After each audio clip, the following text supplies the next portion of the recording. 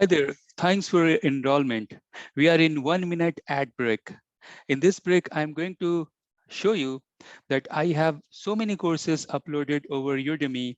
And if you're going to enroll my courses, you will get 95% discount every month, 3 times. First week, mid of the month, and the last week of the month. I am sharing the coupons. If you go and use those coupons, then my courses related to CCNP, related to CCI, all those courses, you are going to get heavy discount up to 95%. You can see the prices are a little bit higher here, but if you go and apply the coupon, the prices will go rock bottom. So go use those coupons. Suppose if you don't have those coupons, then you can always ping me over YouTube. You can send me email. You can ask for those coupons. I will provide you that coupon. So get the coupon, get the discount. Some of my courses over Udemy, they are bestseller. Some of the courses are quite new, like SD-WAN automation, DNA automation, CCIE Data Center 3.0. Those are the new uploads as well. So please go continue your learning, take the coupon, enroll my courses, and study well. All the best. Hello, everyone. Thanks for your subscription. Now we reach to day number 3, where I'm going to cover automation topic. Now, since this topic is big, so I have break this day into 2 days, means you'll find automation day part 1 and automation day part 2. So let me quickly go through the agenda, the syllabus we have inside the enterprise. Here you can see that the overall weightage is 15%. That is 5.0. This is the last section where we have to learn about different type of scripting and automation techniques. Now, we have already covered DNA, SD-WAN. That means we have already covered 25%. If you go and cover this 15%, that means that you will cover 40% of your syllabus. So 25% we have already covered in day 1 and day 2. Now 15%. So that means that 40% of the technology part related to CCIE ENT I will cover. Okay, so let's understand that how we are going to cover automation. That's the 15%, and I have divided this into 2 parts. So blue one, you can see that with this particular recording, you are going to cover the blue portion. That is what's the data encoding format like JSON, XML, automation scripting, EEM, and then SD-WAN. Now inside SD-WAN, what I have done that I am going to cover 60% of SD-WAN in this section, and remaining 40% you will find in the next video. That will be day number 4 or section number 4, like that. Okay, so let's focus on first portion, that's the blue one, 5.1 up to 5.3a, and how we are going to cover it. So let's start. If you want to check the syllabus, you can go to this link and you can have a look over the syllabus. Now, different section, as I told you, from 5.1 up to 5.3. So first of all, you can see that 5.1a and b. Anyways, I'm going to start with the evolution of networking management programming. So 2 small 10-minute videos combined together. And then I will go to the agenda like JSON and XML format.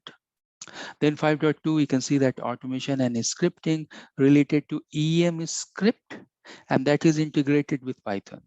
So for that, you'll find this a small 6 videos, because anyways, all these videos are nested, they are attached, joined together. So when you watch, you can pause the recording if you want to stop. If you want to watch this in continuous hours, then what I have done, I have given 10-minute pause timer as well. I will show you in the upcoming slide. So you can do like that as well. Okay, so 5.1 is done, 5.2 is done, then 5.3, programmability, vManage API, and Python. This is in detail. Now, before coming to CCIE, CCI syllabus, you can see everywhere Python is getting used. So if you have good knowledge of Python, that is well and good. Suppose if you don't have very much good exposure in Python, or how much Python you need for this particular course, then you can check my Python courses as well, or I will upload in this section as well. If someone will request, in this we have playlist, correct? Playlist for CCI Enterprise. So in this playlist, I have 4-hour Python video also. I will upload, but that is not part of syllabus. That is for your knowledge purpose. Great. Now, related to SD-WAN program, you can see that we can say day 1 up to day 5, 5-day training I have conducted for this, and I have uploaded day number 1, 2, and 3 with this recording. And next recording, I'll go and add this day number 4 and 5. Why? Because otherwise this length will become very, very lengthy. So I don't want to make this more than 7 or 8 hours. 7 hours, 7+ hours, it's okay for one video. Okay, since this particular day is 1 hour 30-minute long, so if you go and add all these videos, you'll find that this is the total playlist you have from this 2, 4, 6, 8 like that, and finally up to 26. In between, I have given 5-minute timer. That means you have 10-minute break if you want to take break. In between up to 20, and then in between here.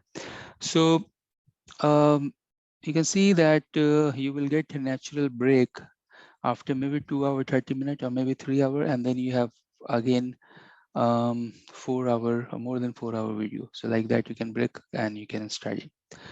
All right, so this is the strategy related to the automation section.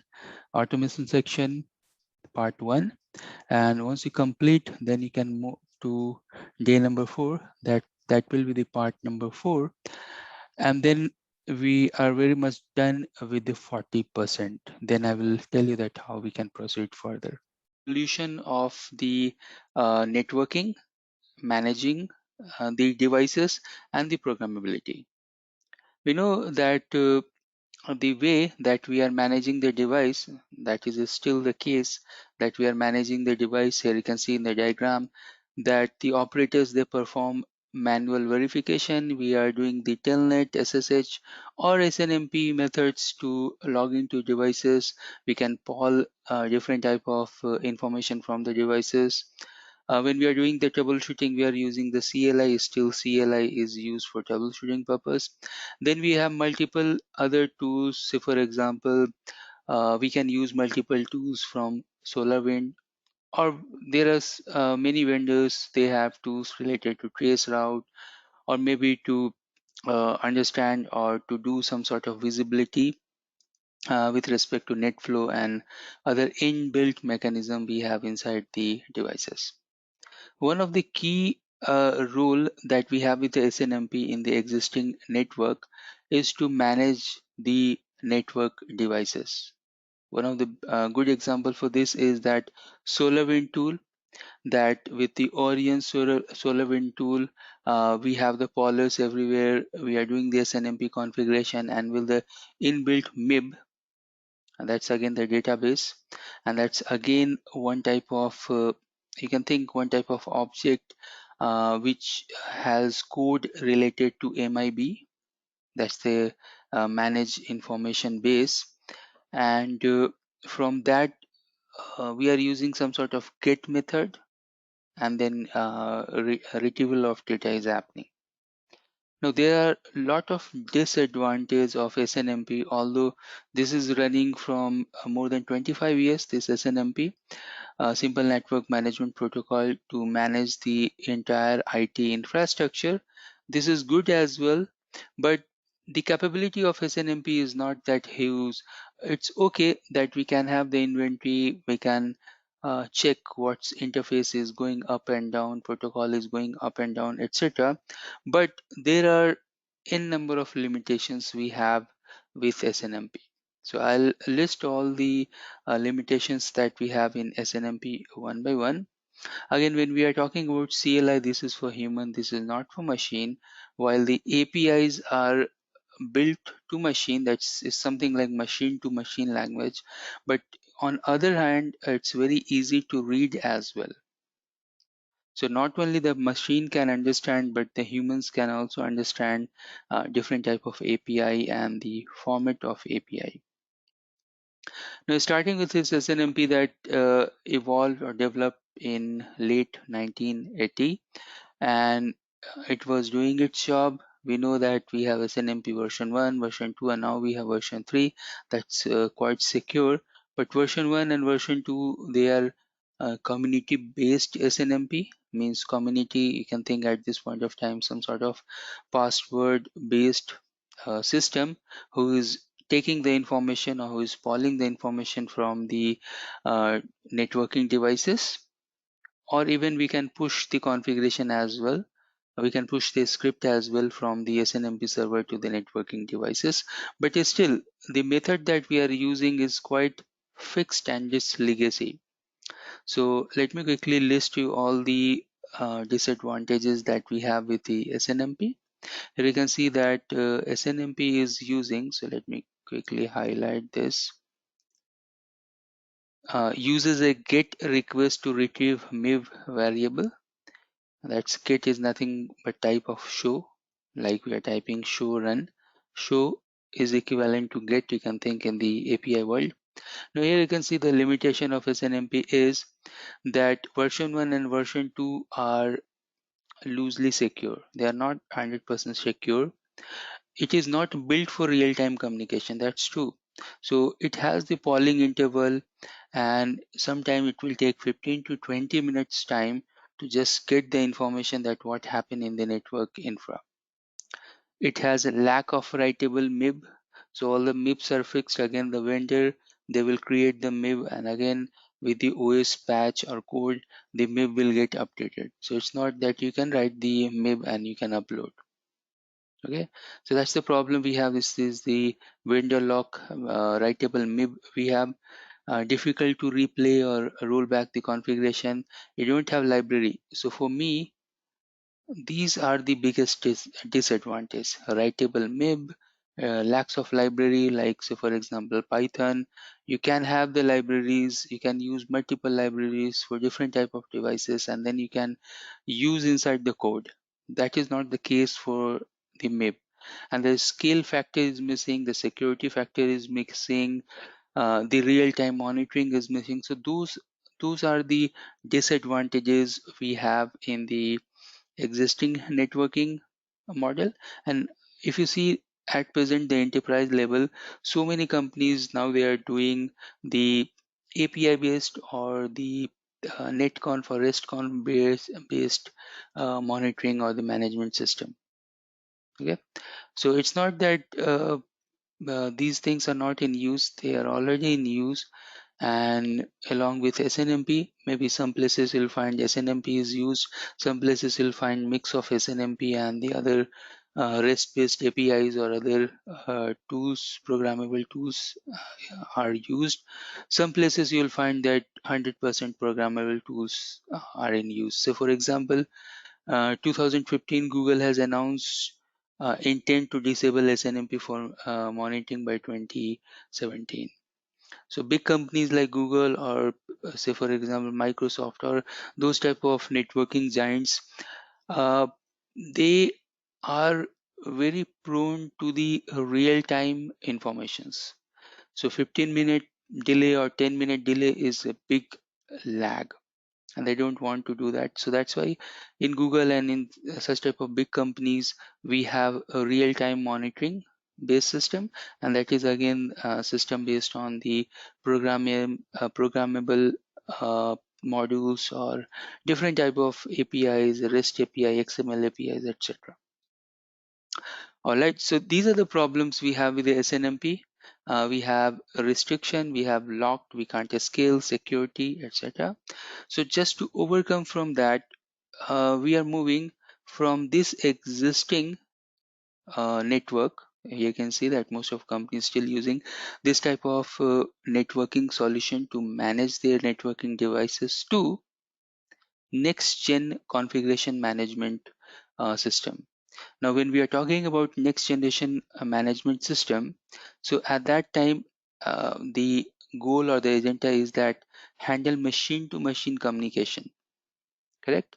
And what are the high points we have at this point of time is provide easier to use management interface, support client side validation and error checking. That's again the big thing. So we are validating the client side validation and the error checking. We have separate configuration and operational data. We have built-in backup restore capability, be both human and machine friendly.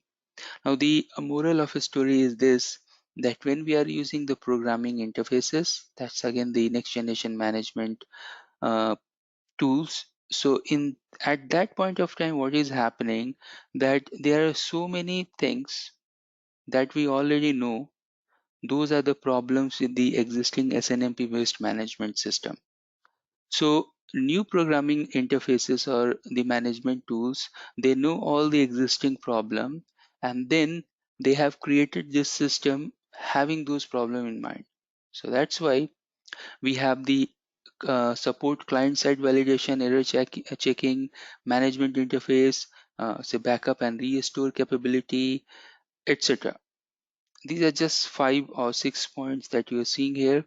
But apart from that, the biggest advantage we have is in terms of programming, that you can create or you can use the existing libraries, or some point of time if some company, say for example Palo Alto, when that company will write the libraries and the Python scripts, etc., we can reuse that code inside our infrastructure.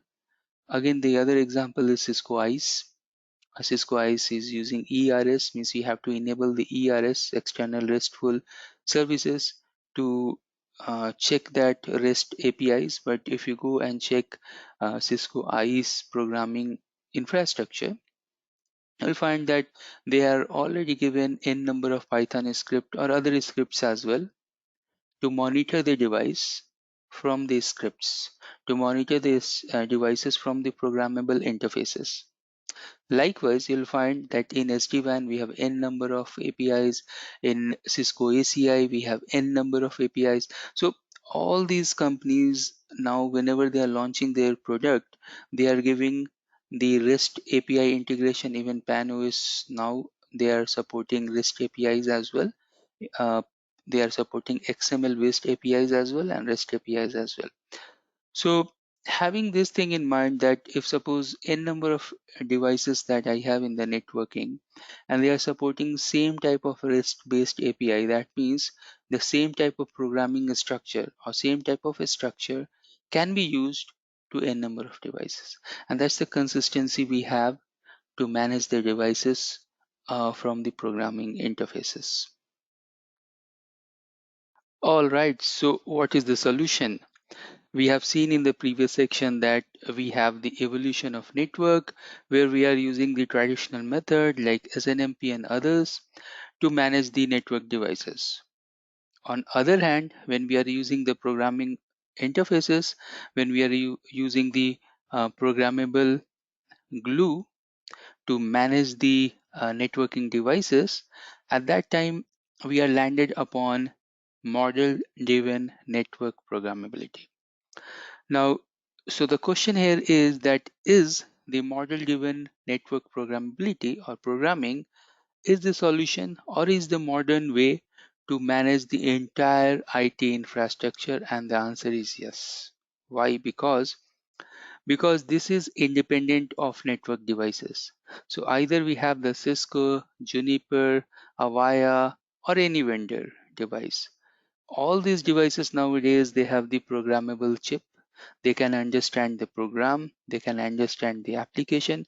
Most of the devices, most of the networking devices nowadays, they can understand the applications as well, and they are built in a way that they can integrate with the cloud and the virtual world as well. So now the answer is yes, that with the programmable interfaces we can manage the entire infra. Now the next very important question here is that how and what will be the format of the programmable interface, that we are going to discuss now. So now you can see that instead of CLI and Telnet SSH, we have the open APIs. Then we have the open transport protocol, we have the open data format, and then we have the various type of standardizations. Again, we have discussed this earlier that now we have n number of libraries that can be supported inside the programmable interfaces. That is, hence it's not possible in the SNMP based MIB because it's very fixed and very difficult to scale. So now the next very important question is that what will be the format? Say when you are managing the device either with SNMP or CLI or SSH, you are logging in into the device, you are doing some configuration change, and then you are getting certain output. But what in case of programmable interface or programmable management world? The answer is this particular slide. So now here you can see that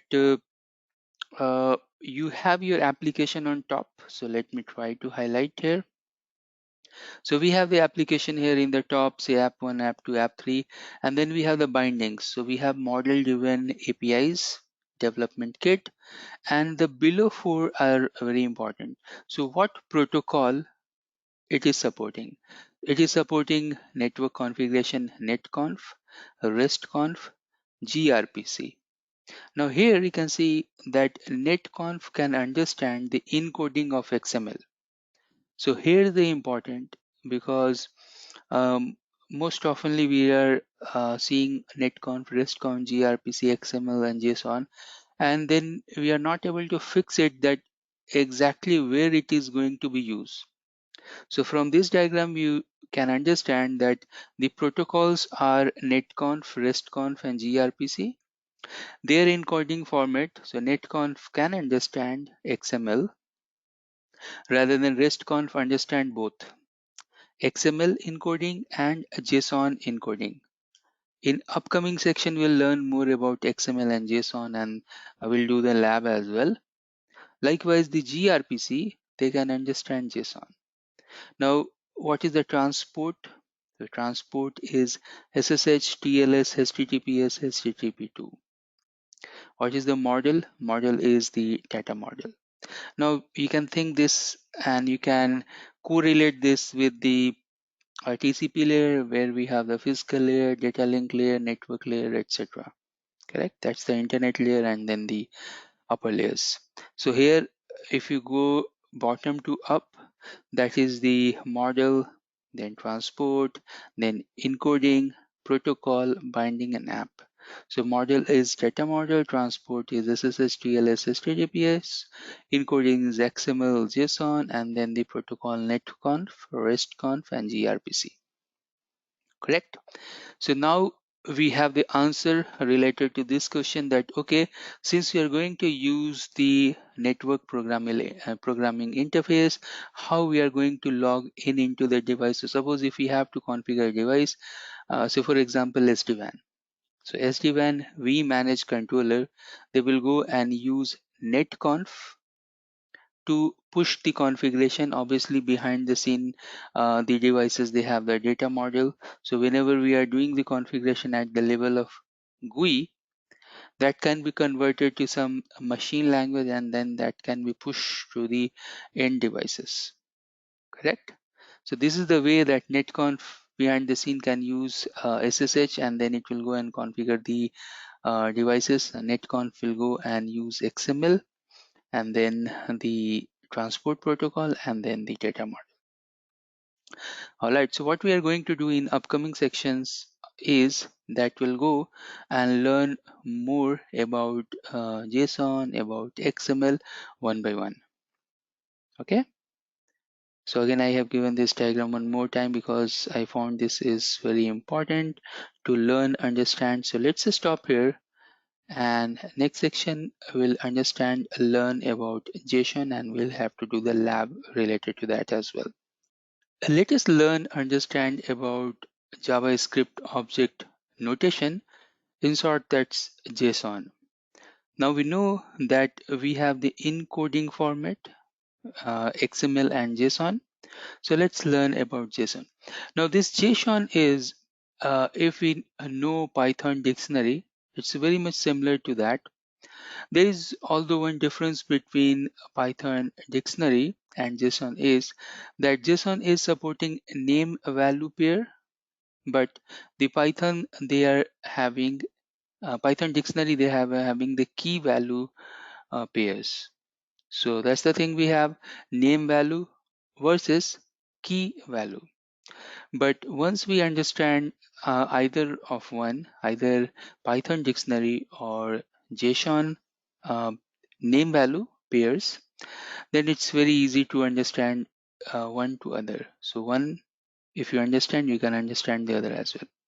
Now in this example, you can see that we have the programming started here, say ins underscore API, and then you have the name and value. So type CLI show version 1.2 SID EOC etc. So in this way that can be formatted, means the JSON program can be formatted. Now we have several example here as well. I will show you in a while. Uh, JSON is, again, we know that this is nothing but the data encoding format. So we have XML and JSON. It's a easy to understand format, because if you go and check the program, and I'm going to show you few of the examples, you'll find it's very easy to understand because it is associated with the name and the value. And because this is easy to understand, and because this can be natively called inside Python, so the usability and the use case of JSON is huge. So what I'm going to do here, first of all, let me go and run one of the program. Here you can see that we have one program called facts, and then we have the host name, Nexus, OS, etc. So let me quickly go and run this program in my automation tool. Let me exit from here. So we are inside the automation tool. I can go and create this or run this as a script as well. So if I want to do that, I can create, say, nano and say py. I want to import the JSON, and then we can go and give the we can create the program, correct? So let's do this. What is that? And you don't need to give in multiple line, rather than you can go and give like this. So only 3 I have, and then I can close my parenthesis. Let's go and put the value. Now here you can see that when we are writing this format for JSON, you can see here that start with this, and then you should give the colon, and then you should end like this, and then the comma, correct? So now let me put the value, say host name is say nxosv, and then comma. So this is the format for the JSON, the name and the value we are giving. OS, we can check the OS, say for example, I can go and give the OS 8 dot, and I should use it like this, 8.0, and then finally we have the final value, that's the location. So location I can give, and give that as a San Jose, and that's it. Now we should close this parenthesis, and as programming things that we should start and end in the symmetric fashion. Now what I want here, if I go and print, and I should use the bracket here, so print this program. So let me save it, and let's run this. The Python 3 sc.py, and here you can see we are getting the output like this, but what I am interested to show you this is, and before coming here I should copy this program. So let me exit from here and I can show you this program. So this is the program that we have, and I can go to the Python, and here you can see that the program that we have, let me give line by line. So now here you can see that it is printing this program, and then we have the name and the value. Now if I go and check the type for the facts, here you can see this is the dictionary. Now what I want, that I want to convert this inside the native uh, Python programming. So for that, here you can see that it's uh, in the dictionary format. What I can do, that I can go and facts1 equal to, say I can give JSON dump. So we have the keyword like dumps and load. I'm using this dumps here, and what I am doing, I'll show you. Let me execute this program and then I'll explain. Same type of format although we have used earlier in the networking automation programs as well. Now here you can see the difference, and now if I go and check the type and type for the facts1, so clearly you can see that we have converted the JSON dictionary, and actually it is the native form inside Python dictionary, to the string str. Dictionary can be converted to the str with help of the dumps command, and that's why we are using the dumps. And then we have the given the indentation of 4 here, so the output will look like good. Okay, so that's the key thing that we have discussed about the JSON, and we'll discuss more and more about that as well. So here you can see it's very easy to use, and Cisco devices, so for example Cisco Nexus devices, they are using the JSON format inside the Nexus OS itself. So next what I will do, I'll log into the Nexus device and I'll show you that how it will be used inside the Cisco Nexus device. All right, so again the same thing that I have shown you, the example you have. Now what I can do here, I can go to the Nexus device and then I can show you the host name, and this host name I want to show you in the JSON format, correct? So again you will see that Cisco natively using JSON format as well. So we can use pipe and then JSON, and you can see the name and the value output. Now what's the use of this? The use of this, that once I have the JSON format, then I can use the same JSON format to create my Python program, correct? So here you can see, for example, when we are checking show wheel and brief and then the JSON, it is telling that what is the name and the value. Likewise, the same concept, so for example, key and the value, we can use inside our own Python program, correct? And that's the interesting use case we have, one versus the other. So here you can see that we have the VLAN output, and I'm going to run in the Nexus device that is there in the GNS.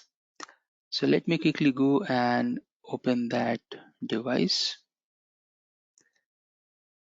All right, so what I'll do here, I'll exit from here. First of all, let me quickly do the SSH to the Nexus device. Yeah, I have this Nexus over my GNS, and I can use, say, for example, show host name and then the JSON format. And here you can see the name and value. Like that, I can go and use show VLAN brief and then the JSON. And here you can see I have created some other two VLAN 10 and VLAN 20. Let me increase the space here so you can see it properly. All right, so here you can see the format that we have the default VLAN, say VLAN 1, and clearly we have the key and the value. So VLAN show brief VLAN ID, this, and then we have the VLAN, actual VLAN that is there in the system. Then the name is default, we haven't given even any name. Then the state is active, no shutdown. So all the VLANs, they are in the state of no shutdown. Likewise, you have the VLAN 10 name, VLAN 20 name, and this is the system generated number. So when we are going to use this inside the program, inside the Python program, we should use in the same type of format that we have. Okay, so this is the example related to Python. So we can go and use ID, name, and the state. ID, name, and state, and we can create our dictionary that can be used inside the Python programming. All right, so let's stop here, and in the next session, we'll learn few of the examples about JSON. Next topic, we have extensible markup language or XML. Now there is difference between XML and HTML, although you'll find that HTML and XML looks very much similar, but there is one basic difference, and the difference is this, that the XML is designed to describe the data, and that's the key I want to highlight here. Let me quickly go and highlight. So here you can see that XML is to describe the data. On the other hand, HTML is to display the data. And that's one of the reason we are using HTML code to build the websites.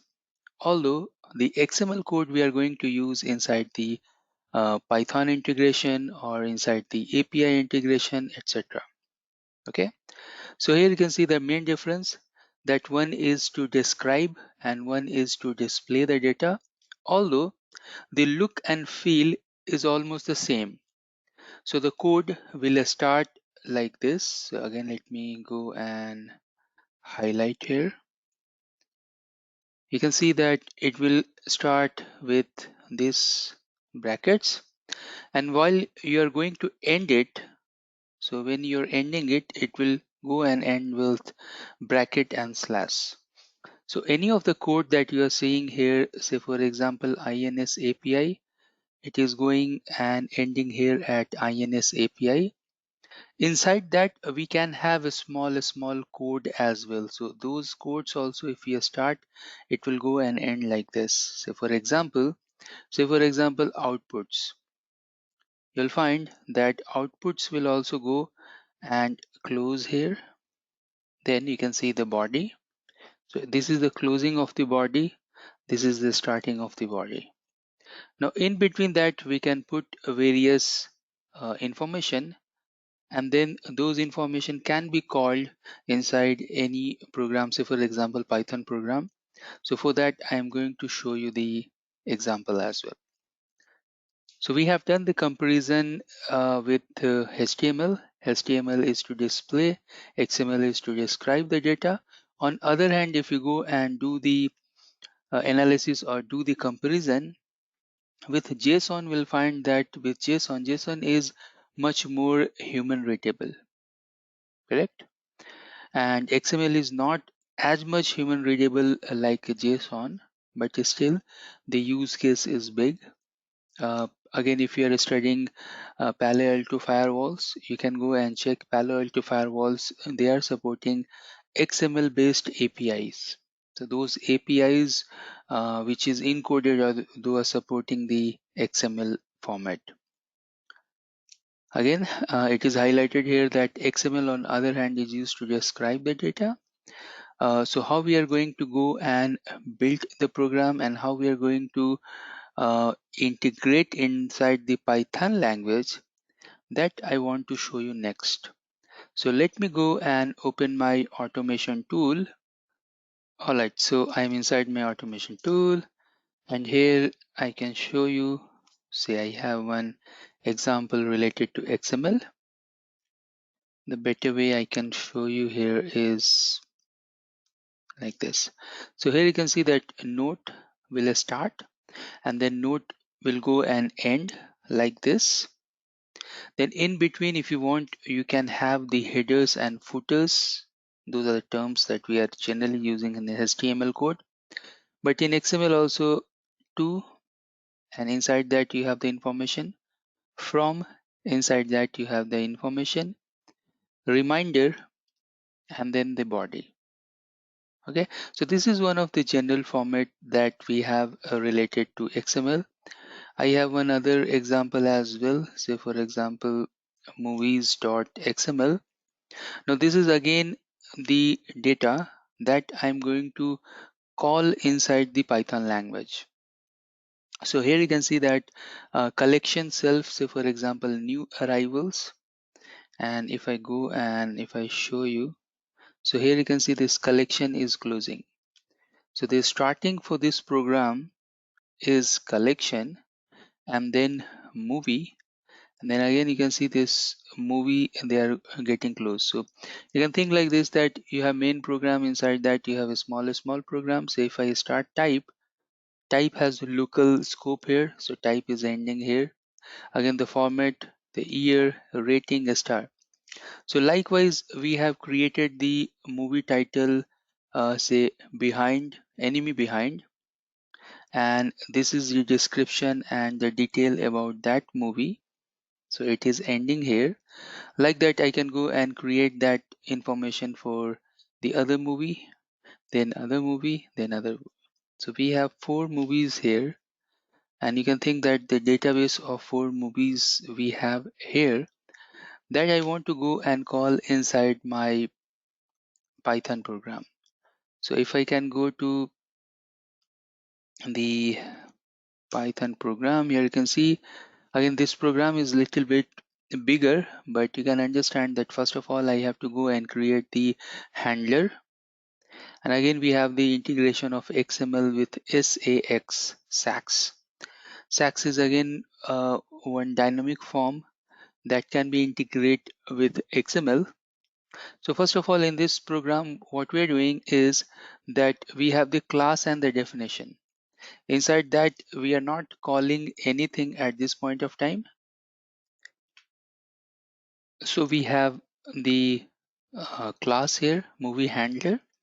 Then again you can see that we have the definition, start element, and then the end element. Like that we have defined, and by the end of this program you can see that we are calling that XML, that is the movies.xml. So what this program will do, that it will go and use the Python program, but the input is the movies.xml, and then it will print that all those movies that we have in the list. Now I have taken this example from the URL here. If you want to know more about this, you can go and check this particular URL on the top. All right, so let's go back and run the Python program. So I can go here and I can run the movies.py, and here you have the result. So the movie behind, enemy line, and all those movies, you can see that now it is very much the human readable format, rather than if you go and check the movies file, the original movies file that we have, it is like this. So here you can see that this is the XML format, and then we ran our program, and then we have the human readable format. We have called this XML file inside the Python program, and then the result is like this. So please go to that particular link that I am showing here, and then you can check the reference related to SACs, and then different type of handlers that we have, plus the class functions. The rest of the things we already discussed, that we have discussed about the loop condition, if and else. So those loop conditions are very much the same. Whenever you run any type of Python complex program, you have to give the conditions and loop. So multiple things or repetition will happen inside the loop. Let us understand Python. We know that the importance of Python language, and nowadays it is used everywhere. So either it's a networking or machine learning or artificial intelligence, you will find that the use of Python is huge. Why it is this much popular? First of all, this is the interpreter level language. The codes are easy to learn. Again, if you compare with the traditional programming, so for example, C, C++, Java, and then if you go and compare the Python, you'll find the result inside Python is very fast, because it's almost like interpreter. Means you are doing the inline type of coding. You are giving input and you are getting the output. So not only that we can do the inline type of programming, but we can go and create a well documented program, and then we can run this as a script as well. So options are there in Python, and it's very lightweight, it's fast to execute, and it's widely used inside different type of operating system.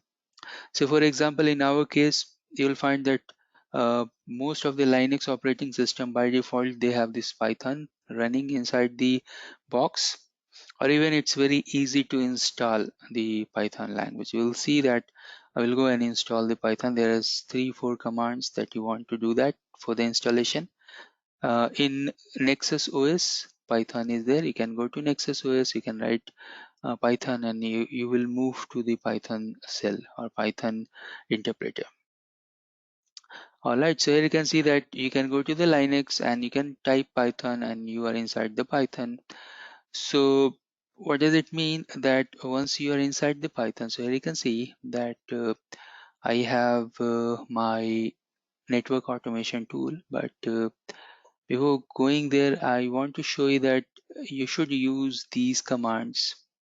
I think the first two, apt-get update and apt-get install, to do the installation for the Python language. So I can go here and do the installation, because already we have Python up and running. So it will not run much. Even if some minor updates are there, it will go and do the update. Otherwise, we are running Python, that's the latest version. Correct. So you can see that you can go and copy paste all these commands, and you'll see that your Python and then the integrated modules are up and running. So once Python is getting installed in the Linux machine, you can go and type Python. Here you can see that we are in the Python cell. Once we are there, at this point of time, we can assign the uh, values, and then say y equal to x plus 4, and then say print y. You can see that how easy it is to operate. But in upcoming session, you will see that we have big scripts related to networking, device SSH and configuration, and open and close a file, and run these scripts in different type of for or while conditions. Okay, so those things we'll see in the upcoming session. Now let's come back to the Python. So it's very easy to use, and it's something like common to most of the networking devices.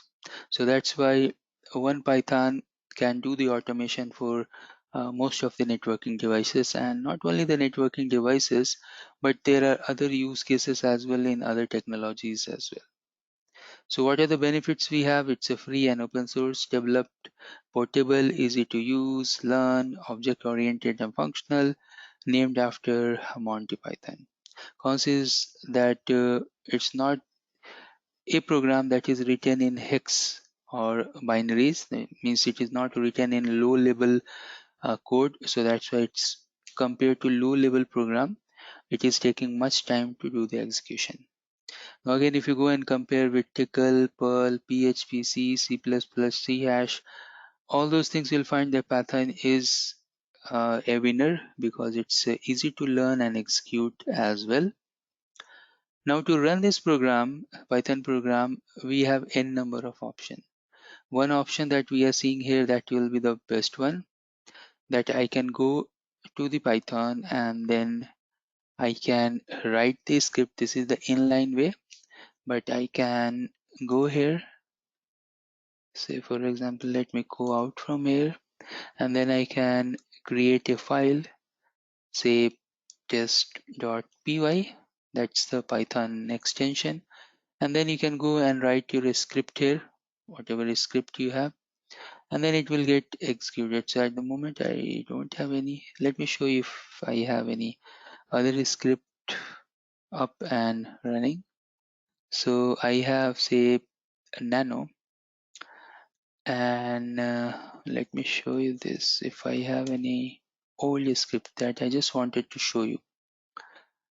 So here you can see that I have few of the scripts that is already up and already there, that I can show you the format and syntax. But at this point of time, I just wanted to show you that the extension is .py and it's very easy to build, and again it's very easy to execute as well. So I can go here to Python 3 because we are focusing on Python 3, and then I can run, say, wlc1.py. If I press enter, then this program will get executed and then we'll get the result. Although how I write this program, you will see that its complexity is there, that you will learn in upcoming session. Okay, so it's easy to use and easy to execute, and there are several IDEs and all. So here you can see that you have IDE, you have Komodo, Python Win, PyCharm, etc. There are so many. What is IDE? What is integrated development environment? That you have one notepad type of say editor where you can edit the program and then you can run it. So I have one IDE here, and by the end of this session, this video, I'll tell you that from where you can go and get it. So first of all, here you can see that I have my cell. It is looking like this. Again, if I go and put x equal to 10 and print x, so here you can see that how it is working. And then again, if you have any script, you can go and open, not like this. You can go and say create new file, and once you have this new file, this is your ID. Both are the ID, and then again you can go and assign, say, equal to 55 and print, say, x, and then you should save this. So if I go and save this as a, say, 55.py, once I save it, then I have option to run this. So I can go here on top, run, say run the module, and then we'll get the output here. Okay, so various ways to write the program. The best option we have, that we should use the Linux, and then in GNS obviously we have the automation option that we can use. We can use that, and again we can connect with various networking devices. Now here is some low level term about Python, so how the task is executed. So first of all, we'll go and save the program as .py extension. Then it is going to convert it into bytecode, that is the PYC, that's the internal conversion. And then we have the runtime PVM. So it's something like from high level to low level, how the program is getting executed behind the scene. And here you can see this runtime is nothing but the Python virtual machine PVM.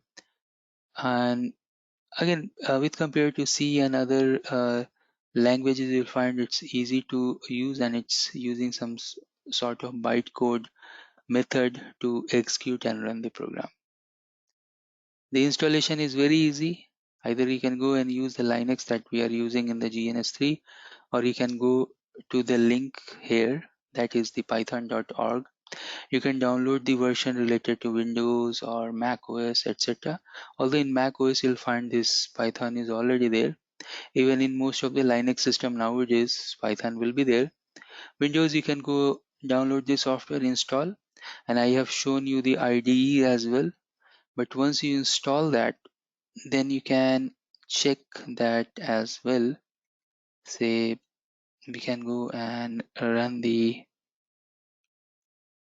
uh, Python program in Windows. So this is showing, I'm showing in my laptop that it is looking like this. Say for example, y equal to 99. Again, I should assign from here, say 99, and then print y, then it will give you result. So various ways to execute the program, and it's very easy to install. It's very easy to learn also, and easy to implement also. So that's why Python is widely used everywhere at this present time. Now next topic, we have a Python conceptual hierarchy. We know at this point of time that we can go and write the program, and then we can save as .py extension. Now, what is happening that whenever we are writing the program, we have modules. Obviously, you have the blocks, and that block is nothing but the module. Inside that module, we have the statement of expression, and those statement that contains expression, they are nothing but objects. So everything in Python is an object.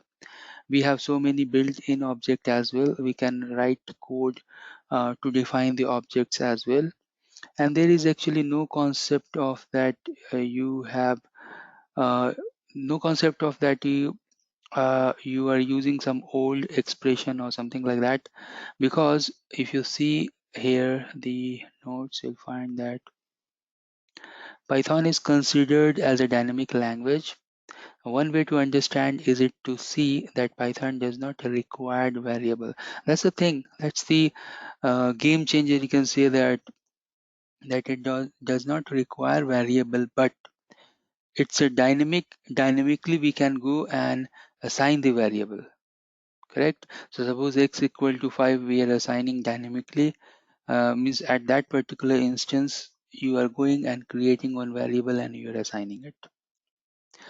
You will find that because it is supported or natively supported inside Linux, so most of the Linux operating systems, it's very easy to install and use as well. So here is one example, and it's not required in Python 3 that we should go and write like this. But what we can do, that we can start with this shebang. This is termed as shebang, but it's not required. Let me quickly show you this, the same program in Python 3, because Python 2 is now, it is announced officially that will be out of support, out of live. You can think US, UL, etc. So there is no longer support for Python 2 in upcoming time. So what we should do, that we should go and focus more on Python 3 and the syntax, correct? So let me show you here that how this program that we have look like. Let me write one program. Let me go and write here. So what is this? That simply you can go here and you can give, say, course equals Cisco networking programming. That's the course, because this is the string, so you should close inside the quotes. Either you can use single or double quote, but you should not mix a single with double, double with single, etc. And then you can go and print. Now in other versions of Python you have some issues like this, but when you are using the Python 3, you should use the syntax like this. So print the course, and here you can see that Cisco networking programming. Now here you can see the example is with the old version. If I go here and use a print course, it will not work. Okay, because it is telling that print is a function you should go and use in this format. Now next we have three very important terms here, or you can see the help utility function, that help, dir, and type. And this is actually very important to understand all these three. So help means, let me quickly read out this. Help means that we have the Python inbuilt document about the object. Dir means that what methods related to that object, and type obviously means that what type of a string or what type of uh, function or expression you are using, or what type of object you are using, to be more precise. So here if I go and say, for example, if I type x equal to 1, and then if I go and type x, so here you can see that type is integer. Okay, likewise if I go and do dir for x, so what methods related to x, you will find that these are the methods like avs, add, bool, seal, class, del attribute, dir, etc. So these are the supported method with the integer. Suppose x equal to a, that's the string. Then I can go and use say type x, and now here you can see that initially x was 1, now x is a, so we are dynamically assigning the variables. And then here you can see the type is now a string, and if I go and type say dir is say x, so you can see the methods related to string, methods related to integers, and then methods related to a string. Then finally we can go and use the help utility, say help int, so it will go and tell you the int related object. This is the class int object, and the methods inside this class, all these options inside this class, it is telling that you can do all these things. Likewise, I can press up arrow and I can go and check say str string, and then inside the string add, contains, equal, format, length, etc. All these methods it is telling that we can go and use inside this particular object. Okay, so that was the important information. The same explanation here also, just for your reference, you can go and read it. Then finally, we have to go and study about Python data type. So in upcoming session, we are going to learn about the string, number, list, dictionaries, boolean, and file. Although you'll find that all these um, important information that we have here as a basic understanding of Python are easy, and all these concepts that we are going to learn here, we are going to use in the advanced section, where we'll go and configure the network devices. There are so many operations that we are going to do. So we'll telnet configure, we'll SSH configure, we'll use various methodology related to SSH and configuration as well. Okay, so these basic understanding and knowledge of all these uh, data types or the objects is important in the upcoming future videos. Next important topic we have event management. Now this event management is actually on box, so that's why it is embedded event management. What does it mean by on box automation and the off box we can see? Say on box means that my device or my operating system has the capability to do n number of tasks. And yes, we can see that we can go and use TCL script, EEM scripts we can write. We have POAP, power on auto provisioning, smart install, micros, also people are using micros a lot, and then the embedded Python programming as well. Whereas we can go and integrate with REST API, RESTCONF SDK, software development kits, DevOps tools, and Linux as well. So both the features are there, but at this point of time, suppose if you don't have off-box capability, even Cisco devices has that much capability and power that we can go and do the scripting. We can write the scripting. Now, important thing here is that when we are writing this script, say for example, embedded event management script, what are the benefits we have? How we are going to get benefit from this? Here you can see that nowadays the EEM is quite powerful, and we have more than 20 different type of events. Based upon that, we can go and write the scripts. So what does it mean? Before dealing more about this, let's try to understand the architecture. Let's try to understand some more terms about EEM. So first of all, and this is the one of the most important thing, we should understand that the architecture. So when we are talking about architecture, first thing we know that this is on box, that is within the box, within the device, first thing. Now this is modular, and it consists of event detector. Event detector means that whenever you are writing the EEM script via CLI, and second point is the CLI interface. So whenever you're writing this script via the CLI interface, or you're taking help from TCL language or TCL, at that time, based on event detector. So what type of event detectors we have? So for example, based on syslog messages, based on certain other events. Nowadays we have 20 plus events. So let me quickly show you the events on which you can go and write the program. So here you can see syslog, timer, gold, XML, RF, SNMP, IPSLA, OIR counter, etc. So on the basis of these, we can go and write the EEM script. Now those are termed as event detector. Then we have event manager server as well. And then the action that we are putting, those are called as a policy.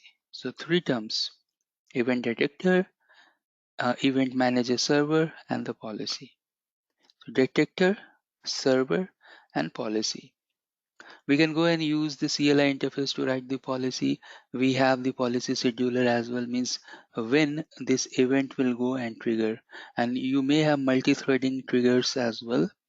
So for example, high CPU case.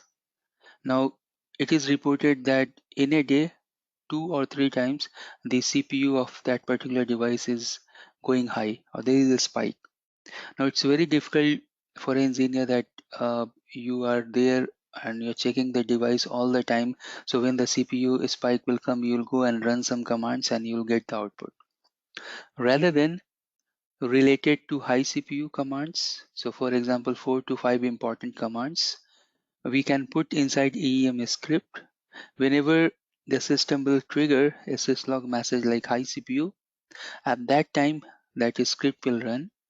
It will execute 3-4 commands. Those commands will go store inside the file that you can go and use it for the troubleshooting purpose.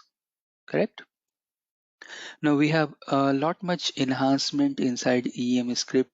So we have enhancement in EEM email action, EEM security enhancement, supporting MD5 SHA-1 with the TCL policy. So we have a checksum. Then we have enhancement in the resource management. So manually set the CPU, memory, EMQ thresholds. We have enhancement in the detectors as well. So more and more detector has been added. So for example, IPv6 routing event detector, syslog event detector, and others as well. And now we have the EEM usability enhancement as well.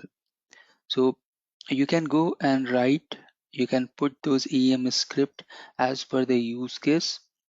There is again one a very important use case we have related to, say for example, security and ICE. That few of the customer, they are writing EEM script. Suppose we know that ICE how it works. You do the authentication and then you get the authorization. Suppose if your ICE server is unavailable at that time because you haven't done the authentication, you'll not get the authorization. So you can write a script that once the ICE is unavailable, so you can use IPSLA to check the ICE is up or not. So suppose if it is down for example, or it's not down but unreachable for 5 to 10 seconds, then automatically the ACLs that we have over the interfaces, they will give allow or permit any. So again, condition based policies and rules we can go and write depending upon what type of use case and what type of problem or troubleshooting we are doing it. Now here in the diagram you can see the architecture that we have the detectors, we have event management server. Inside that container we have application event detector, that's again going to IO subsystem. We can go and use TCL or tickle to create EEM script, or we have option that directly we can go and use the EEM applet CLI based policy that we are going to do in the next session. So let's stop here, and next section we'll go and create one high CPU related policy to learn more, to understand more about EEM scripts. We are going to understand one of the use case. So for example, in case of high CPU. So I'm going to write one script, and in this case here you can see that the threshold is set to 80 here. It should be the production threshold, but in my case I'll make this 20 so I can get the alert. So once I get the alert, so first of all, what type of alert I'm going to get? So I'll get one syslog message like CPU rising threshold. Let me show you the diagram first. Say I have only one switch here connected in the GNS, and then what I have done that I have used this configuration. So if you use this configuration, that means it will go and generate the syslog message. So I'm going to use this particular syslog message to write my EEM script. So here you can see that I have this syslog message, and it should start with this. That's the percentage. So here you can see that this is the syslog pattern. What will happen at the moment I will detect this, means at the moment the system will detect this. So this EEM script will go and give message that high CPU detected. Then the device itself will enable. It will go and write these commands. So show process CPU sorted, CPU monitor, CPU history, CPU sorted, excluding 00, extended history, etc. And then these things will be go and it will write over flash and this CPU text file that again we can go and check. Now the use case is this, that this will happen at the time of trigger. And what is the trigger and what is the detector? Detector is syslog. Syslog will generate message, and then this script will go and run. Correct? So let me copy and paste this configuration to the switch. I'll go to the switch, and here we can go and write this. Now I should have all these commands configuration that we are putting here supported in the device. Now what will happen, we'll wait for a next trigger. So at the moment the trigger will happen, you will see that all those configurations will be written over flash and the CPU high CPU.txt. Now if I go and check the flash now, so for example show flash and include high. So at the moment I don't have any trigger, and that's the reason we don't have this file there, high CPU text. Now we can go and check. So process CPU sorted. What's the CPU? Okay, so CPU spike is 1 minute 34%, 5 minute 30%, more than that. And what's the condition that we have put?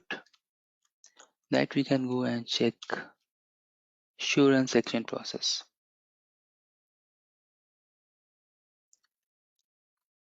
All right, so here you can see that CPU process total rising 20%, and then all the process related command that we have given inside the EEM script, it is like this. Okay, so let's wait for the trigger. So although we are waiting and trigger is not coming, so what I will do, I'll go and change the process CPU. Say you can see the command as well, threshold, and then when it is asking about type, I can go and give process related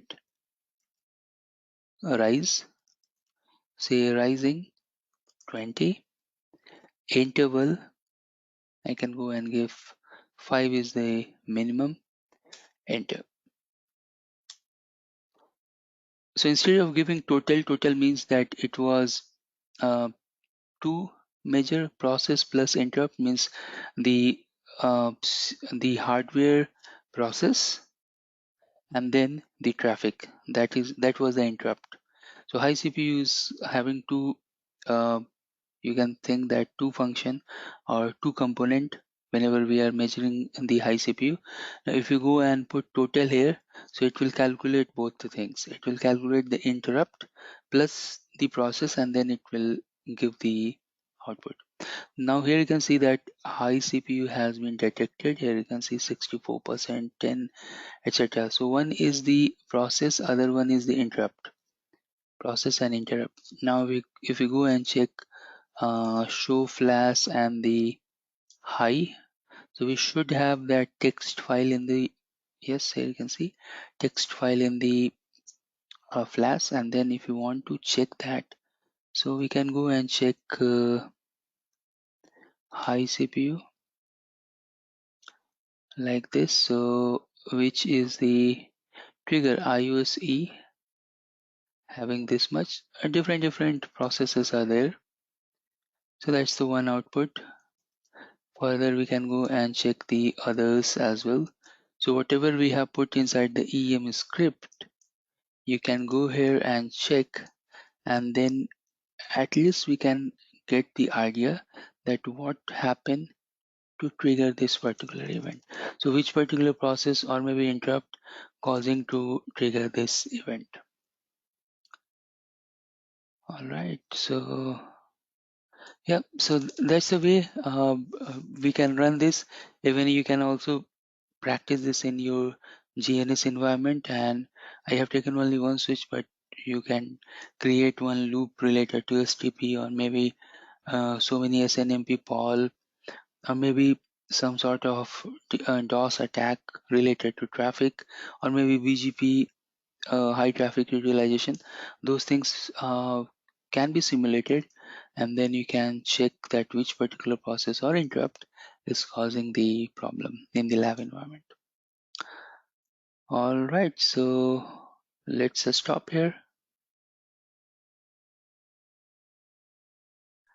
Great, let's start the lab. So once we are in the Nexus switch, what we can do, we can go and enable the IOX. So you can go and type IOX.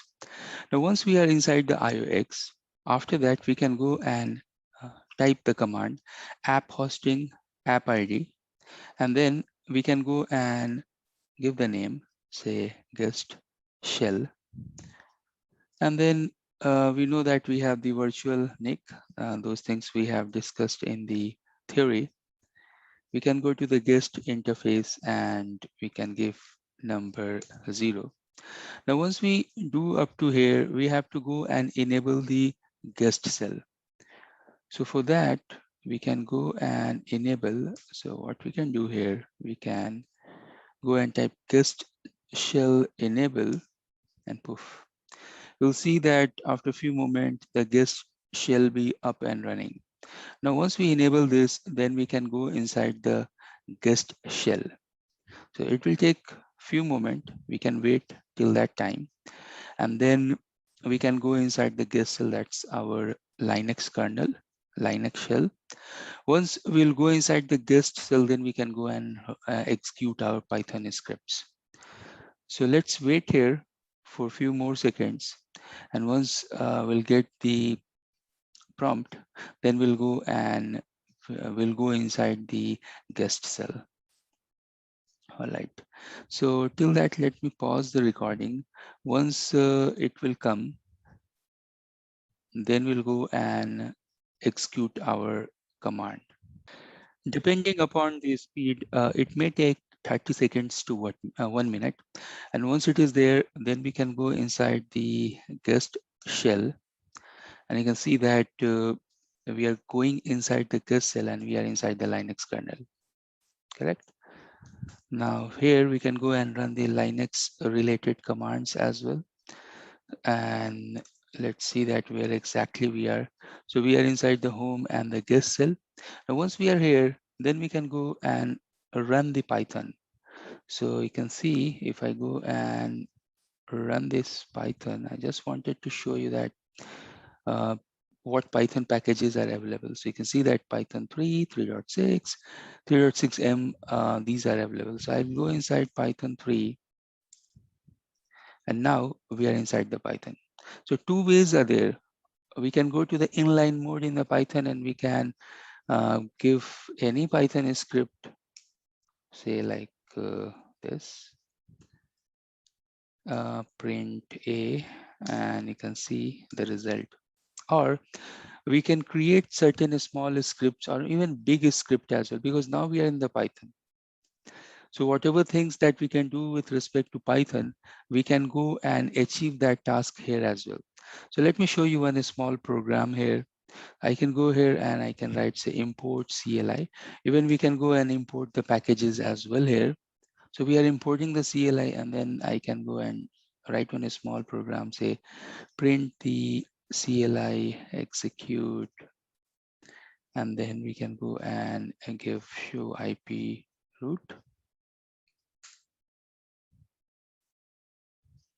Invalid syntax. Again, depending upon which Python version we are working on, it will go and give that result. But what I'm going to do that in the upcoming section, I will go and I will write one script. So we have certain script, and those script I will show you here in this place.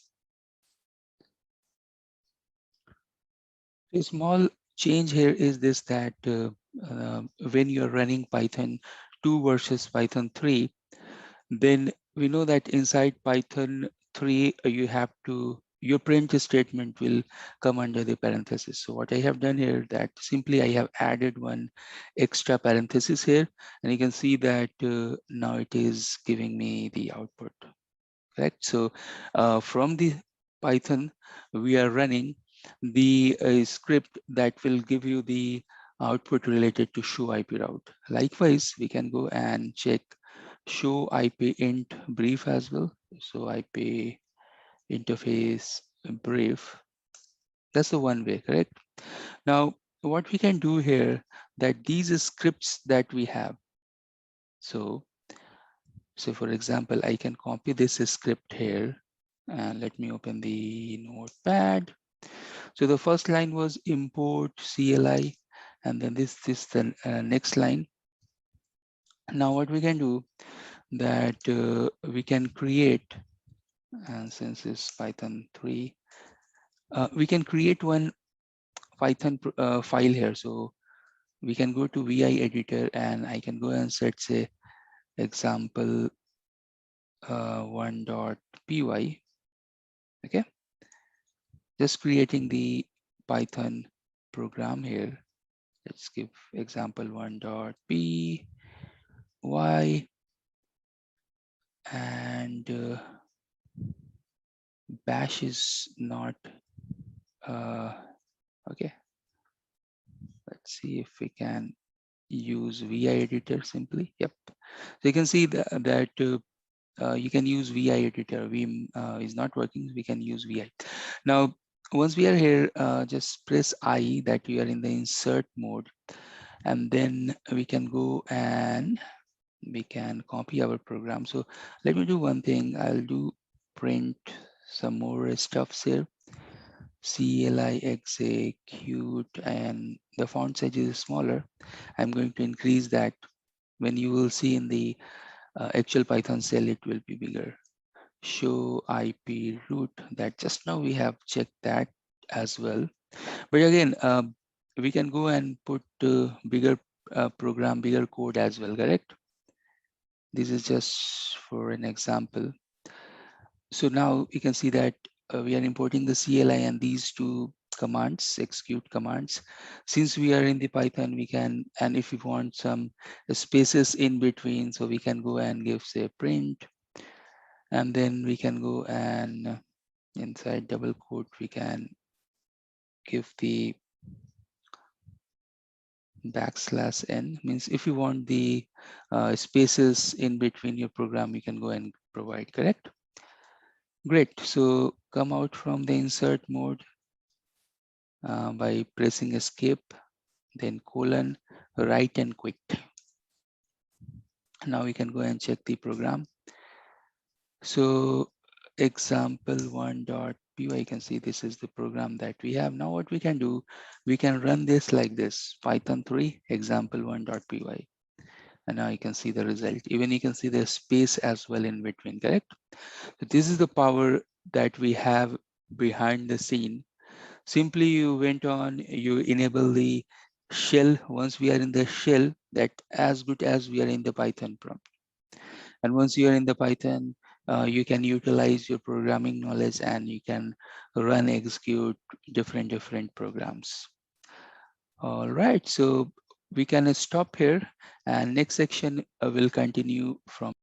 Next example we have that how we can utilize our guest cell plus EEM script plus Python, everything inside same place or single place, right? So for that, you can go and check one of the nice posting we have here, and I will attach this link for your reference as well. In the GitHub, you'll see that one program that if you have any issue with help of EEM script, so EEM script will trigger the Python, and Python will do the configuration in the device. Okay, so you can see that things are connected. So we know the benefits of EEM script, that how they are useful, and then that script, again, that is something that if some issue, if something will come, that EEM script will get triggered, correct? And EEM script, there are some limitations in the EEM script, means how the way you are writing the EEM code and all. But most of the engineers nowadays, they know Python. So if somehow we can go and trigger from EEM script, the Python script, that will be well and good. And that is one next level we have, correct? So here you can see that EEM script, what it is doing, that if your line protocol is down, so suppose if your gig 00 is down, that means that you have some issue related to a route. So suppose you are a router and you have some static route pointing towards obviously the gateway. Then suppose if that particular link itself is down, that means you want to reroute your network from one place to other place, correct? So in that case, if again, there are various ways to track this, but suppose in that case, you have to write some manual command, correct? So if that route is there down, then generally what is happening, that service desk will get one call that, see, I'm unable to reach to the internet and I'm unable to reach to go outside, etc. Then that service call, so service desk, they will go and create one ticket, then ticket will placed inside the network team, the network team will go and analyze that, and then they are creating one change ticket, and then they are doing the change in the configuration. That means that they will go and write one script, no IP route. So existing a static route, they will do no, and then they will go and place the new route towards the new gateway. Correct. Again, there are different ways as well that you can track that interface, or you may have different static route with different AD values, but this is also one option, and this is just for an example. Correct. So we can use these features that we have here, and let me go here in the lab section. So I have my switch. Let me see that what IPs we have. So gig00, that's my management interface. Now if you go and shut down that gig00, then I will be not able to access this particular switch. Correct. That means I need some other value here, and let me go here. Let me go and create one VLAN. Conf t VLAN 10. Name test interface VLAN 10. IP address 10.1.1.1.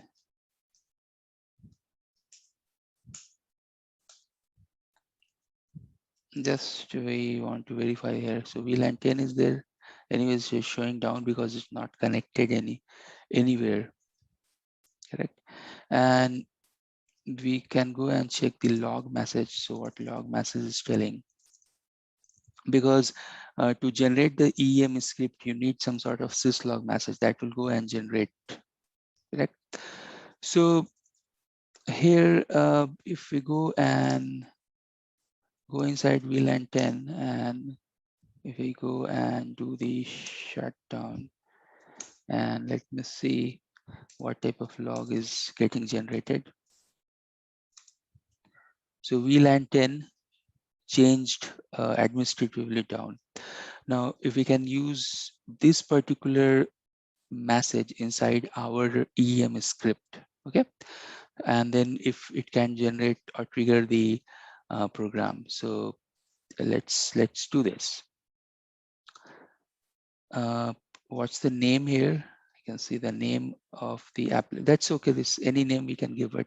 Was a syslog event, line protocol 5 up down. And in our case, what is that? So we have, this is the syslog message. All right. So let's do this thing that I will go here and copy this EM script. Again, we have to plan these script according to our environment, correct? And then we can go and put this syslog message. Oops.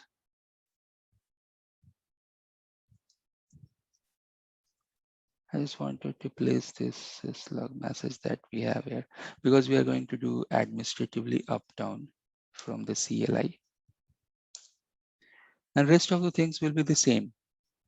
So the command is enable, and then you can see the guest cell and the guest cell run Python. That is also one of the command we have. But in our case, you know that we don't have Python 2 dot something, we have Python 3. So I can go here and I should use Python 3 here. Now what we need this. Oops, again, this is, so I need this Python program, correct? So what I will do, you can use guest cell run. That is also one of the command. And from here itself, you can go and give the Python 3 and all, but you can go inside guest cell as well, like this. This is again the other way. So once we are inside the guest cell, because I need this particular Python program, so I should go here and I should create one. Now, since we have here, I will go and copy, and you can see the complete description is there. Some warranties are also there and some other stuff. So what I want here, I just wanted to copy, use this from this point up to this point. Just wanted to trigger the Python with the EEM script. And we can go back here. We can go to the insert mode. paste this. Great. These are the comments, so these are excluded anyways from the program. As per our next hop and gateway, we'll put these examples, correct? Press escape, write and quit. And then again, I just wanted to show you that how we have there inside the, I just want to take it inside the example itself. Here also we can go and run, and we have seen earlier, correct? What is happening? Why it is not exiting from here? Oops. Okay, so once we are here now, first of all, I want to go to VLAN 10 because it was shut down. Okay, and then I just wanted to show you the log. Show log, and then we can go to the VLAN 10 shutdown. Now this should go behind the scene and do the configuration, correct? That's the whole idea we have.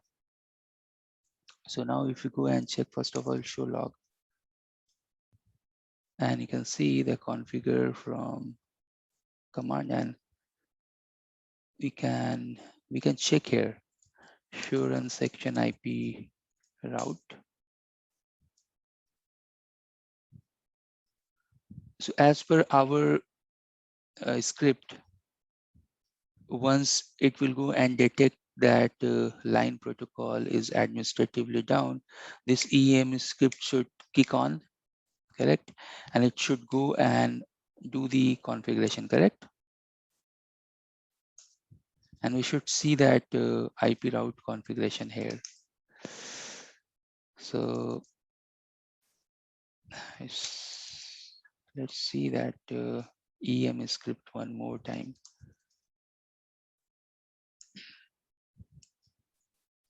But yeah, this is the way that we can go and do the configuration, correct? Show run include EEM, if you can see that. What was the complete script? Let's go back and verify one more time. So that was event manager and section event. Okay. So here you can see that we have interface down, change in that applet. And if you go and check show log,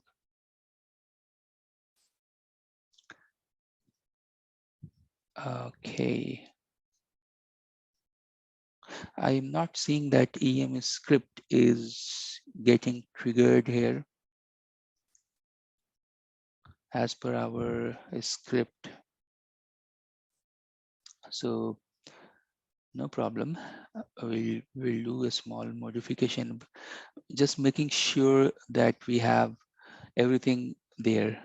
I'll do one thing just for verify this. What you can do, just run this command. Just verify that first of all, this configuration is working behind the scene. So I'm using guest cell with 3 because we know that we have the Python 3 or 3.6 here. And we are getting some error. So what is the error? Okay. So there is no such routes present. Okay.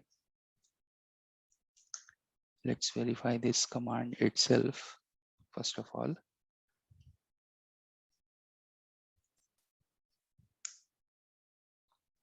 Okay. So I'll do one thing. And just this we are doing just for our testing, correct? And now again, run that guest cell one more time. And we'll verify this. So now let's check the IP route. So we have verified that this script is working, correct?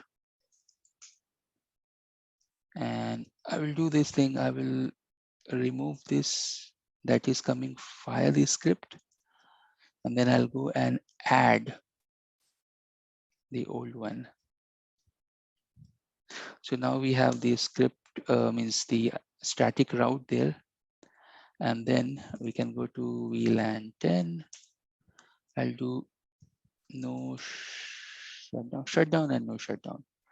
So no shutdown. Maybe I don't know shutdown was there or not. So shutdown and no shutdown.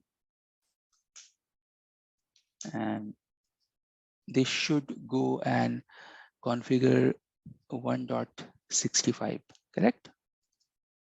And I just wanted to show you the log first of all.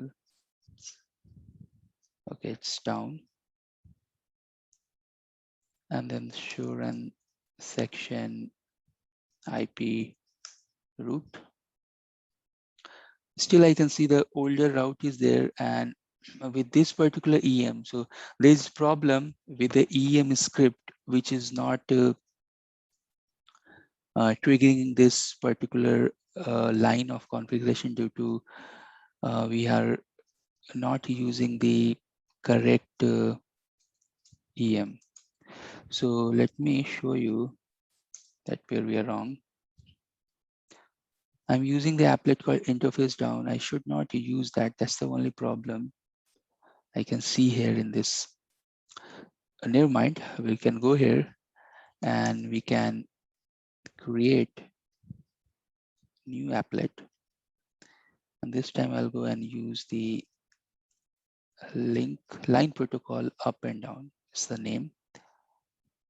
And then we can go and form our script. So I'll go and form the script like this. Then actually what is happening here? So let's copy this. Enter. And then the rest of the things. Correct? So we can go and give this, and we should put Python 3 here. Come on. We should go and give Python 3. Enter. Okay. Now I just wanted to verify this. First of all, the script. Let's see. So now we have one other line protocol up down, line protocol up down, and then Python 3, the EM script. So conf key, VLAN 10, shut, no shut, shut, and show log. Okay, should go down, and then show run section IP route.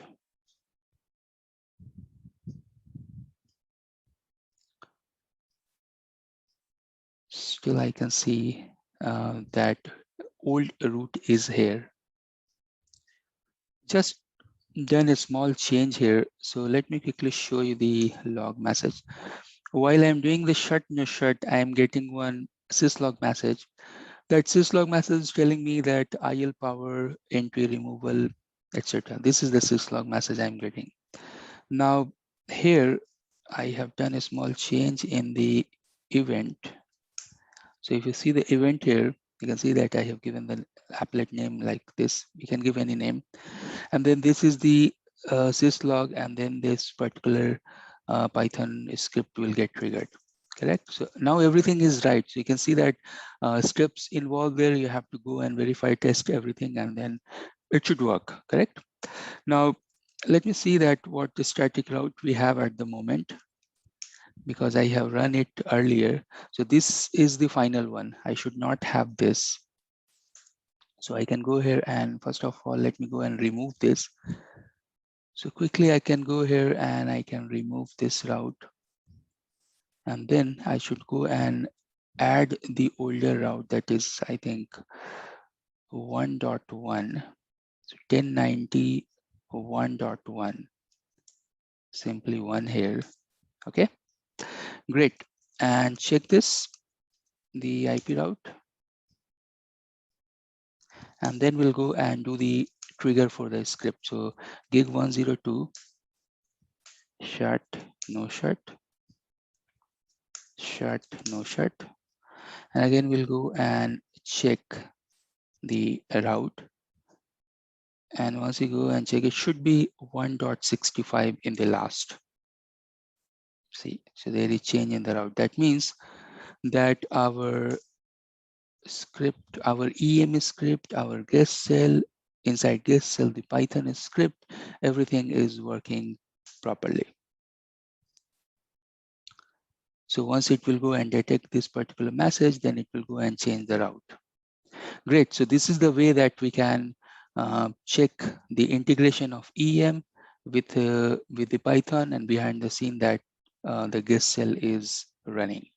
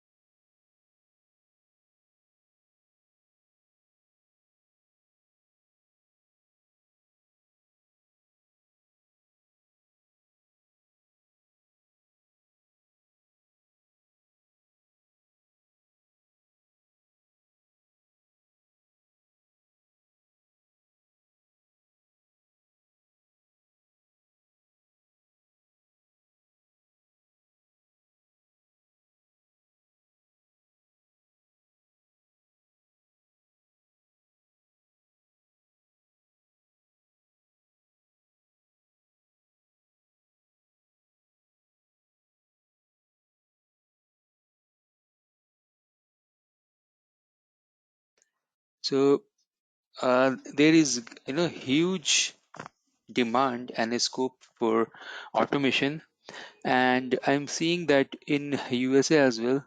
So few of my co-workers, few of my seniors, they are in USA, and they are telling that in USA they are crazy about those people who has very good knowledge in Python, and they are good in automation and those stuff. So we are assuming that this is the time that the market will pick those folks who is very good in the automation, Python, and scripting. So apart from our normal networking job, because we belongs to a networking field, and basically networking field, you know that the life cycle is, so we have to do the designing, so architect, design, implementation, and then 60 to 65% role is related to operation.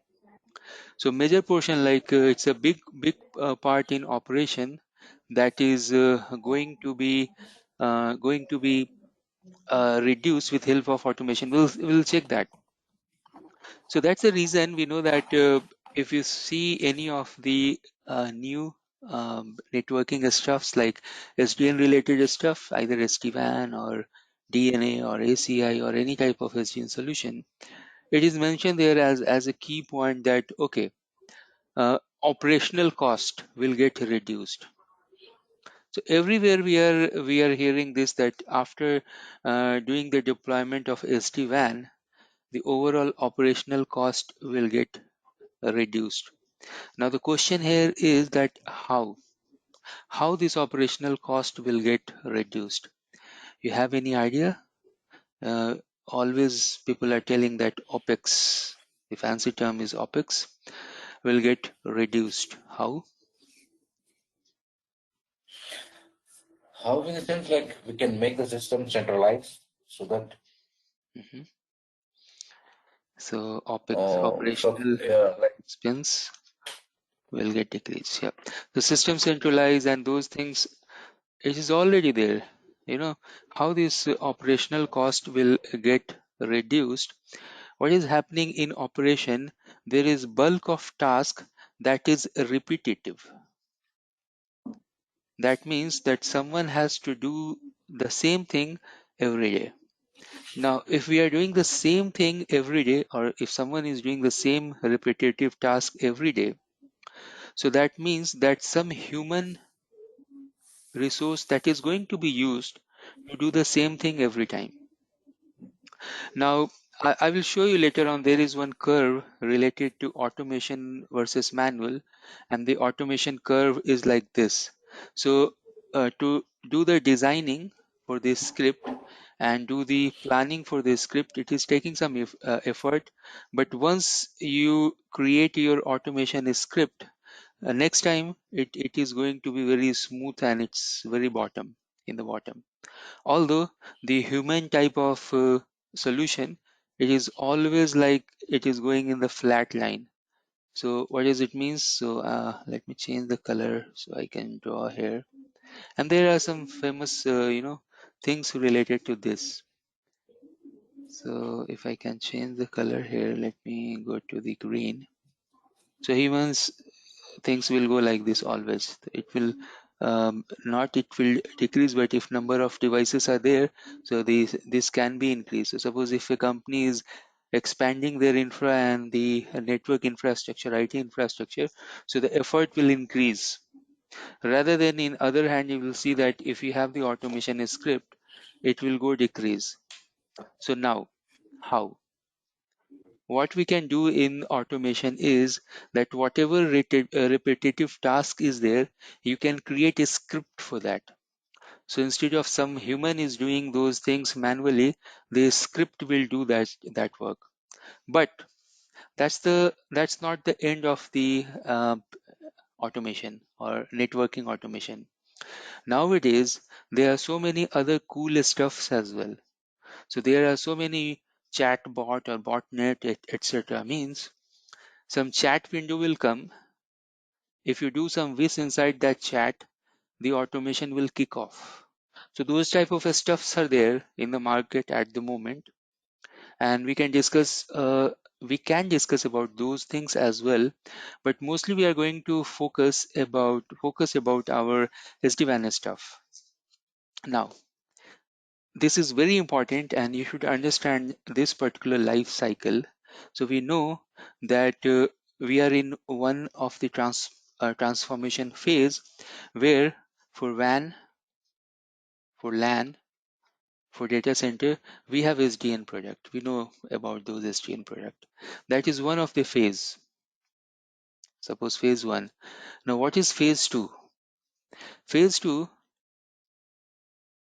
that means that these things, uh, when we are doing most of the things with nice fancy GUI inside SDN, still the GUI thing is not that much scalable, because still you have to go and select, say for example, if you can select 100 devices in your projection, suppose if you have 3000 devices to manage, and now you are doing the management, suppose if you have to push the configuration to 3000 devices, and in your GUI, in your SDN, you can select only 100 devices at a time. That's the case with DNA.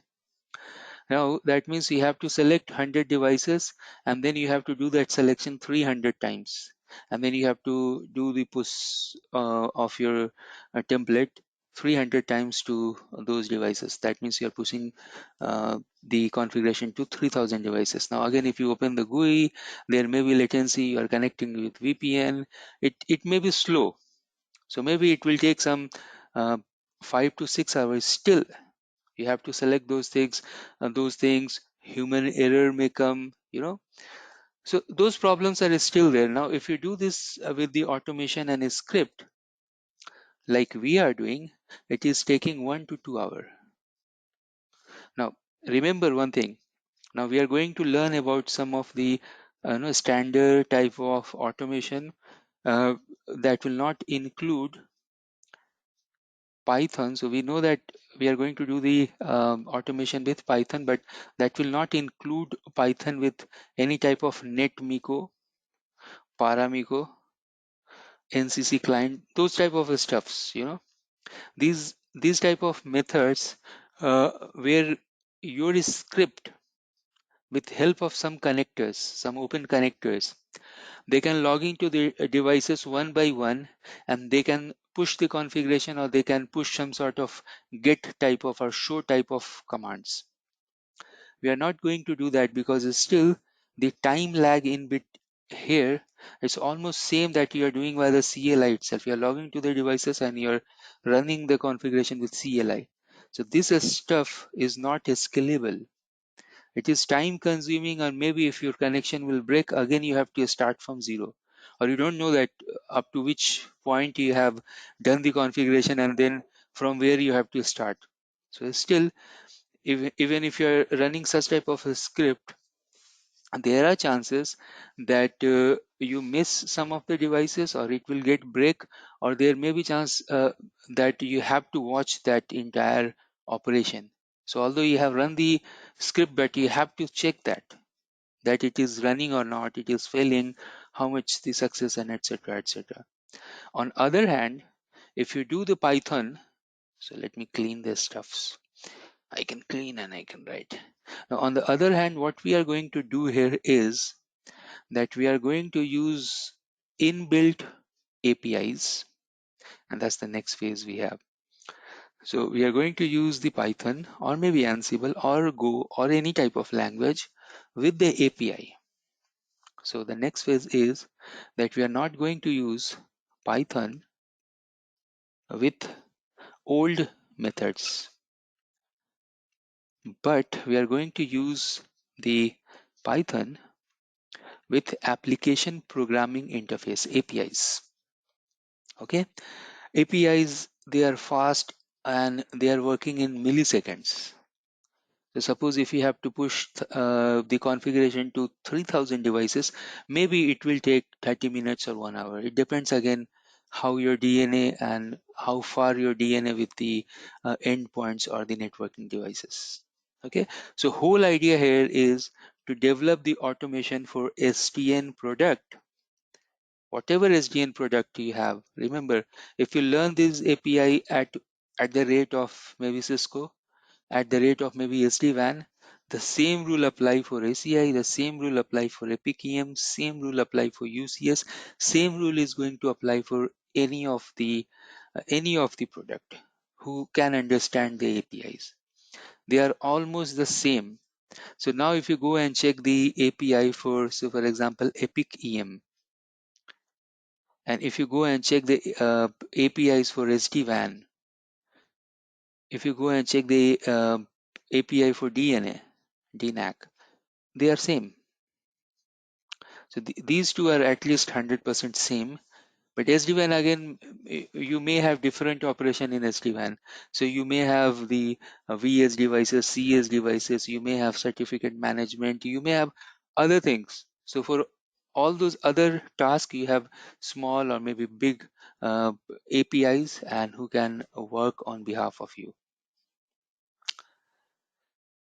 Okay, guys, any questions so far?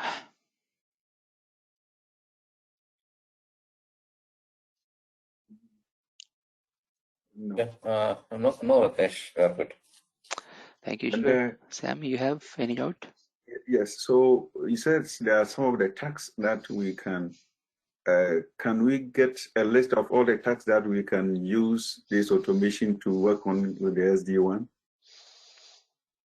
Can we get all the? Is there a list of tasks that we can use this automation? Yes. Yeah. Okay. We have, and it is in nice format. It is in nice way. So I'll show you that. So that's why we have this thing. And again, once you learn this script with respect One to second, SD-WAN. bro.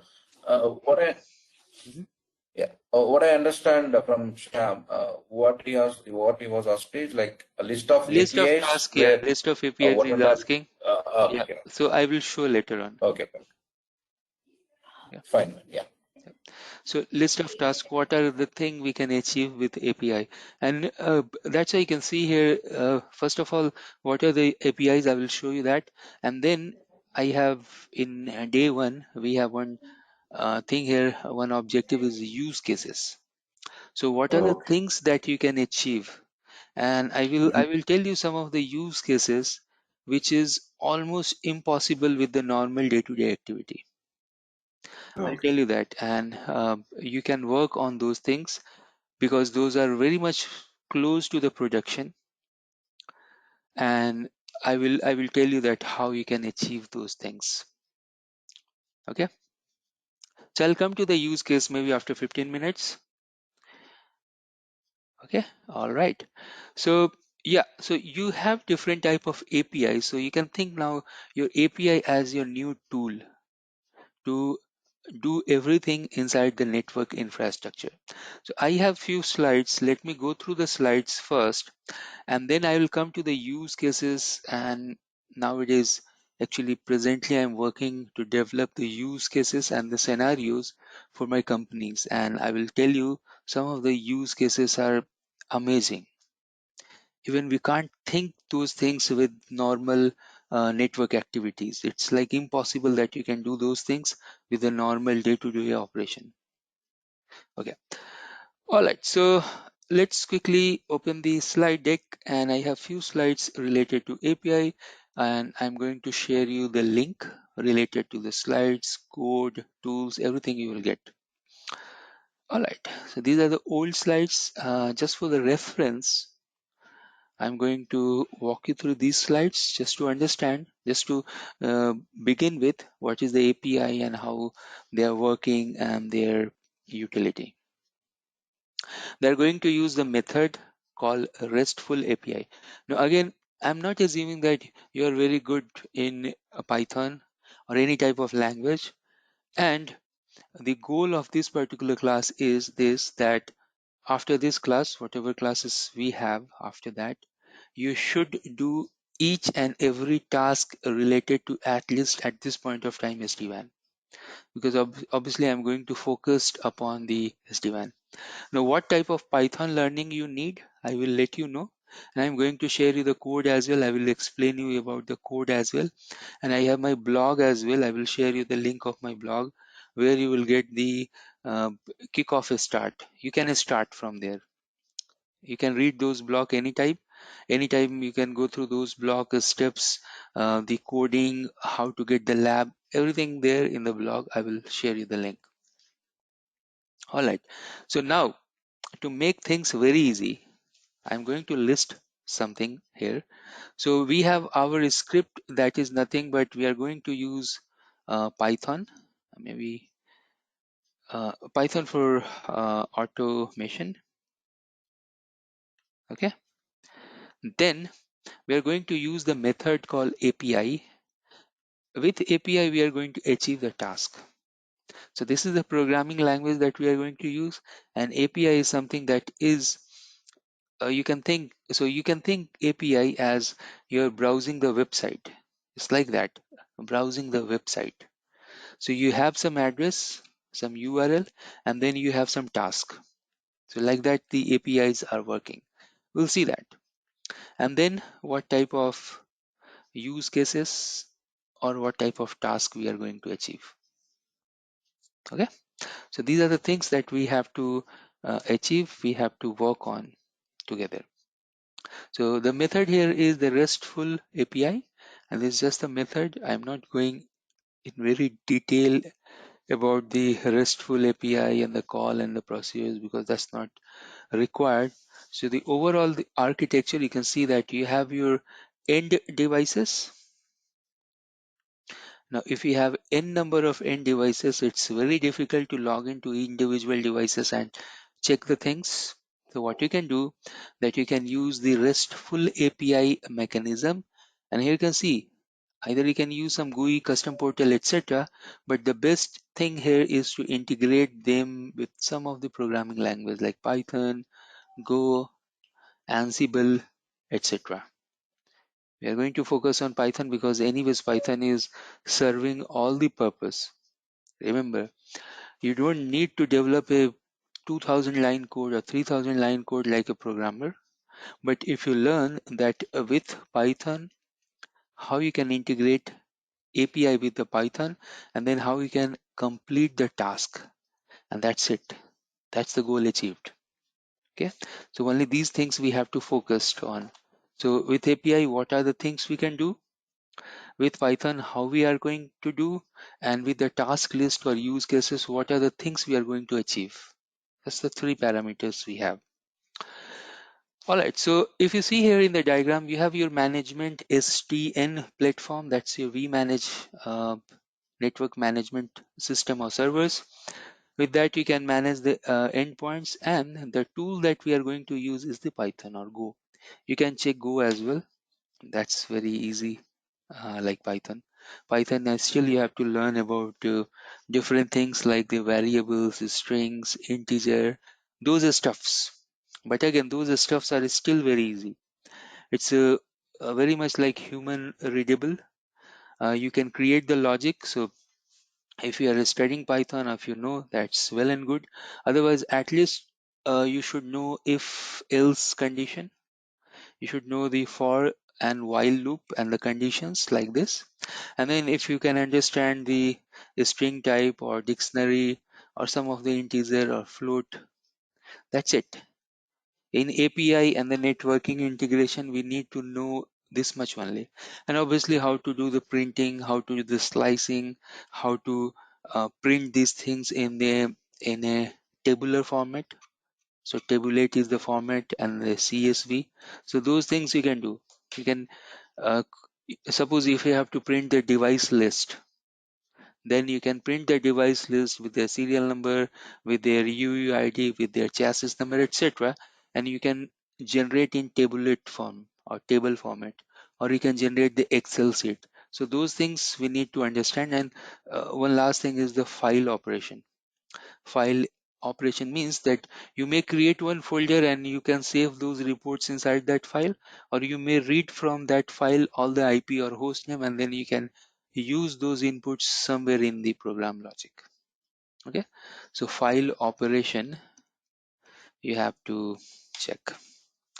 So this much only you need to learn, and I have full blown code. The code will run anywhere. At the moment you will go and give your time, obviously you will understand these things. These things are not very difficult. I'll help you to understand those stuffs. What are the things we can do? What are the tasks we can achieve? Certificate management, configuration device, inventory management, monitoring, real-time monitoring, troubleshooting. Now, I'll tell you, security, audit, configuration, difference,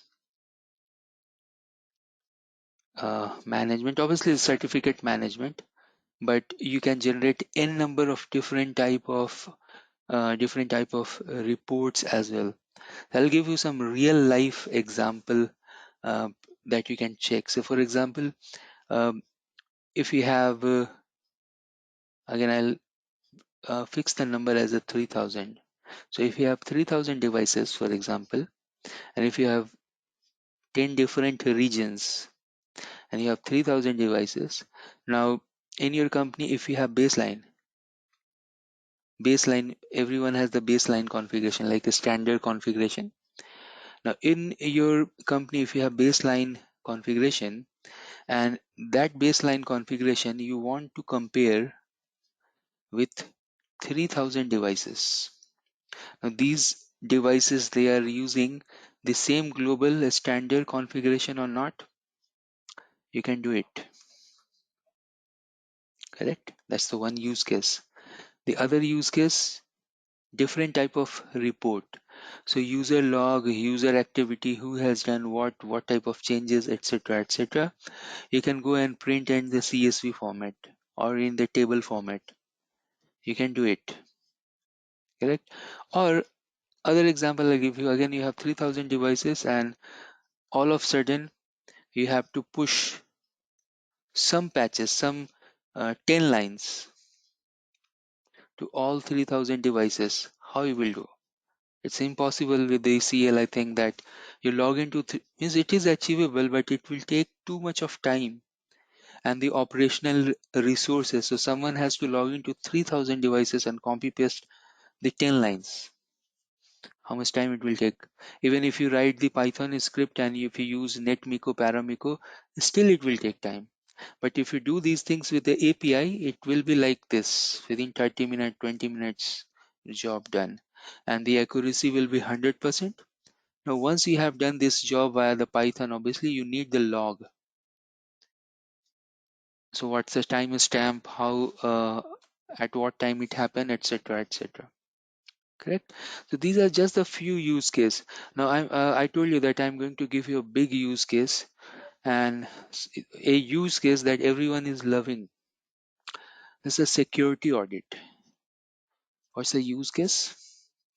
Now use case is this, that again you have 3000 devices, and in 3000 devices you have to check the configuration vulnerability, and then you have to check the code or the image vulnerability or iOS vulnerability. How you can do it? So someone has to parse the configuration and give the information, or someone has to check the images. Maybe different devices have different images and images are hitting the bug.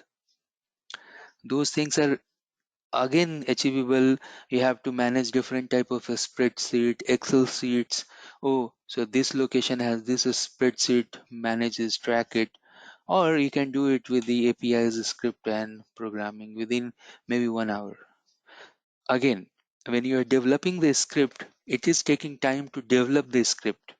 But once you develop the script, you can use that script anywhere, n number of times. Correct? So that's the big key we have. That's the big benefit we have with the programming and automation. Development phase will take some time, but once you develop the code, then you can use it anywhere. Yeah, questions?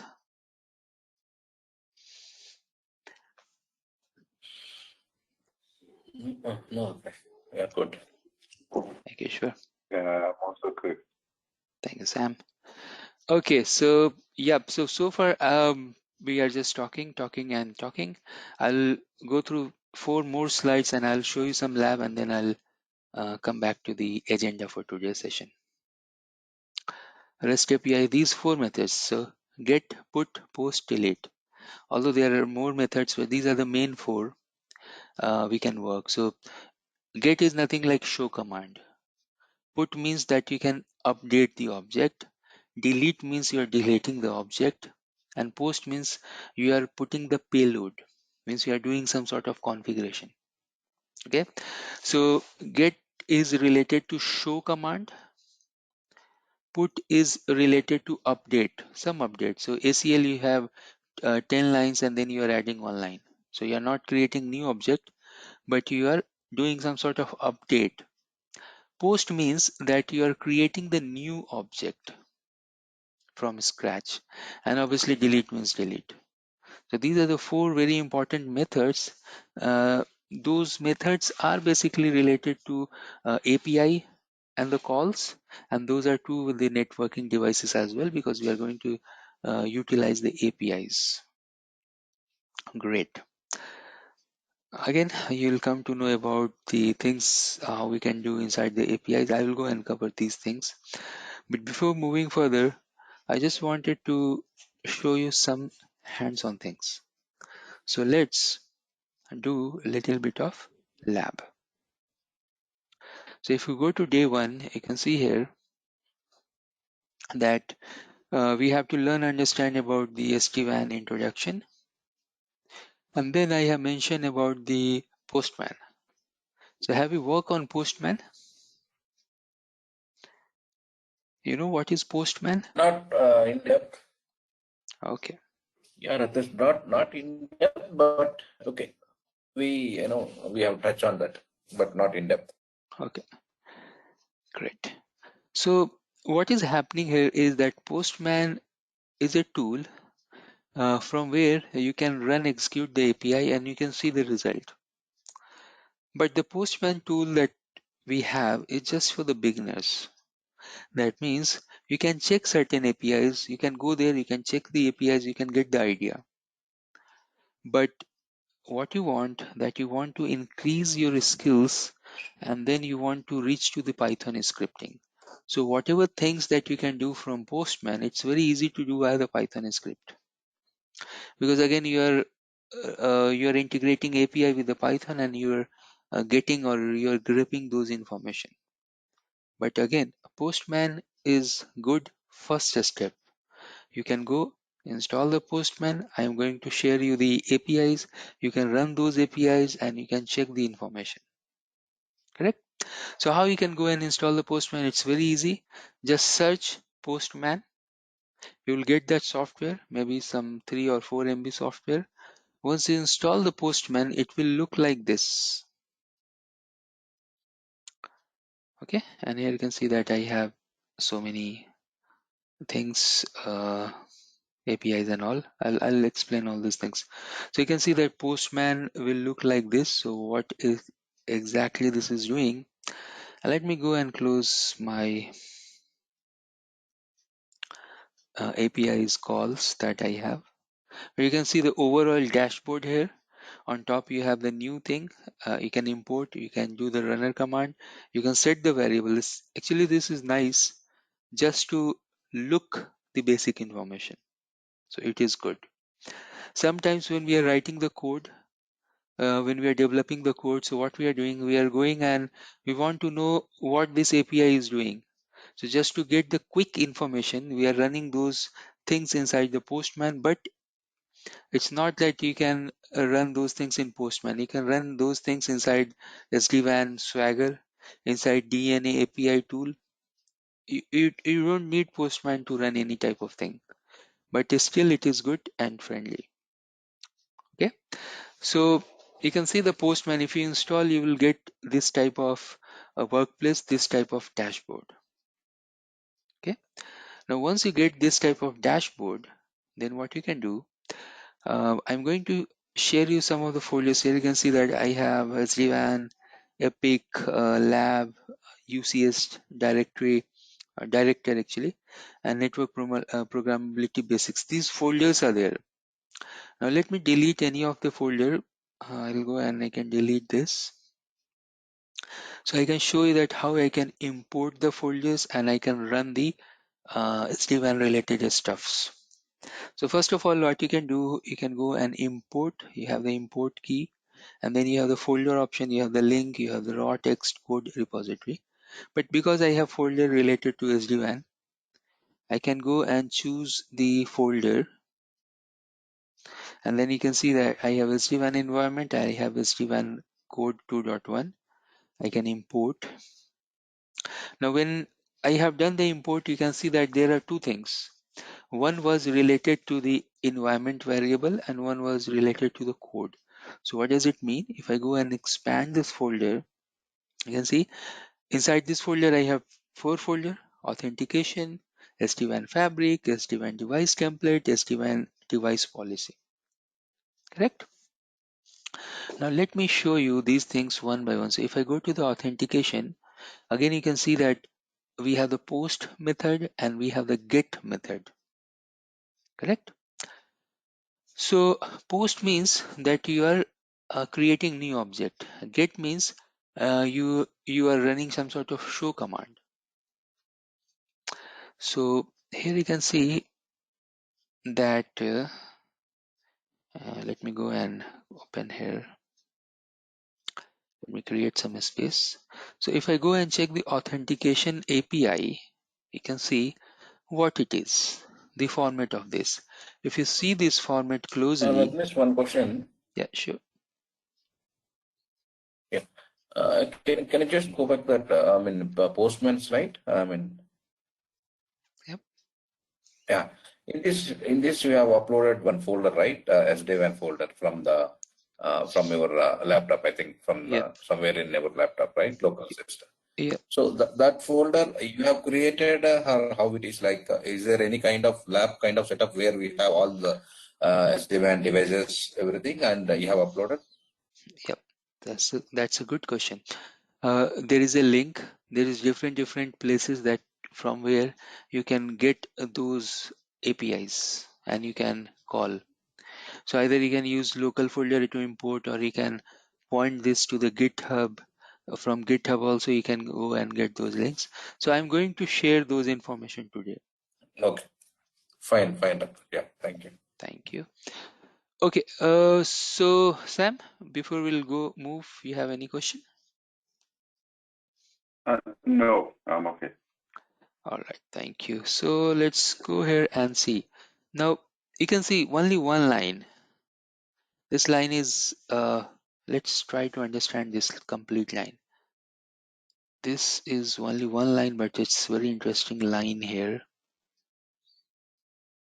It's mean a lot for us. So first of all, you have your method, HTTPS. That's the HTTP secure. We know about that. So whenever we are opening any secure website, we are using HTTPS. Correct? Then we are putting the URL. In this case, we can go and put the vmanage IP address, or maybe vmanage DNS. Correct? So second, you can see that you have the URL. Then third, here you can see that's the port number. Either it can be 443, or if you are using some sort of custom port, you can go and use that also. Maybe if you have any proxy, you can use AT&T. That's the port. Generally, we are not using port because we are assuming either 443 or 8443. Then you have the API method that we are going to invest much time in upcoming sections. So data services, now everywhere you will find some different thing. So in DNA you will find something like API v1 and then the use. In ACI you have some different format. In Epic you have some different format, etc. So now here you can see that if I go and run this particular method, it is going to generate the token. Now once you have the token you can think as a OTP type of thing that will valid for certain duration. So maybe 30 minutes or maybe 1 hour in our SD-WAN. But we know that when we are getting the OTP from the banks, it will be there maybe for 2 minutes or maybe for 5 minutes. So that means that if you have long ongoing program and it will take more than 5 to 10 minutes, that means your token should be refreshed or your token should be regenerated. Correct? Okay, so we'll come to that point later on, but yeah, that's a very important line you can see here with respect to API, and this is one of the API building block. This is one of the API. So this API, what it will do, that it will go and generate the token. Now, it's again very interesting and important. Then in our SD-WAN or in um, any type of API and Python integration, you have this parenthesis, curly braces, correct? They are representing the variable. In programming language, we are telling this as a placeholder or the namespace, correct? So these placeholders are the variables that we have. Uh, that means that this is one of the standard format, and you can put any IP address, any port number with respect to vmanage only, and it will run. So in my case, I know that my vmanage IP is say 198.1.8, maybe 1.10, and port is 443, but again either 443 or 8443, that doesn't matter. But this is my URL or this is my IP. Correct. So in that vmanage variable, in that port variable, I can assign these real values and then it will work. Correct. So the next question is coming here, that how to assign the values to these variables. Correct. So let's go back to the Postman, and before I do that, I must connect my VPN. So let me check if I have my VPN connected. So here you can see that I'm connecting my VPN and my vmanage IP. We know that the vmanage IP is 198.168.1.10.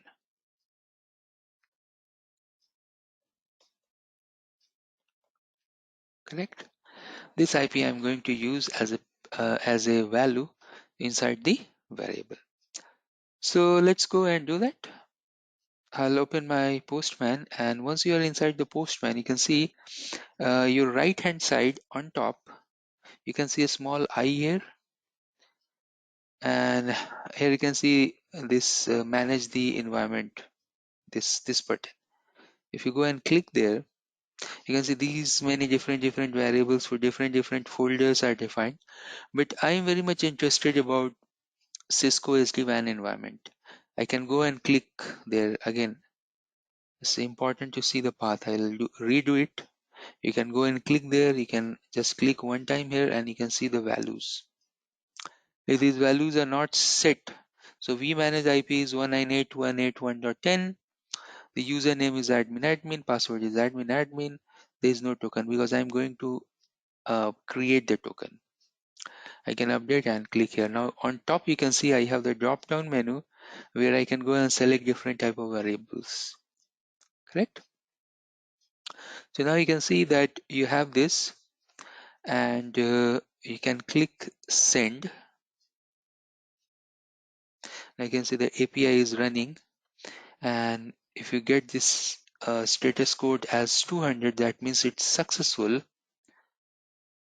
And if I can check the data, so here you can see various method. One is the pretty table. You can go and check the header, you can go and check the body, you can go and check the test setting, etc. So I can go and see here that it is successful. So this particular token generation method is successful, and here you can see that if any problem is there, it will throw an error. We'll see that. Now let me go to the authentication, and if I go and do the authentication, on top you can see that you have the method, you have the vmanage and port. Click send. You can see that in the authentication it is generating a new set of token for me. Now this token I can copy because I told you that token will be valid for certain period. If you generate the token next time, it may generate some new token. Now this token, what I will do here is that I can go to my variable. I can go here and I can go and put this.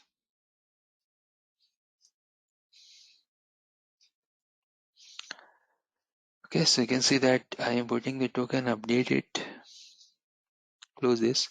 Next time I'll go to the SD-WAN fabric devices, click to fabric device. You can see on the top, this is your API, vManage port and the data service and device. Click send.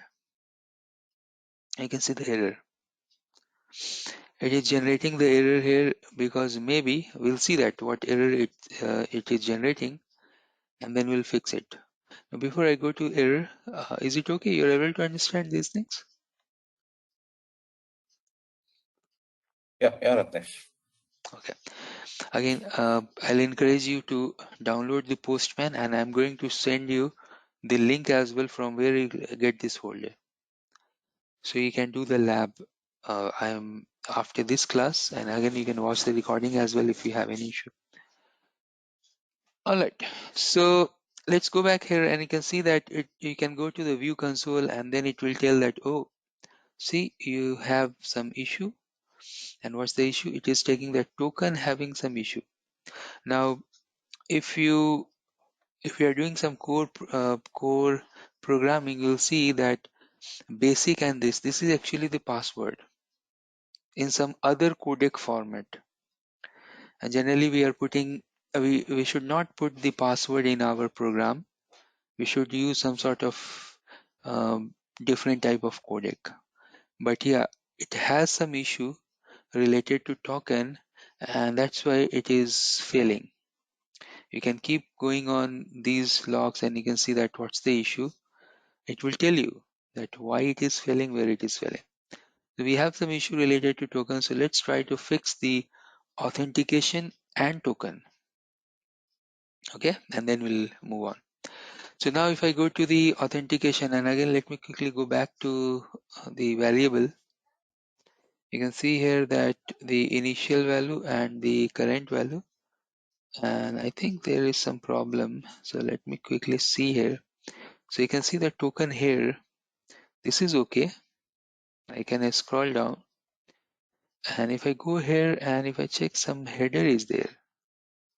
What is this? Should not be there. Oops, I can see still. Oh, some old values are there. And now you can see that both values are identical. This is also 1F and this is also up to F. Click update. And now again I go back to the devices and I will send this. Remember the values are fixed there, means we have fixed the vManage IP in the variable. You can see 198.168.1.10. We have fixed the port as well as a scope. You can see the scope is environment, and then we are running this API. Now again you can see in the bottom that we have this time we have the success code, that is 200. And if I scroll up, so now you can see that it is generating the pretty table, the raw data. You can go and check the preview. Again, this is the raw. You can see this visualization. So if you are inside the pretty table, again, once you will become very good in the programming and the APIs, you'll find that you have two fields. And I don't want to tell you more stuffs in day number 1, but you will find at least two things: header, and you will find the body, or sometimes it is referred as a data. So you have the header field and then you have the body. That's your output, correct? So here you can see the header and then you will see the body. Again, you'll see your output in this type of bracket and then curly braces.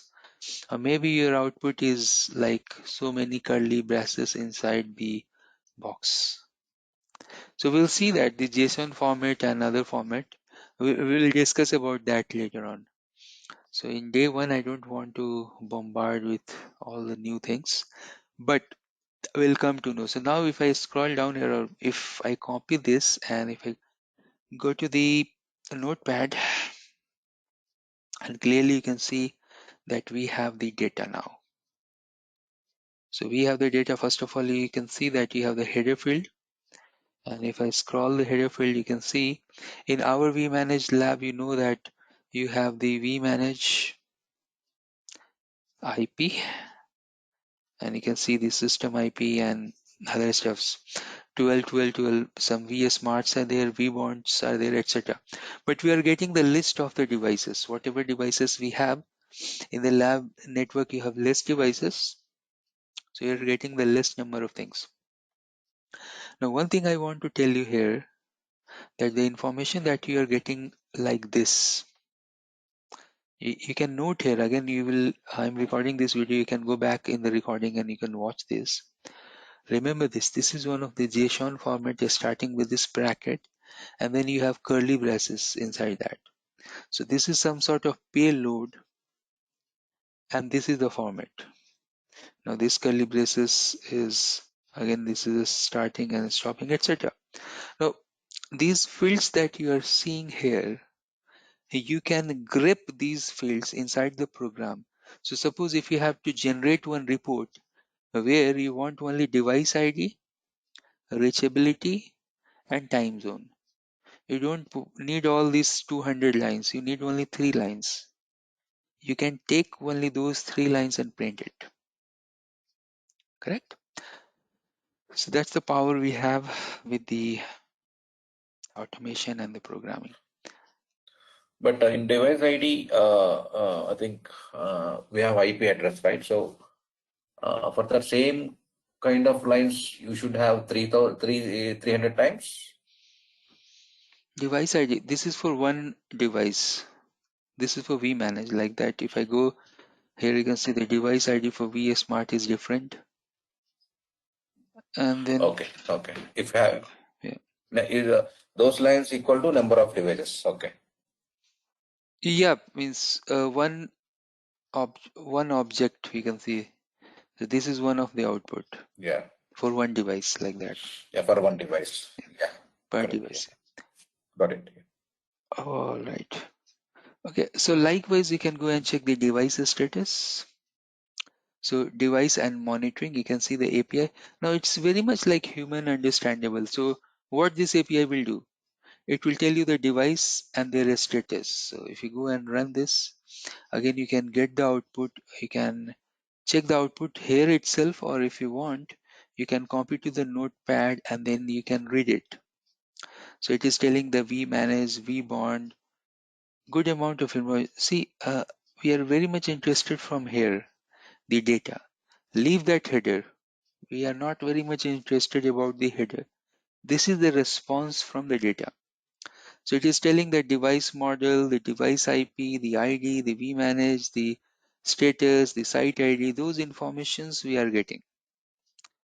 Correct? You can see all this information. Then if you go and check the device counter, yeah, feel free to ask the questions. If you have anything, you please ask. Okay, so you can go and check. Yeah, so with this program, let's say I'm on my company's network and I put in the vManage IP and stuff. Would this program will be able to get all the device information as we are doing now, right? Yeah, you will get all the information. This is 100% running code. Yep. So even what you have to do, you don't need to change anything here in this place. They are well formatted with the variables. Yeah. You have to go and you have to add your variable. That's it. You can go, you can add the variable, or you can go and you can edit these variables. So you can go here and you can go here and you can edit the variable. That's it. Okay, you please watch this recording. So what I have done, I have generated the token. I have put that token. Then you can go and give your username and password, And then once you give the username password, just make sure that Yeah, it's showing here. with the token, how will I generate that token? It will generate from here. Okay, okay. After the authentication, it will give me the token. Yeah, yeah, Yes, I get it. yeah. So every device will generate their own token. It will generate from here, and then that token you can go and put inside the variable, and then here you can put, and that's it. So your variable is set. Then you can go and check the devices, the device status, the device counter interface. Apart from that, you can go and check the feature template. You can go and check the device template. All those stuffs you can check, and there are many more. Ratnesh, Mhm. one doubt. This token is per API, is it, or how it This is? token, if you watch the recording, I told this token is equivalent to OTP, one time password. Okay. So that means that it is valid for SD-WAN any type of operation for maybe 5 minutes, for maybe, I think this was 60 minutes by default Okay. in Okay. SD-WAN in the API. So it will be there for 60 minutes. So this token, if you use tomorrow, maybe it will not work. So what you need to do, it's very easy. You can go to authentication and generate new token. So it was 7AF, and maybe this time it will generate some new. So what it is telling, because I have done some changes here in the variable, so it is not generating that token. So what I can do, I can go and remove this, update it, and then try to generate one more time. See, it is not generating the token now. So that's the problem. So here you can see it's generating from here. It is generating the same token. Maybe it is valid for some duration that is not expired. Okay. So be sure that you can go and generate from here, and then you can go and put that token inside the variable. So that's the step number one. You can go here. Still I can see one of the token is there. Same token is there, but yeah, you can understand that how I'm doing it. You can also do, and if you do today, then it will be good, because tomorrow you can come back and ask, see, I'm trying and it is working or not working. Okay. Let's go to the feature template and let's check this. Now you can see how easy is this. Once you put all the variables, simply go here and click, and then it will give you all the information. Make sure that you are checking the data field. So if you go and check the data field, you'll get the information. Template ID, template name, all those good information you'll get. Anyways, these things you will come to know in upcoming session as well, that with program how we can create the template. But this is a good starting point, as I mentioned earlier. Okay, guys, if you have any other question, you please feel free to ask. You can see most of No, the Ratnesh. APIs are working here. I think all the APIs should work in your infra as well, the same API.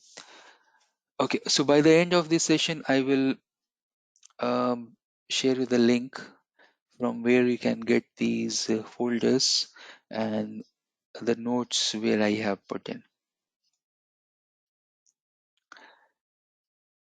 Yep. Okay.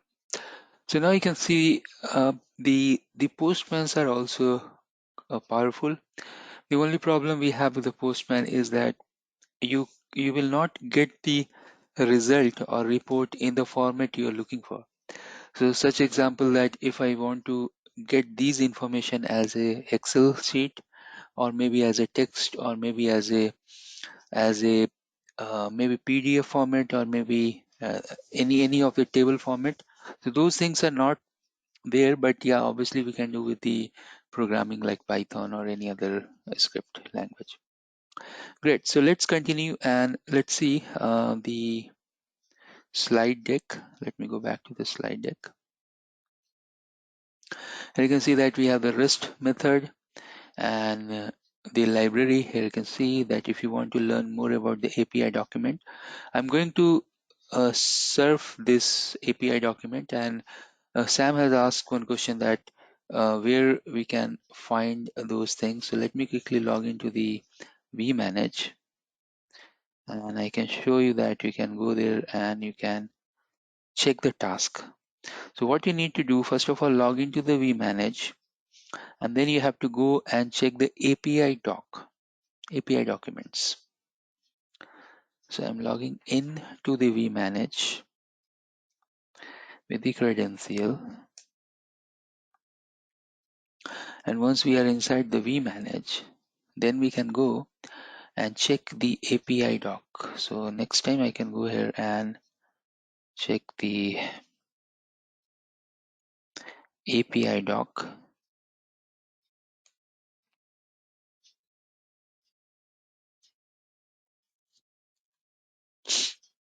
It's coming, it's a little bit slow and it's loading. I can see here that with the GUI, it is loading.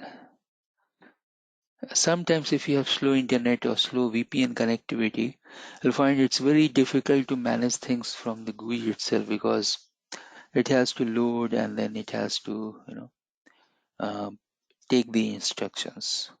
So still it is loading. Meanwhile, I'll go back, and here you can see that we have the API document where you can go and check the different type of API call. A few of the API calls are listed here in these slides. So the data service APIs there, starting with data services. If you want to list the network devices, if you want to check the health status, CPU memory, so you have to go and use this string like this. And one nice thing here is that these API calls you can do from your browser as well. So browser is also working as a postman. So let me quickly show you this. If I can go to my Mozilla, and Mozilla is good. So if I can go to my web browser Mozilla, I can show you few of the outputs as well. You can get the JSON format. So let me quickly log into the vManage. Once I'm inside the vManage, it's loading.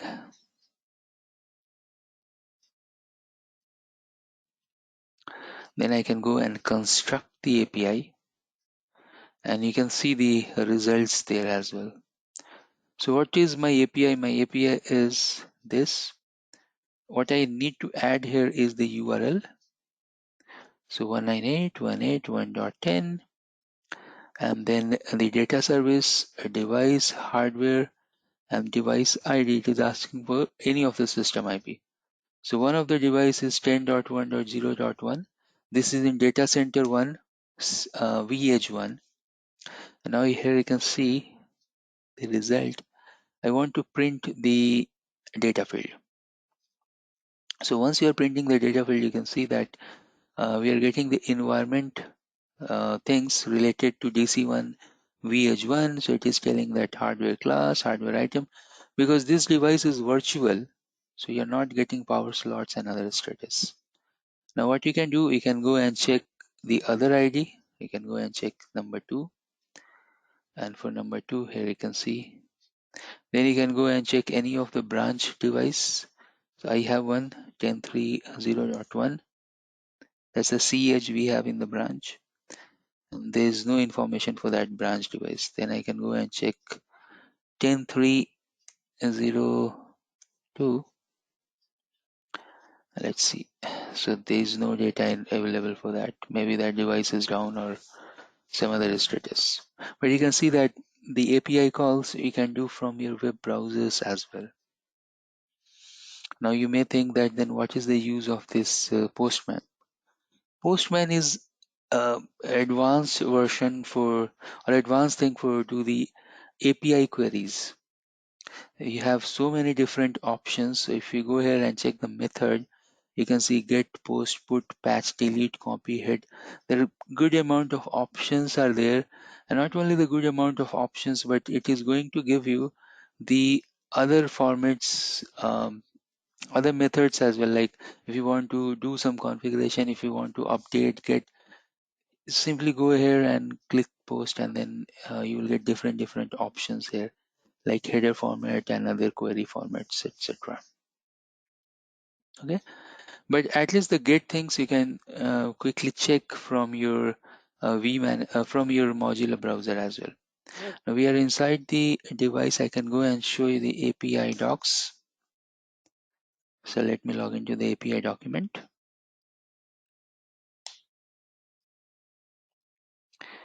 You can see that what link I have used for that. So we manage IP and the API doc. It's still coming up. So it came, and now you can see that what are the things you can do, what are the tasks you can perform.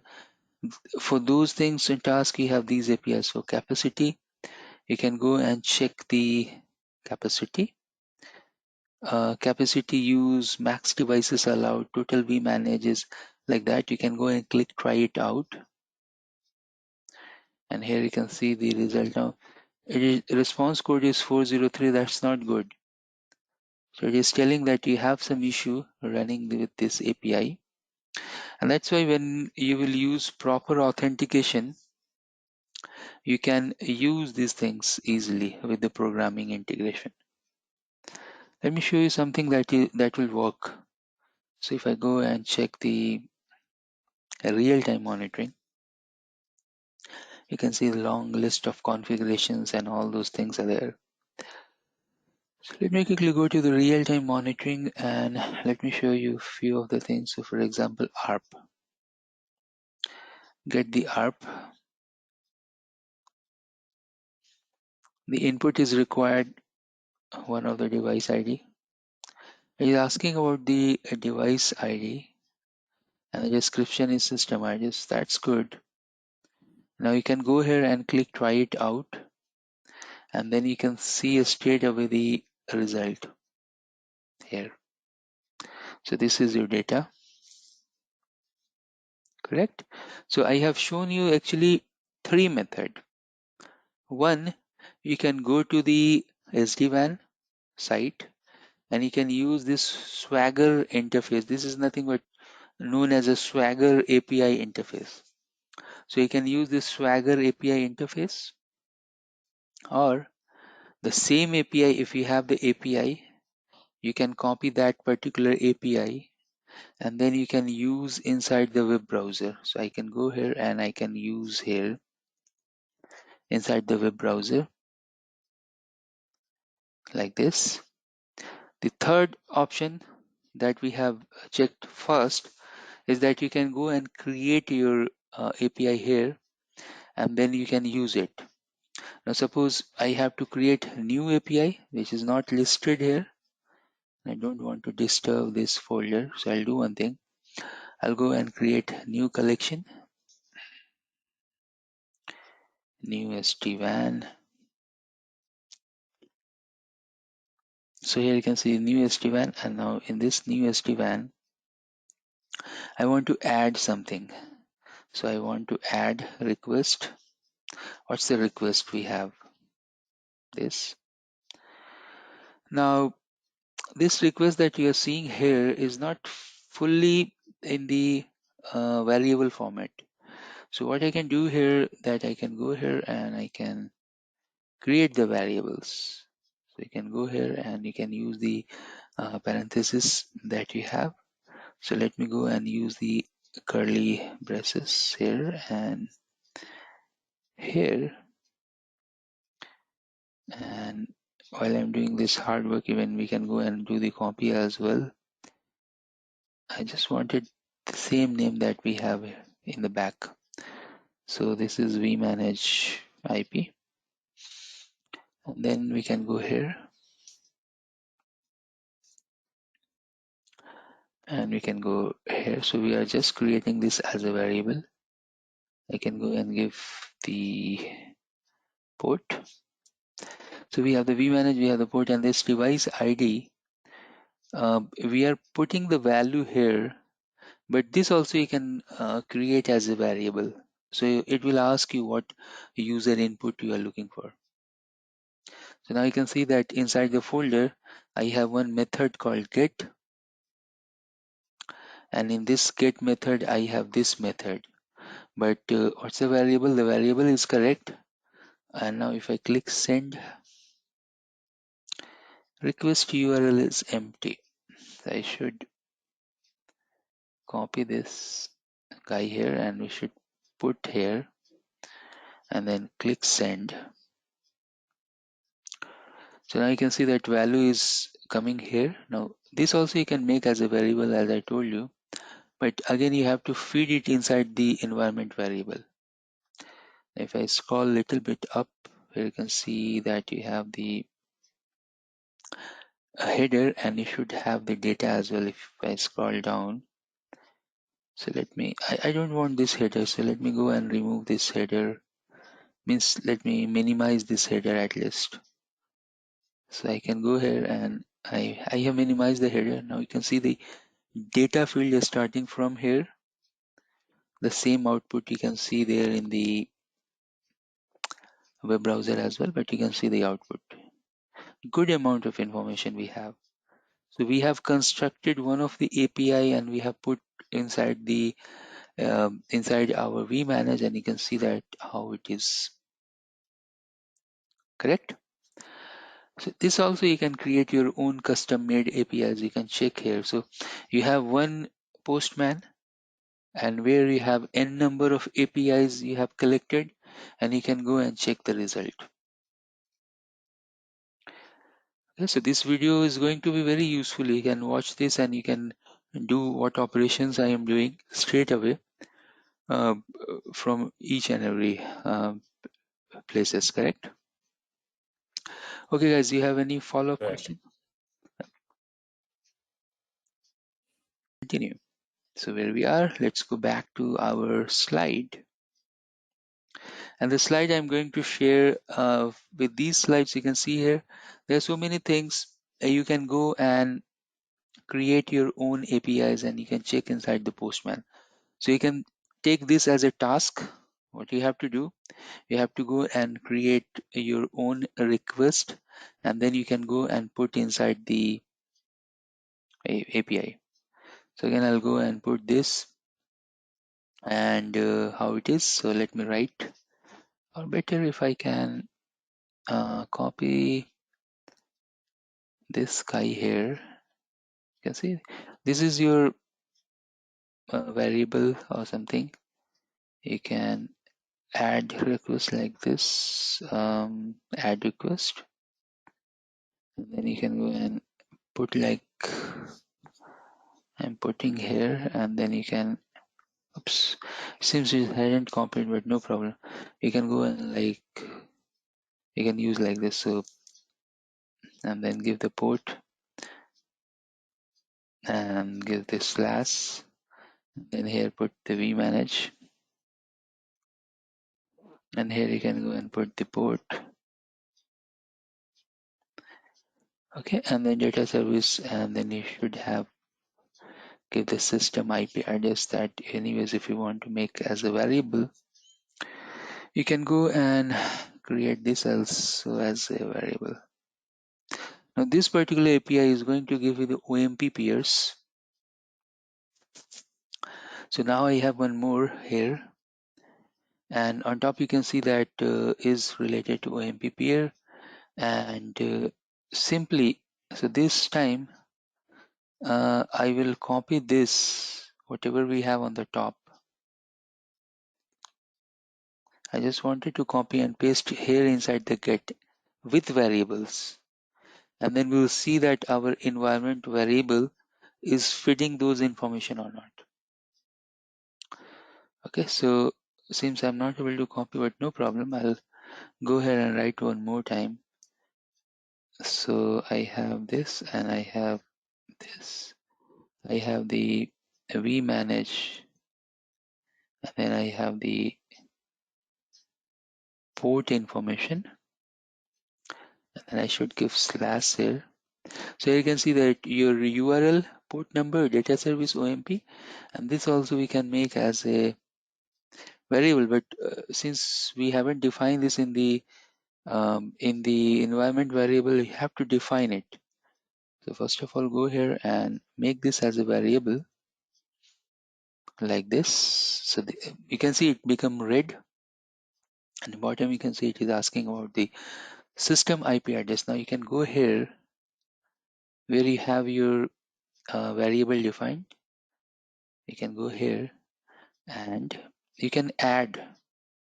So what you can do, you can just press tab button, and it will add a new field here.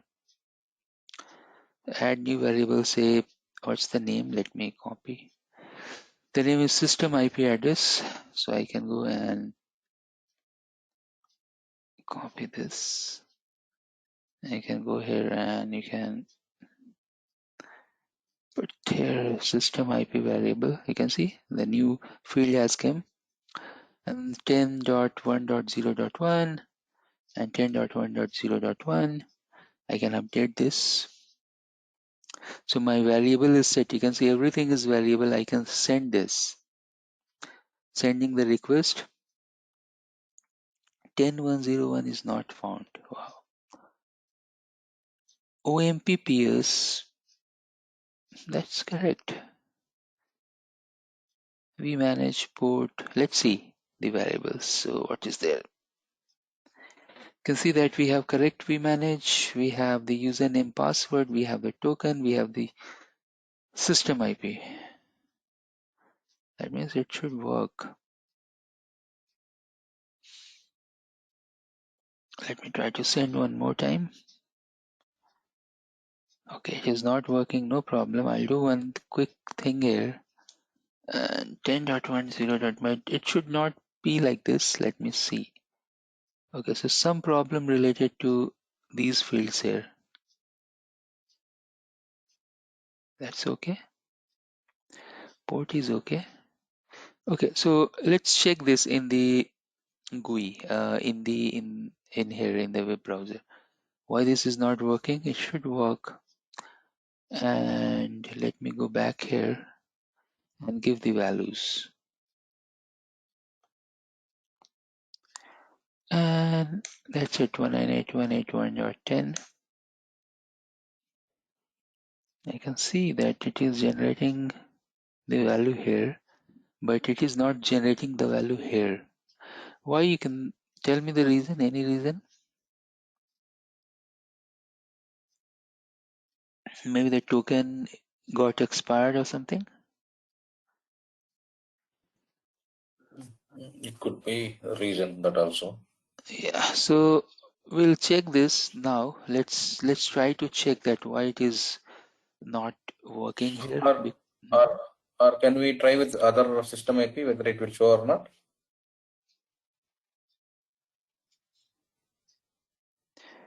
.10.1.0.2. It's telling There that might be no token issue. was found here. Now here we haven't done any authentication or authorization. The token we have generated for him. Now what we can do here is that let me show you this thing. So this guy, if I can move a little bit up, so you can move this. Okay, I'll move here, and let me see the token, and let's see. So 11F, 711F, that's okay. Now if we go here, and if we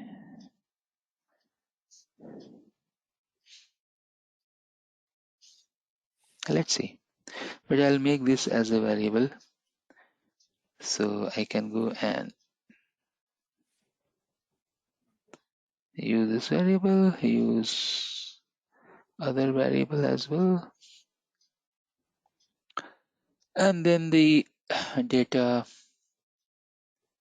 service, device, OMP, peer, and then the device ID equal to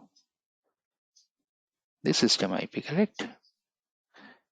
So you can see that while I'm doing this, in the bottom, you can see those fields are created by the Postman. And I can go and give vmanage here, and I can go and give the port here. So automatically from the variable, it is taking port as 443, and it is taking the vmanage as 198.191.10, and the system IP is taking 10.1.0.1. You can see these values they are getting from the variable, the environment variable itself. See, session token filter, token provided by ST2 did not match. See, we have the token issue. So what we can do here is that we can actually put the token from here also. We have that option to go and put the token here as well. So key and value, I think here we can put, but anyways, I'll do one thing. I'll go and generate new token. I don't want this token to be used anymore. So let's go to the authentication. Let's see. Let's try to generate new token, and let's put these new token there. So this token that I am generating is not changing. It should change. Otherwise, we have to go here to the key field, key and value, we can put it. Okay, so let's do it. I can copy this and I can go to the place here, put this key value, set. There is some issue. You can go and delete this line.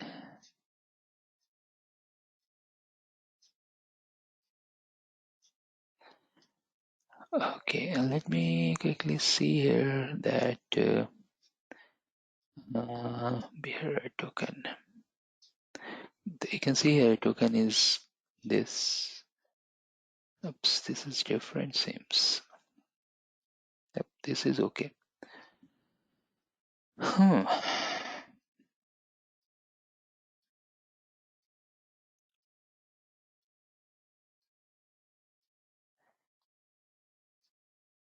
Okay.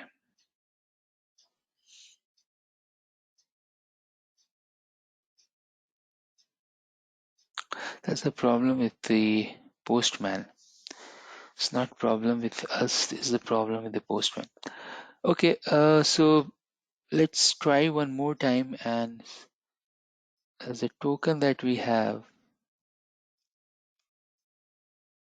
is having some issue.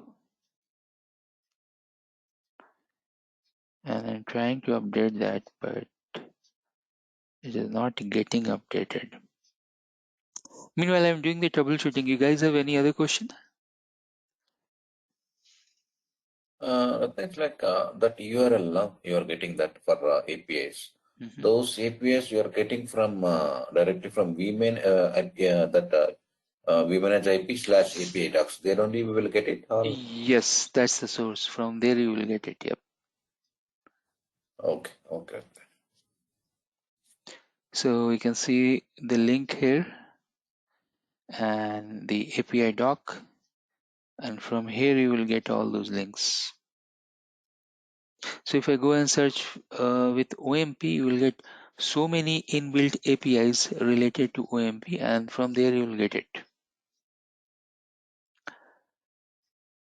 Okay. Yeah, So got it. yeah, so our aim is not to focus more on the Postman, but the thing is that quickly you can go and check the result, and then those things we can use inside our Python programming. Okay, Sam, you're there? Yes, I'm here. Okay, so let's troubleshoot this for 5 minutes and then I'm going to give you guys some task. So task will be that you can install the Postman, and then I'm going to share you the folder as well from where you'll get this folder. You have to upload the folder and then you can go and test it. Now, if you want to test this in your production network, then in your production laptop that you have, you can do the same thing and you have to change the environment variable as per your production network. Okay, and that's it. It should work. So let's try to do the Okay. troubleshooting. Yeah, let's try to do the troubleshooting of this thing. Clearly it is telling that due to the tokens, I'm not working. So you have to go and check the tokens. Now by mistake, I've done some changes there. So I can see the token. Let's generate the token and put here. Okay. So I can go here and I don't want this, so I need to remove this and I want to put new token. I want to generate new token. Okay, if I go here and if I check the vManage, that's correct. Port is correct. Everything is correct. And if you go and check the authentication, vManage and the port, that's also correct. If we do the authentication, post is not supported with this method. That's okay. If we go and generate the token, why it is not changing the token? It should change the token, but it is not changing it. You can click here, you can copy. Let's go back. I know the quick fix for this. We'll try to do that also.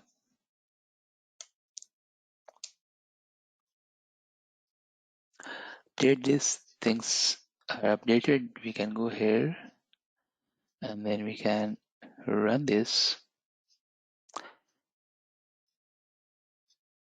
It has some issue related to this. So if you go to the method in detail, let's try to add some more information. So I can go and add basic. You can see the basic password is inherited. If I go and check the API key, the key and value that we don't need at this point of time. Then you have the BLA token. This is the token we are using. The AAF, that's 100% correct. And that's it. Only these things we need. Rest of the things should come automatically. Then in header, you can see that 8 different fields here. And in the header body, again, you can see so many fields. Now, if you can go and check, all these informations are preloaded. And we have this session ID, that's okay. So I think everything is correct, but it's still we are not getting the results. So I'll do one quick fix here. We can go to the second variable. So you can see here I'm using this variable. Let's see. This guy here, his IP is different. And I will do one thing. Once you are here, you have all the options to do any type of changes. So I can go here and I can delete this guy from the list. Then I left with this option. I can go and change the IP 198.168.1.10 admin. Username is correct and the password should be admin. Port I want to use 443, and then we need the token that we don't have. So this guy and so many Cisco variables are there. Now we'll go here and come on, generate some new token. Still it is generating the same one, old one. We'll go back and I can put the token here. This is okay. Then we can go here and let's check this. The system IP. Either we can give inside the variable. So if I go here and click here, and if I can go give the system IP, what is the full name? So the full name is, let's see, system IP address. So you can go here and you can give system IP address 10.101.10.101 and update, close and send it. Let's see, you can see 403, that means not correct. So it has some issue related to token.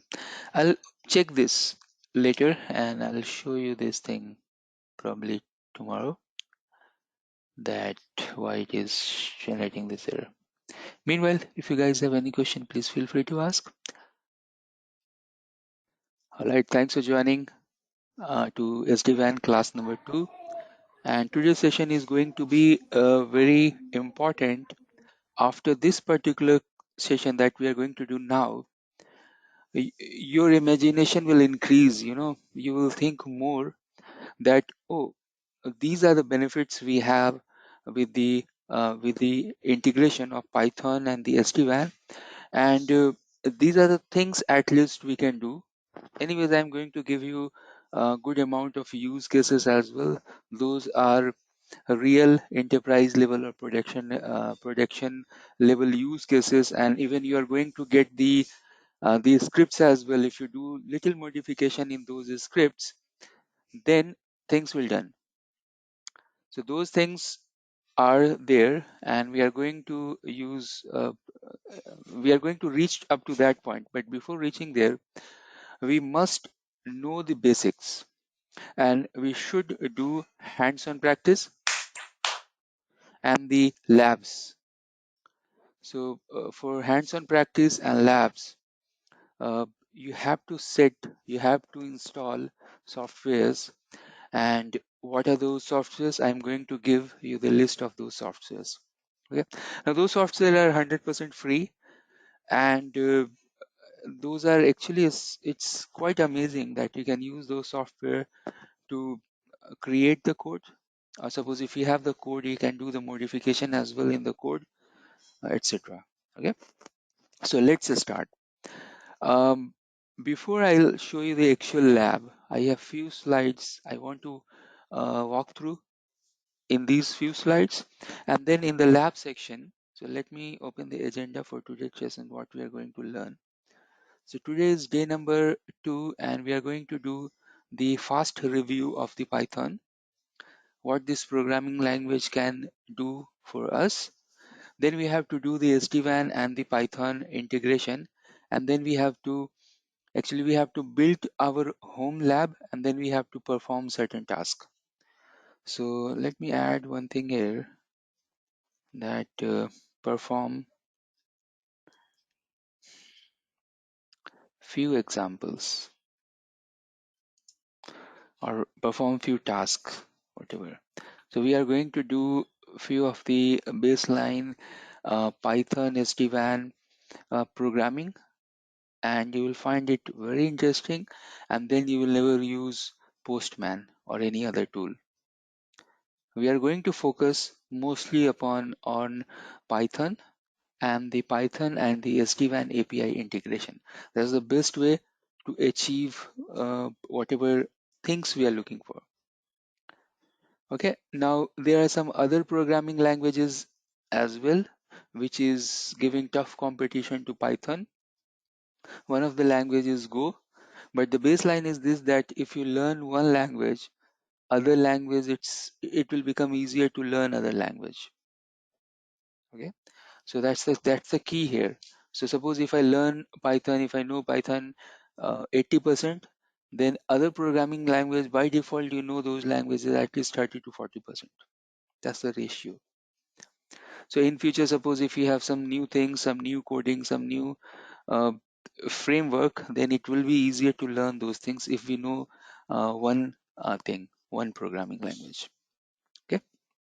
All right. So let's start.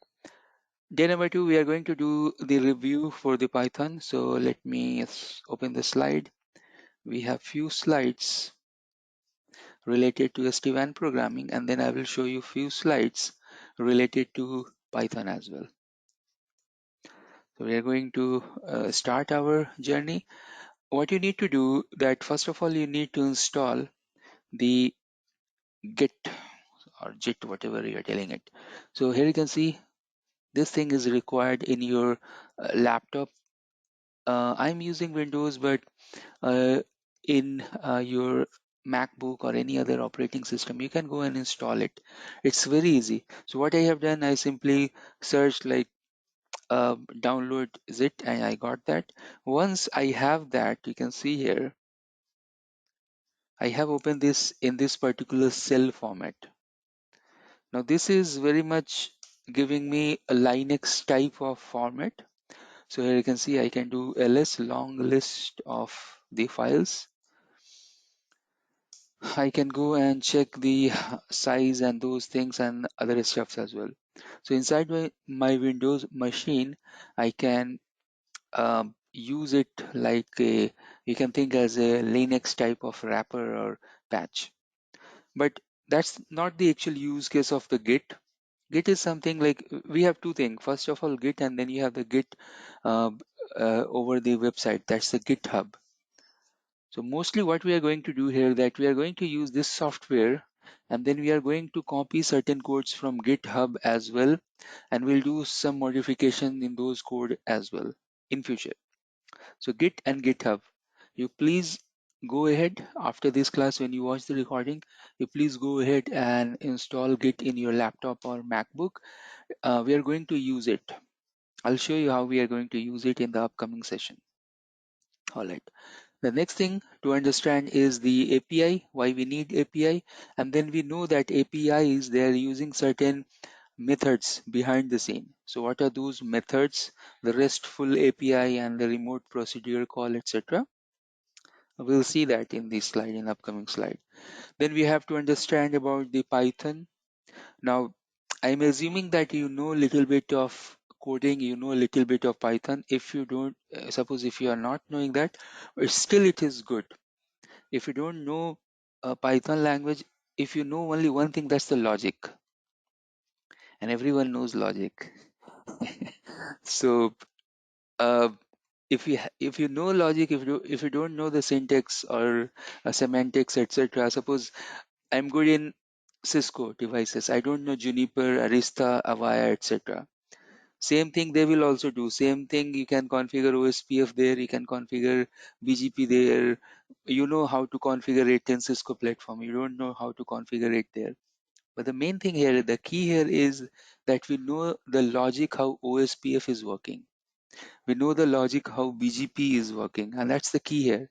So if you know that what you need, so we are doing some sort of need-based programming. If you know that what you are looking for, that's it. Then you will get the code for that, and that's as easy as you can find this. That's as easy as this. So what is the requirement, and you will get the code. Now in between that, how you can run execute that code, and for that you are going to build your own in this case the lab environment. But this lab environment that we are building, suppose in my corporate laptop I have Python, and with that Python I can do whatever I want to do related to the operational task that I am getting, correct? So same thing you can do with your corporate laptop. You can install Python there, and from there you can do a number of things related to operational stuffs. Or maybe you have some sort of firmware, or maybe you have some VM hosted somewhere in the cloud, and those you can use on demand basis, and then you can utilize that. So whatever way you're going to utilize your system, your operating system, you can install the Python and then you can utilize it. So key here is, again, the key here is the code. So once you develop the programming, once you have the code, uh, and code, what they are going to do, code you are building with help of logic, and then these codes are coming from some requirement, because some requirement is there, then you have done the development of the code, and then while doing the development of code you have applied certain logics, and then you want to perform some task with that, some operational task or any type of task, correct? So that's the, everything is connected in between, and the hurdle is that how we can do with the programming, because if we do with the programming, again we have discussed this earlier, that the repetition will be there. You can put certain loop inside that. So if you have to do the same thing for 1,000 times, you put I equal to 0 and max equal to 1,000 and I equal to +1. So that loop will go for 1,000 times, or maybe 1,001 time, and then you will get the result for 1,000 plus 1 times, etc. Correct? So build the logic, see what's the requirement, then according to get all the codes, you will get the code. There is no problem getting the codes.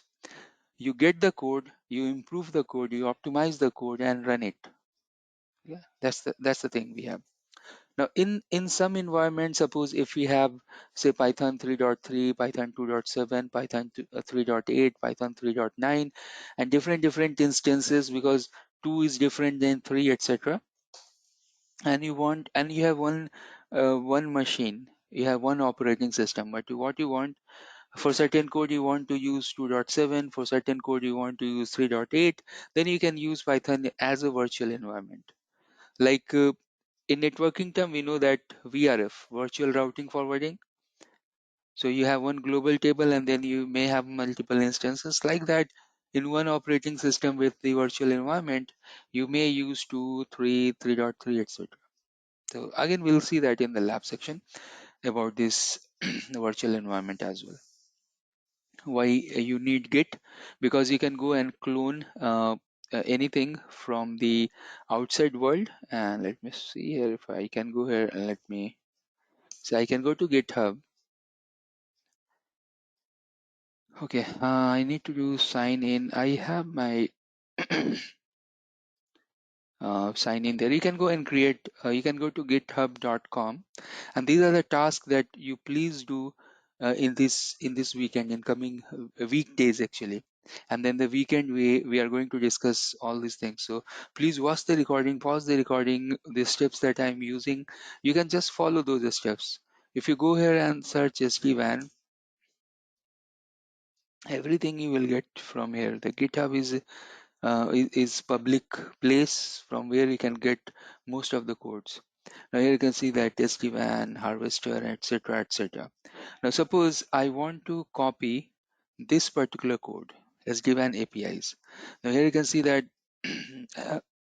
this particular link, it is going to give you alarms API, local cloud related API, REST API, and there are so many things, all these things.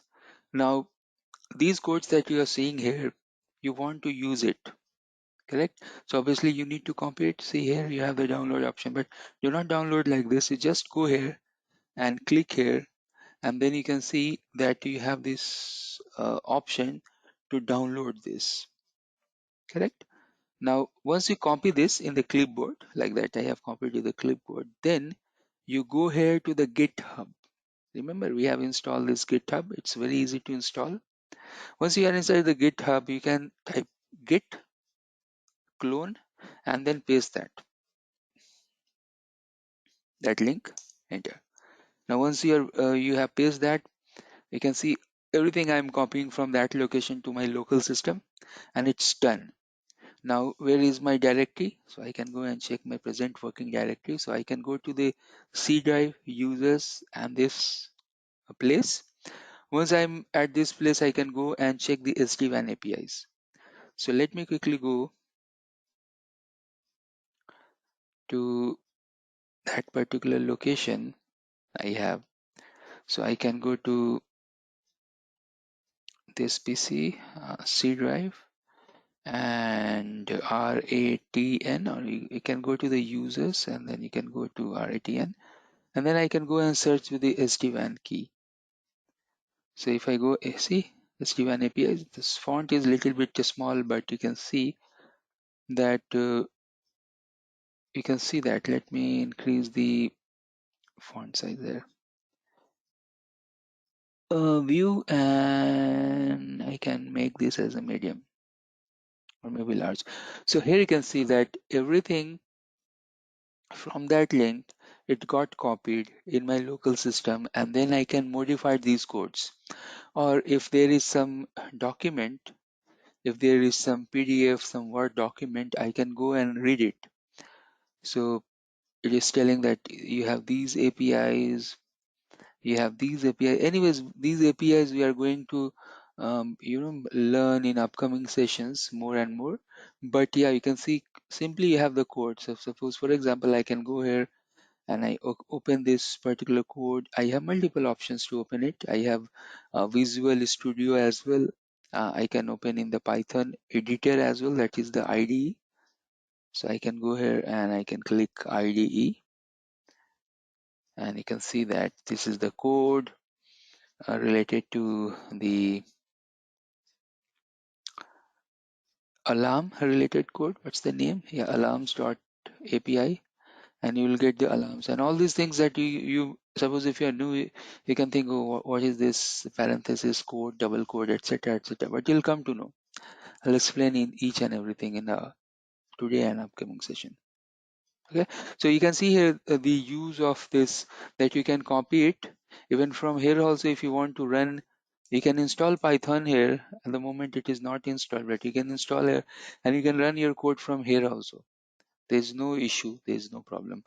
But we have better tool to run to execute our Python script. I'll show you that. Up to this point, do you have any question?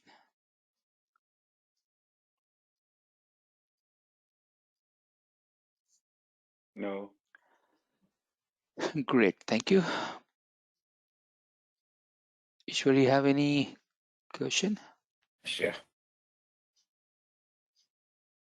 No, Rajneesh.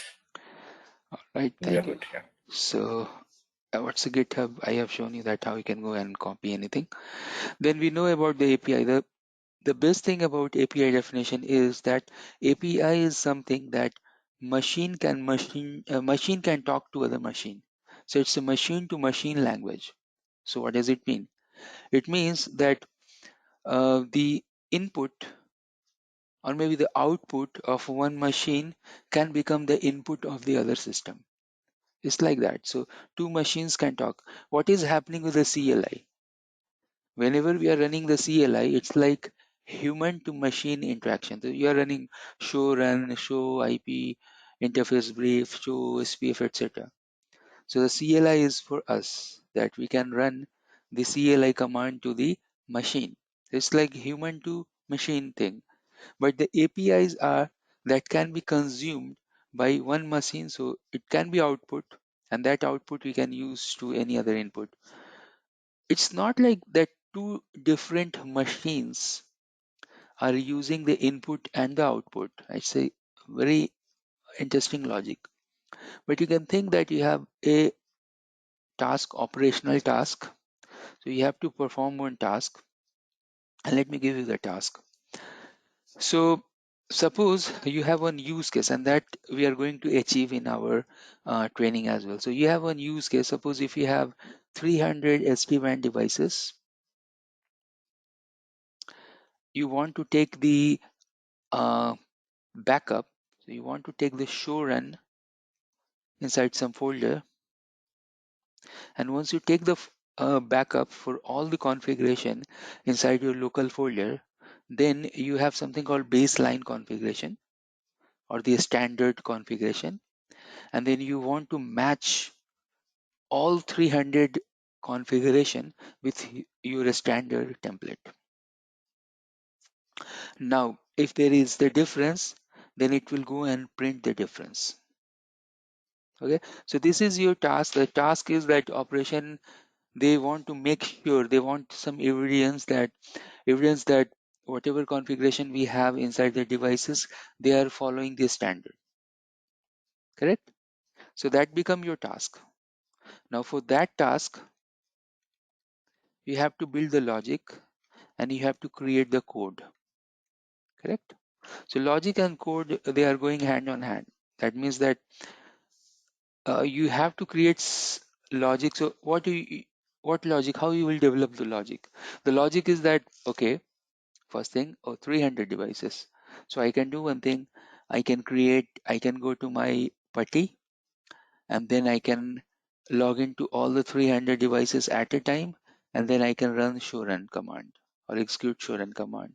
Or maybe all the devices are managed from vmanage, so I can log into the vmanage, and from vmanage we can get the running configuration. We'll copy from there.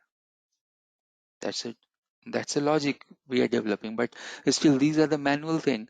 Manually you are logging, manually you are copying, manually you are pasting somewhere, then you are saving in the folder. Correct? So the task is somehow to take the running configuration. You are taking the running configuration, then you are copying. So you are doing the copy for the running configuration, and then you are saving in the folder, saving to the folder, and then final thing is you are doing some sort of difference program you're running, and you are comparing the configuration. Now if you are doing the difference in the notepad, or maybe some tools are there, so you can put one file one place, other file other place, and you can check the diff. Even in the SD-WAN GUI also we can check the diff. Correct? We have option to check the diff, or maybe you can run some diff program. But it's still, this is good for 1 or 2 or 3 devices. This is not good for 300 or maybe 3000 or 4000 devices. Correct? So you have to develop some logic. So what you can do, that okay, I will use one API. So I'm going to use one API to get the running configuration. Then I will use some Python file program to copy those configuration inside the local folder, and then I will put a loop that will go up to 300 times, and then it will put all the files inside the folder. Now once I have all the 300 files inside the folder, again I will go and run one of the difference script, and that difference script will compare all the files, and then it will generate the output either in a text or CSV or Excel, etc. Correct? So like that we have to develop the skill set. Like that we have to develop the logic and code. You will get, again I'm repeating this thing, codes are everywhere. You will get the code. Even the hard code programmer, they are getting the code, and there's different places you can get the code. The thing is that, what's the task, what is your logic? Those are important thing, task and the logic. So now here you can see that you have one API to take the running configuration. Now inside the API, when you go inside the API, so there may be chance that you don't have API to get the configuration, but you have API, but you have API to get the device ID, and then you have the API to get the device name, and then you may have API to get the configuration. So that means you may have to call 3 different functions to get the configuration file. And then you have to nest API A to B to C. So the output of A will become the input of B, and then output of B will become the input of C, and then you will get the output. Okay, so that's an interesting thing we have in the programming language. In normal terms, we are telling this that everything is working as an object, and then since everything is working as an object, you can call any object anytime, anywhere. Just like object oriented programming, where we are calling the objects whenever it is required. Okay, so that's the same thing like it's machine to machine interaction, and there are so many cool things that is happening behind the scene with respect to API. there are some examples, and you will see, if you go and watch some YouTube videos or some Cisco live videos, you will get good amount of examples related to the capabilities of the APIs and the methods used for the API. In this case, we are going to use the RESTful APIs.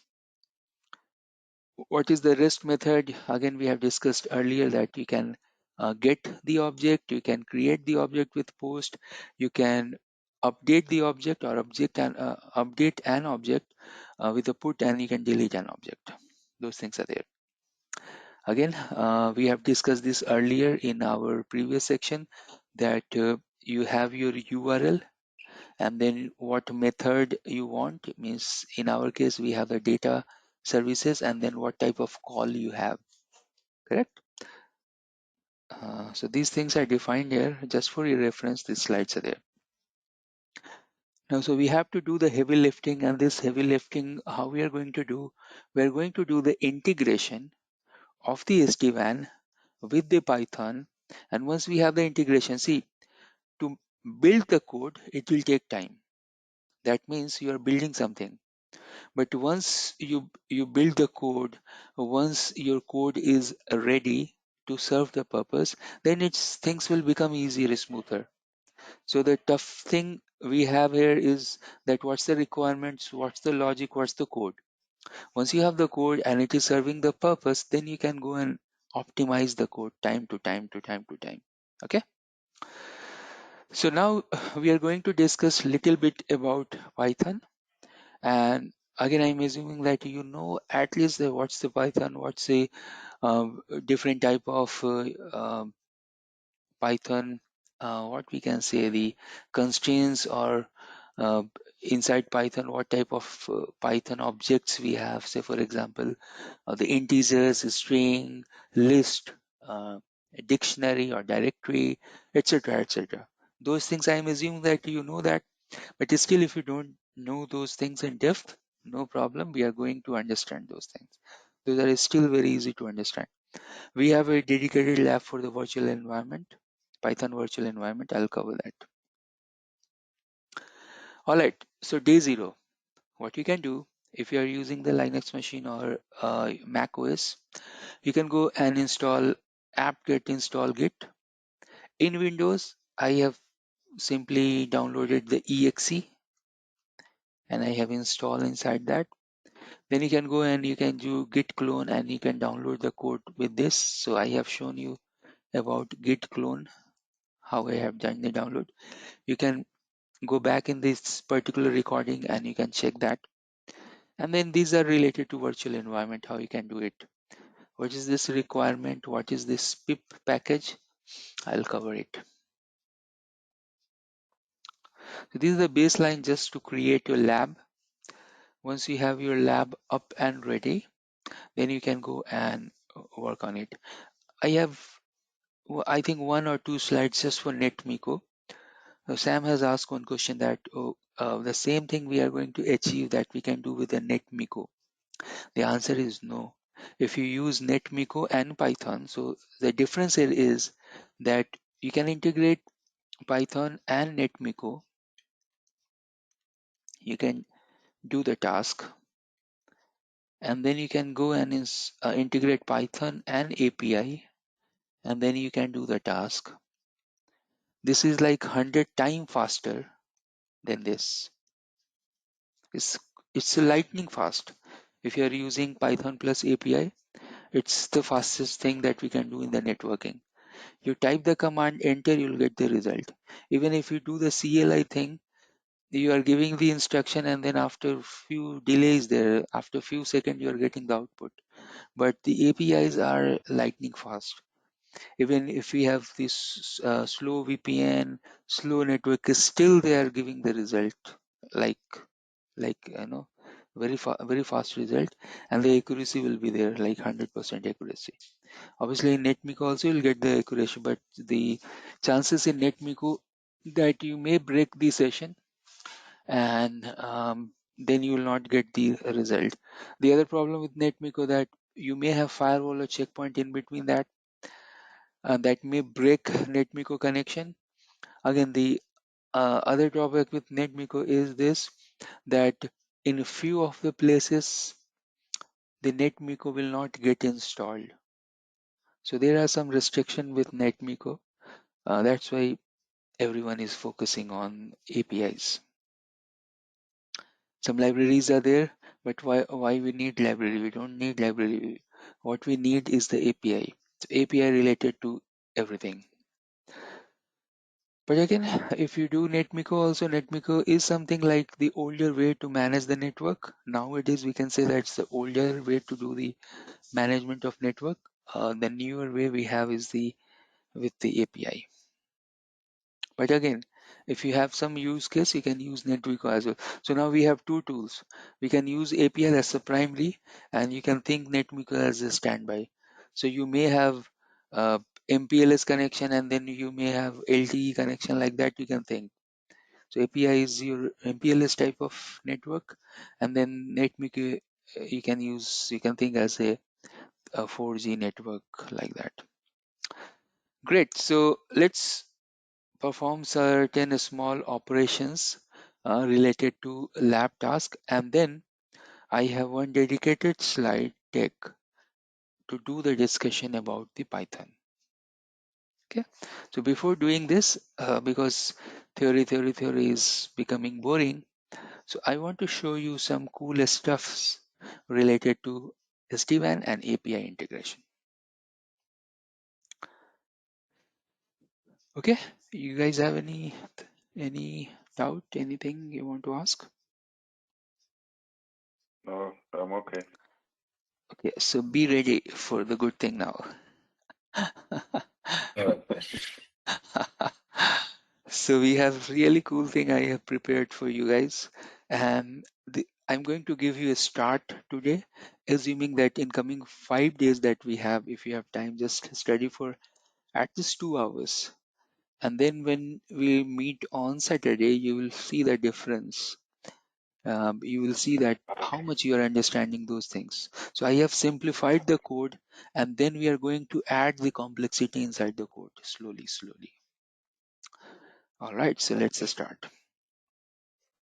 So uh, before I go there, um, let me tell you the programming strategy that we should follow, the standard practice we should follow, at least in terms of networking programming that we are going to do, and we are going to achieve this task. And actually, this is tested thing that I'm going to tell you, and I'm using it, and everyone is very happy with me with that strategy. So obviously, no, they will become happy from you as well, like, oh my god, what you have done. Okay, so what's Thank that? you.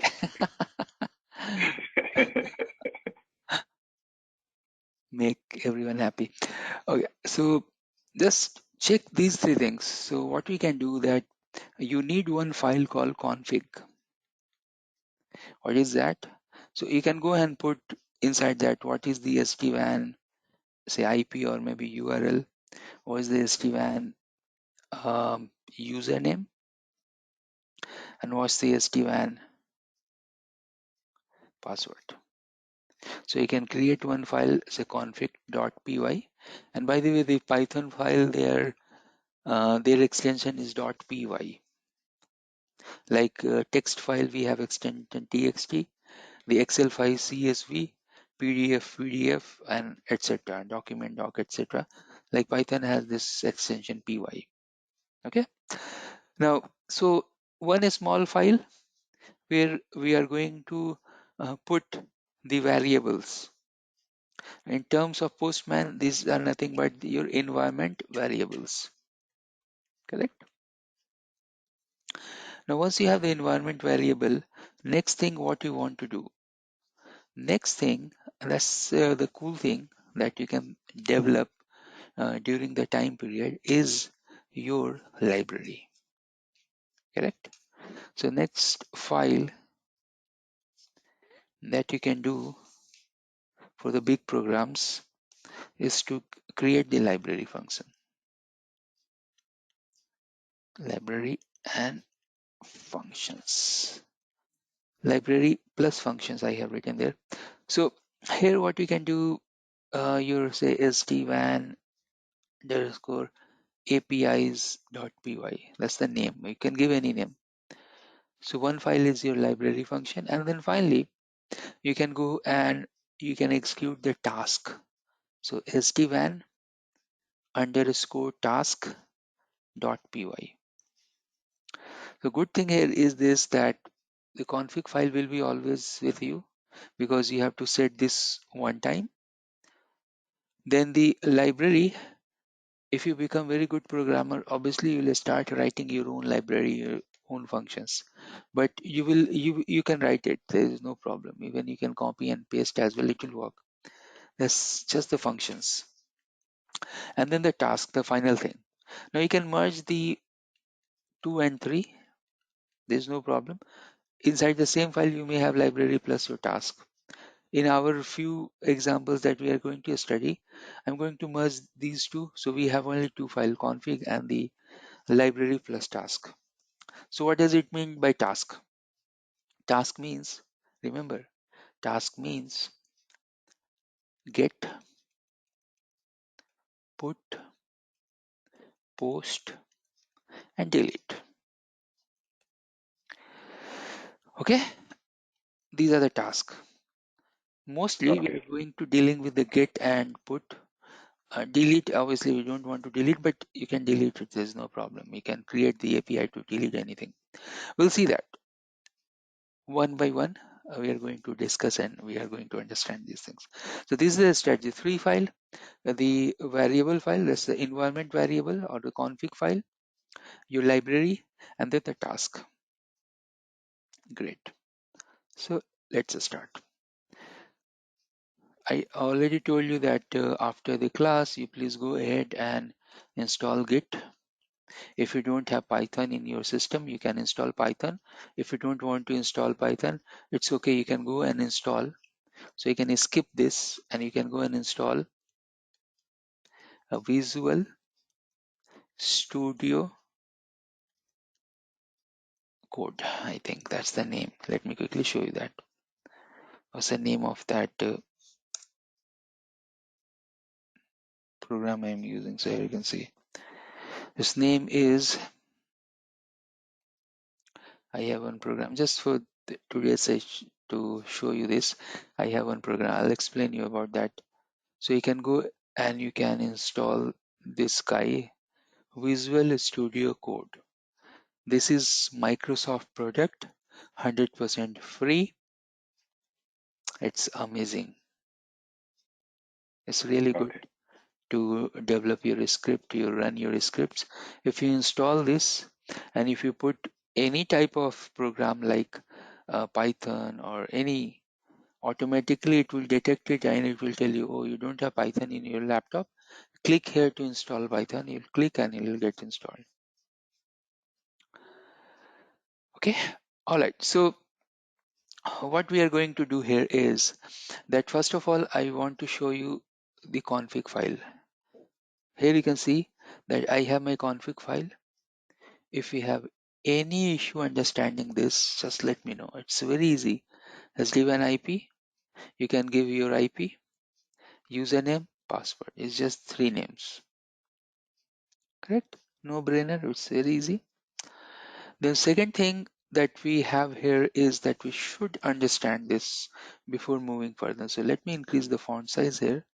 I want to explain you about this thing, that what exactly this is, and then we'll go and test this. So on the top you can go and give this pond and this shebang. It's not required. If I remove also, there is no problem. In the older Python code we have to give this, but it's not required nowadays. Anyways, if you are giving this symbol here, this means comment. After that you can write anything. So here I can go and write, say, author name and code task, whatever, get device list, then the author name, description. Then you can go ahead and you can give some comment. Now if you use these 3 quotes together, the start and end, starting here and ending here. That means you can put any comment. This is a long comment and short comment. So you can see that. Now, this particular section is very important. So why we are using Python or any other programming language, you know, the reason behind this? The reason behind this is, the main reason behind this is that you have so many inbuilt code that you can import from anywhere. So once you have Python library up and running, you don't need to write a separate time related code. You don't need to write a separate request related code. You can go and you can call these things. So here you can see that I'm importing some modules, time related module, some sort of request related modules, the system related module. System is in this uh, place. I have my code. Now if I want to exit, or if I want to give some user input, I can use the system variable. And here you can see that the description that is given, this some sort of help that this Visual Studio Code is giving to you. Correct? So that's the cool thing about Visual Studio. This is one of the best editing tool we have, or the platform we have to learn the programming language. Okay. Then you have the JSON, obviously. Yep. You're asking something? I said that is sweet. Yeah, this is actually very good tool. Yep. Yeah. And then we have some other functions like click we are going to use inside our program. So click is a function, it will give you some sort of user friendly help. We'll see that what is the use of click. And the tabulate means that I want to print my output in a table format. So that's why we have the tabulate. Then we have the URL library. URL library is something that if you have some sort of certificate errors, or if you have some sort of uh, it is going to deal with the certificates. It's dealing with the certificate error. So here you can see from request package URL library exceptions, import insecure request warning. And from the URL library, if we have any warning, we can false those condition. So whenever you run the code, some certificate will try to do the authentication, but if you do false, means okay, I'm bypassing the certificate, I just want to run the API, so it will allow you with this library. Okay, so from line number 21 to 30, if you have any question, you can ask.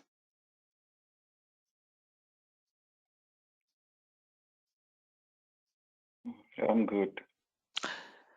Great. So from line number 33 onwards, we are going to build the library.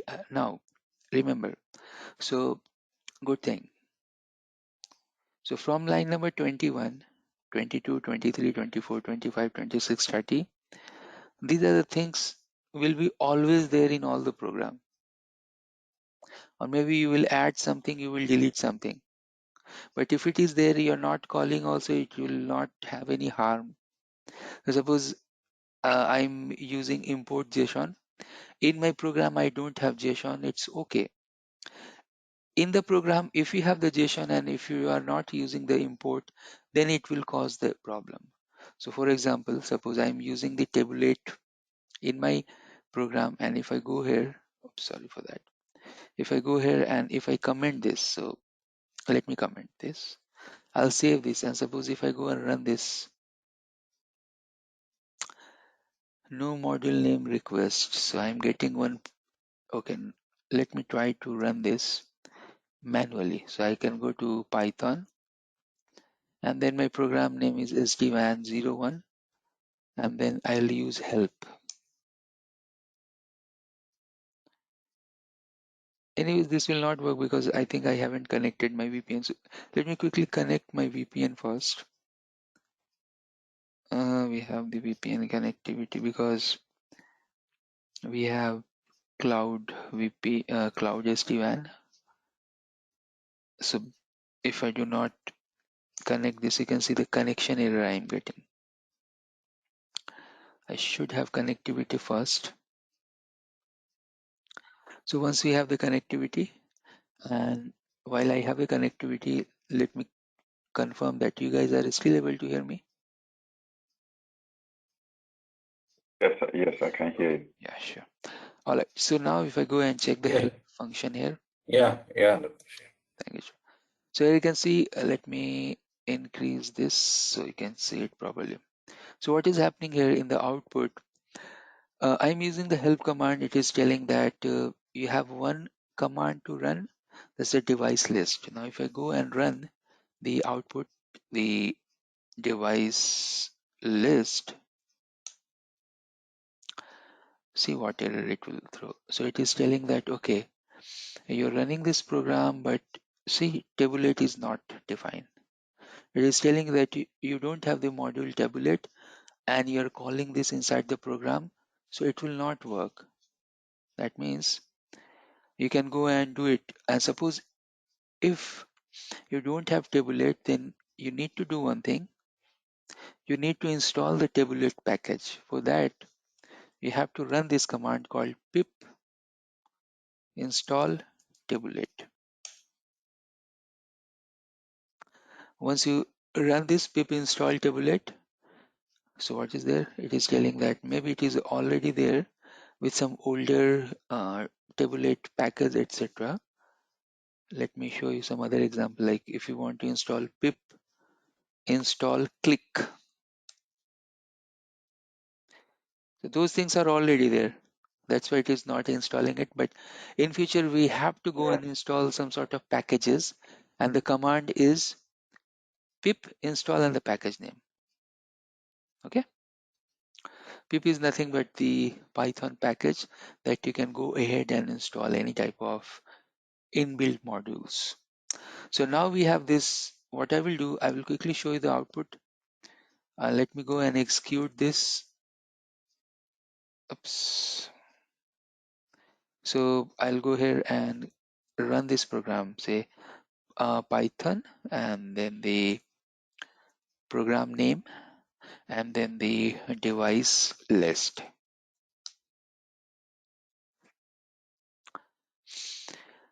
Great. Tabulate is not defined. Still, it is telling that it is not defined. So have I saved this after changing it? Let me run that. See? So when it is generating the table, and if I decrease the font size, you can see here the output. Oops. Let me run one more time. See, so we are getting the host name, one column, the device type, the device ID, system IP, version, device model, platform. One of the nice output in nice table format we are getting. Correct? Why? Because we have one function tabulate. Again, how it is happening, I'll show you. We'll discuss about this. Okay. So let's continue our understanding about the APIs, about this program at least. So let me make some space here. I can go and close that as well. Okay, so what you need to understand from here is the library. I'm going to explain each and everything from this list. Okay, and then we'll run the program, and then we'll do some modification, and then we rerun. We are going to add some packages, modules as well here. So far, if you have any question, please feel free to ask. And let's continue. These 30 minutes are going to be very important. Let's try to focus for next 30 minutes. All right. So I told you that we can have a separate file where we can go and build our library. In this case, we have the file and task in the same place, but it's okay. So when you want to call a certain API, we have seen this thing yesterday. So let me go here. See on the top, and this was the failed example, but Any other examples? See in the top, what are the things you have? You have the HTTP, that's the method. Then you have the vmanage URL, port. Obviously, to log into the vmanage, you should have a username and password in the back. Then you want to use the data service, the device and monitoring. So this is the complete API. This is one of the API requests you can think. This is the port, or this is the URL to which you want, or this is the vmanage IP to which you want to run this particular API. And then you have your method. So either get, port, push, get, post, put, or delete, etc. These are the methods. Like that, the same thing we have to build in a program, correct? So if I go back to the program, here you can see that you think that you have to build the logic, correct? So what's the logic? First of all, you want to log into the device. So once you are logged into the device, means I am inside the vmanage, then obviously I want to open a session. So log into the device, open the session, and then you can run any type of request. Either it's creating or deleting or any type of method, correct? The same thing you will see here in the program. So we have to go and initiate the session. And if I can write here, so let me try to write here.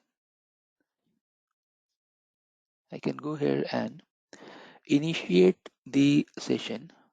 So to initiate the session, what are the things I need? I need obviously the vmanage IP address. So let me just give me a second. Okay. So you can see that you have the vmanage IP, the username, and then you have the password. Now this self is something like you log into the vmanage. It's not required. We can remove that self, but the important thing here is the vmanage IP, username, and a password. So you're going to initiate the connection. Then you want to log in. Here you can see log in to the vmanage. Now when you do the log in, then at that time you require the username and the password. Now the next portion here, if I scroll a little bit down, you will find that the next thing that we have here, so let me scroll down, let me close this. So if I scroll down here, you can see the login. It's very important here to check the login. So you're logging to the HTTP. Let me highlight this, use my pen. So you're logging to HTTP. This S is a variable that is going to call the vmanage IP. That's a string, then the port number, and then the vmanage IP. So this is going to be called here. And this vmanage IP we are putting inside the config.py file that I will call from some other place here. Okay, so this thing here is actually very simple to understand in terms of logic. So what are the things we have? We have the URL. Then whenever you are logging, whenever you log in, you'll find that there is JS security check. Security check is there. Okay, security check means your username, password are correct or not. So you can see that your string and then your security check, correct? Now your string and security check will become the login URL. Now that login URL will become the URL when you will add the login URL to the base URL string, correct? And it's a straightforward thing, nothing complex. You can think like this. You have the URL, that's your vmanage IP, then you have some security check, then you have the username and password. So you have initiated the session first, and then you are logged into the device. So initiate the session, then log into the device, and then you can run the API. Now to run the API, you have different methods like get and post. We are going to discuss get and post here, put and delete as well. So you have your session up and running. Now next thing what you want to do is to log in. So let me clean the stuffs here. So you have the session, you have the login response. If it is not there, that's why we have the system variable. So suppose your password is not correct, your URL is not correct, then you will get one message, login failed. That means you are not able to log in. It will come out. Now once you log in, that's the one function. One function is complete. Log in. Then you have two methods listed here in this library. One of the method is get the output, and the other method is do some configuration. Now both methods are identical, but there is some change. Whenever you are doing some configuration, you know that whenever you are doing the configuration, you are putting some parameters. So for example, go to the interface and give the IP. So interface gig 0/0. Okay, and then you are putting the value there. IP address 1.1.1.10/24. Correct? Now in programming language, that IP address we are telling as a payload. Okay, so what you have to do, that open the session, go to that location, put the payload, come out. Correct? So that's the post thing. I'll come to that. But what about get? Get means you are running show command, show run. Now once you are running the show run to the CLI, how it is? It is returning some value. You're writing this command and it will give you some output. In programming language, we are telling this as a returning some value. So here you can see that your URL that you have built on the top, and it's very interesting. See this keyword data service. So up to data service is there. If you go to the Postman, let me quickly show you the Postman thing. If I go to the Postman here, let me clean the stuffs. If I go to the Postman and if I go and check the data service, and after that if I want to check the devices, so here you can see the API is data service first and then the device. Now if I go and run this, so it will go and print the output like this, and I told you that remove the header and check the data only. So I can go to the, I don't want HTML, let's go to JSON output. It is showing HTML. I don't want this HTML. That's the thing that we can do very easily in the programming. Still it is showing HTML format. Let me run that. I want JSON output. JSON. This code that you are seeing, that is HTML. But anyways, so if I scroll down here, the data field, what it will tell you about the device information. And I can't see anything. So let me see here. Body. Raw. First of all, I don't want. And again, you can see the problem with the Postman. So we are looking for some other information, we are getting some other information, but this result is something like it will print the devices and with the information with the devices. So let me show you this in the URL.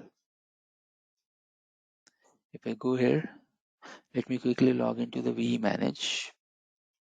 Let me show you this from here. So I am here in the vManage. Let me refresh my session.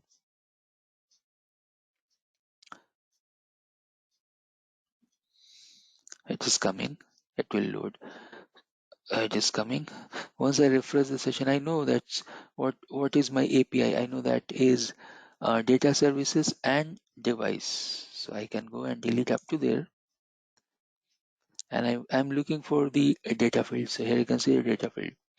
The device ID. These are the key things we have. Let me increase the size here. So what value? Some see key and value. That's the key thing. In Python also you will come to know about the dictionary value. So what's a key? Key is device ID, value is this. System IP, value is this. Host name. It's up to us. When you print this in Excel or in the table format, it's up to you that what type of key you are taking and what type of value you want to print. If you don't want to print the time zone, the device group, the personality status, you do not take it in your program. You take only device ID, you take only reachability, you take only domain ID, whatever, and then you can print only those values.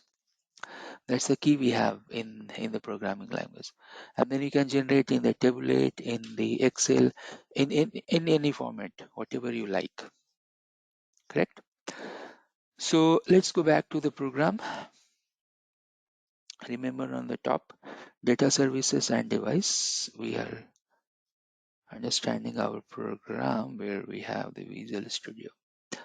Okay, so your get method, up to data services, it is feeded.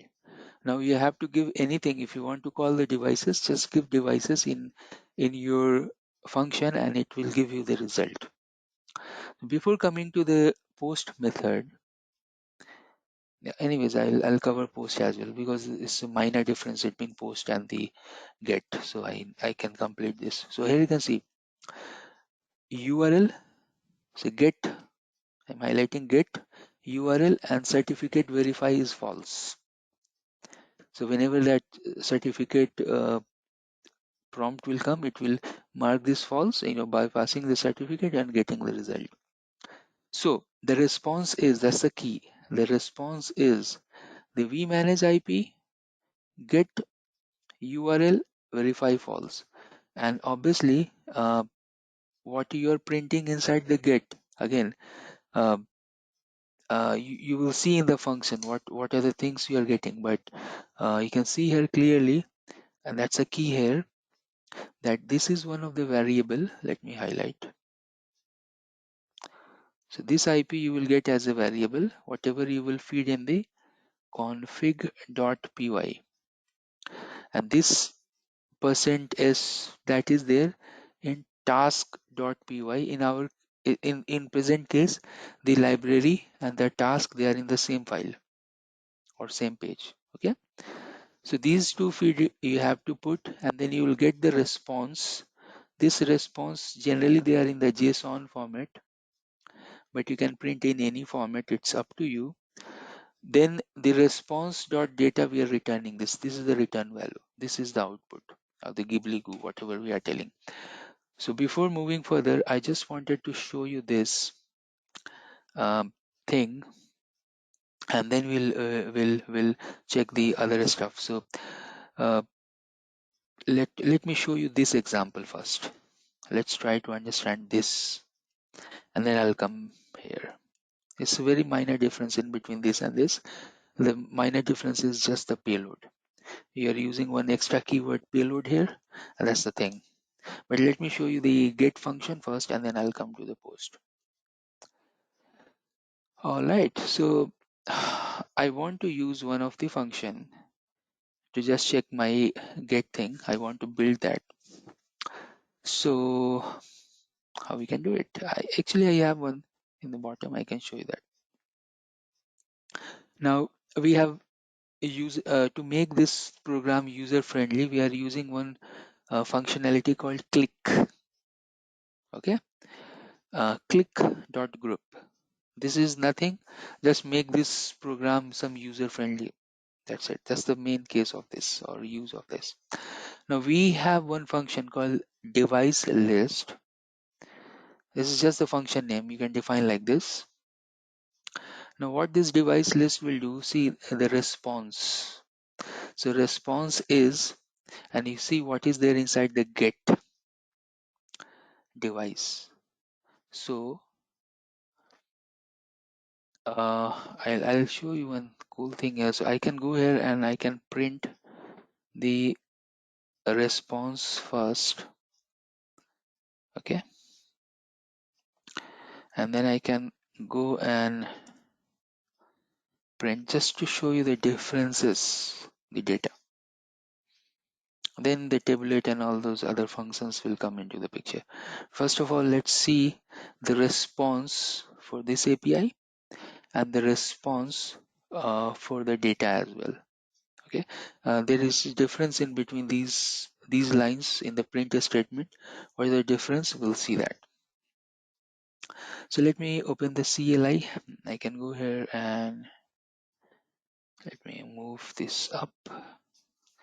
Now I can go to the Python and the SD-WAN code and then the device list. Let's run this. Oops. You are seeing the response in the data. It is throwing an error. It's telling the data is not defined. I can't print the data. But on top you can see this much of information. This is in the JSON format. And while we are developing the program, what we are doing, that we are copying this thing, this output, and then we are putting inside the notepad like this. And then whatever information we need it, according to that we are putting in the fields. I think few of them are header. I don't want header. I want the data. Generally, we can use like this also, or we have other good methodology as well. Like you can go and run the program like this, and from here it's very easy to fill the key and value. See, the first portion is the key, so this is the key and this is the value, correct? So I'll show you that how we can build it slowly. Let's go back to the program and let me make some space. So you can see that data is throwing an error because of some issue. So I can delete this, but you can see that response is working. Response is something that is giving you a something, what I can say, that is giving you the dump file. It is termed as a JSON dump. It is giving you raw data, all the raw. Take it, whatever you need it. Now we have option. I can go and I can print this output in some other format as well. So let me go here, and there is one inbuilt function. I can go and type from pprint import pprint. It's something like nice format of print with some spaces. Now while printing that particular output, again I will print that output. So oops, let me go little down. So what I want to print here is that instead of doing the print, I will use pprint, and then I will go and run this one more time. Let me go back. See, so now it is printing in some nice format that at least we can read and we can take some fields from there, correct? That's one thing. Generally, as a best practice, we are not printing from pprint inbuilt function, but we are printing this in our own defined function. So what does it mean? It means that I have one function here. Let me copy from my older program. I can go here. See, I have one function defined as define pprint. This is my defined function. Simply I can copy this and I can go back here. I can scroll this little bit down from where my function got start or maybe ended.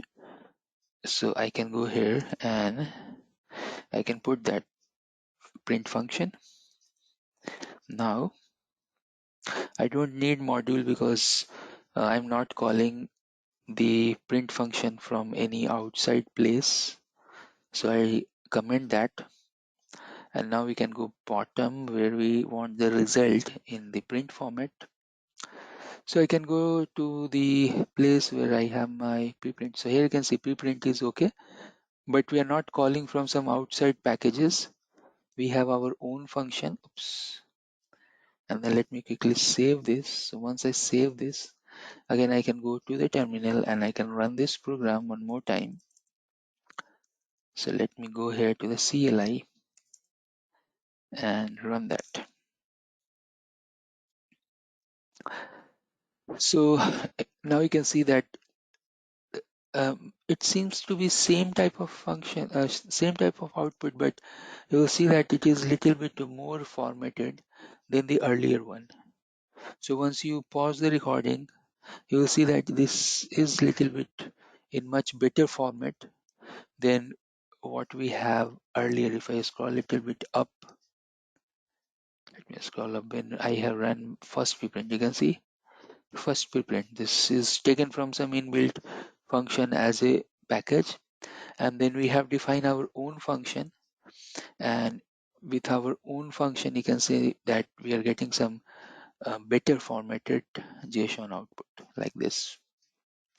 So again you can see the device list, and if I go back to the API call, see like this, you are getting this.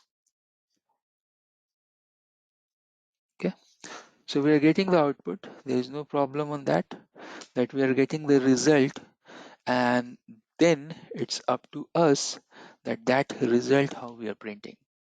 So that's why we are using one of the package called Tabulate. Print this in a table format. But to print that in a table format, you have to have the data.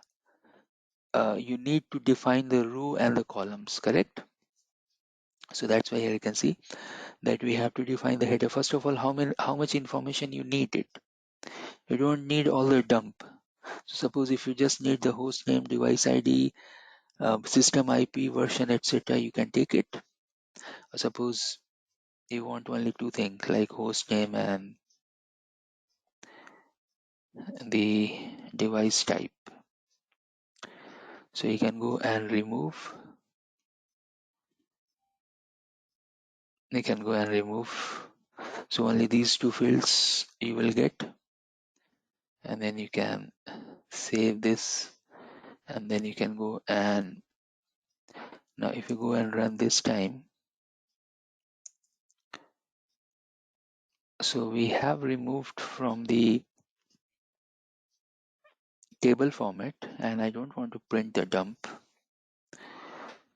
So I can go ahead and disable the dump. We can go back and we'll run that. See, only two items, host name and device type. It's up to you that how you want to print. Where did you click to disable that print PP response? Yeah, here you can see I commented this line number 112. Once you comment, yeah, it doesn't work. Okay. Yeah, this is just a comment statement. It will not work. When you say disable, I thought you pressed somewhere. Just you added a comment sign. Okay. Yeah. So you can add one comment line and it will get disappear because this is the comment line.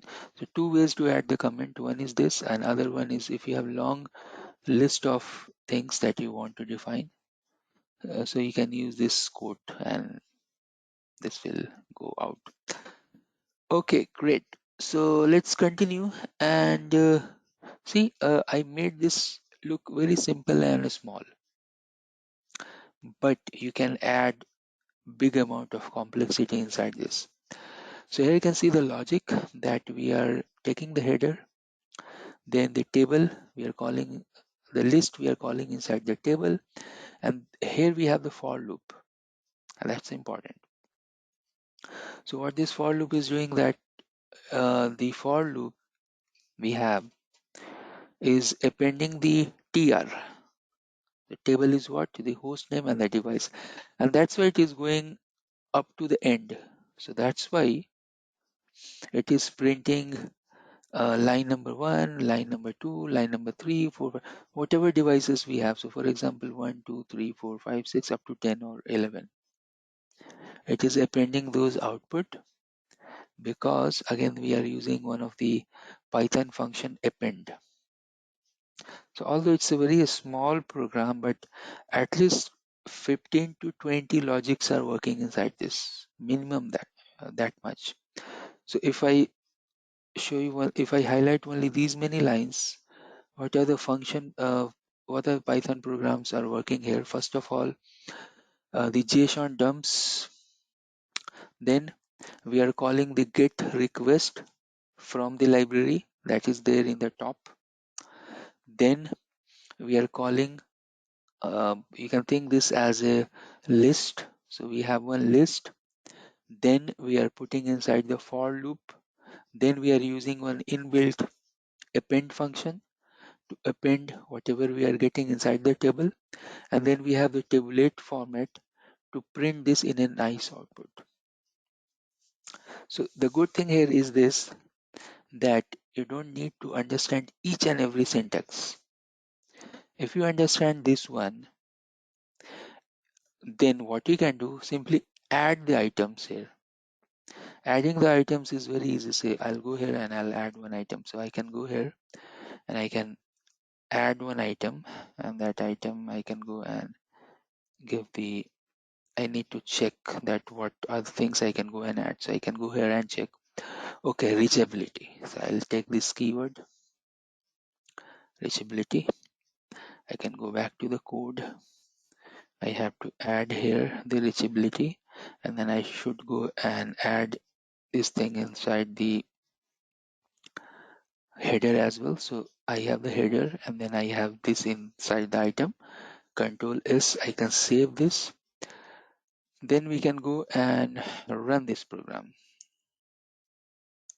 So this time it will print 3 columns: host name, device type, reachability. Correct?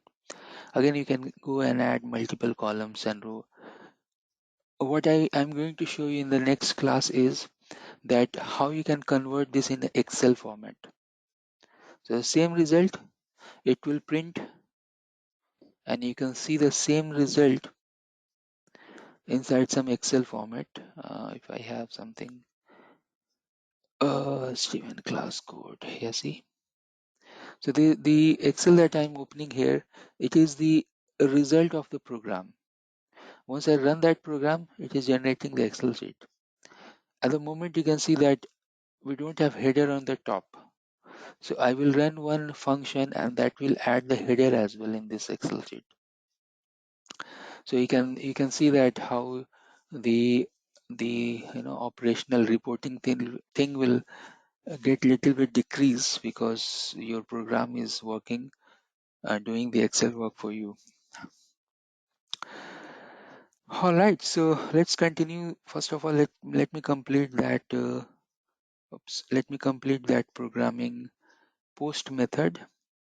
So let me go back here, and here you can see. So once you have the get method like that, you have the post API post method as well. What you can do inside the post method is only 2 things are changed: the payload and the header. You have to give the payload what you want to configure. That will come inside the payload. And you need the header because the payload format is JSON. So you can see that header content is the application/JSON, and the payload is the dumps payload, JSON dumps payload.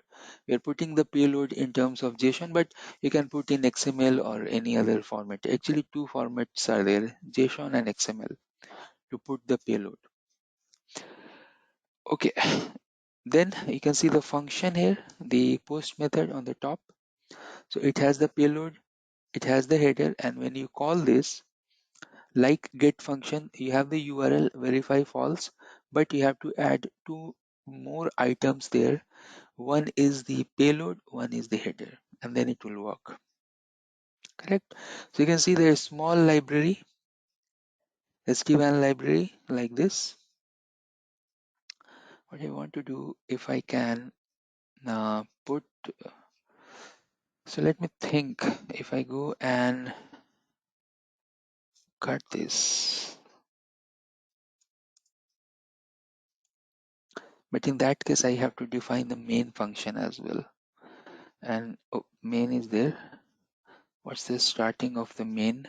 Let me see. Do I have main function that is starting? So not just starting the main function, because main function is taken as a CLI. So let's see. CLI is there. Let me go up. Yep. So I think it should work. Let me do one thing. I can go and paste this. This is the library. It's very less items are there in this library. There's nothing much in this library. And I can save with any name. So save as say SD-WAN API.py. Gone. Now we have to import now SD-WAN APIs. Okay, and then you can go here and you can run this. So it has some issue now. Why? Because you can see that it is telling that some problem. So what is happening now, that when you are calling some function that is there in some other place in the same folder but in other place, whenever you call that function, you have to use that function name here as well. And that's the reason it is telling that it is throwing the error that although you are using this get function. So let me see that where we are using the get function. So here you have the get function. So when you are doing this get request, it should call that function. So it should come like this dot SD-WAN underscore APIs. Not like this, it should be like this, say SD-WAN and then dot and then SD-WAN APIs should coming like this. And then you can go and check this. Come on, it's import SD-WAN APIs. Yeah, I can understand inside the SD-WAN APIs. Here also we have to go and define some sort of import statements. Okay, but yeah, we'll see that. We'll do the standardization later. First of all, let's work on the basic scripts, and then we'll go and add some more and more complexity in all this.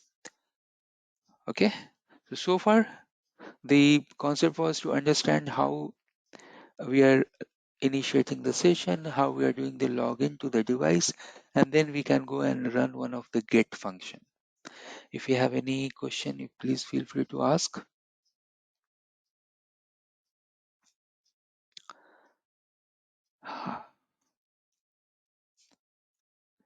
Yeah, you need to watch this video. You guys are there? Yeah. Okay, sure. Yeah.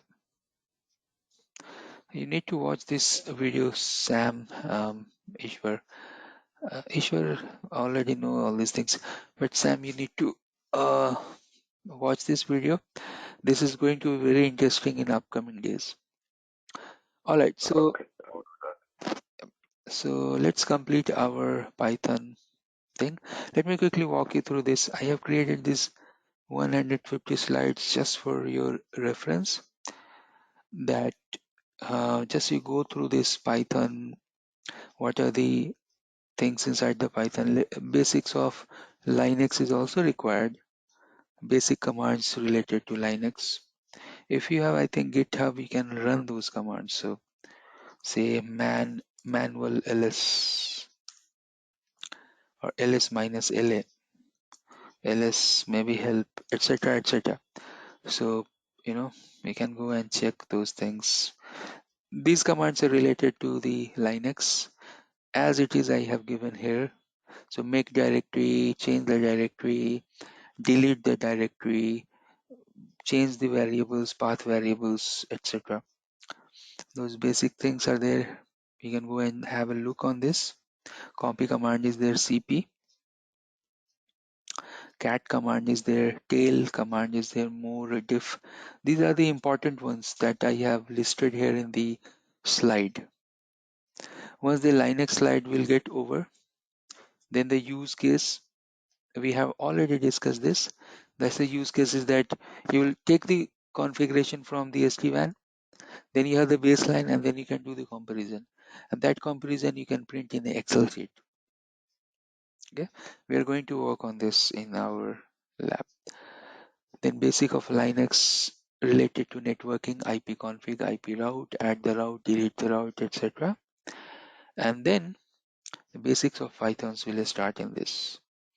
So in Python, we need to learn that it's open source, it's very easy to run. We have executed just now. What are the strings, what are the variables, or what type of data types, to be precise, we have? So string, number, list, dictionary, boolean, files. What we are going to use more? Dictionary and files. We're going to use more and more. Even the conditions will also come, like while true, a plus b equal to false, then continue. Those things. Numbers are a simple thing. uh, IP addresses and other things. Even IP addresses are termed as a string. So numbers, we may use that numbers. Which number logic and string logic is very easy. A string, my name, your name, is a string. IP address, some command like show run output is a string, etc. So you will see that all these things in the program. Just for your reference, you can have a look here. If you go through these PPT slides, you will understand this, what it is telling. Some keywords that we have used append in our program. So here you can see that we have the upper, lower, replace, etc. Then the number format, boolean condition, 2 plus 2 is 2, 2 plus false is false, false plus false is obviously false, etc. And then the list, you can put number inside the list, but the most important thing is the dictionary. Why? So in Python we have dictionary, correct? And the JSON is other data format. By default, those are very much similar to dictionary. So what's the key here in the dictionary is that is a tuple, like key and value. You can see the key and value pair. And the JSON format is also like key and value. So you can compare the JSON format with the dictionary. It's very much compatible. And that's the main use case we have with the dictionary item. One thing very important here is that the list, so if you have empty list, you can denote like this bracket, and if you have dictionary, those are denoted as a curly braces. Okay, so those are very important thing. Then obviously we can play around with the dictionary, with the list, etc. Loop condition, what you need to learn? You need to learn 3 different type of loop: for loop, while loop, and if else. All these 3 conditions we are going to use in our lab also. Okay, so if you have little bit of knowledge about for loop, while loop, and if else, although these are very easy and straightforward. So for I equal to 0 to I equal to 10, print. So it will print ABC. So print ABC for 11 times or 10 times. While it is false, come out. If it is true, print. It's like that. It's just the logic. So you have some of the loop functions are one of the most important thing we have in our programming, because we are going to use more and more and more functions. So once you have your config file, that's your variable. Once you have library, then you can, inside the library, you can define the functions, and in the task area, simply call the function and that's it. Call the function, print it, and your job is done. Same thing we are going to do. Functions. Define the functions, play with the functions. Okay, so functions are there that those are the objects you can call. Working the file is also very important. We have good amount of examples related to file. So suppose I have to take the backup for 300 devices in a certain folder in a certain place. Then I can use this file operators, and then I can store all those configuration in a folder with different file name. So file operation also we have to study, and we have examples for that. Some scripts are there. Anyways, we are going to deal with all these scripts and how we are writing and executing the scripts. Then final, we have the error handling. In our program also you can see that we have error condition and the error handling method. Try and accept, they are the error handling method. Even you can use try, accept, and continue, try, accept, pass, etc. So those keywords are there. You're running a condition, and if you have some exception, if you have some error, how you will handle it, that is also a good thing for a professional programmer, that how they are putting the error handling code inside the program. Okay, and exceptions and the error handling, that's it. So I will upload this file and this file, and then I'll go and upload the code that I have created for day number 2, config, and the SD-WAN 01, and this recording. So these 4 or 5 files I am going to upload in that same location, and you can go, you please go through these videos, watch the videos, try to build the lab, try to do at least whatever we have done in here. Once you do this thing 3-4 times, you will become very, very comfortable, because in upcoming session, upcoming classes, we have to deal with some of the complex program, maybe 300-400 lines of code we have to go and explore. So be ready for that. This is the initial a starting point. You please install Visual Studio, GitHub, whatever I have done today, please try to do that from your side.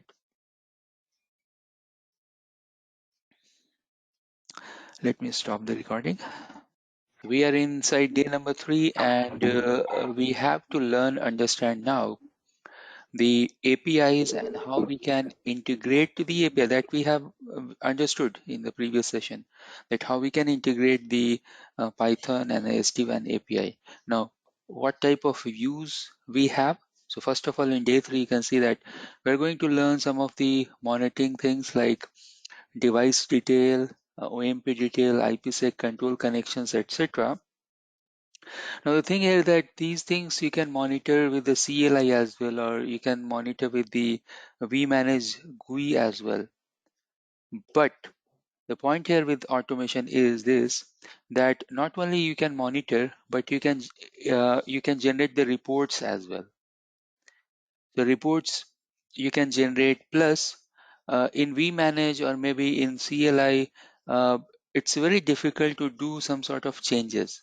So suppose I'm running one command, show SD-WAN IPsec, inbound or whatever outbound, and then in that I don't want entire output, but I want only 4 fields, or I want only 3 things inside that.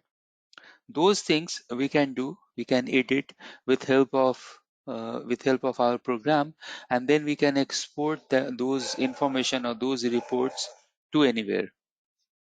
Okay, so that's the thing we are going to learn today, and it's a very important and interesting. Now what we are going to do, first of all, I will show you all those steps, step by step. So from 0 to 1 to means from beginning to the end, that how we can do it. And suppose if I am touching OMP, IPsec control, but there are lot many APIs. So the way that I am using only for 4 or 5 examples, the same way you can use for other things as well. And I will show you that what other things we have. Suppose if you want to track BGP, OSPF, any type of routing protocol, any type of security features, for that you have inbuilt API in SD-WAN.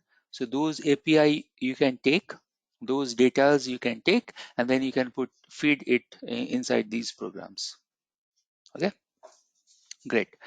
So let's start day number 3, and we'll start with a small program, and then I will add much complexity inside that. So let me quickly go and connect with the VPN.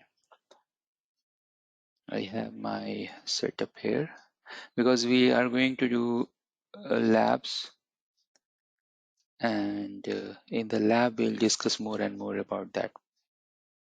Now, one of the interesting data type that we have in the Python script, means it's not Python data type, but one of the interesting data type we have is the JSON. And JSON is very much similar that what you have in Python dictionary, DICT dictionary. So Python dictionary and JSON, they are hand in hand. And what is important inside JSON is that you have 2 values. You have key and value. Like in JSON as well, you have key and value.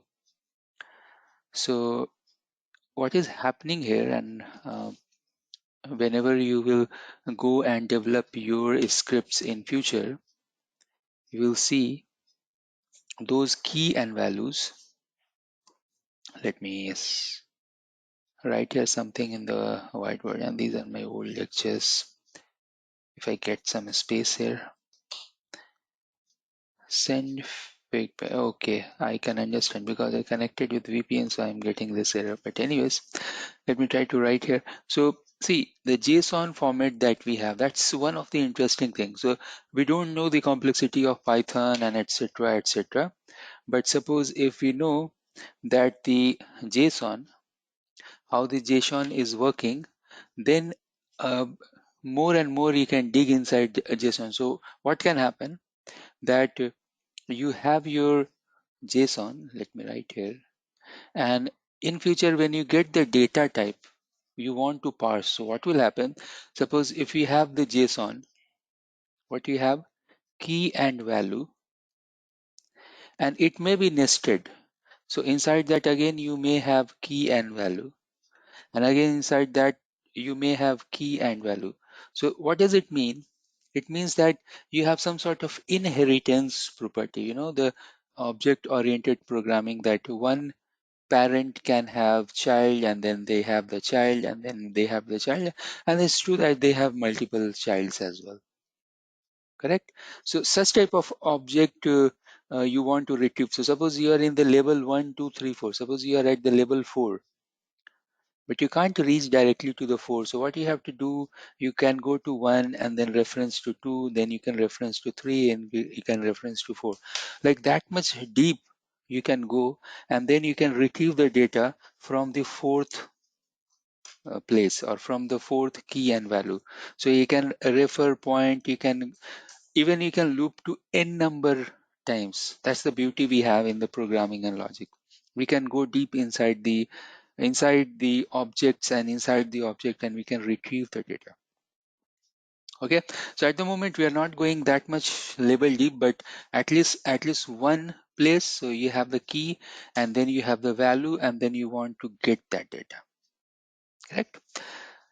So let's see this. Let me clean these stuffs and let me show you what exactly I want to tell. So first of all, I want to open one API. Let's understand first of all the format of the output. And you may have different types of output. That's for sure. So let me quickly open my Mozilla and where I can run the API. So now our VPN is connected, means I can go and access my vManage. So let me give the URL for that. We know that we have to go to the vManage, and then from there we can go to the API docs where we have all the inbuilt APIs, and we have other URL as well. I will share you that URL after this class where we have the list of APIs. Correct. So let me go here, API docs. Now once this document will come, then I will show you one example, that API example we want to convert first inside our program. So we will get the result. I will show you everything. First of all, we'll go and get the raw data. Okay, so how it is? First of all, when you run the program, you will get the raw data. From that raw data, you can go and convert into the table format. So table format, and then you can go and convert into the Excel file, CSV file. So we are going to learn that how we can take a raw format, and this raw data you'll find in the JSON format, key and the value. So then that key and value, how you can take that value, whatever you want it, and then you can convert to the presentable format. Okay, so let's do that, and let me erase this.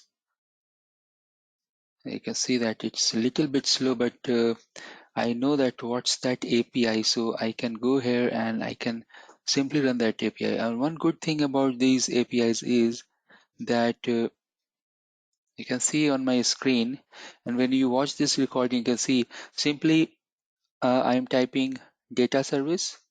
Some places like in DNA or others, you'll find the URL is like the IP address, API, the keyword is API, then version 1 or version 2, and then the what you want. So in this case, in SD-WAN, we have the data services and device. And now you can see that is still my okay, my VN is got open, but still it was loading. But at the moment I click to the API, you can see how fast this is. Okay, it's actually APIs are quite faster than the GUI operations. Now we don't want header, so what you want here you can see that's the key. You want the key, okay, and the value. That's the thing, key and the value. Now it's a very interesting here, and when we are doing the parsing of data within data, so there may be chances that you can go to a certain object, and inside that certain object you may again find the key and value. So label inside label, those things may also happen with the complex data structure. Sometimes you may get the information in the list, sometimes you may get the information in the dictionary. Okay, but mostly you will find the information in this format, that's called dictionary format. But this output is actually the JSON. The Python equivalence is dictionary. So you can see that huge amount of data we have now. In this output, you can see that what are the things you want to print. So I want to print, suppose, the device ID, host name, reachability. So let's build only these three things. I want to print output with device ID, host name, and reachability. Only these three things. So how we can build it? Let's go to our program. So here you can see the program that we have, and let me copy this into some other editor.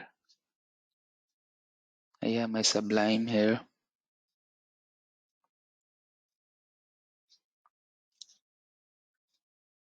Okay.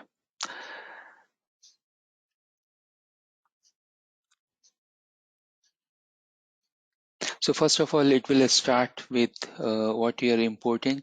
Now this pandas is related to one of the converter if you want to convert CSV, JSON, JSON, CSV, etc. But yeah, you can import the OS. This is just the environment variable OS, operating system. Date time, JSON, CSV, click and tabulate. These are the two functions, two modules. Just it will help you to print the data in nice table format. Then you have the URL lib. These are just to ignore the uh, insecure HTTPS warnings that we want to ignore. Then you can see that I have given DNAC APIs. That's these things are actually taken from DNS. What I can do here that we can build our own, correct? I'll make this as a SD-WAN API, and then the rest of the things we'll see that how this SD-WAN API look like, and then we will build our program. Yeah, this authentication I don't need. Again, there is print command to check the output, and then we have the pprint command to check the output in other format. I will show you that what does it mean. Some functions are there. I will explain those functions later on when we'll go deep inside the program. And seems that this complete program is for DNA. But anyways, no problem. I will do one thing. I will explain you that how you can edit the program. So maybe in future you have to take some program from somewhere and then you have to edit it. At that point of time you can refer this particular video. So how we are modifying the code for some other programs, etc. So first of all, you can see this format is like that. First of all, you have the author name, then the function or modules you are calling from somewhere. I must have to go and improve this. I will improve this coding. Then some functions, some definition, either it is local at this particular page or I can call from somewhere. So these are the defined function like pprint, write header, add header, etc. I'll explain you what does it mean. Actually, I don't need this write header, so let me remove this. So I have this add header. We'll see that what this will do. Then I have the main function. You can go to the main function, and just for your hint, if you do these three quotations, that means you are just making this as a comment. Correct? So let me remove that just to decrease number of lines. Then this is one of the important function that we have, date time. So when the program will start, you can see the date time str is just a string, and whenever I will execute this program, it will give me one message that this program got started at this particular time. So this particular function, you can see here, this function I am storing inside date time, and then I will print with this print statement. So application, whatever name we will give, say get all devices.py is going to be started at this time, and then your program will start. Correct? So here you can see some authentications are there and that I don't need. So I can remove that. Then what I want here, I want to call one API, and what that API will do, that API will run the data services, run the data service and the devices. Means it will give me the device list, etc. So these things again I don't need, so I can go and remove that. But you can see the logic and all those things are there. Again, these things I don't need, but few of the lines I want to use for future purpose. So those things you can comment, just comment them. You can utilize these codes later on if you want. Or suppose if you have to comment, if you have to do bulk comment like 3, 4, 5 lines at a time, so what you can do, you can use this 1, 2, 3 here, and then up to what line you want to comment this. So you can scroll down, down, down, and before the main function you can go and do 1, 2, 3. Okay, so that means these lines will not come into the picture.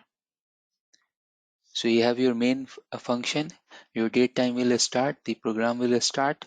You can put your functions logic here, and then you are ending your program with the main closing.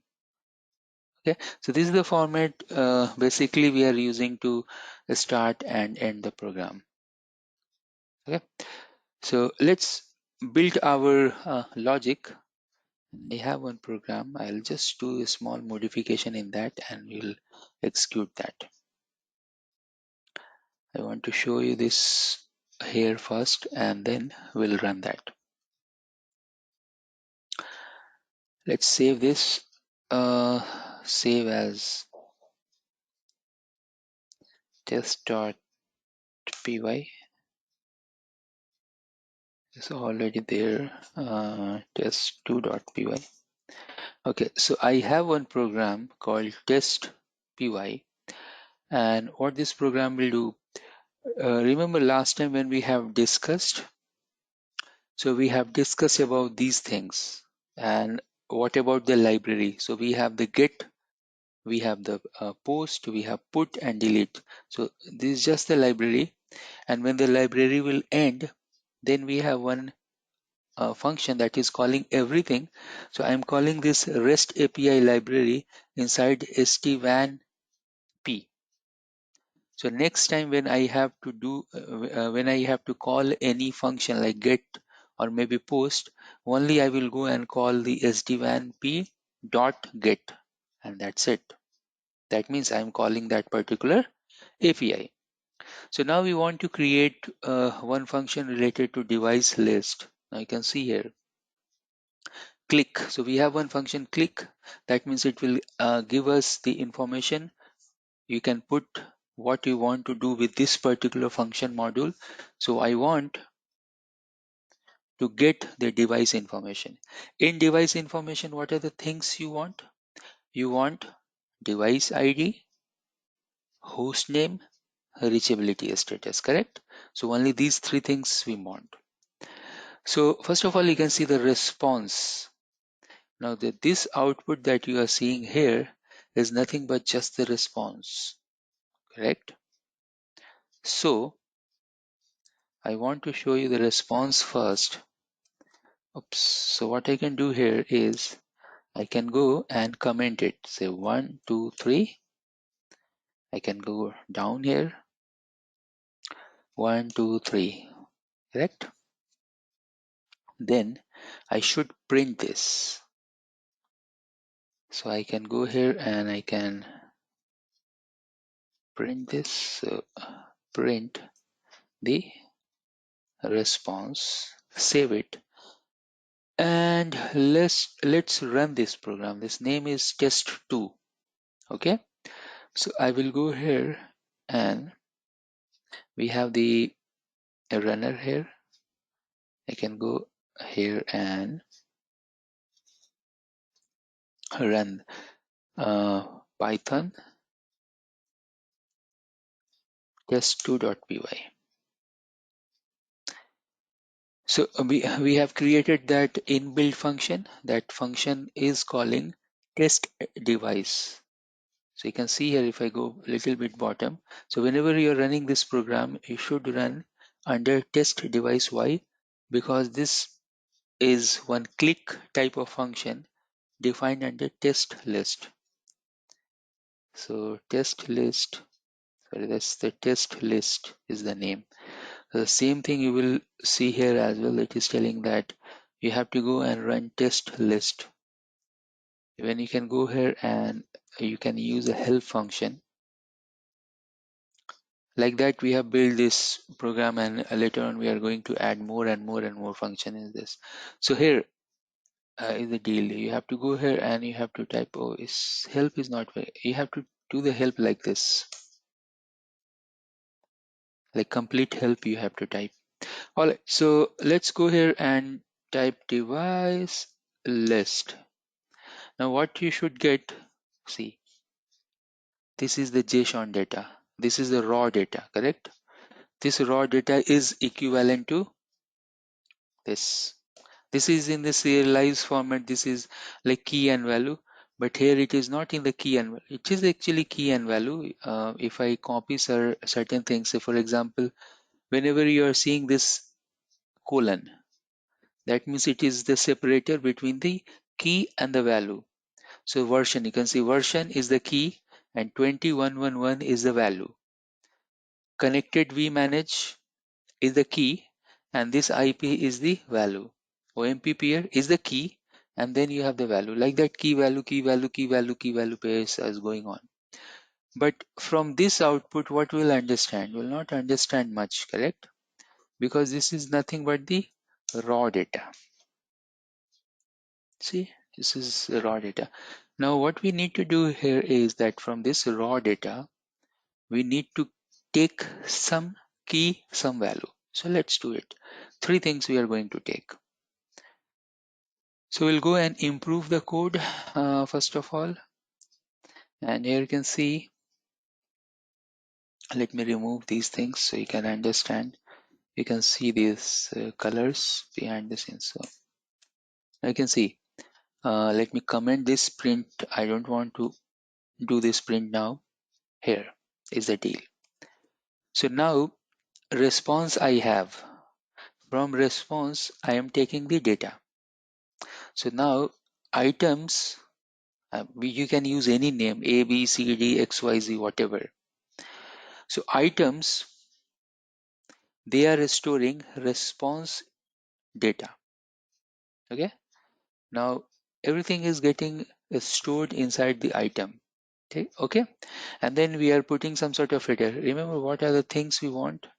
So we want device ID, host name, and reachability.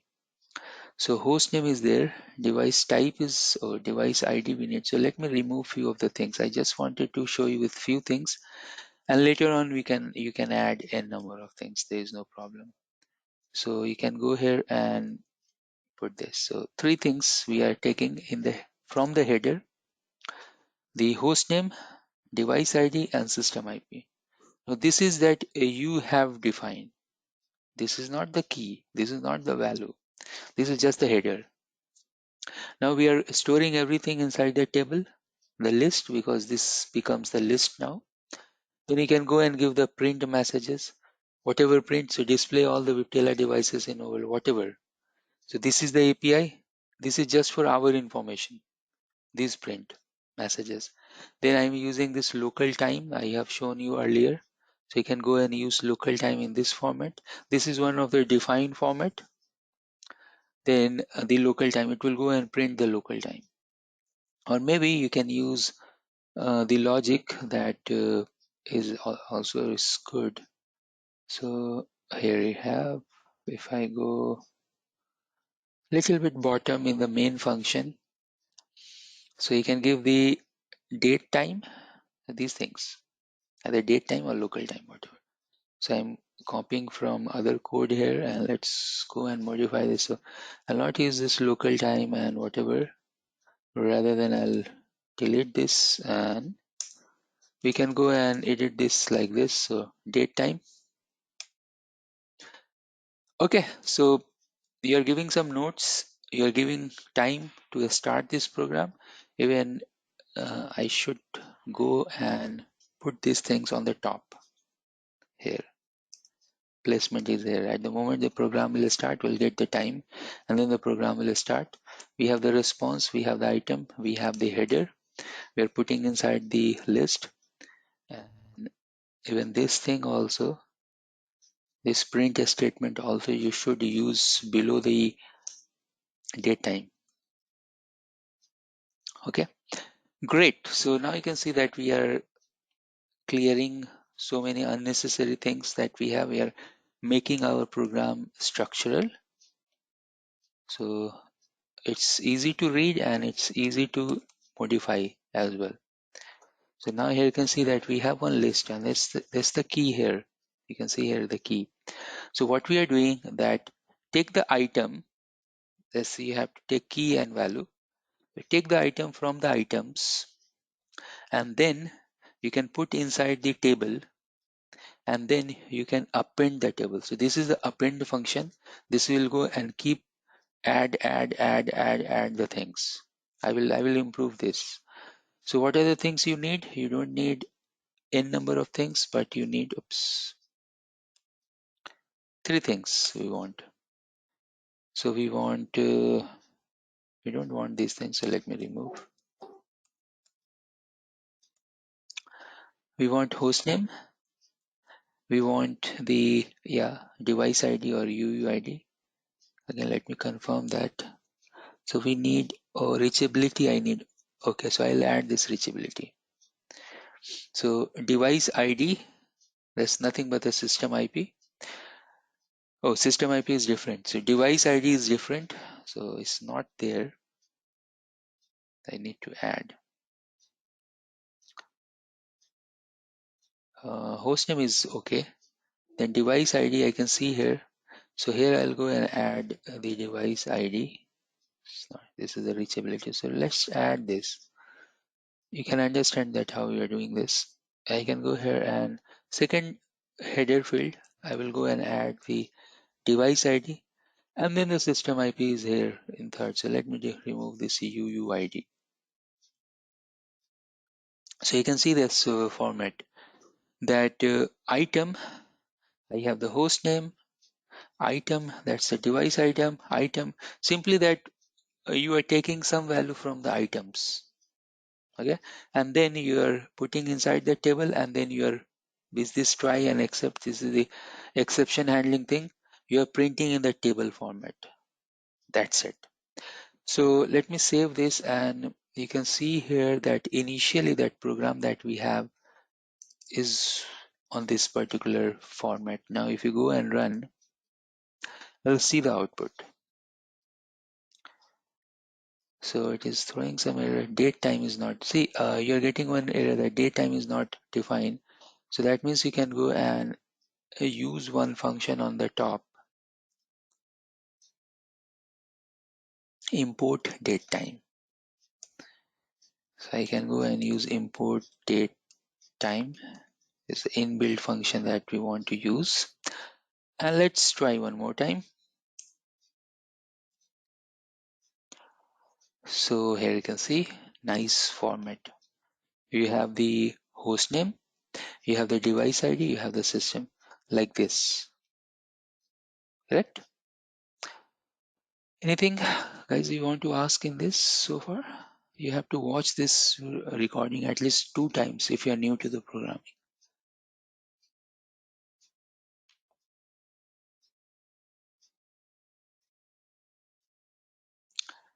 Let me just pause for.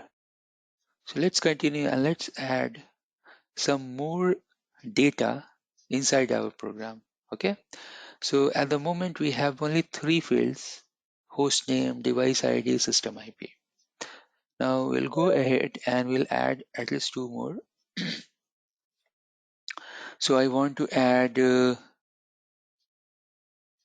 we have the reachability? Oh, we haven't added the reachability. So let's add the reachability. I'll go and add this.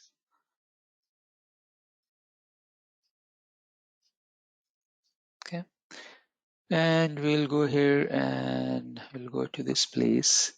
What you need to do, we have to add here. You can use this double quote. So if you are using double quote everywhere, then you use that only. And even you can go and put this, there's no problem. Reachability, because this is just a header. But inside the TR, you should give the exact value. So item, and inside that, inside these codes, we should give the exact reachability in the small. I'll save this function, this particular file, and let's run this.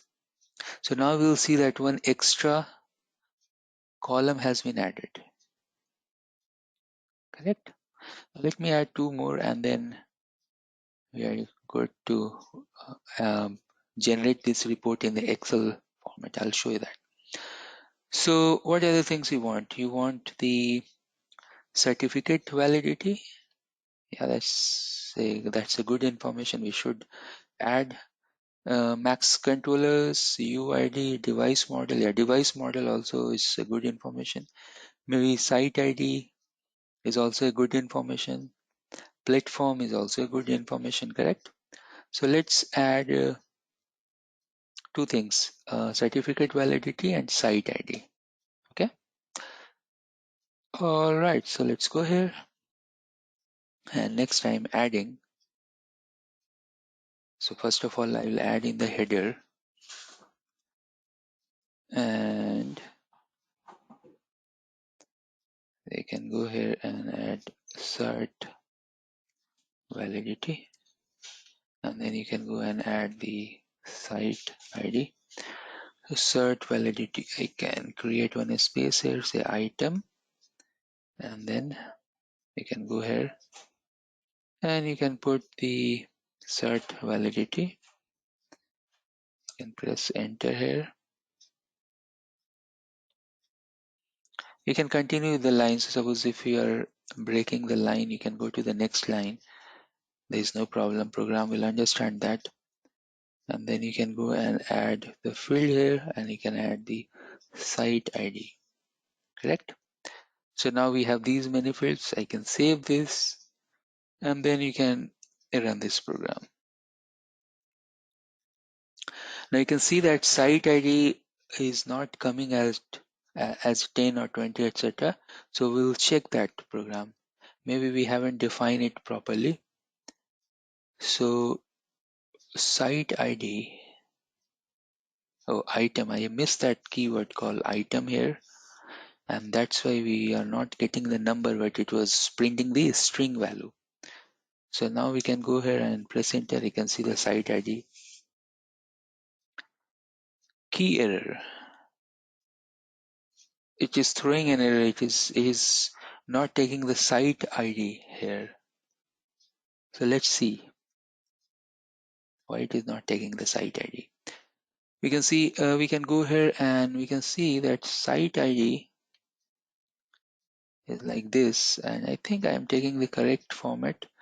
So let me go back, and you can go here and we can put that field here. Yeah, control, and that's actually the tricky thing that we are doing here. So now I can go here and I can run that program one more time, and again it is throwing an error that site ID is something that it is not able to grep. Now if you go and check, is the site ID is within the loop inside loop. Now if you get such type of error, that means that there is some problem with the site ID. Now the site ID that you are seeing here, you can see it's an integer, correct? You can see here. Now rest of the things that we have taken, mostly they are the string. They are something alphanumerical, something like that, like A, B, C, D, E, F, etc. Now this seems to me that this is an integer. Okay. So what we can do, let's go back here and let's try to change the data type or this variable type. So item we are taking, that's true, but I think it should be str, and if it can take it inside the bracket, let's see here, but item and a string I'm not able to take together because again it will go and throw an error. So you can see item and string, it is taking as a function. So let's move this. Let's remove these limitations first. And then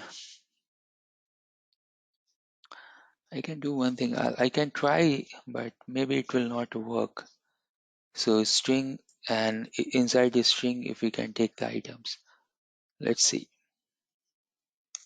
That's the problem we have sometimes. So in those cases, we are taking two independent things. So we are printing these values first, and then we are putting the number later on. Or what you can do, simply you can go, the easiest way that you can do this is, so let me restore these things. So the easiest thing you can do here is that you can go to this place, because since this is just a integer, you can simply go and print like this. It should work, you know. I hope I have given all the close parentheses. Let me see. So certificate validity is closing here, and then the item. Yeah, that's it. So like that, you can go and print. Now when we are printing this, in Python, we have some issue that if you have something like this, it will work. Now, since it is like this, it is not working. But you have seen this thing that in the actual parameter, it is in underscore, correct? And that's the problem we have. So again, some problems will be there. You can go and improve that code. What you can do, that you can go here somewhere, maybe on top. Maybe I can go here and I can define this site ID, or maybe site underscore ID equals to site ID, and then you can go and do like this. So this is something called local variable assignment. If you are assigning any variable inside a loop, that will be local to that loop generally. And if you want to do some global assignment, you can assign on top of that loop, correct? Or maybe outside of that function, etc. Okay, and let's see.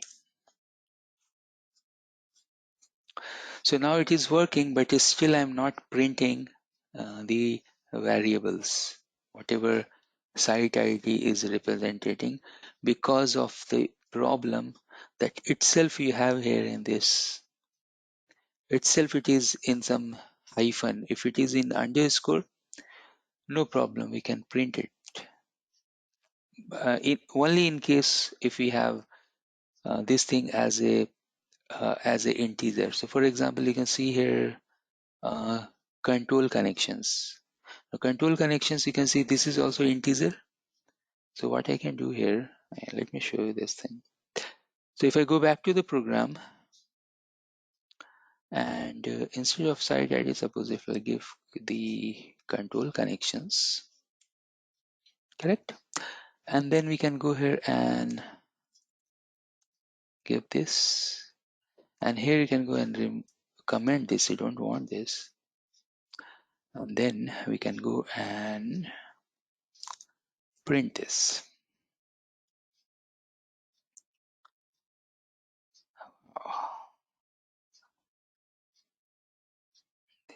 They keep giving us the error. Okay, I'll do one thing. I'm showing the problem as well. Sometimes because of different type of data variables, they will not print, they will not work. So no problem. You can try different options. So now you can see the control connection. I haven't done anything, but you can see that it is working. And when I'm using site ID, because just of this maybe hyphen, underscore, and the integer, mix of those things, it is not working. With control connection, it is working. So just for your reference, you can see that how we can develop the code. I have used so far more than 10 things inside this. You have to understand the header. You have to understand the header format from where you are calling the username, password, and DNAC IP. Because we, as a secure program, we should not put our username password in the same program itself. Rather than we can call from somewhere. So suppose now again, if you may have some security issue and you want someone, if they use this program, they should put some username password. So what you can do here, you can go and you can do these things. From get pass, this is some module, Python module that will prompt for the password. Import get pass. Okay, and then what you can do here is that so you can give one print statement, say enter your password to proceed, something like that. And then you can go here and then you can give your password like this here. So your password equals to get pass. Okay, and then you can save this and you can remove this guy from here now. Now what will happen if you run this program? Enter your password to proceed, correct? Now admin is the password, we know that, so I can go and give admin, and now the program is running. Okay, so this is one of the important thing. Now sometimes it is happening that that maybe you are in an organization and maybe you are managing 4 different vManage cluster. So all 4 different vManage cluster, you have different IP or maybe URL. So that also you can make as a user input. So you can go to the program and you can take this SD-WAN IP, Control C, and you can use one input function. So you can go here and you can give like this, the input, and then you can give enter SD-WAN IP address to begin, and then you can use this, save this. Now what will happen? Let's see. So enter the SD-WAN IP address to begin, and let me put here, then enter the password. That's the admin, and you're getting the results. Only one thing here is that I should remove this also from here now. Correct, and let's run this program one more time. So we can go here and enter the SD-WAN address, that's the vManage IP, and then enter the password. You can see. So again, you can see that usability. Usability is that for different vManage also you can use this program, and you have provided the security as well because someone has to give the password to proceed. So the API call or the script, we are giving some generic format to that, and some sort of security as well. Great. You have any question, anyone?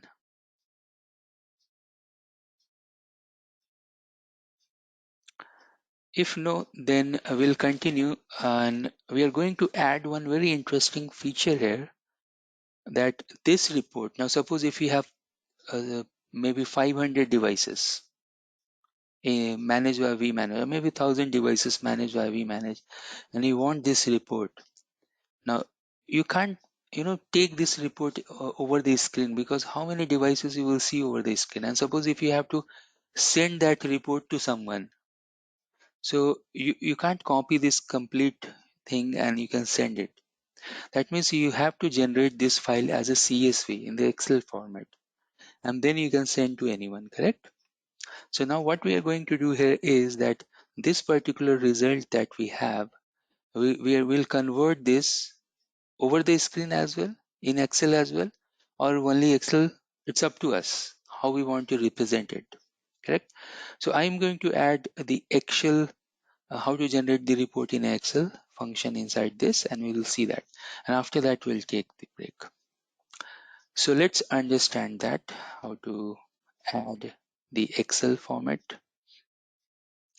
I have that format here. I'll copy and I'll do the edit for that. So let's go here, and you can see I have some functions here. And if I remove these things, so you can see here that if you want to generate the Excel, then what you need to do, you have to define first of all opening of the file. And I don't think so I have here. I think I have deleted. No problem. Let me check my other program. I think somewhere. Yep.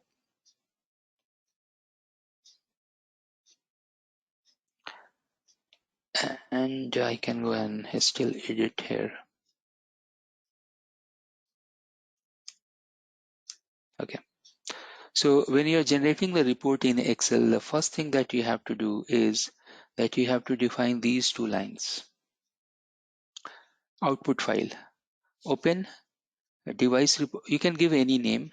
So any name dot CSV, and then write, W for write, new line. That's just the opening of the file. And then the output writer, CSV writer, and the output file. So these two lines you need first of all to add into your program where you are starting your program. So you can go here, and anywhere you can add before the for loop. So I can go here and I can add here these two lines. These two lines are specific to CSV file. Now you can go and give the comment as well.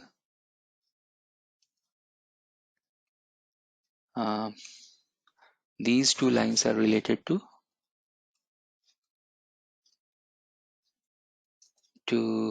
generate, say generate CSV file,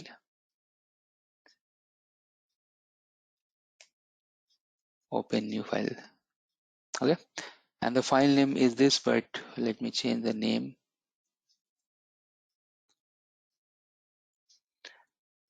Device new.csv. Okay, now where it will get stored, although we have option, we can give any location, but by default it will go and store the result inside the same place from where you are running your script. Okay, so that's the OneDrive, SD-WAN programming, SD-WAN classes folder. It will go and store it. So that's just the opening of the file, but we have to add some more things. So now you have opened your Excel sheet, and then you have to put the data inside that, correct? So next thing that we'll do, that we'll go and put the data inside that. So now for that, we need to use the for loop, correct? And let me go and add the for loop. And in our case, we have only 4 functions. So next I can go here. Even I can add the header here as well in this place where I'm adding this condition loop. So now here you can see the devices in all device list, but in our case it's not the case. We are storing the things inside the items. So what I can do here, should be items. Okay, so device in devices, you can give any name here, but this should be correct. So device in items host name should be, now you have to use this. So host name, device host name is a variable calling device and the host name. So what's the variable? What's the key actually you have for the host name? And that I don't want to take from there. I'll take from the actual API. So how many things we want to print? We want to print only 5 things, correct? I'll do one thing here. I'll go and remove rest of the lines. We have only 5 items, correct? So we have device host name, we have device ID, then we have device, or maybe we have system IP. Then your 4th field is the device reachability. I'll give only reach. And then you have device 1, 2, 3, 4, 5. We have actually 6 field certificate. No problem here. I'll printing only 5. It's up to you how many places you want to print. Then we have the device info, and then we have the print statement, how you're printing, and that's very important. So while you're closing this file, you're closing in the line with the for loop, and this output close and the print, they are in the same, they are just below the for loop. So let's quickly go and add. So host name is there, that's okay. We should have the device ID printed here. We should have the system IP like this. We should have the device reachability like this.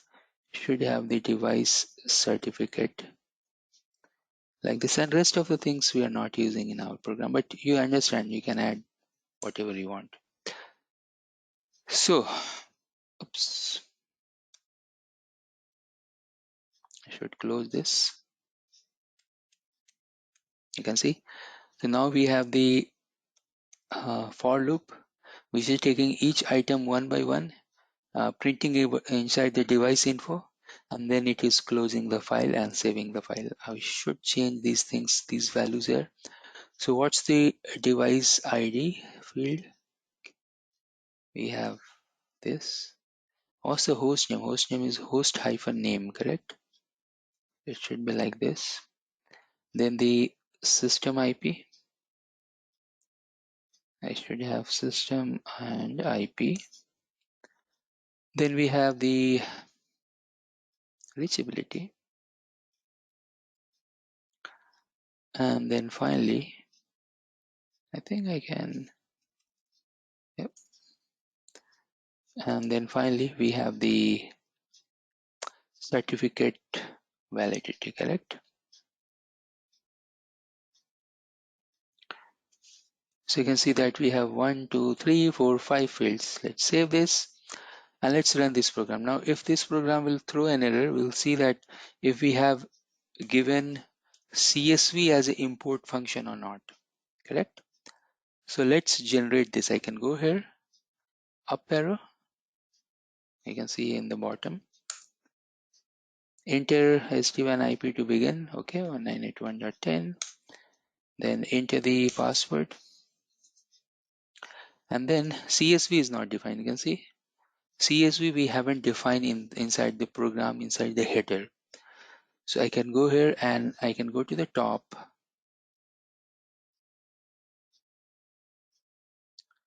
and anywhere you can, oops, you can go and import the CSV.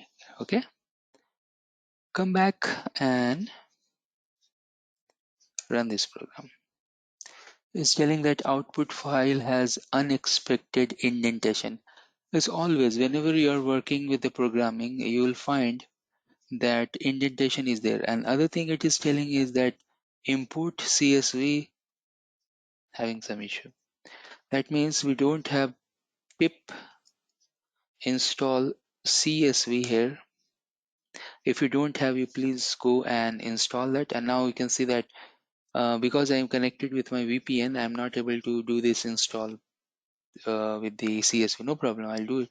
I'll disconnect the VPN and I'll install this. But the command is pip install CSV to install it. The other thing is the output file. So let's see that output file. A nice thing about this editor, if we have any problem anywhere, it will highlight that. So if I go to that place where I have output file, it's telling that it has some issue with indentation. Correct? Let's see. I'm not seeing this. Output file csv.py. Okay, seems because of we don't have CSV. That's why it is generating that error. But I am seeing here that there's no problem with this placement of the output file. But anyways, let me quickly check one more time.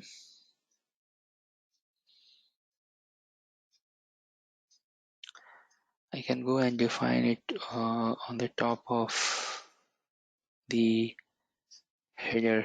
Okay. Yep, that's there. Yeah, so I don't think so any problem with the program because they are in the correct line and we don't have loop on top of that. So I think that should work. Let me quickly disconnect my VPN and install the CSV.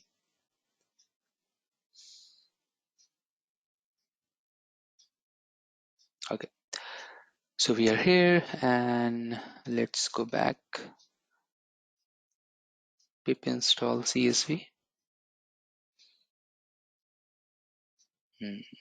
You're missing the upgrade.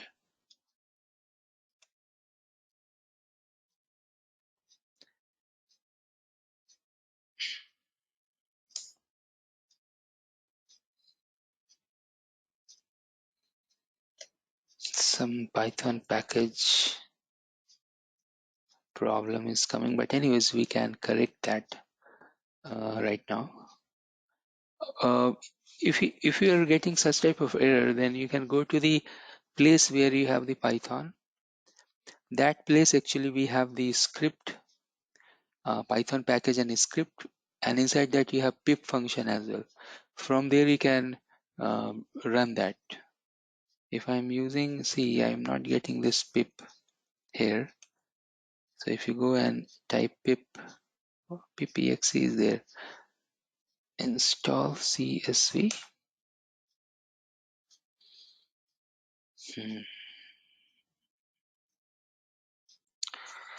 Seems CSV is not there, but it should be there like this. Okay, no problem. Let me quickly search that for CSV, what package is there. So if you are coming to these things like Python package for CSV, let's see. You can always go and check the help for the packages.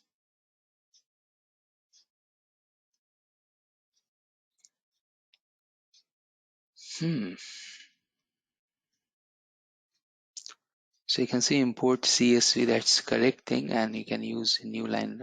It's okay. But what package is there? I'm just checking the package.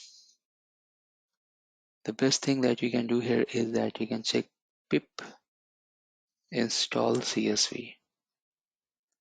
Let's see. Oh, the package seems Python CSV, not direct CSV, Python -CSV. So I have copied that and let me do this install. Now you can see it is collecting the Python CSV and it is downloading and installing it here.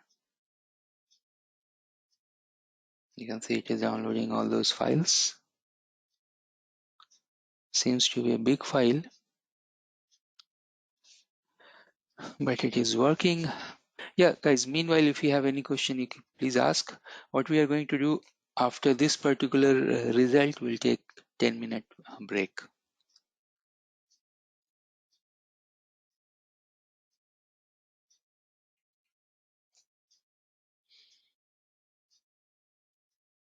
Everyone is quite quiet. No one is telling anything. That's the programming for you. If you're doing first time, it's a boring thing. But that's the future, you know. Let me stop the recording.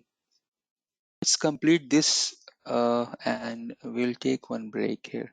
So that's the story about the programming and automation.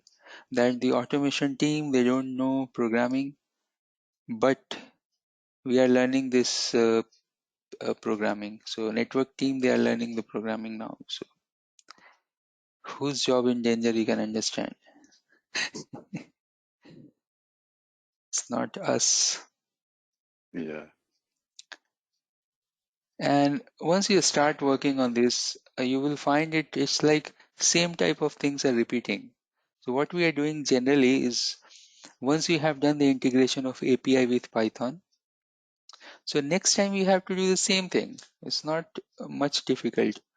And then we can go for new things. So we are working on one use case, that is the proximity application, that Cisco has given such type of API in the DNA, that's something related to COVID.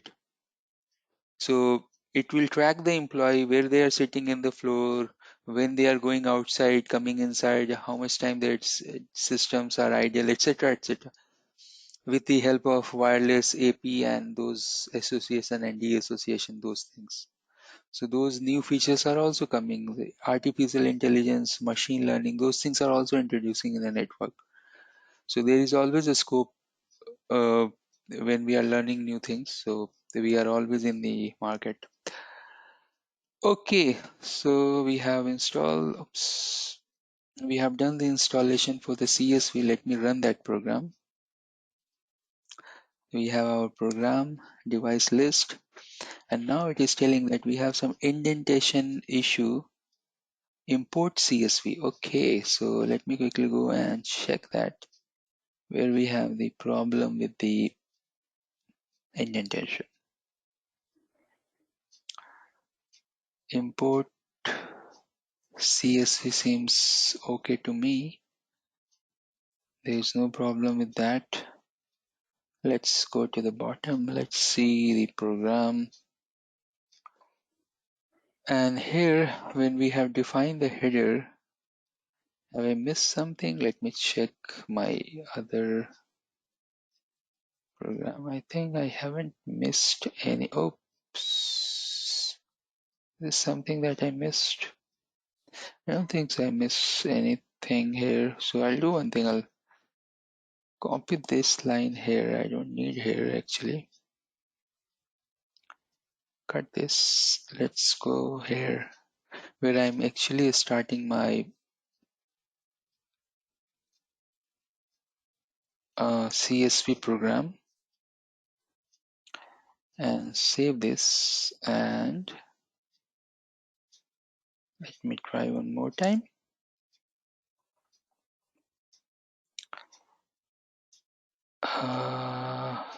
Test to py import CSV csv.py output some report. What is happening? My file name is not this. Okay, some problem related to this report CSV. Let's see here. Output file. It's quite a strange. It should not throw any error, and that's the thing that you have with the programming. So just give me 2 more minutes and then we'll take a break. I'll do one thing. I'll go here and I'll just change the name, but seems to me it's okay. And that new reports.csv, is it defined? new report.csv. No, it's not need to define anywhere actually. This is just the name. But anyways, we can use any name there. That's not a thing. And I just match this name and that upper name. Okay. No, you can give any name there. You can see it's Got it. telling some indentation, unexpected indentation here. Okay, so let me do one thing. I have my Notepad++. Sometimes Notepad++ is better than the other editors where we can go and check the indentation. I'll give any name, say 1.py. It's telling that I don't want to save there, so I'll go and save somewhere inside the here 1.py. Okay, let's see here. So we have some indentation issue. Indentation means that space and those type of things. And is it with output? Oh, seems output file. Let's see.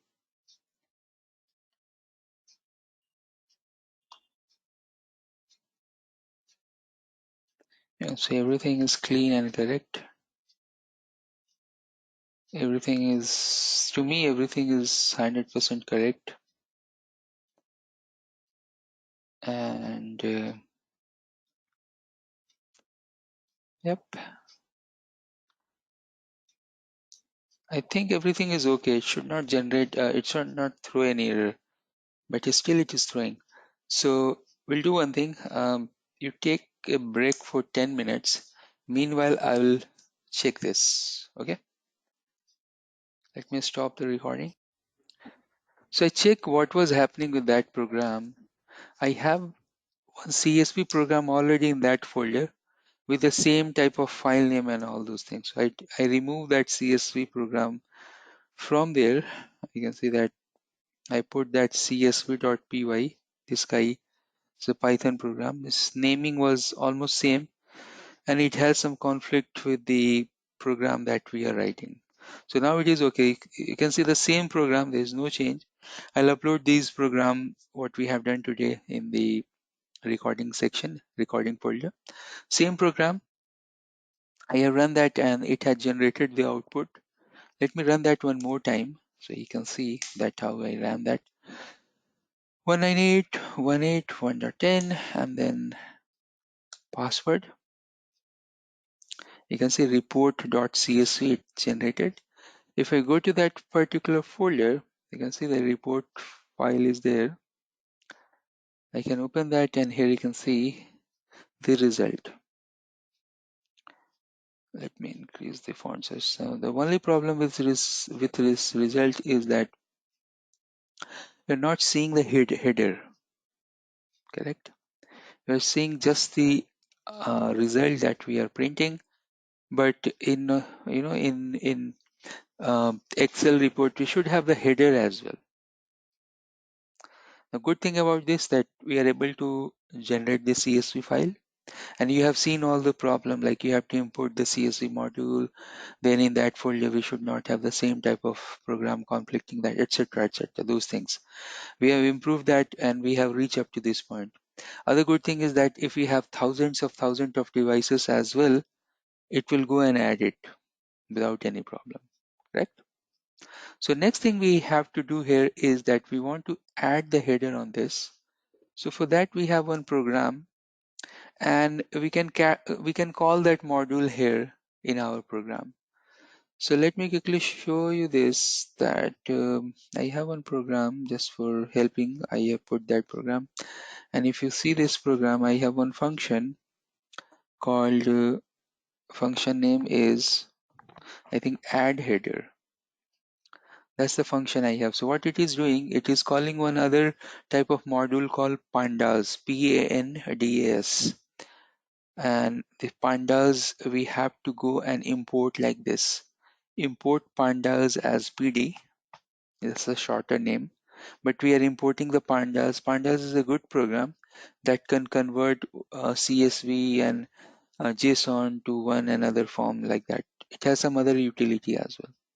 So what I can do there, I can simply copy this code, and we have to do some small modification inside our program. We'll do it. But what I'm doing here, I'll go here and somewhere,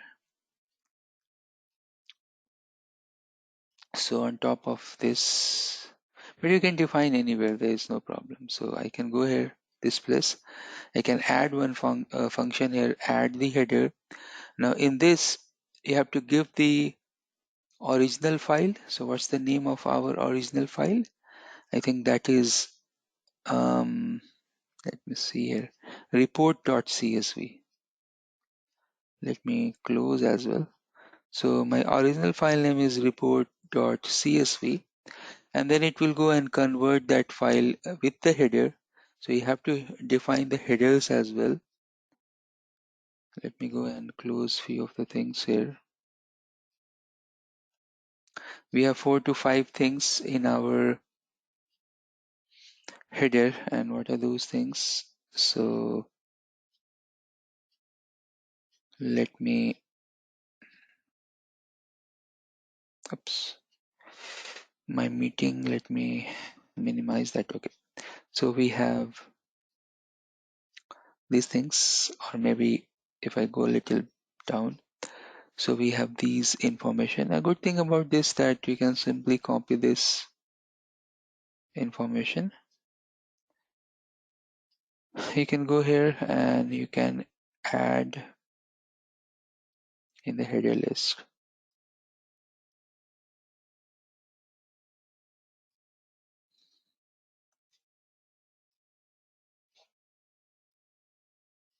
Okay, and let me confirm that the header list is in between double quotes. So it should be like this.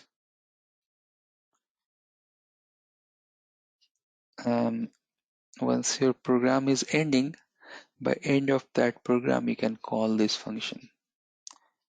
So you can go, you can add the header list. You can save this, and then you have this add header. Simply this function. You can go and add here by the end of your program. So probably when you're closing, oops, here you can go and add. And then I can go and delete the file. So you can see that it will generate new. I can go and delete this. So we don't have a report file. And then we can go here and we can run this program. Admin, let's see. Wow. So PD is not defined. Panda is not defined. So maybe that we don't have that module install. Everything I'm doing in this particular laptop from scratch. So I can go and do pip install pandas. And it's telling that already satisfied. So that means some problem in the program itself. So what error we have? Let's quickly see here what error it has generated. It is telling that PD is not defined. But I think we have defined that PD, correct?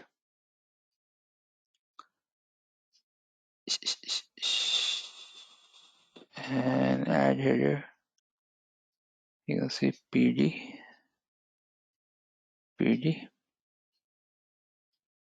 And if you go on the top, Oops, where I have added that line. So many different programs are there. You can check where I'm adding. I haven't added actually, seems. Okay, no problem. This line was missing, and when you watch the recording, you can see that where I have done any mistakes. So simply you have to add this line, and that's the same thing that error was telling, that this function is not defined. So you have to go and define that function. We are almost done. Let me quickly connect the VPN, and I can go and give the VPN password 1DD263. So while we are developing the software, that is a one-time effort. We are putting that one-time effort here. But once you have your software up and running, next time onward, you just have to add something, a small things inside that. That's it. So let's run this. 1.10 admin, and let's see. See, in that program, not only that it is generating it is telling you what's the original file and what's the merge file. You can see, so this is the original file without header, correct? And then we have the modified file, not merge, modified file with header like this. These are the Excel sheets. Now you can go and open that file here. And when I have to send the report, I'm using the exact same thing. And every day I'm sending some report using this function. This is very useful function I found. Simply you can call this, that's it, and it will work anywhere. You can see here that I have taken that from some DNA program and I'm putting here. Oops, I can't see here. Why? Oh, I think that is the different file. So actually we have two files now. One is this and one is this, but you can give the same name as well as the output file as well. So there is no problem. But if you want, you can have one with header, one without header. So here you can extend this. What I am doing before sending any report, I am just making this as a bold, the header. And that's it. You have the header, you have the field, you can print, you can call the API, so many things you can do with your program. So let's see that where we reach to our agenda, our training topics. Let's go back here and the course detail. So what we have done today is that we have checked actually the device detail. I want to check the OMP IPsec and control as well, but that will not do today. That will do tomorrow in this section. The section is that life of device under API. So what I will do, I am going to add more and more, not only these three, but we will go and add at least 6 different, or maybe 6 to 8 different functionality inside get API, and then I will show you some cool tricks. So suppose for a certain device, for one device you want to check all these things, or whatever device, so it will ask you that what's the device name. Once you give that device name, then it will go and generate the table. Now again, it's up to you. You want to generate the table or you want to generate the CSV file. What type of report you need, because this is the trick that we have done and this is valid. So whatever coding that we have done here, what you need to do while generating the CSV, we have to use these lines. So so you have to use these lines. It will generate the file for you. Correct. So if I am using OMP or if IPsec details, whatever details, either I can print over the screen or I can print like CSV. Correct. So I will do one thing. I'll add one more function and then we are good for today's session. So I'm going to add the OMP details. What you can do, Aishwar? Yeah. We still have 10 minutes, so we can easily add OMP. What you can do, these steps. Step number 1, go to the API doc and you can go and check OMP. So you have this OMP. Now in OMP, you can see there's a lot of information. So what OMP information you want? So I'm going to take any of them. Say retrieve device OMP status, OMP connection list, retrieve OMP summary. Let's see what is there in the OMP summary. So for this, device ID is required. The moment for device ID, I will show you tomorrow that how you can give device ID user input. But today, let's see just a normal summary type of API where nothing is required as a input. So this is what retrieve device OMP status. If I click try it out, it is generating some sort of OMP detail. Let's see that what status, what output it is generating. I can go here and I can put here. Actually, in this output, nothing is there. No good information is there. So this particular API is not a good example to use. Let's see other OMP link, OMP connection list. It will go and generate the OMP connection list, but there's state is required. Again, I don't want to use any input today. We'll see tomorrow about the input. Then OMP PS. Let's see if any requirement is there for OMP PS. A device ID is required. Leave this also. Then OMP advertise receive. I think for everything we need something. So I'll do one thing. I'll show you control where we don't need any input. So control connection. Show control summary. I think this may be a good example. But there also they are asking for something. What about this network summary? Let's see. Anything is required? No, I think it's okay to run. Check this. So do we have any good output with this? Let's see.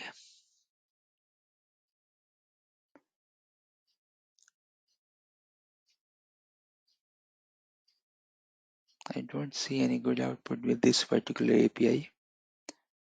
So cancel this out. Device connection, show control connection. And so these guys, they are requiring some input. The input related result I want to show you tomorrow. So you will understand more and more about that thing. Sync summary, valid VS smart, add WAN interfaces, control connect count, etc. Control stats. Yeah, so most of the things you can see that's good as well, that while you create your monitoring APIs, then it will come into the picture. So what we'll do, the device ID will put as an input, like we are putting the URL, like that I'll put as an input, and then it will go and generate the nice tabular result. Okay, and we have checked most of the APIs here, but I can see that most of them required some sort of system IP or the device ID. That I think that will be too much for today's session, so that's I am not taking those examples. That we can do tomorrow with a fresh mind. Okay, I think we are good. If you have any doubt, any question, please feel free to ask. Welcome to day number 4, and what we are going to do today is that whatever we have done our study in day number 1, day number 2, day number 3, everything we are going to put in a single bucket, and that particular program that we are going to put inside same program, all these logics that we have studied, and we are going to create one big program. That big program, you can see the life of device under API. So if you want to know a particular user defined IP, that particular IP what is the BFT condition, what is the OMP status, what is the IPsec, hardware, software, each and every detail related to that particular system IP or UUID. That we are going to do the development for, and then I will tell you, we will see that. Then we have the lab for backup configuration. So suppose if you have devices, you want to take backup, maybe if you have n number of devices, I'll mute yourself. So maybe if you have n number of devices and you want to take the backup of n number of devices, you can do it. Okay, so let's start. And for day number 4, what I have done, that I created one separate folder, and you can see that we have a lot more coding. So we have these many labs, plus we have other lab as well. Okay, so one by one, let me first of all increase the view here, and please mute yourself, Sam, please. Yeah, thank you. All right, so here you can see that we have one long list of labs. So I told you that whatever we study in previous sections, we are going to summarize those as well. And today we are going to do one big lab. So that also I'll show you. So in this day 4 folder, you can see there are so many program, and 1, 2, and 2 programs, and then 3, 4, 5, 6, 7, like 6, 7 programs are there. So let's just start with program number 1. So what I can do here, I can go to, first of all, the program I want to open, or maybe I can run from my CMD as well. So you can run your program from CLI as well. You can run your program from anywhere. There's no problem on that. So if I go here and see, I don't have Python package here. So simply what I can do, I can add Python in that particular folder where I want to run this program, and I can see that I should have one python.exe here. Python, I think this guy, oh, this is STL, this Python and this Python. Let me go and add those things to day number 4 with Delaware. I have the code. So what will happen in this case, that then I can go to my CLI, I can change the path, and then I can run the Python from there. So, oops, I seems yeah, I can run that here. No problem. 0, and let me quickly check if it is working. Python.exe, and I think I should connect the VPN. So let me quickly connect the VPN as well. And where is my VPN? Accept. Let's go here and run this. So you can see here, and now this screen size is quite small. So let me increase the size of the layout so you can see this.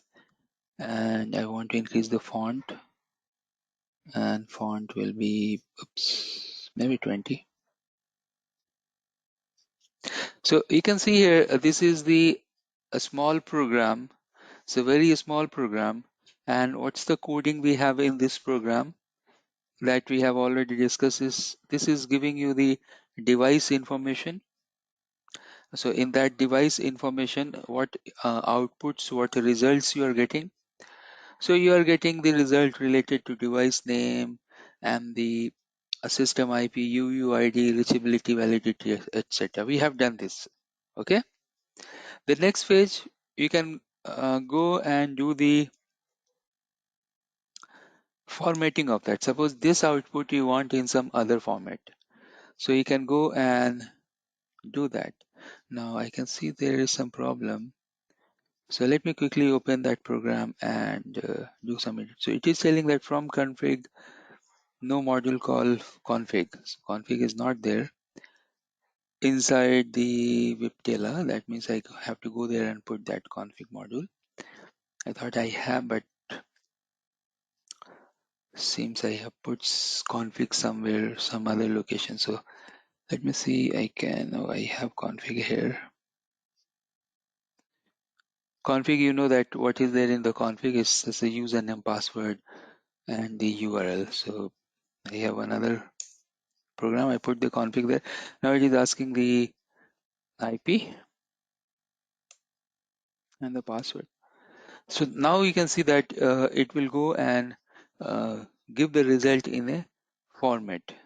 So I can go and use the device list. This we have done, I think, in day number 2 or maybe in day number 3 and admin. So we are getting this result and then we are generating the Excel as well, correct? We have done these things. Great. Now let's check 03. 03, you can see that we have device template. Again, tomorrow we are going to discuss more and more about this device template. But yeah, I have created this program related to device template. You can see that device template, and this is one of the big program we have. Okay, so let me show you that how you can utilize this. I can go here and then I can use 03, and if you do the help, so what will happen here is that it will tell you that you have these 3 options. So what you want? You want to check the device list, you want to check the attached device list, you want to check the template list. So suppose you want to see the template list. So with that particular, we manage how many templates. So you can see that name of the template, which devices, what's the template ID, how many devices are attached. Now again, if you want to see that with that particular template, how many devices are listed or attached. So for that, you can go and use the device list and all these programs. So I'm just showing you the result, but we should know that in programming, how and what type of changes you should do. So it is telling that if you want to run this program, you have to go here and you have to give the device list. Here you can see the help section. So how it is, you have to go and use the device list, and then you should give the option. You have to give the template ID. So I can go here, I can copy this, I can put here, enter.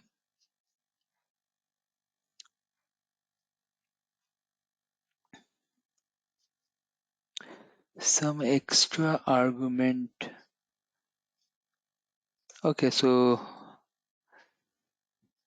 seems that it is taking some extra argument that I don't know. I'll check that what extra argument we are taking. So let's do this thing. Let's check the help function. And help function is something that device list and the options I should do like this. Here I haven't added anything in help. You should add something in the help section, little bit more descriptive, correct? And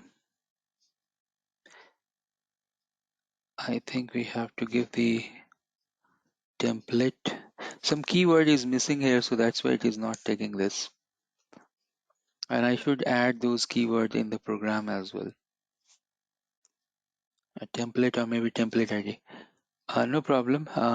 Template related thing. I have other program as well. I'll show you in a minute. Let's go inside the program. Let's check that first. So let's quickly have a look on that program. The program number 03. I can open in the notepad.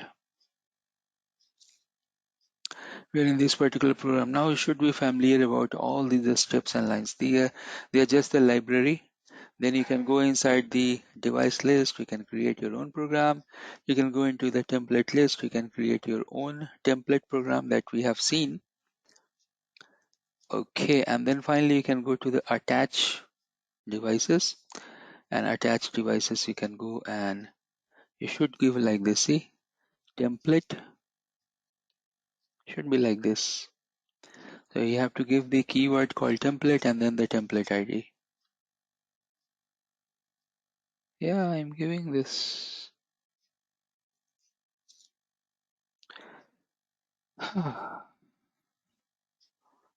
One second. Yep. Just let me fix my screen. Yep. And okay. Let's first check the template list. And then we can go and check the device list. Template like this. And then you can go and give the template ID. Let's use any other ID. Maybe this guy. Copy up to here. Copy, paste, enter. Okay.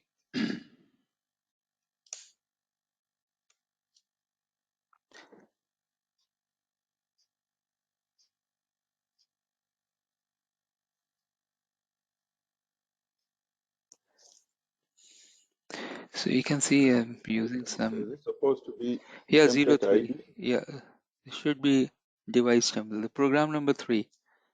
So that's okay. Yeah, you're telling something, yeah, please. Yeah, the error is saying template. I was suggesting, does it supposed to be template ID? Yeah, this template ID. So we should. Oh, you're telling to use the template ID here. Okay, I got your point. But let me run this one more time with the correct program. That's 03 is the program we have. So I can go here and then I can go and use the device list. And then once you have the device list, but no problem, we have some better program. I will show you later on. Yeah. So some issue I'm seeing here is that something I don't know. But some error is there, no problem. I'll show you. I have some other program related to template. I'll show you in a while. Maybe after 5-10 minutes. Let's continue. So then fourth program that we have is the life of device. This is a big one. This is really big program. So before showing you this particular big program, I want to show you something very interesting that we have, and I'm keep working on and I'm keep developing that particular code. Okay, so let me show you that. I can go to CD and day number 5, and then let me check. I can go to SD-WAN REST API, and then I have my Python program. Why it is taking like this? Okay, I have my Python program, and that is let's see what program I have. Yep, the CLI. Okay, and then so here you can see I have a program where I can show you the template details. So what we can do with this particular template, that you can check list and etc etc. Now in this particular program I can go to template. You can see here step by step help functions are there. You can check help. Now once you are here, what you can do, that you can go and check the device and feature. So suppose if you want to check the template, and then if you want to check the feature, and then you can go and do the help. So inside you can see the step. So Python name template feature, and suppose if you want to list all the feature templates, yes, we have this option. We can go and list them.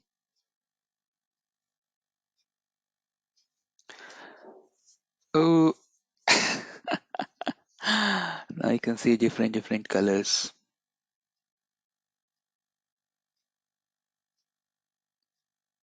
So what we have, this template name, then the template type, a device model, template ID, attached devices, complete history, correct?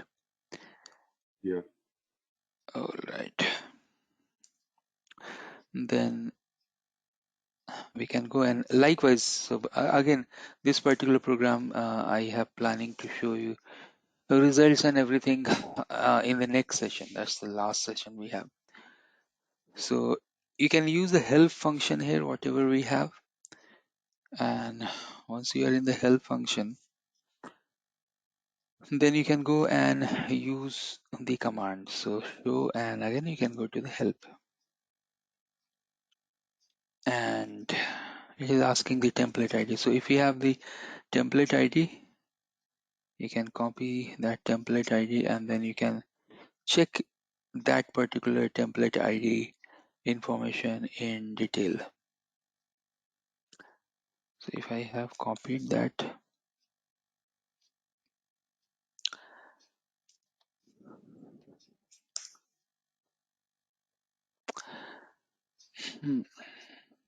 so you can see the detailed configuration inside that template ID. Okay, and obviously the output will come in the JSON format, and this output that you are seeing here in the JSON format, that you can use as a payload to some other API or as an input to some other API. That's the cool thing we have. So we will dig more and more about this in the upcoming section where we have to learn about the template and all. So I was showing you just FYI that yeah, we have the program, so don't worry about that. Okay, so here you can see that let me show you the results as well that we have ran earlier, and on those results, so we have the device list, and today we are going to work on BFT control, OMPSL, etc. in the big giant program that we are going to develop after this. So before going there, I just wanted to show you about the device as well, and that's the cool thing about Python, that you can add some different colors as well. So I can go here and I can do the device list, and then you can see the result like this. So not only we have the table format, but you can see we can use different, we have the option to use different colors for different column or row, etc. Okay, isn't good? If you use this particular program, you can generate the output and then you can take a snapshot of this and then you can send someone, and that will be in color format. They will think, oh my god, what output is this? And the other thing is this, that suppose if you want to um, you want to take the output, suppose if the output having 400 lines, maybe 20 pages, etc., is you're not able to see or copy from your screen, then you can redirect the output. So for example, I'm redirecting like double greater than and dev.txt, enter. So that means that output will get a store in my parent directory, that's the day 5, and this location, and here you can see somewhere dev. You can open this and you can see your result like this. Wow, that's nice. Yeah, you can And print. and we can add is it site name to this list? Yeah, why not? We can add it. Yeah. You can add the site name. We have good amount of data. Yeah. You can add at the moment only 5-6 things are there, but you can add good amount of information. Okay? So that's the program you can see. And not only this, but anyways, we are going to develop as well, but I'm showing the result at this point of time. But we are going to develop as well few of the things from here. it's more than this. So you can see, for example, control connection.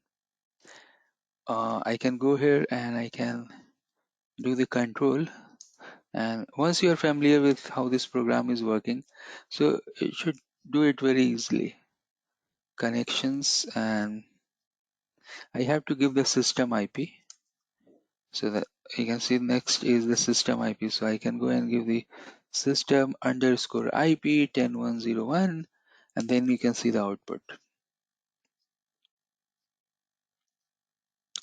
See the output, how it look like. Local color, remote color, proxy, state, uptime, group, last update, public IP, private IP, a good amount of information. And this is just what? This is just the just few small site. Suppose if you have 100 devices or 200 devices, still you can redirect this output, say div1 or 2.txt, and then you can go to the place from where you are running this code. So now you have the dev2, and you can take this. Now it is some like, in a zipped format, but anyways, we have option to generate the Excel as well, correct? So Excel format, or maybe colored format, or maybe any type of format you can do it. Now we can work on this just to make these things little bit adjusted, not adjusted as this you're seeing on the screen, correct? So we'll do that. I'll show you that how we can adjust that output and all. But yeah, you can see the big output like this. Okay. All right. So let's come back and let's see the agenda. So agenda today is that we have to do, first of all, okay, so some troubleshooting APIs. I will cover the troubleshooting APIs. So troubleshooting APIs means that you should know the IPsec up and down status and all. And let me show you the first thing first. So troubleshooting APIs, so I want to show you that, and then we'll come to point number 2 that we have. So you can give here, I have this IPsec information. I can go here and I can show you what you want with the IPsec. You want to see the status of the tunnel. Let me see here. I think that the status, I have that I can show you. Okay, so this particular output is system IP, and I think I have to give the system IP. Let's see, because these things that we have related to, so here you can see some issue is there with BFT. No problem, we'll overcome these issues later on and we can see that. But let me continue this particular program so I can show you a few of the troubleshooting things that we have. So we can see we have the SLA, and SLA is a part of troubleshooting, service level agreement. Then BFT. BFT is also part of troubleshooting. Why? Because we are using BFT, bidirectional forward detection, to know the link is up or down, because whenever the tunnel is there, tunnel is associated with BFT, correct? So you can go to the link and you can see the power now with the programming. So here I can go to the link and then we have the state. So I can go and give the state, and we have option here with the state. We can go and check up and down statuses and all. So the state, and if I want to see the up,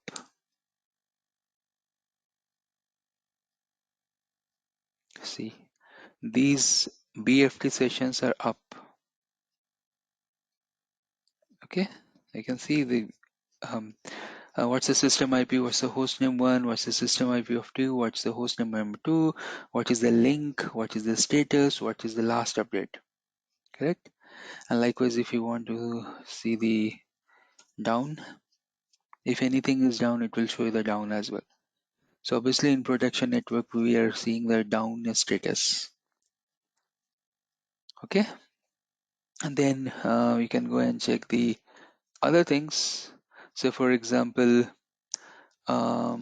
link. So here you can see we have three information: link, session, and summary. So if you want to see the session, you can go and run the session and the help. Correct. So don't know.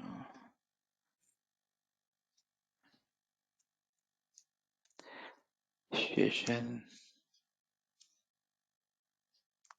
is something like sessions, correct? And then we can go and check the help. Like that, we will continue. And anyways, I'll hand over the code to The you. session is spelled wrong. Yeah, That's why. yes. Still, it is wrong. Should be like this, I think. Yeah, and then we can go and give the system IP and then 10.1.0.1. It will give you the summary. So this is what the BFD session. This is the active BFD session, correct? So here you can see what's the remote IP, and these are the public IPs and the port number and the encapsulation, etc. But it's a nice information when we are doing the troubleshooting. Final thing here is that if you want to check the service level agreement, and here you have you have good list. So you want to create the SLA list, you want to delete, you want to edit, you want to list. It means you want to see that. So here you can go and check that. And that's it. You can go and run this. So in this lab environment, we don't have much SLAs configured. We have some SLAs, means app route is not enabled, but yeah, these service level agreements with what is the loss, latency, jitter configured. Now this information may be good information for the operation. So if they are doing the troubleshooting, they can go and check the SLA parameters, then they can go and check the app routing policy parameters, then they can go and check the BFD, they can go and check the application health, etc. Correct? All right, so let's move on to the next big thing that we have is the life of device under API. This is going to be a big code, maybe 1,000-line code that we will go and dig deeper inside that. So in this, we have two variations here, that information with fixed system IP. But anyways, if you are getting the information with some fixed IP, that will not work. So what you need some sort of variable system IP. So user defined system IP. So whenever you run the program, it will ask you that which IP you want these information for. Once you put that IP, then you will get those informations. Correct? Great. So let's learn that. I can go to day number 4. Still, we should be in the day number 4. And we have the code here. I have one code that is unformatted or formatted. So let me quickly check that where it is, because we are going to create our own coding for that. I'm not seeing that. Let me quickly see here if I can see. Device info formatted, CSV, device template, life of device draft. Yeah. So I have that. Let me open this with Sublime. So our NetMiko is also there. I have added NetMiko as well. I'll show you the use case related to NetMiko as well. And first of all, let me show you that how many lines we have in this. We have total 1,000 line in this particular program.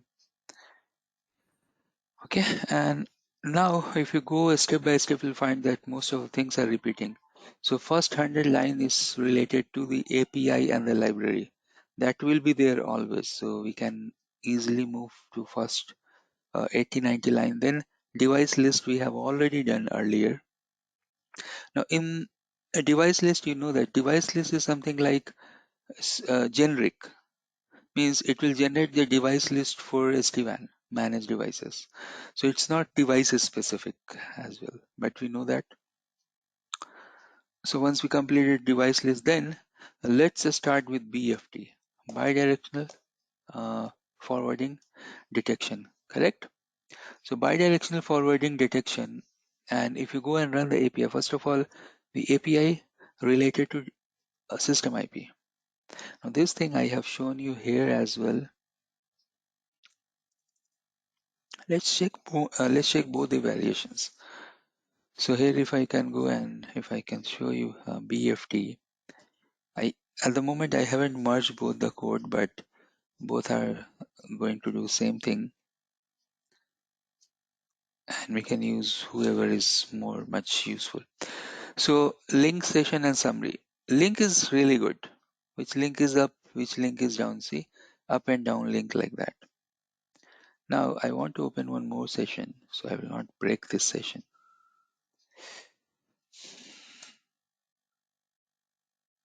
I can go and let me quickly go and copy this.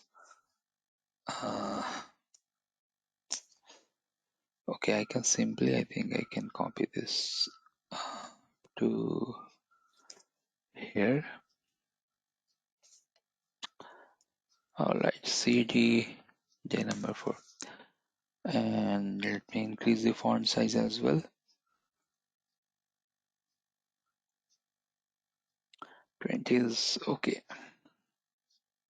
Great. So now what we have to do is that we have to go and check our program, and the name of program is life of device draft, because we want to finalize as well that particular program. So Viptela and Python 05 life of device draft help. I have added the help function here. You can see for a particular device, you can check the app route, you can check the interface, ARP and interface info. It's hard to get the info in without SDN environment, but if it is a SDN environment, it's very easy. You can check the BFD, you can check the control connection, device list, IP and FIB information, IPsec, OMP if you have any OSPF use case, reboot, some security thing, some software thing, some system variables,tlog. So these all information we can get. So if I go and start with our own BFD first. So now you can see here clearly, and that's the change here. I have made this program as a user defined system IP specific. So now it is asking that enter the system IP to get the BFD detail, means which particular system IP you are looking for the BFD. So for example, 10101 is one of the system IP, enter. Now in my program, what I have done here is that I have given list. First of all, you can see here, this is the summary of the BFD. Then this is the history of the BFD session. Then this is the BFD session, like show SD-WAN BFD session. So this is the BFD session, and here you can see the state as well, up and down. And then finally, the BFD up down reboot status. Now this is user specific, correct? But if you want to make this as a notes, means you want to store it as a text file, so you can redirect and store as a text file. Now since this is a user specific program, you have to give the IP here, because you don't know that this is a user specific program and what IP you are looking for. So you have to give the IP like this. And then if you go to the day number 4 Viptela folder, So now I can go to day number 4 and Viptela folder, and you can see that BFD text file will be there that you can open, and you can see the information. Correct? So single shot, you will get the information about that particular device, that's 10101. And suppose if you are looking for 10201, 10301, you can do it. So suppose, let me show you the good thing here. So I can go here and I want to collect the information this time with 10301. 10.3.0, that is one of the branch device. And let me open that output in Notepad++. So I can go here and I can open this device here like this. So let me decrease the font size a bit. So first of all, we have given the information about 10101, and then next time we have put the information about 103. So see, your file is appending. Again, if you want to give one more device, let me decrease the font size a little bit more. Okay, and you can see the nice format, printed format. Next time, if you are looking for the information related to 10, say 10.3.0.2, and if you go back to your notepad, and now you can see in the bottom it will add 10.3.0.2. See, Sam, you can see the power we have. Yes. How easy is to get the report like this, and you can send the report and all. So for all the devices. Whilst we were migrating the site, I keep compiling this list. Yeah. So that's a good thing here, and you can see now once you have the output in the notepad, it's actually easy to compare. So now you can easily see, okay, the history was showing that it was down some time ago. The history can see how many BFT sessions you have, what is the poll interval you have. Then if you go a little bit down here, you can see if it is down, it will obviously show you the state as a down, but all devices state is up. Then you can see the BFT up, you can see the reboot count, you can see the crash count. This is just one output related to BFT. And for good amount of devices, you have this output. Correct? So and again, if you want to add something here, in the same file, you keep writing that information. So what I will do, I will keep adding all these functions and informations we have. So let's go back to the program and let's see the help section. And this program that you are seeing, that this my copyright program, I have developed this particular program. Check all these fields like you have here, and this 1000-line code that you are seeing, that I have done the development on this. So I know each and everything here in this particular program. You can see that system IP, I have made this as a user input system IP. So now this is something like what particular system IP you want the output for, and it will give you that. All right, let's continue.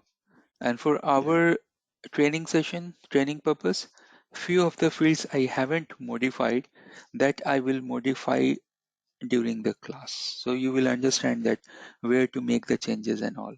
But these things, if you watch the recording number, I think day number 2 or maybe day number 3, these things we have discussed a lot. So if you see the previous recording, you can find that entire 2 hour we have discussed only one program.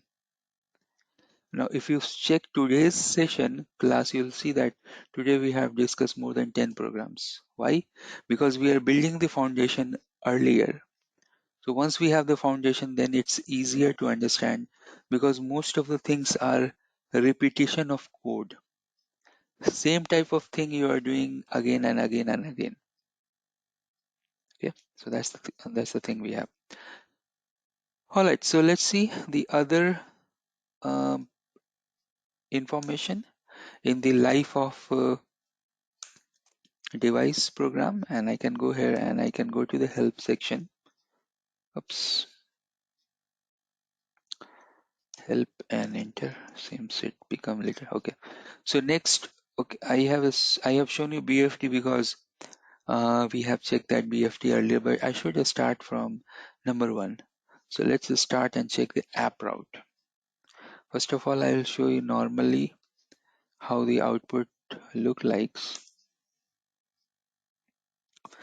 So here also I have made this as a user specific. You want the app route information for 10101, for example. Yes. Oh, oh. And let me add this into our list. The dev.txt, and then the device is 10.1.0.1, and we can go here and oops, what happened to this? Why it is not adding here? Dev dot, oh, that was not dev, that was bft.txt. Sorry for that. bft.txt is our file that is here.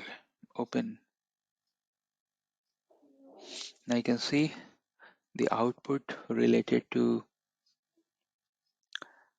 the app route, and you can see here that app route application routing information. It is starting from here specific to this SD-WAN where we don't have much of the tunnels and all those SLAs policies configured, but still you can see that this is the summary, and then this output is in 2 part, app route part 1 and part 2, because this is a big output, so I have divided into 2 part.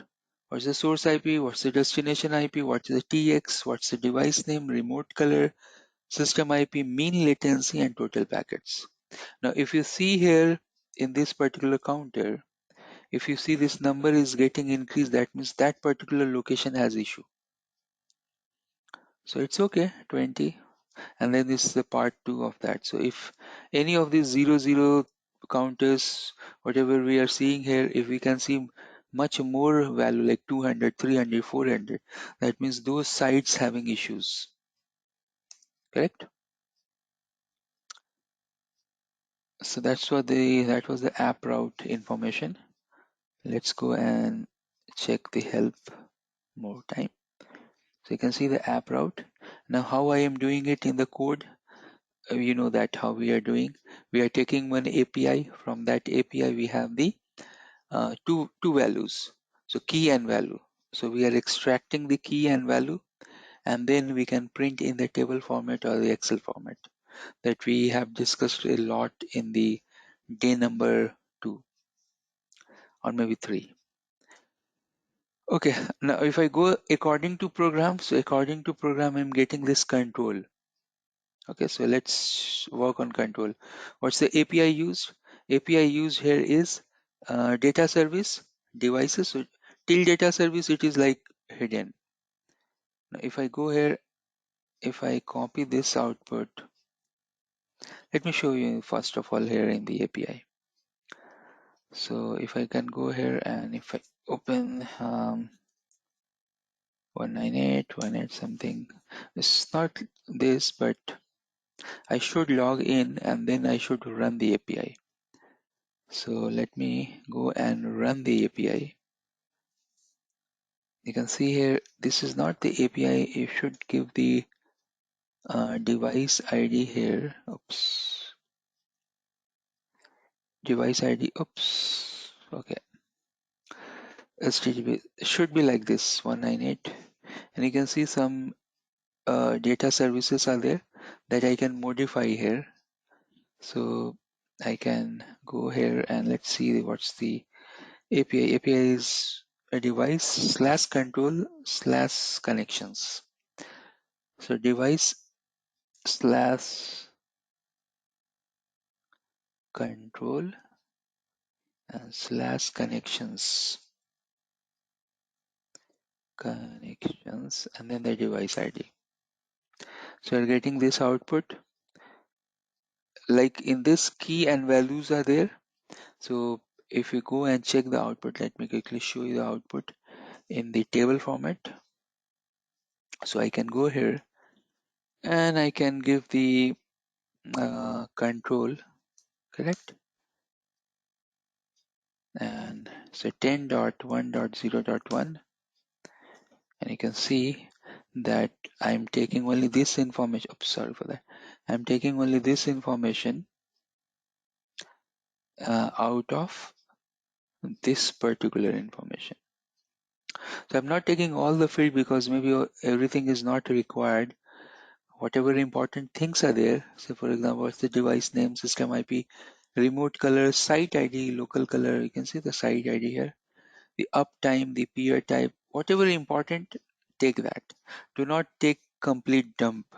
So this is something like complete dump, and we don't want all these things. So we can select some key and then we can use as per the requirement. And now next, what I can do here, I can go here and the same program I can redirect to bft.txt, and I can give the 10.1.0.1. We can go to our file, and our file, you can see skip adding. So now we have the BFT information as well here. So you can see that we have added the we have the control information here. So first of all, we have added the BFD information. Then we have added the app route status information. Then we are adding the control information. This is equivalent to show control connection. Correct? And we'll keep add on this because we are talking about life of a device. What type of things, what type of reports will be related to one particular device, correct? Yes, Sam. I hope that you're enjoying the session that we are doing at the moment. Yes, very much. So this is something like if you give this type of result to someone, they will surprise. Oh my God, what is this? How it is happening Yeah, like this? And this is something cool thing we have. yeah, yeah. You have done a very good job. That's very good. Thank you. Thank you. All right, so let's follow the program and let's move on. I remember we were doing something whenever we finished the site migration. Mm-hmm. We were trying to get all the BFD sessions and the control session, all like many commands in one document, and we have to issue each command and then copy all the output. Yeah. And still, one of our guys wrote a program where we were getting the output, but it wasn't it was too much information. Yeah. Yeah, that's the The thing. output was Yeah, too much information. Yeah. Now you can use these programs and all other things. And let me stop the recording. So in your current so we check two functions and let's continue. Let's check here. When I share the code with you, I have given this netmiko as well. So suppose if you want to do check these commands via traditional method, you can use a netmiko connector. I think maybe in your organization someone has wrote the script in netmiko and then he has used that. But if you do this with a CLI, you will get big output. So for example, if I go here, let me show you the netmiko thing as well. So in which section we are in control. Okay, so I'll go here in the control section and let me remove these things. So what this is doing, this command is show SD-WAN control stats. This is related to iOS XE. Show control summary, and this is very much like CLI output as well. I have given this code just for your reference in case if you need some CLI commands as well run into the program, so it will run. There is no problem on that. So let me go to the day number 4 first of all. Should be here. Day number 5 seems both places. Okay. The program is 5. Number is 5. So here I can go and check the control and enter. So although I'm giving 10101, that's the IP I'm looking for. But for the CLI commands, the user input is 10301. That's one of the branch IP. Okay. Just to show you, I'm doing this. So let's run this command. So first it is running the API. You can see API the speed. It's lightning fast. And then it is try to run the CLI command, and some blockage is there in the CLI. Again, in CLI you may have blockage and all those things. So let me quickly check that why it is blocking the CLI. It should run the CLI as well. Okay, IP is correct only. Yeah, it should run. Let me do one more try here, and I can go here to the control, enter, and I'll give the IP 10301.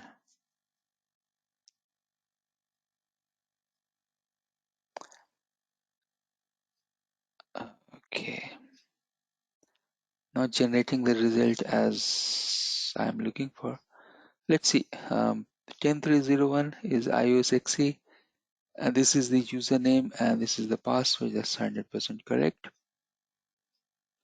Then it is sending the command show SD-WAN control stats. Commands are correct. It should work. And what error we are getting? Let's see here the error. So it's telling that firewall blocking, wrong TCP, wrong IP, those things. And you can see here the IP is correct, 10301. You can see the NetMiko thing. Some problem is there, but there is no problem with the API. Whether whatever device model we have, either it's a iOS XE or a VS device, we are getting the output. But these commands that you are seeing here, they are also tested command. This will also work. I'll show you some NetMiko. In bottom I have some NetMiko. I'll go there and I'll check that. Okay, app route, we have already verified that. So I will skip, we'll move next. Then we have very important information, that is ARP interface info. So here you can see that the API is very simple, interface device ID, and I have made this as a input.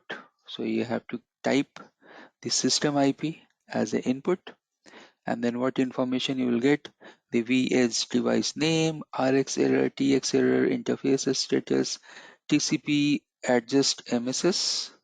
First of all, that table we will get. Then part 1 and part 2. So 2 parts are there because the output was big. Then next you have the information related to drops and errors. Correct. And you can see the interface and the stats and the device ID, because I have made that as a user input. Okay, so here you can see this is the user input.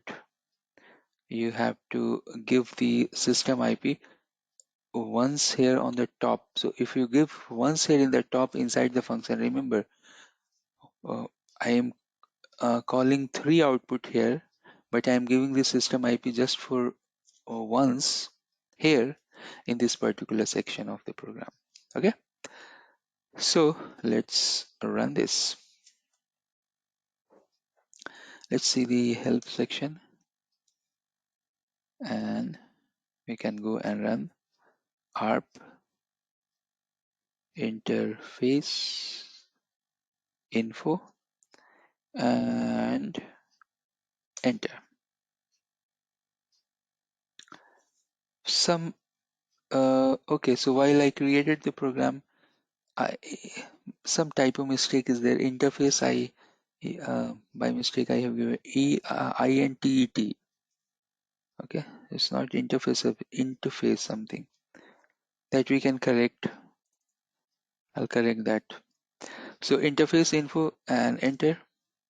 Then this program should run, and then I can go and give 10101. So here you can see I told you earlier that there are some small mistakes are there that I want to correct it during the session. So it is telling that this particular field is not able to generate in the output. Now if I go here and I can give the CSR IP 10301. First of all, I have given the V edge IP, and this is the C edge. You can see the C edge, there is no problem. So you can understand there is slight difference in between the V edge versus C edge difference. So once the program executed, here you can see, let me scroll down, and why not, let's script the output inside bft.txt because it's easy to read. And here you have, so you can see the output here related to the interfaces and device name, RX error, then TX packet, the administrators, the TX error, then interface name. See, this is the output we are looking for related to Nexus.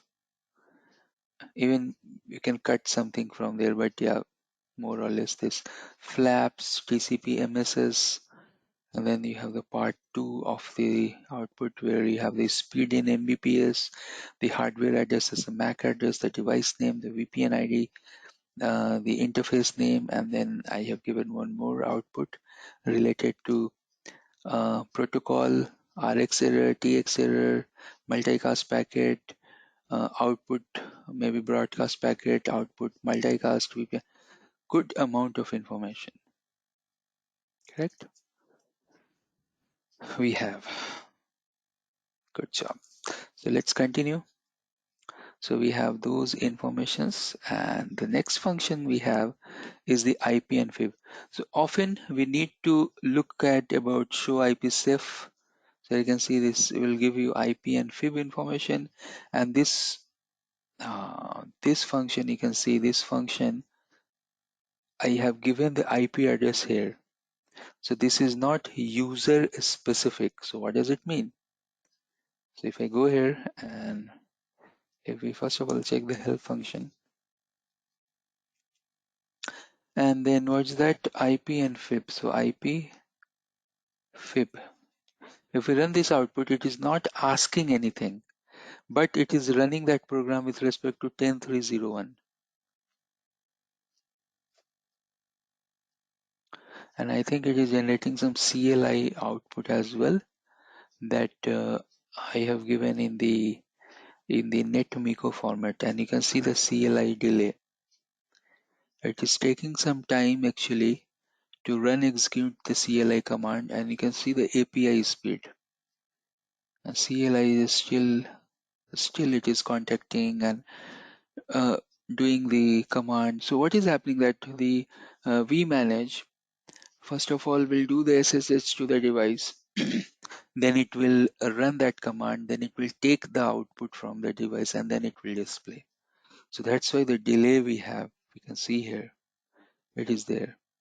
Now let's go back to the program here first of all, and you can see here that I have given this netmiko, and I can see this IP is wrong. So first of all, let me correct the IPs. IP should be 10.3.0.1. Save it. So what type of output I want here related to this information is a show IP route VRF10, show IP route VRF20, then show IP route VRF40. These three CLI commands, correct? Okay, so Oh, you can see now it is generating the output. So output for VPN 10, and you can see delay is there, correct? Some delay was there, but I have added this command just for one example that you can still run the NetMiko as well. So there is no problem running the NetMiko as well, and you can use the and you can see the mix of both, like a mix of API in a single function. We have the API call, and the same program we are getting the CLI output as well. And we know that good thing is that both whatever output we have, I can go and store is this inside bft.txt. Okay, and then you can go here. Yes, you can see the output.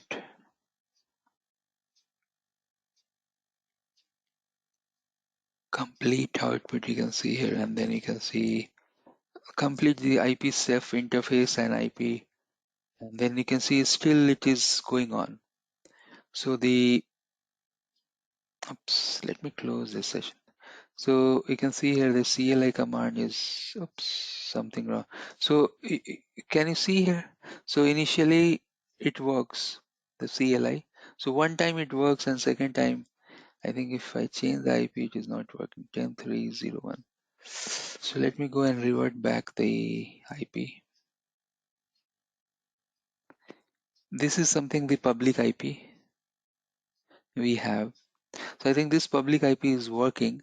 The system IP is not working, and that's why in the uppercase that was not working. But yeah, still it is slow related to the other,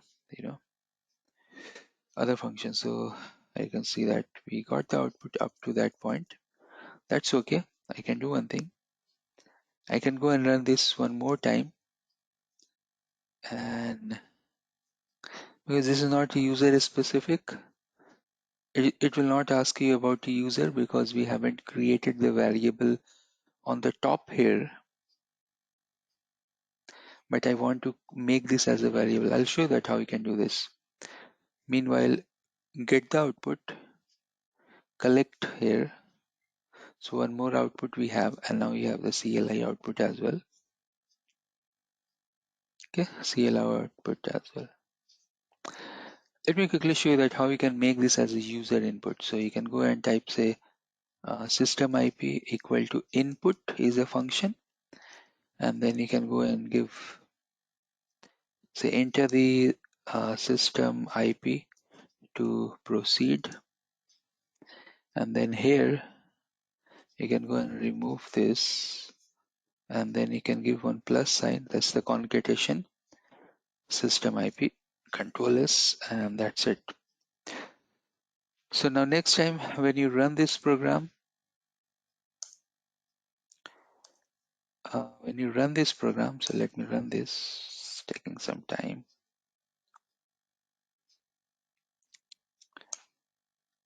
So you have to give the system IP, and now you can go here and you can see here the output is generating. Okay, any doubt you have till this point?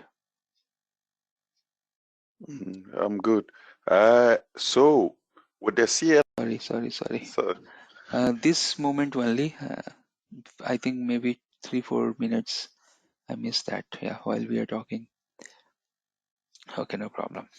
Sorry for that. Okay, so it's going on, and let's see.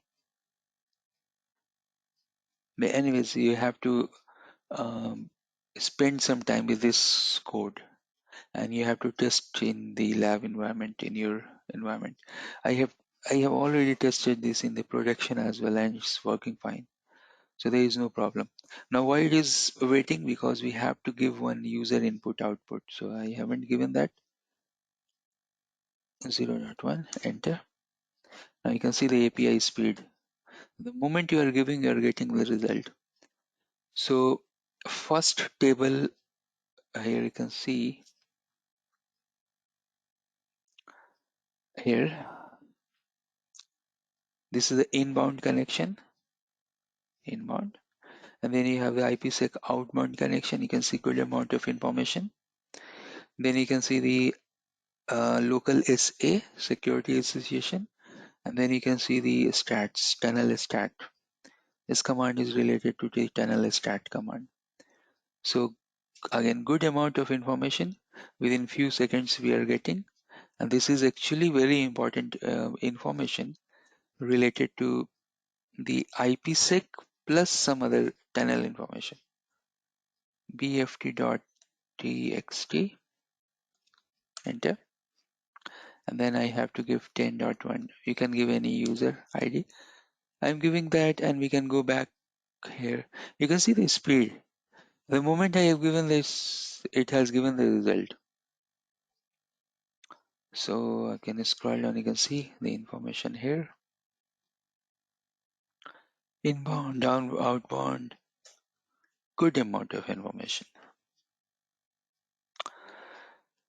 Great, let's continue.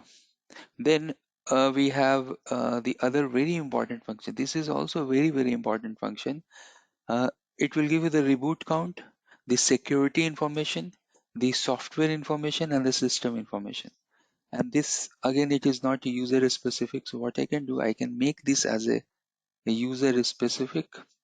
I want to add something here. So say enter the IP address. That's the system IP. I should give input here, and then we can go here and we can make this as a plus and system IP. Correct. I can copy this system IP. So I can go scroll down. What API this is calling? You can see the API as well. The reboot history. It will give you the reboot history. Then you have the device security information. You can delete this. And then you can go and check the software information. You can add this. Then you can go and okay, so some NetMiko output is also there. What with NetMiko I'm doing? I'm checking show SD-WAN system status. That will give you overall CPU, memory, disk space, because the CLI output was good. So that's why I have, and that's it. So let's go and run this important output, and you'll find this is one of the nice output we will get. So what's the reboot sec soft sys, and then it is asking about the input. Now the CLI command will generate. It is taking some time to generate the CLI command, and you can see the CLI output, etc. I'll store this inside bft.txt, so we can check that, and 10.1.0.1, oops, enter, and then we can go here and we can check that. So clearly you can see the reboot history. 10.1.0.1 initiated by user. This is with 10.1.0.1, which particular date, who has rebooted the device, you're getting that. Then information about IPsec tunnel, this is the tunnel information. Then some information about the software. So what image it has? So it has 19.2.2.2 confirmed by user. And then some CLI command is going on in the bottom, but that CLI we have fixed IP. Inside the CLI we have 10.3.0.1. 10.3.0.1 is there. That's one of the branch IP. So with CLI, again, I think the CLI is completed. And now if I go scroll down, you can see the CLI output as well, related to CPU, memory, disk utilization and all. Okay. Wow. So if we are generating this report for one device, you can see that how it is increasing, how many things we have here. Let's keep going on. Let's see. Then we have the OMP status.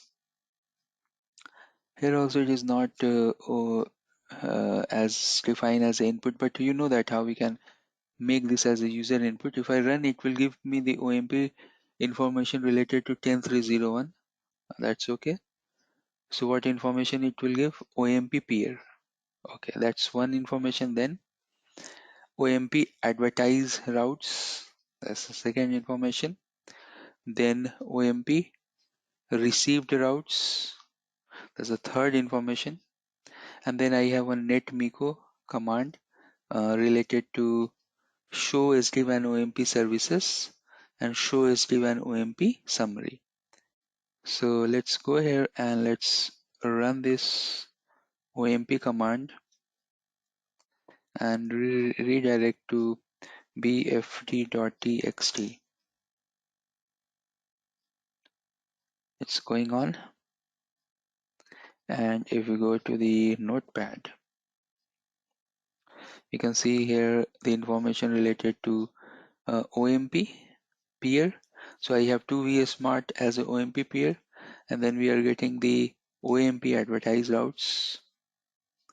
It's a big routing table. And then you have the OMP receive routes. Again, because this is a routing table, so this output is big. And that's the thing, say if output is big, you're not able to read over the CLI, correct? You have to put somewhere and then you can go through it. And then it's still the CLI command is going on. It's completed. Okay, so it will refresh, and in bottom here you can see the CLI output.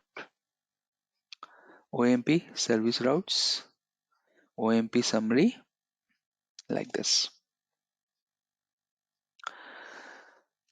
Okay, so that's a good thing. We are going on and we reach up to line number 865. So only I think 150 lines are there. So I will complete this and then we'll stop. Then TLOC information. So TLOC advertise routes, and then you have TLOC advertise routes, maybe receive routes as well. TLOC receive routes for fixed IP, but you know, I have shown you that how you can make this as a user input as well. Correct. So you can watch the recording. If you miss how to make this as a user input, you can do it. And then you have a netmiko example as well. So with netmiko, what information I want? Show SD-WAN BFD TLOC summary list. So now I can go here and I can run the TLOC. We'll get the information. So you're getting the TLOC information. See, nice output over the screen. And then CLI command, it is taking some time to generate the CLI. It will show you here the CLI. If you want to store it somewhere, we can go ahead and we can store it. I can go here and you can refresh this, and let's scroll down. See all this information we are getting in the nice presentable format. And again, the CLI command is executing, so that's why it is not coming. But once it will get completed, we'll get a refresh page option, and that's it. All right, so since we are very much at the end of this, then we have the OSPF information. OSPF, I have shown just the netmiko commands, but again, we can go and use the APIs for OSPF, BGP, everything we have the APIs, and final the end of the function. Yes, Sam, you can see the big program. I'll upload with the recording. If you want, now it become your program. You can edit, modify, add, delete, whatever you want to do, you can do it. So total number of lines in this program is approx 1060. Okay, I'll upload this with the Okay. recording. Thank you. Sure. That's And nice. Good job. thank you. All right. So next thing we have, we have some small things to discuss, but anyways, let's discuss because we'll complete that section. So next thing we have, let me go to the agenda. Course, where are you? Course. So that was the lab 1 and 2 that I mentioned there, but we have one interesting lab related to backup configuration. So in backup configuration also I have given some variation. I told you that when I have to check any command backup configuration, I'm using a script. How we can do that? So let me quickly show you and then we are good to stop. So for backup, let me show my history of the configurations, whatever list I have. So I have 8 and 9. 8 is what? Backup configuration. Do I have 10 as well? No, I don't have 10. Okay, device. Okay, so since the program number 8,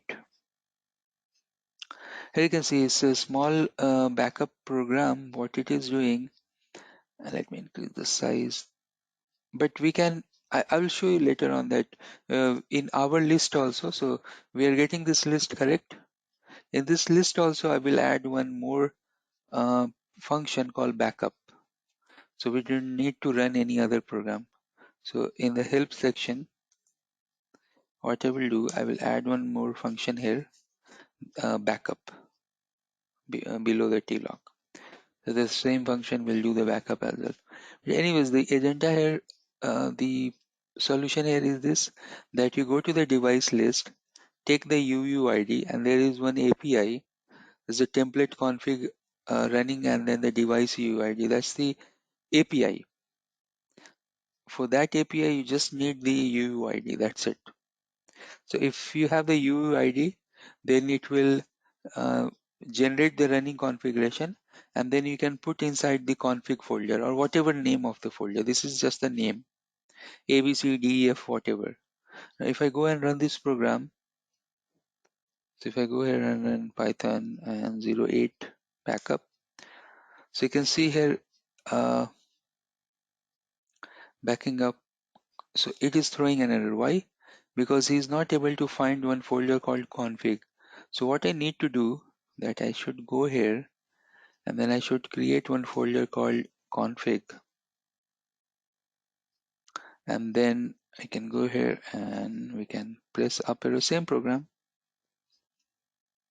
So now it is taking the backup from branch 1 CH1, branch 1 CH2, DC1, DC1, like all the network device configuration, it is taking the backup. And now you can go here and go to the config. I can see this.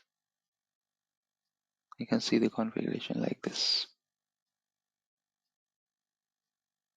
Okay. See how easy to take the backup. Yeah. Yeah, not going to log in. So if you have 100 of devices, no problem. You just run the script, take 1 cup of coffee and done. All right. So that was the thing. And last script I have for just for the operation purposes, the get SP performance data is something related to performance of the circuits. That is also important program. So again, you can see this is going to give you the app route, transport, summary, latency, and then some of the query interval. What are the things? The entry color, latency, jitter, loss percentage. Those information you will get. This is also a nice program that will give you the nice output. What's the program number? Program number is 09. So I can go and 09, enter, and just wait. You will get the nice output here, and you can see the output that actually this time is in some epoch time. It is we can convert this time in our timing as well, so there is no problem. But you can see the internet to internet, the latency, jitter, loss, like that. You have nice table. Again, you can print this in a tabulet format as well. So you can improve this code, but still you can see the code is working, and it is giving you 4 columns: a time, color, loss, latency, and jitter output. Correct? Yeah, good. So let's go back to the. Hi there. Thanks for your enrollment. We are in 1-minute ad break. In this break, I'm going to show you that I have so many courses uploaded over Udemy. And if you're going to enroll my courses, you will get 95% discount. Every month, 3 times. First week, mid of the month, and the last week of the month. I am sharing the coupons. If you go and use those coupons, then my courses related to CCNP, related to CCI, all those courses, you are going to get heavy discount up to 95%. You can see the prices are a little bit higher here, but if you go and apply the coupon, the prices will go rock bottom. So go use those coupons. Suppose if you don't have those coupons, then you can always ping me over YouTube. You can send me email.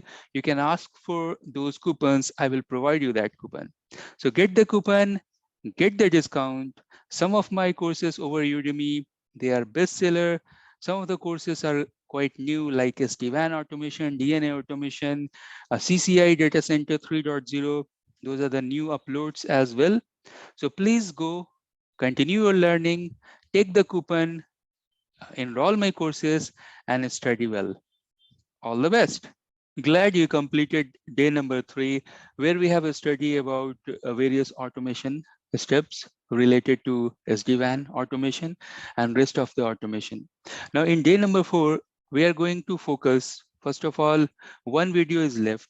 So I have added one more video related to SD-WAN automation related to configuring the endpoint. And then I have added DNA as per the syllabus. You can see 5.3, we have to understand about DNA APIs and DNA automation. And then the rest of the automation related to iOS XE and Python integration. So please go watch this 6-hour video, and we are very much completing our 40% of CCIE Enterprise. So the thing is like this. So this 2-hour video that we are going to do today, it may take 10 to 15 hours to understand. So when you perform the lab, when you check the code, maybe it will take maybe 15 to 20 days or maybe 1 month to understand the code, what type of code that I'm going to explain today. It's a big and it's a huge thing that we are going to do today.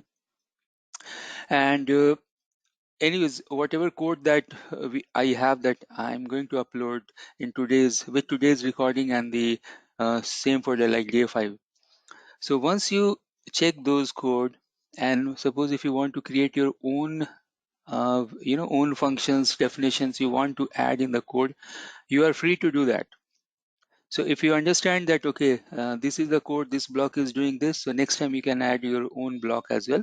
Like that, you can edit, modify the code as well. But yeah, to understand this particular code, to modify it, maybe it will take 2-3 months if you start from today. Itself, to understand what we are going to do today, it will take at least 10 to 15 hours. Means when you perform the lab, then whatever steps that I'm using, you watch this particular recording, you again watch it like 3-4 times. You can watch it, you can bookmark the video as well. So at what time, what lab task I have performed, because today we are going to perform good amount of lab. All right. So as you can see here, the agenda I have just mentioned, like is like generic mention, that more toward post method. Post means that we want to create the object, and then playing with SD-WAN templates. Inside SD-WAN template, how we can view the template, how we can create the template, how we can delete the template. And then there are some pip tools, PIP pip tools, from where if you install in your laptop, you can take the entire SD-WAN backup and all those things. Okay, so let's start. I'm going to start with the smaller one. I have one folder and I'm going to upload that folder. The folder is day 5, and inside this day 5, if you go inside this day 5, 2 folders are there, but the folder that you can see here, this section, this is important. So I'm going to upload entire folder. In this entire folder, you can see so many programs, correct? And there is one folder for template. So this is the template in the JSON format, and there is one other template related to vmanage, but vmanage CLI is here. So this vmanage template is just for your backup. It will not do much of things, but whatever arrangement you can see here in the folder, you can same as it is, you can copy somewhere and you can run the functions that I'm going to show you today. Okay, so let's start with one of the nice thing that we have inside the SD-WAN, and that nice thing is application aware routing. So you can see here, let me increase the size if I can increase it, so you can also let me increase the view. So first of all, I'll start with a interesting and day-to-day activity we are using with respect to application aware routing policy. So you can see somewhere you'll find that we have monitor app route stats. So let me show you that how you can play around with this. So I can go to day 5 folder, and inside day 5 folder, I'm inside the SD-WAN Python REST API. Obviously, if I want to run this code, I need my vmanage to be connected. So I have one lab here. Let me go quickly and connect with the vmanage. And I'm connected with vmanage. In this vmanage, I don't know if I have the app route policy enabled or not. So better I can log into the dashboard and I can go to the policy section. I can activate that policy. But the other option we have that we can activate, deactivate from our program as well, correct? So let me go here and let me show you this program first, and then if I do not get any input in the program, then I'll go and activate that policy, app route policy. By default in this lab it is not activated.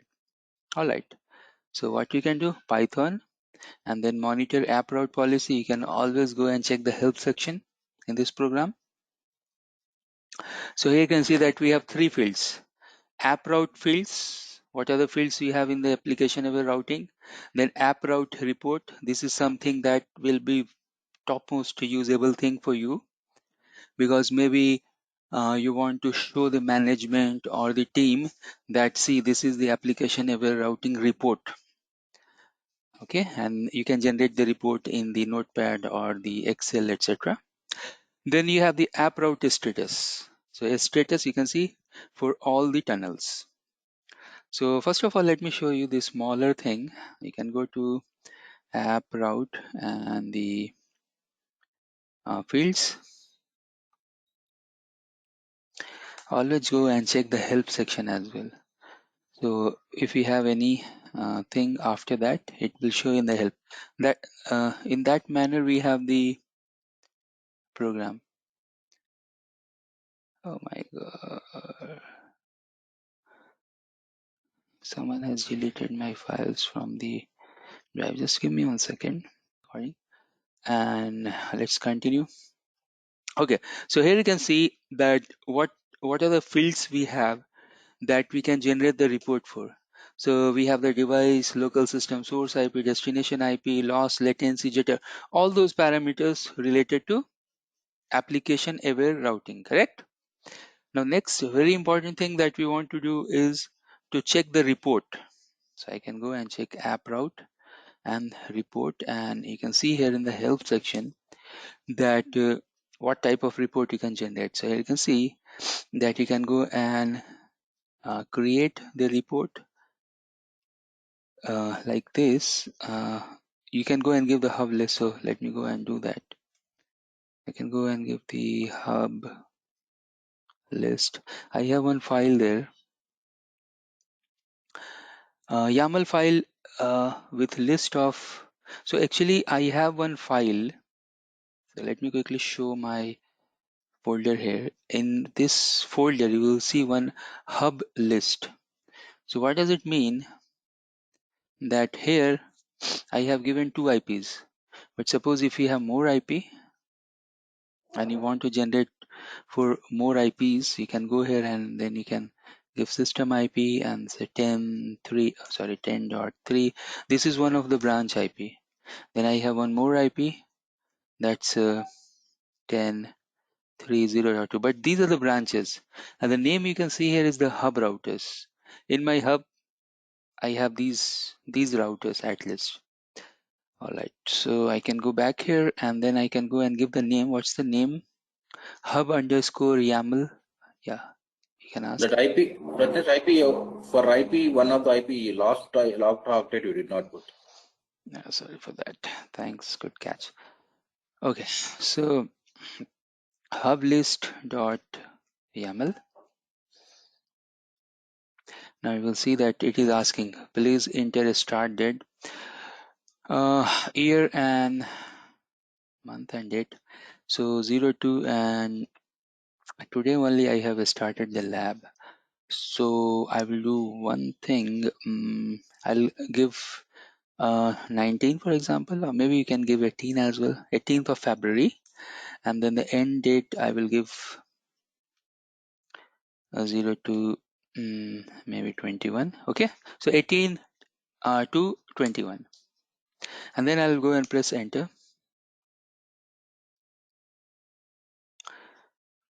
So oops, yeah, I have put 21 and seems it was not taken. Maybe that was out of range, but no problem. So then you go and press enter, and then you can see here in the bottom that created a report of average app router stats for tunnels between hub router and a spoke.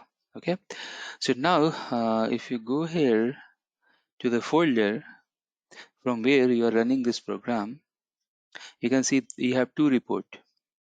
Okay, so one report you can see for hub and one you might see for the spokes. So let me increase here. Now here you can see that hub sites, because I have given hub site as a branch one, so that's why it is taking that as well. But you can see clearly the point here is to check these items here.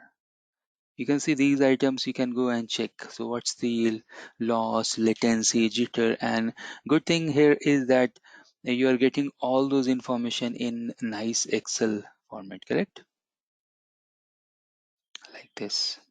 And you can see the date as well, because anyways I started the lab on 19, so that's why it is not showing you 18, 19, 20, etc. But you can see nice report.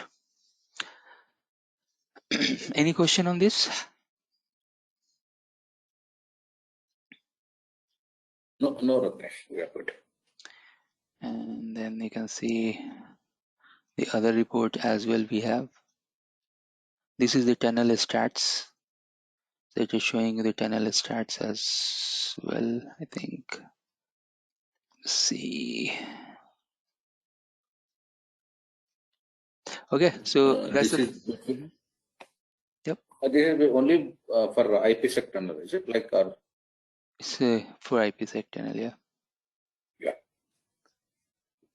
Yeah, so you can see that it generated 2 files, 612 and 614, and one is for tunnel and one is for entire stats. And one report is actually quite big, and it's robust, where it is showing you, anyways, it's showing you which tunnel is there, what color is there, what branch size, and then loss, latency, jitter, because they are using API. So that's why we are getting result in this nice format. Now there is no CLI that can give you such type of results, correct? Okay. All right, so let's move on and let's check our next agenda here that we have in the course. I want to show you this particular section, that playing with Cisco SD-WAN template. view the template, create the template, delete the template, etc. I have created two different type of program. So first of all, I will show you one very important and good program, and then I have one complete big package type of program. There also I will show you the template. So let's start with the smaller, and I want to mark you. So when you watch this recording, what template you can see here I am highlighting, so it will be easier for you when you watch that. Whatever name that having template, so create bulk template, create template, delete template, generate basic template. This is in .sh, some script. We don't need this, but get template. So you have four program: get template, delete, create template, and bulk template. Okay. All right. So once you watch the recording, you can check these very important program. And good thing about this that you are free to do modification, edit, and all those things. Okay. So let me quickly show you any of the program, and suppose if you want to see here, let me quickly show you this, the differentiator here. So we know about this top. In day one I have covered that. Then you have to create the session with vmanage. That's the session. So up to line number 1 to 26 is that is defined. You have to do with all the programs. Now these things that you're seeing, it's not required because this is commented. So I can remove that. Now you can see that actually you have to understand only few lines, only these 4 or 5 lines, correct? And it's very easy because say the last line here you can see in the bottom is the main function. It is the way that you are running this program, you know. So this is nothing. Here what you are doing, simply you will go and give the vmanage IP, you will run the script. But the logic you have for this program is this 4 or 5 line. So what it will do, first of all, with open, it will go and open a particular file in the JSON, that particular file that you are going to give as an input. Okay, so because you want to create the template inside the vmanage, for example, NTP, BFT, whatever, I'll show you all those things. So it will go and it will take this particular file as a payload. This is the most important thing here. So the method that we are going to use for creation is nothing but the post. Let me highlight here the post. This is the method. Now either it's a get or post. There is one difference. In post method, you have to give the payload. What is the payload we are using here is a JSON data. Now this JSON data, from where it is coming? It is coming from this field here, you can see. So you already have one folder, you can see here, vmanage cloud feature template. Inside that, suppose if you want to create NTP, let me quickly show you the payload. This is the payload. So once you run this program, this whatever coding we have inside this NTP folder, that will get created inside vmanage. So what are the things we have here? This is very easy to understand. First of all, the name of template. So API NTP. I'll go and give the name, say for example, Sam and Ishwar. That's the name we have, API. That's the NTP template name. So you have defined the name. Then version is 4.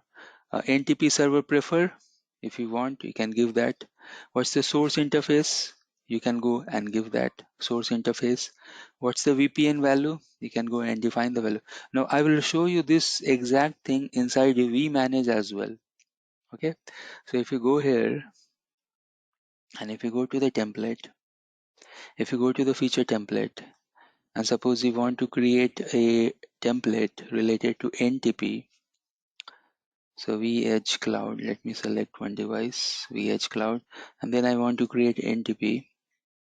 So see, in the NTP, what are the fields you have? You have to go and give the device type. That's very important. Then template name, description. Now if you go here and check, you have to go and in this program we have defined as a VH, but we'll see that. So you have to go and give the template name, and if you check here, you have the template description as well in the bottom. Okay, so you're giving the template name, you're giving the template description. Then you have to go and define the server. In server, if you have any new server, you can go and give host name, authentication key, VPN ID, version, source interface, prefer. All these things you'll find here in this payload. Everything you have to define, or actually this payload is already there, you can use it. So each and everything that you're seeing there already you have here. What you need to do, remember in JSON we have two fields, key and data. This is the key, and here you have the data. So whatever data you will feed here, that will automatically populate inside the template. Okay, great. So let's do it. So I can go here and I want to create one template, and I can go and start this, create the template, and the address is 198.168.1.10, and then I should have to give the JSON file. So if you go here and type help, you will get this string. So it will tell you that how you have to run this program, and then we can go here and we can give the host name 198.168.1.10, and then you have to go and give the JSON file. The JSON file, now it's up to you. The JSON file that you are giving, so I'll do the one thing, I'll go and give ntp.json. Okay, enter. So now it will do connect, and you can see here ntp.json successfully deployed to be managed. So that means if I go to the place and if I go and search, say I have given the name as Ishwar and Sam, so I should get that. Let me check this. Let me refresh this page first, because see, we have this NTP Sam Ishwar got created for Edge Cloud, and you can see this, you can edit this, there's no problem. So these fields are there, but if you go and change, so VPN is 0. Now if I do one thing, if I go here, oops, so if I go back, oh, where is my NTP? I think I have two files. So here you can see the VPN is 99. If I go and put 99, and I can go back here, and the server address, if I can go and give the,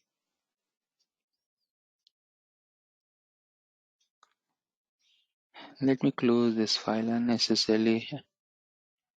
Two files are open. Let me quickly close this. Yes, yes, yes.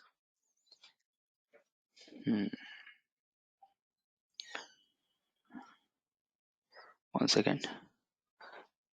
Okay, ntp.json, I have that. Oh, I have three files open, I don't know. Okay, later on I'll go and close.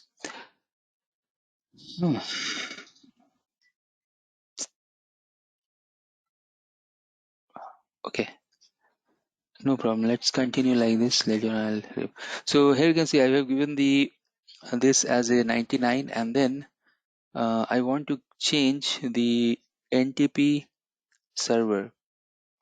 So let's see here. I can go and click edit. NTP is variable. NTP server is variable, means when you push this template, it will ask you, and it's actually good, you know. So you can create these things as a variable as well. Okay, so You can see the variable if you want to create as a variable. So VIP variable name NTP server VPN. Okay, so you can go and check here the VPN, and you can see the VPN here is not, it's a default actually. It is not a variable like this NTP server VPN. So it's okay, no problem.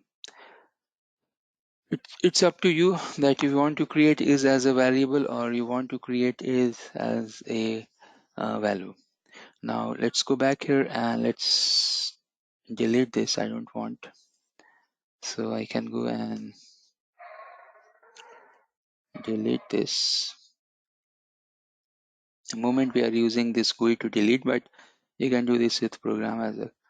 So now we can go and create, and you can see the speed. You can go here, refresh the page, and you can go and check that. Now this is something that you have to go and you have to spend time that how we can play around with the data, because anyways as a architect, as a design engineer or implementation engineer, you have to put those values, correct? So this is one of the thing that you can see. Now, so this way you can create one feature template, correct? But maybe in the organization, maybe if you have to create 20 or maybe 15, 30, 20, 25, 30 templates at a time, means all the feature template at a time you have to create. Then what you will do? So for that, we have one more program that's name is bulk. You can go and run this bulk and just give the IP. What it will do that in our folder, you can see I have AAA banner, BFD, BGP, bridge, DHCP, IGMP logging, multicast, NTP. All these templates will get created automatically inside the vManage. So it's like one-time hard work that you can go and change the variable, play around with the variable, but once your program is ready, click enter and done. Correct? Now you can see that we have one error with NTP because this is already there. So since this template was already there, so it will not create this, obviously. Apart from that, now if you go back and if you go and check the API, the name of the templates are starting with API C, API PIM, IGMP security. Everyone is created at 21st February 6/27. You can see the date. Within 1111 second, all these feature templates called created. If you do it manually, obviously it will take time. Correct? All right, guys, if you have any question, feel free to ask.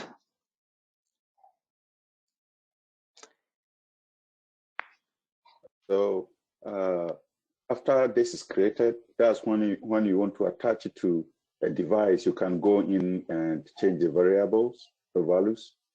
That's right. So then once you have the feature template, you know, the main thing we have is the feature template in SD-WAN. So then you can go and create the device template, and then that device template, you can call all these feature templates and you can attach it. If you want to do this via the program, I'm going to show you that as well in coming 10-15 minutes. Yeah. Okay. And Ratnesh, do we have any way to create even CLI template as well? Or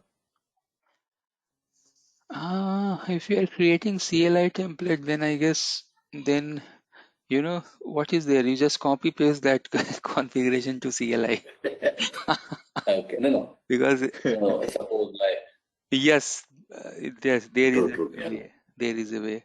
So what we can do that CLI configuration we can put instead of JSON, we can put in a file and then we can upload here as a post, as a data method. So yes. So here what we are doing, you can think that we are creating 20 CLI templates.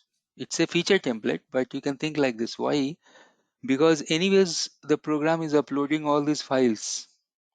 So instead of all these files, if you have one CLI file that you can upload there's no problem. Correct? So yes, yeah. we can create it. Yeah. So So for this list, does it consist of all the feature template that we need, or there is more? This is not all, but most of the things are here, like PIM, Oh, OSPF, OMP, NTP. You can see the system as well, security. It's not 100% all, but yeah, if you do little bit of digging, you will get the JSON file. I can give you the JSON file for all the feature templates and all. Today only yeah. I'm So going to show you that how you can generate. okay. So from vManage itself, you can take a backup as a JSON. You got my point? Oh, okay. So Hmm. if you go to the vManage, you can create, you can take a backup and put it here. Yes, Whatever feature yes, template that you don't have, you yes, can yes. get So it and put it here. that's good question. Let's do it first. So I have some other things to show you, but I want to show you this first. For that, I need to disconnect my VPN because actually I don't need to do that. What you need to do in your laptop. So once you are here, there is one package called pip install SAS3. That's the, or you can do Cisco SD-WAN. But this is the name, and anyways, I'm recording, so you can see this. Install SAS3. Oh, sorry, I install, spelling is wrong. So install, one second, let me correct that.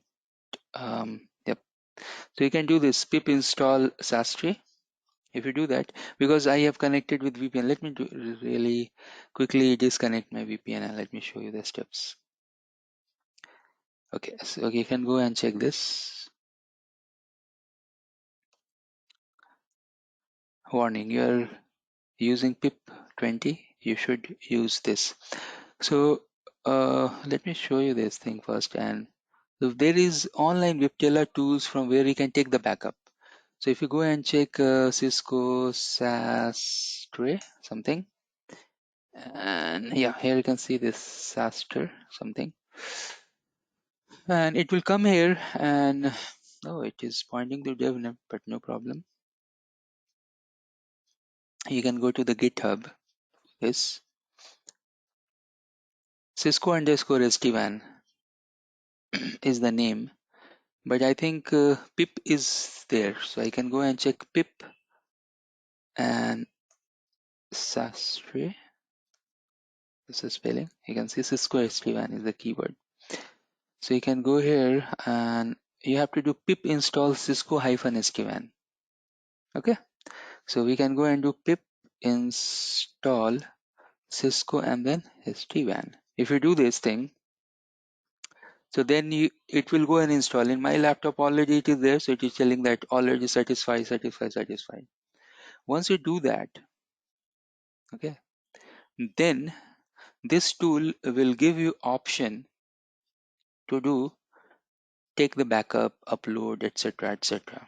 So now what you can do, you can go to the Python and then you can check the SD-WAN, what was the name of the install. So the name, either you can use SAS3 or you can use, let me see the site here. So then you can go and use simply SD-WAN version like this. So let me quickly connect my VPN quickly. And let me give the credentials there. Here it ups. Okay. So now you can go here and you can put this. So I'm connecting my lab. Once we are here, then what you can do that you can go here and you can check simply. So SD-WAN help. SD-WAN is not recognized as a program. Wow, no problem. I'll show you other way to do this. Let me quickly check if I can have that. I just want to check the reference how it is. Oh, SD-WAN version. So do I am using correct SD-WAN and version? It is not recognizing SD-WAN at this point of time. Let's see. So what I will do here, again I can go, I'll show you both the ways that you can run this program. We have ways to run this program. It is telling that SD-WAN help. Once you do this thing, it will give you all these options. Here you can see that you have option to upload, download, and all those things. So let me try other way to do this. Python SD-WAN help. Let me disconnect the VPN. What you can do, that you can go to the GitHub. It is strange that it should work. Like if you do pip install, maybe I don't have proper Python package install in that particular location, but it is working fine. If you do pip install, it can work from any CLI actually. Let me do one more time pip install. I can see that I have this package and SD-WAN. Okay, no problem. So other way is this, that you can copy the code. See, you can go to this link. It is devnet sastre, and you can go and you can go here. Then you can open your git bash shell. You can paste that. It's telling sastre already exists and it's not empty. So I have already downloaded this, but this way you can go and download it, correct? Now then you can go and check where it is. It should be inside this folder. So I can go here. I can open one more folder here. I can go to the documents. I think I should go to the C drive and the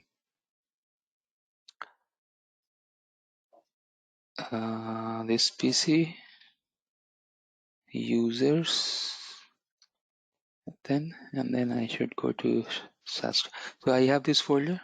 What I'll do, I'll simply copy this to our day 5. So I can upload. You can go and put this folder here. Okay. Once you have this folder, you should have the Python files as well. So you want to run that program. Oops. So we are inside 5. I can go here. I can copy these files. You can go and copy, and then you can put Python, because I want to run this Python. So I can go and paste. Here you can see that you have the SD-WAN and SAST. Both are actually same. So now I can go here back one step, and now I can go to this folder, and then I can go and run Python and then SD-WAN and then help. Now can't open the file SD-WAN. What file is this? I should give sdwan.py. Because I don't have the VPN connection, so it will not give you the result. I need to connect the VPN, but your program is working. You can see like this. Now for result, I have to connect with my VPN. So let me go and connect with my VPN, and then I need to give the credential. So you can go here and you can connect this. Once you're here, then go back to your program. See what this program can do. Once you run this program, you have to give the username, password, port number, etc. Then you have to give the task. Inside the task, you can take the backup, restore, delete, migrate. These 4 things you can do. Basically, we are using this to take the entire vManage backup. And even you can restore as well. So 1 year back, we have one task that we want to migrate vManage cloud from Azure to AWS. So then we have taken the backup from the Azure with the backup function, and then we have restored to the Azure. So all those things already populated to that, and within 1 hour we have done that. Okay. It's a powerful tool. Apart from that, you can see the delete option you have. You can delete it, and then you have the migration option as well. You can migrate it as well. The good thing about this program is that you can go here and you can check the task. So let me quickly show you that how you can run it. So once you are here, then you can go and then you can use the keyword say backup. Okay, once you give this backup, so that's the task. You have to choose one task out of this, and then you have the argument. And there is good amount of arguments you have, so better you can go and check the help. So when you can do the backup, you can see the long list where you want to take the backup. What's the directory or the default directory? They have default as well. Then when you are taking the backup, in that backup you want to take all backup, you want to take policy backup, policy definition backup, policy vh, policy cs, template, feature template, what you want.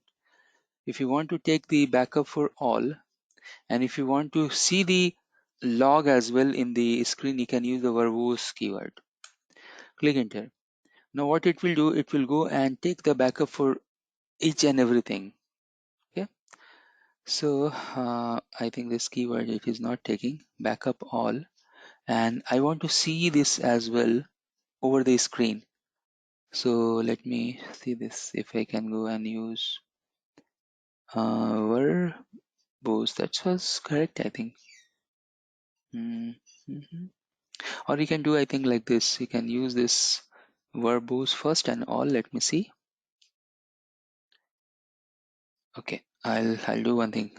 You can go here and you can see the verbose backup all. Yep. See, it is working in this way. So in the in the recording section, you can you can copy this command. It is asking about the vmanage IP. I'll go and give then the username and the password, and now you will see it is taking the CFS RFS configuration backup, vmanage, vsmart, template, all policies. Means it will go continue for 5 minutes, because in our lab setup we have less configuration and all, so it will not take that much time. I think within 2-3 minutes it will get completed. But the good thing about this is that it is taking the backup for the JSON formats as well. Okay, so once the backup will get completed, then you can go here. You can go to SASTree, and it is by default it is taking the backup in the backup folder. So it will create one folder for you called backup, and there it will put everything. Let me see. Yeah, see, you have to go to this folder where I have the program, and then you can see the data folder it has created. Once you go there, you have the backup and the date timestamp. Once you go there, you can see still it is going on, but you can see the certificates, device conf, device template, feature templates that we are looking for, correct? But I want to complete this, and then I will open the feature template. Once I'm inside the feature template, Sam, this is the thing you are looking for. Yes. See all JSON file. So you can, Yeah. oops, sorry for that. So we are here, and we are here, and we are here, and we are inside the feature template, and we can go to the SNMP, and I can go and open like this. See, so let's do this thing. Let's add this SNMP in our template. Okay, so I'll do one thing. I'll go back here. I will copy 1 or 2 example is enough, I think. So I'll do one thing. I'll open the other side as well, where we have the feature, where we have the other program. So I can go here.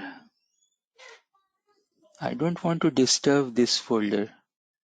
Okay, but as per program, if you want, you can change the name, and you can direct that direct that requirement to that particular folder. Means it's up to you where you want to direct. So do I have SNMP? I can see the SNMP here. So what I don't have here in this list, I just wanted to use that, and that I can put here just for example. So BGP was there, DHCP, I think DHCP, and you can see this is also using APIs. You can see all APIs and all. So I think, oh, these are our actually, we have created, correct? Whatever API you're seeing here in the backup, you can see we have created just now. Okay. Yes. Yes, yeah. No problem. So they are taking those backups as well. So let me take anything that, so for example, all SNMP basics. I can copy and I can go to the other file here. I'll put here in outside the folder here, because then I will redirect our program to this particular JSON. Okay. So the name is all SNMP basic. Let me copy this. And I think this is already in the vManage. Let me go and quickly delete this as well from that. So I can go here and I can search for that. You can see, and it is attached as well. That's a problem. So we need to detach, and then only we can, Okay, no problem. I'll do one thing. I'll change the name. Instead of basic, I will make basic _ Sam _ Ishwar, like that. So we can understand that we have created with the program. Okay. So let's go back here and we have this assembly. Let's do a small edit here. I can go here and where we have the name, we'll go and change the name. So what's the name? The name is all SNMP basic. And if we go to the bottom, we can go and check all SNMP basic. This I'll change to Sam. That's the description, but new one. Control S. Okay. And now you can go here and see the backup is completed. Ishwar, you are happy now? You want to take backup? Yeah. Ishwar has told me that he want to take the backup of it. I have shown you two variation. One backup we have taken just for the configuration. And this backup is related to everything. Okay, so let's run that. I need to go to that folder where I have the program. That is SD-WAN something. And Yep. one quick question, Ratnesh. Like, suppose you have taken this backup, and suppose, due to some reason, like whatever, maybe irrespective of the reason, something goes wrong, and you want to restore back. I mean, you want to push this back. I mean, this configuration back up to devices. So, do you have any? Yes, we have that. Way? Okay, so backup you want to push to vManage or any device? Let us take both the ways, like to all the device or even particular related to particular site ID. Because all the devices will not lose the configuration, correct? Configuration, yes. It will never happen. So say for example, if device will get rebooted or something, then you have the configuration at vManage. Because in vManage you have a template, you can reattach that template, correct? Yes.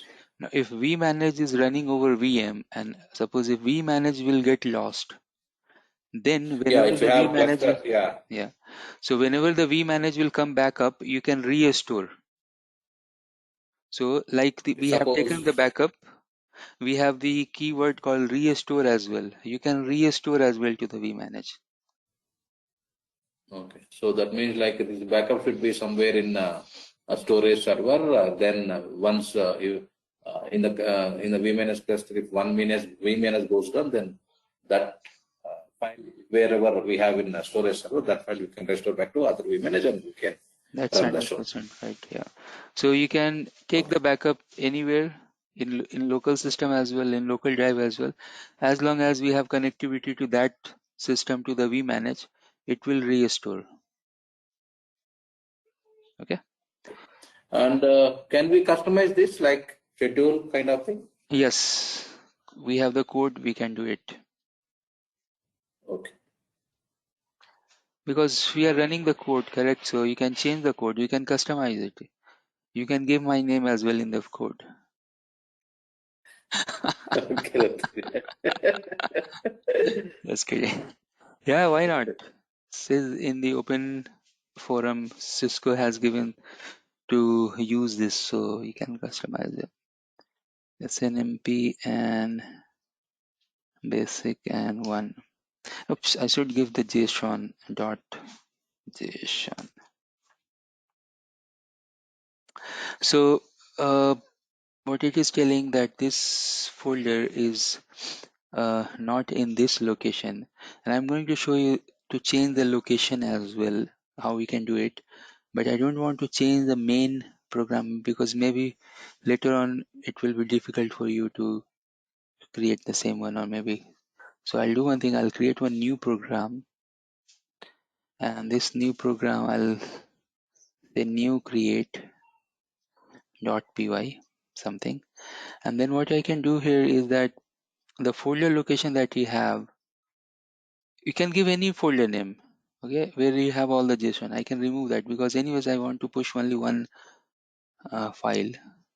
So this is the JSON file. It will ask me as a input. You can see this will ask you as an input. So now you can go and enter. Now it should take that particular. Still it is. Oh, I am running. I'm not running the new one. So we have created new program. Say new dot create, and then I should go and give the 198. Oops. 181.10, and then the JSON is this name. Enter.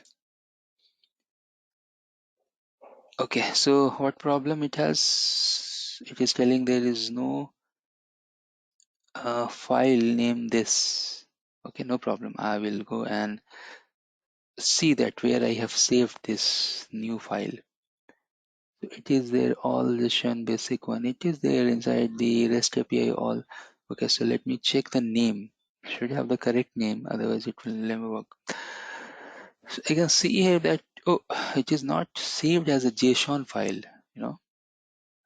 and then it should be in the JSON format, but let me just for curiosity, I'm using this. So what error it is telling that VHCS are running mixing to create CS and VH, it's not possible, etc. So it is telling that such type of template is there, and it is not allowing us to create same type of template, mixing of both and etc. But just wait on, hold on. So you can do one thing, whenever you're saving those templates, you save as a JSON dot JSON. Okay, and then let's try one more time. You can go, oops, you can go here and enter. Yep. So now it is giving this error because of the template that we are copying and we are using like this. But don't worry, we have one more program called delete the templates. Let's see. You want to delete all custom feature templates? Yes. Again, do you really want to delete all these that you are seeing here in the list? Yes. It is showing somewhere you can see 400 is the error, but 200 is a success. Why 400 error means? That means it is attached. So if it is attached, it will never get deleted. Okay. So that's the reason it is not deleting. But yeah, when you are doing this, then you can. I'll show you the other way as well. But yeah, you have multiple ways to do it with the program.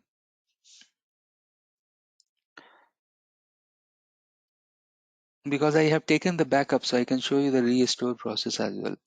So once it will delete everything, whatever it can delete, like whatever is 200 you're seeing is a success code. So it is going on, going on, going on. Let him delete,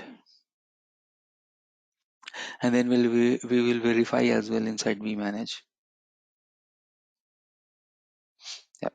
So now we can go back here and let me delete this, refresh this. You'll find that those templates who are attached, somewhere I can see that they are not attached. Maybe they are referenced to some other template, but mostly the templates who are not in use, they got removed. And that's actually, you know, one good thing in operation. So we are getting sometimes these use cases that whatever templates are not attached, delete it, just to do the cleanup of vmanage. You can use this function to do the cleanup, because if the templates are attached, they will not get detached. But before doing this cleanup, make sure that you have the backup. Now, how many templates we have here? You can see 46. It's showing 46 rows. And other thing is that it has deleted all the custom made. That's the non-default. Custom made templates it has deleted. Okay, so 46. Now what I'm going to do here is, let's do the backup, the restore. Okay, so we can go to the folder called sastre, and then we can go and do the Python, and then the SD-WAN, and then the restore, or let's see the help. So here you can see that you have the task, and that task is restore. So restore all, or like you can do like this. So say verbose restore all. What happened? So backup is not found. Now you can see when we are doing the restore, it is assuming that we should have this file, but we don't have this. No problem. But these things we can change inside the code. You have the option, you can change the file name and all those things. So what we'll do here, we'll go to the data, and first of all, you can make the copy of this as well. I'll change the name. Okay, I'll change that name like this. And then let's try one more time. Now it is asking the address. Admin. So what happened? Uh, you can see here, I am showing you the Now let's problems look as well. for the Yep. original backup name. Yeah, so no problem. We'll do one thing. We'll copy and we'll rename, and we can paste, correct? So paste. Let's do that. Oops. I'll do one thing. I'll paste here, and then I'll go and rename that.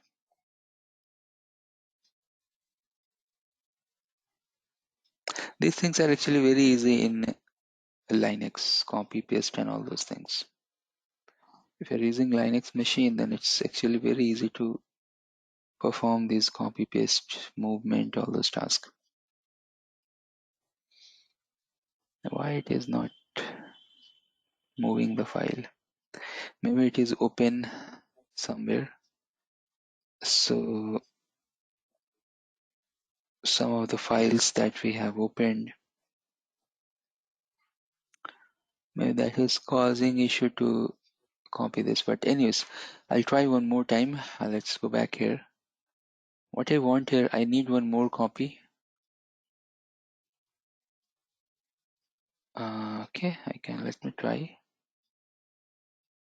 Okay, so this is the name.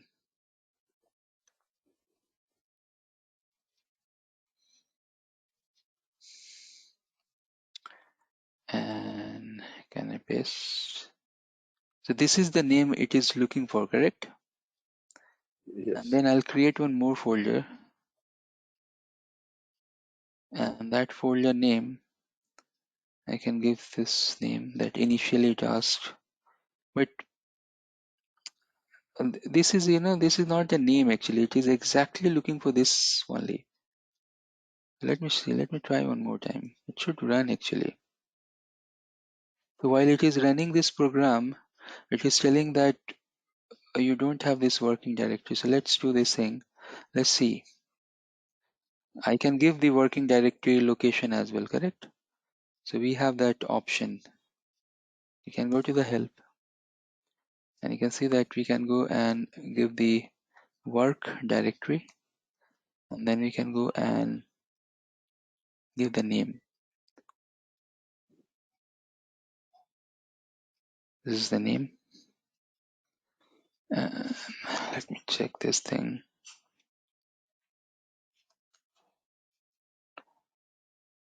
A tag is required. You should go and give all as well. But yeah, when you're making, when you watch this recording, you can copy these commands, because again, you don't need to spend this much time. So now you can see that starting restore. From where to where you can see? From this backup location to vmanage IP. Okay. So it's a start this loading process, and let's see, it should take the backup. Maybe it will take some time, 5 minutes. But this is the way that you can load the configuration. And it is working because we have used this thing in the production as well. So this is nothing that it will get failed. Meanwhile, guys, if you have any question, please feel free to ask. So with this backup and restore, Hmm. can you summarize what the backup can take and the restore, what it can do, or what can really be restored, and the deletion, what can be deleted, what can't be deleted? Yes, everything. And they have very nice document actually, if you go here to this link and you can see the documentation, the amount of information that they have given here.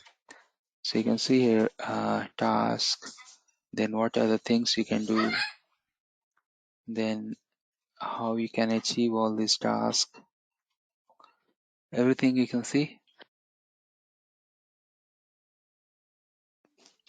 And you can see how to use this, all the commands, everything you can see nicely documented. Now, some of the features that you are seeing here, you're not seeing here. Why? Because this is one of the licensed, licensed type of package. For free, you have 4 options that you can take the backup, you can do the restore, etc.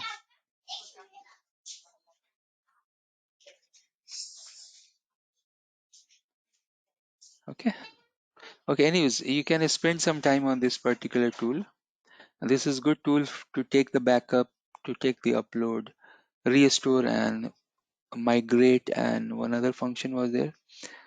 So 4 function it is doing, but in terms of backup, it is one of the nice tool we have to take the backup. Okay. So you can copy this code and you can play around with this. It's a nice one. And apart from that, whatever this tool can't do, for those things we have different programs, so we can achieve our task with those programs as well. All right, guys, you have any further question? See, it is going on. You can see here, and maybe it will take some time. Meanwhile, if I go back here, you can see it was 46. If I refresh this, it should increase. See, it becomes 73, 75. You can see. So number is increasing. That means your restore process is going on. Correct? Shall we take one 5-minute break? Let me resume the recording. I'll start with a small. I have 3 interesting program. Let me start with a small and then big and big. So I have one. Let me go back to my main folder. That is SD-WAN REST API. And then I have one program called vManage APIs. You can always go to the help section and you can see that what are the things you can do. So attached devices related to template, control, stat, all these functions are actually small, but they are going to give you nice information. So for example, if I start with system status, and this particular program, you can use it in your production from today onwards. If you want, you can use it. So you can go and check the system status, and then you have to give the system IP, say 10.1.0.1, and we'll see the result. So what it is telling that your host, that's the IP, is uptime, version, memory used, and CPU use. It's like small information but good information. We often looking for the CPU, memory, version, uptime. Correct? Likewise, you can go and check the interface status. So I can go here and I can change this. Oops. To interface status for this particular guy, and you can see the interface. It's like show IP interface brief, interface IP, and so these informations that we are seeing here, we can club together. You know that we have done in day 3. So it will ask you which IP you are looking for the system information interface status. You can club. So here this done, this done. Device list, we already know it will print the list of the devices. Device counter. So let me show you the device counter. I can go back here and I can show you the device counter. What does it mean? Device and then counters for this particular device. So OMP peer down, VA smart connection, BFD and BFD. So basically it is telling you both the data plane and control plane and the OMP connection, correct? So this is BFD is nothing but your data connection. OMP is your VA smart connectivity, correct? And then your VA smart connection. Then you can go and check the device list. This we have done earlier.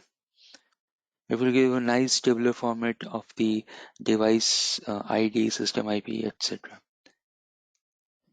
Then finally, let me show you 2 more functions there we have. So we check the system interface, device list, device counter, then detach and attach. Remember, attach and detach. Let me before doing this attach detach, I can show you the control status. So I can still go here and show you the control and the status. So you can see this the control connection status and last updated, correct?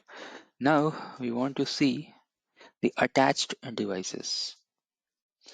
So I can go here and I can show you the attached devices. Let's always check the help.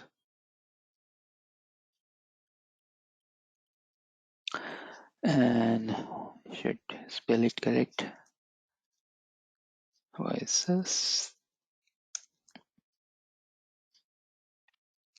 So it is asking about the attached devices and then the template and the template ID, correct? So this is something like retrieve and return the device associated with the template. You can simply go and run like this also, I think. Yeah, you have to give the template ID here. So let me see if I can give the template ID.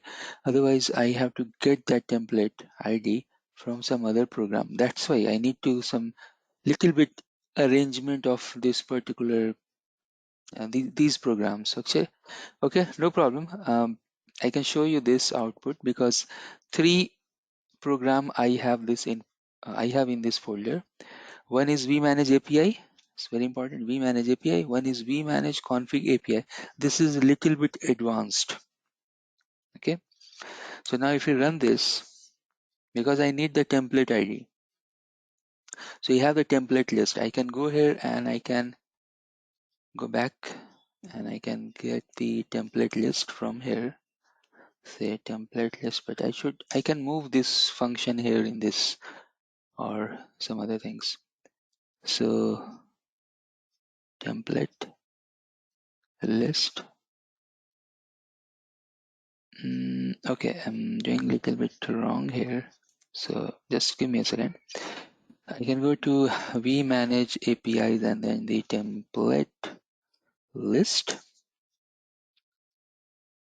Okay, it is giving you all the template lists that whatever we have. Now I need this template ID, correct? To run in other programs. So attached device, and if you go and check the help, so it is asking me about the template and the UUID. So template and the UUID. For example, I'll check this DC guy.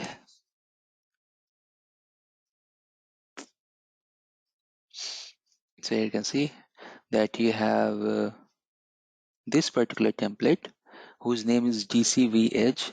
It is attached with two devices, this device and this device, whose host IDs are this. Correct? Now, what we want. Now, I want to detach. So let me check that. So I have the detach.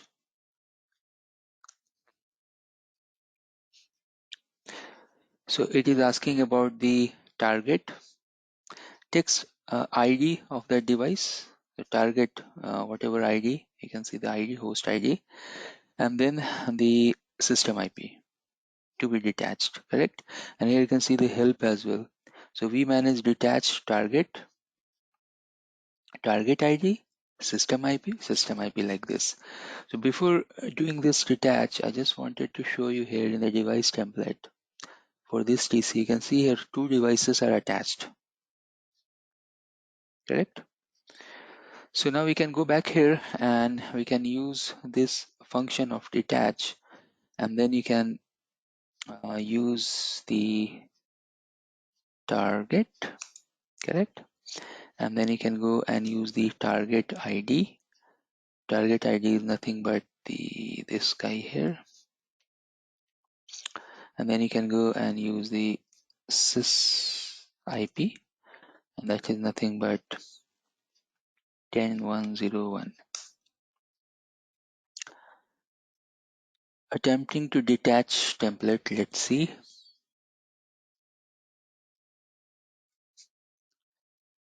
It is trying to detach the template for DC1 VH1 inside this particular template. This template name is DC template. This template name you can see here if I scroll a little up. DCVH is the name of the template.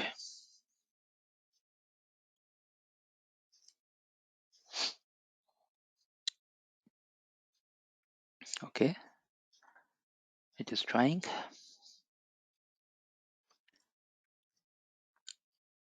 So meanwhile it is doing its work, you can see that we check the system, interface, device list, device counter, controller status, attached devices, and then finally we are checking this function to this particular program. That program is vmanage underscore API.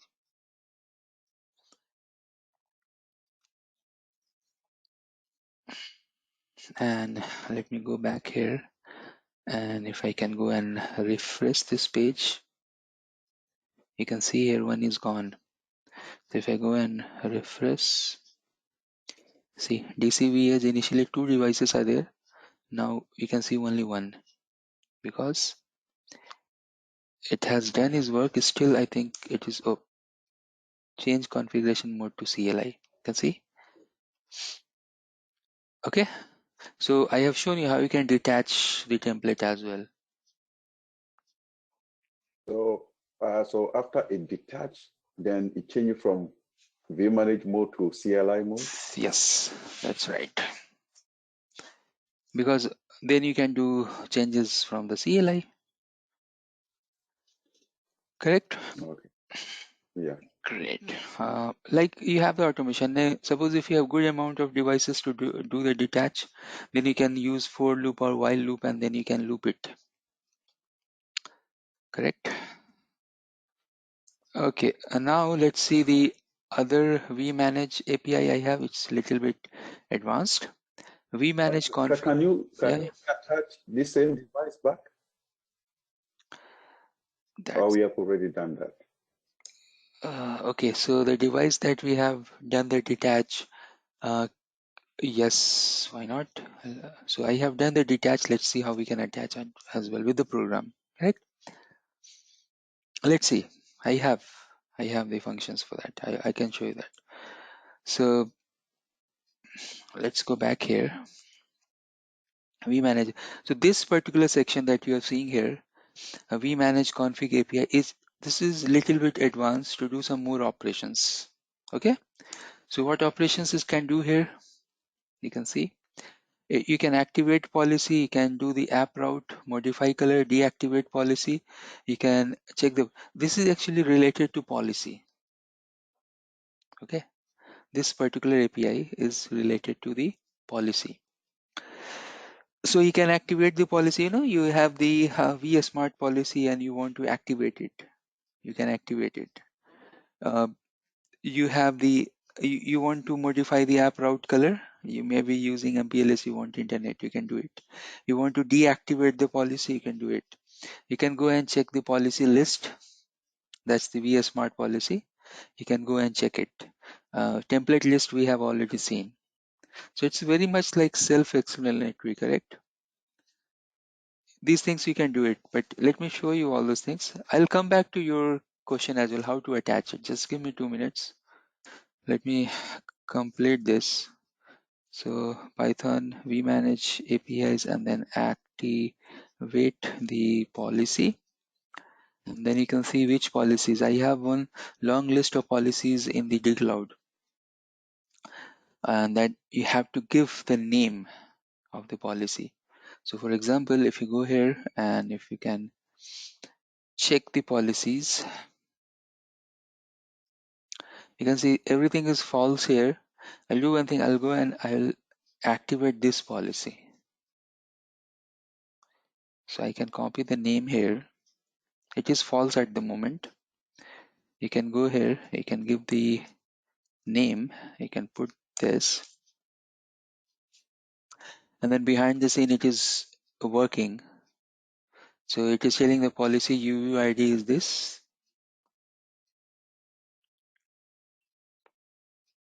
And you can go here, and if you give some time, it may take some time you will find that this status will become active, means true instead of false. Successfully activated the vSmart policy. Now if you refresh the page, you can see it become true. So now your policy is activated. Likewise, you can deactivate it. It's very easy. You can go and check the list of the policies. You can go and check the template list as well. If you want to modify the app route color, you can modify from the program itself as well. And generally, we are doing this from the vManage itself. Okay. Any questions so far? It's good. Yeah, good. All right. So let's come back to the. Yeah, yeah, Sam. No, I think it's what it should be. You're telling. Okay, sorry. Yeah, you good, yeah. Thank you. Now you can go here and check the one more program I have, and that's the SD-WAN CLI. This is also very interesting.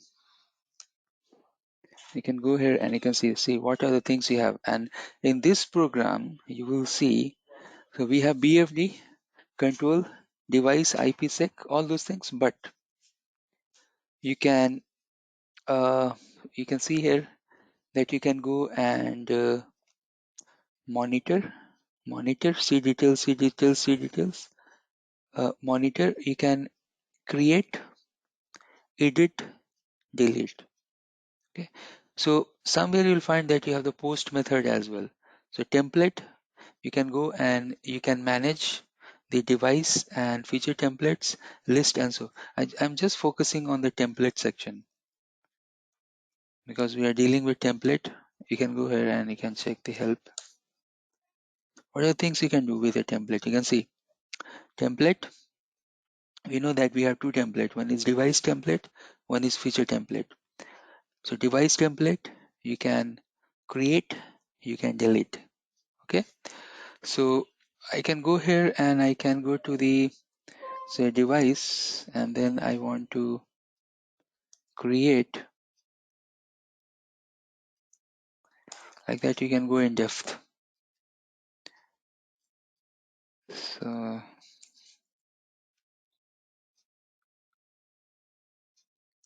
let's see something that it is showing me some error. 1 second, give me one moment. Yep. So you have delete, you can list. These things we have already seen, that's why I'm not going in this. I'm just looking for one thing that sham as well, attachment of device. I think I have that function. I'm just checking in which function it was there. But anyways, once we are in this location, I'm not deleting anything, but you have this delete function. You can go and delete, and obviously you have to give the name what you want to delete. Fail to delete the template none. You have to give the name of that particular template that you want to delete. So at the moment, I'll do one thing quickly. Let's check this. So we can go to template and we can create one copy. Let me create the copy. Say test one. You can see that test one got created because whenever you are deleting template, it should not be attached, correct? Delete test one. Unexpected argument.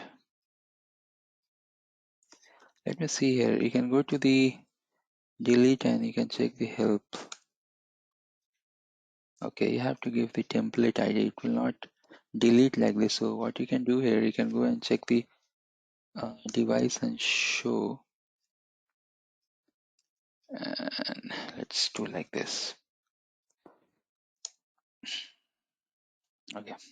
So you can go to the device. You can go and do the list.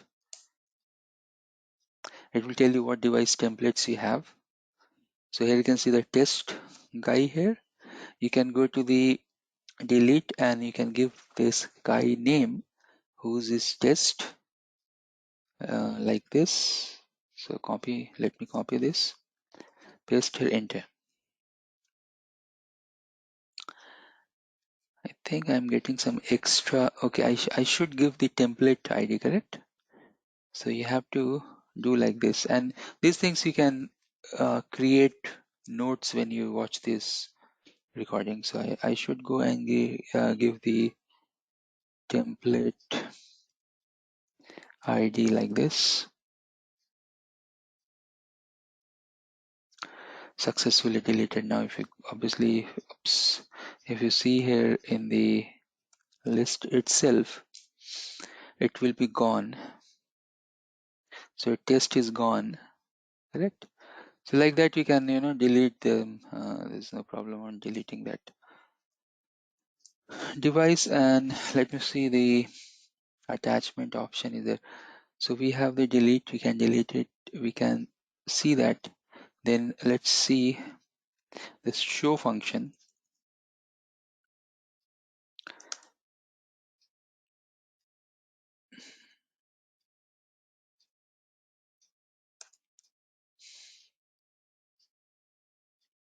Again, you have to give the template ID show and then the template ID. So let's see. So UUID, template ID, all these are very important. It is showing you this template in the JSON format. Okay, you just play around with all these programs that we have, okay, because it will give you good amount of information. Only thing I haven't covered at this point of time is to attach, correct? Let's see the attach, how we can attach a device with a template. And other thing I should do that all these function I should put in the same program, so you should not check this there, this there. So that thing I will do. I will merge most of the program related to template, and I'll make this template program really powerful. Okay, so what I will do, at least the vmanage API and vmanage config API I can merge. Okay, and then this SD-WAN CLI that you're seeing, I can merge it, and then I should add one more function here that's related to attach, because I thought there is attach is there in this template. Yeah, I think the attach function was the same PY that you did use for detach. Yes, you're right. It's the So same. I It's the will same. go there and I'll check that. Yep, that's correct. So before going there, the last thing here is the related to feature, and here you can see that in feature you can go and you can see list, show, create, delete. So those options you have related to feature template. Already I have shown you how you can create the feature template in bulk as well. Okay, so you can use that function, but this is also okay. Let's try to do it. So feature, and then I can go and check the list. First of all, let's see all this. There are lot feature templates are there. See, oh wow. In production, you can see how big that list will be.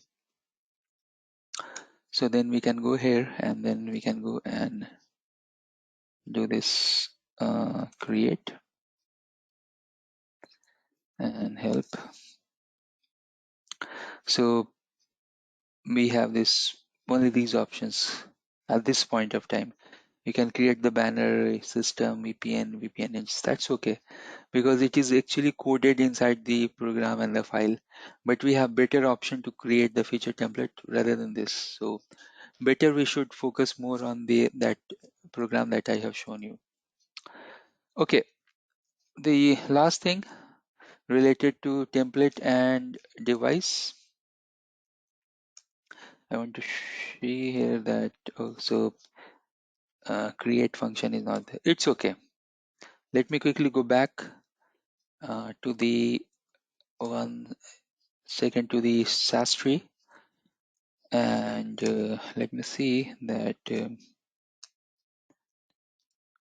we have anything related to attach here. So I can go and do help here, and you can see that you have the task. No, you don't have. You have backup, restore, delete, and migrate. Then let me go back. Then we have used the attach and detach that was related to vmanage API. So I can go here and vmanage. Oops, I should go to SD-WAN REST API folder and then Python vmanage APIs.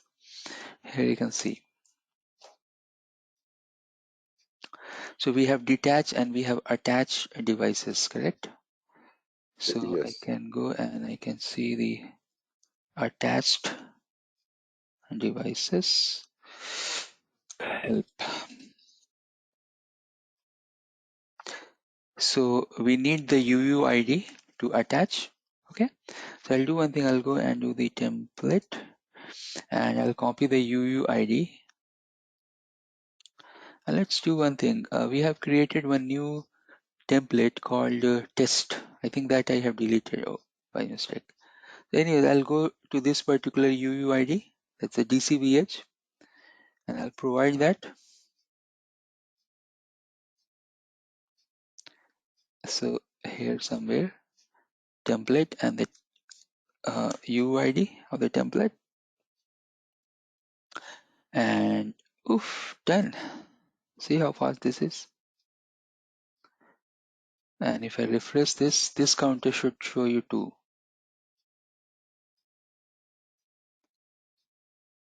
It's showing, but I can't see anything here.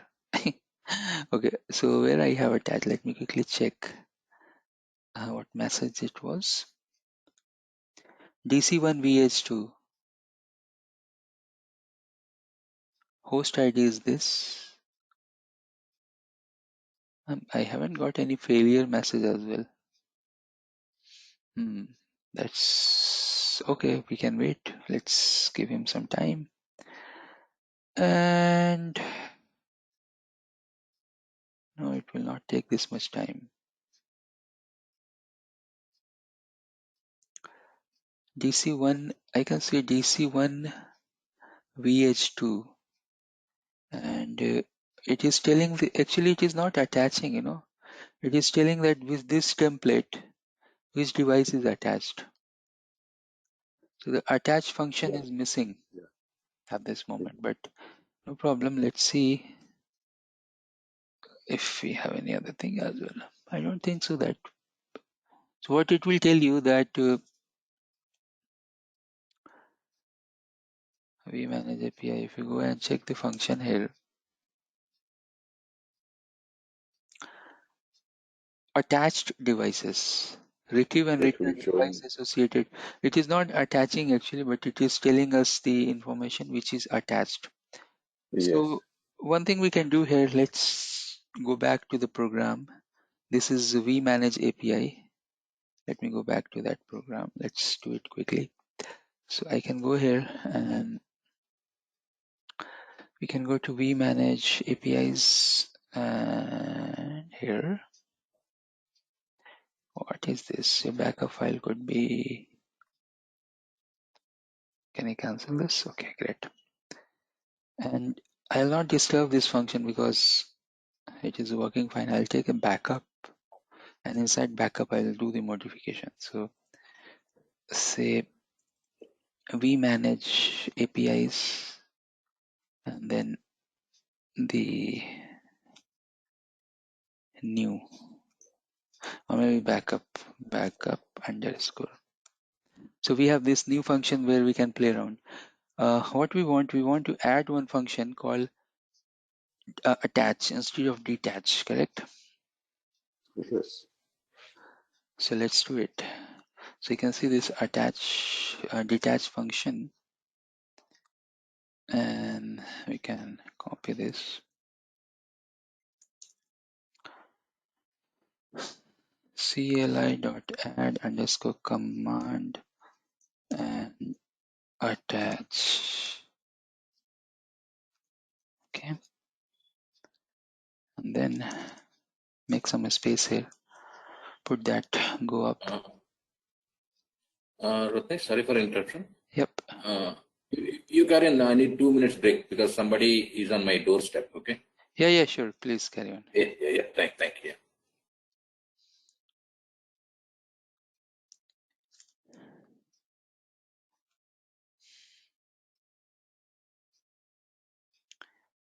Meanwhile, I'll edit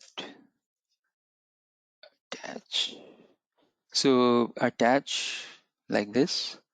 All right. Attempting to attach the template. So payload. What we want. Device ID, system ID. That's okay. And then I want to attach with a template. Template config device mod. Okay. That's okay.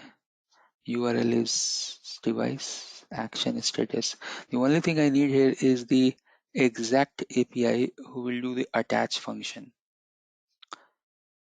Okay, let's continue. Let's see. While the URL response 200 push say summary is done, success. Okay, print failure. Okay, so all these messages are good to me. Only thing we need here is one API that will do the attach function for us to not detach. So let's quickly see here in the API doc.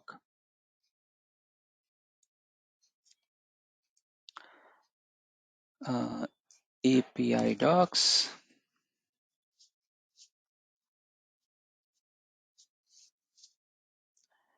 And you can go and check the template section here. So you can go and use the template. Oops, not here. So still loading. Let him load. Okay, so template. Now here you can see that you should have the post method configuration, the template. What are the things we have? Let's see. Device template. Obviously, we should be inside device template. And then what you want? You want attach the device template. Create device template. No. Attach the device template. This is the guy. Correct. And what are the methods? What are the things you need here? Let's quickly see. So it is telling to attach body function with the post method. You need some body here in the payload to do the attachment, correct? Okay, and you can see the nice thing here. Let me quickly scroll up. So here you can see that you have the attach and you have the detach. There is no much difference in attach and detach. So only the API will change. So now if you go here where we are changing, you can see the API and this is for detach, correct?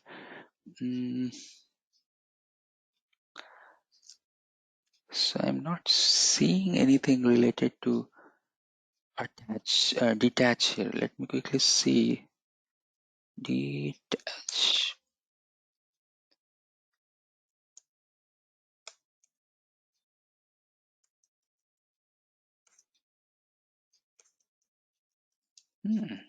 Cool. No problem.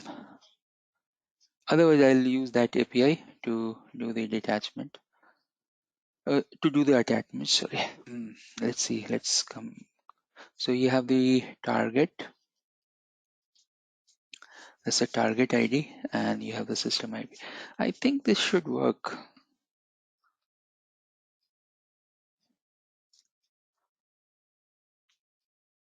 It should work. Let's see.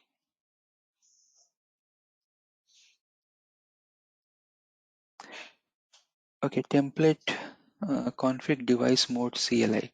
Let's quickly check that template mode device CLI. Template config.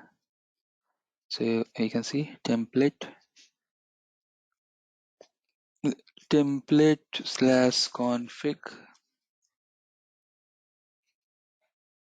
Can't see this. Why?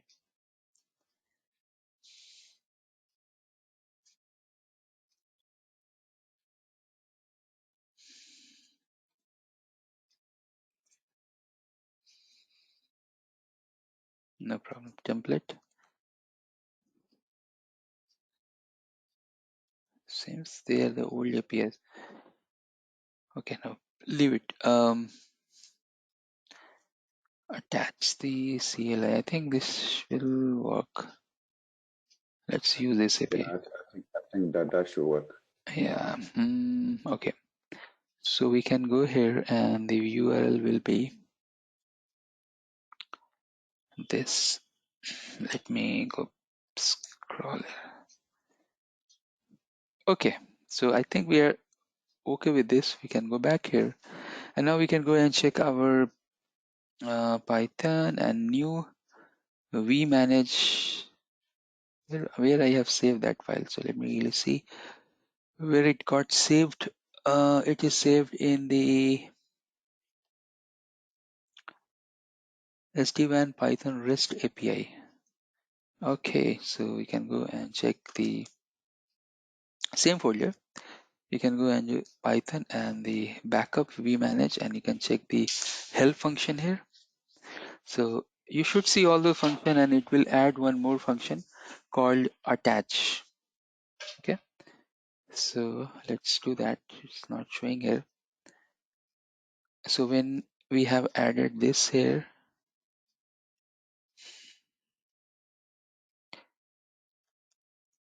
attach. what you need to do, what function you need to change. So we have defined that attach here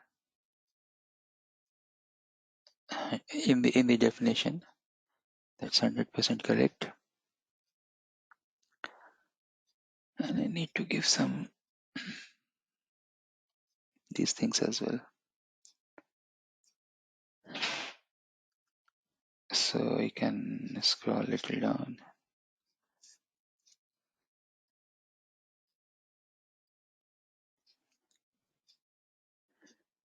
Wait till a space here. Now this is the way that you can edit. You can just take few code of copy the code, and then you can work with that.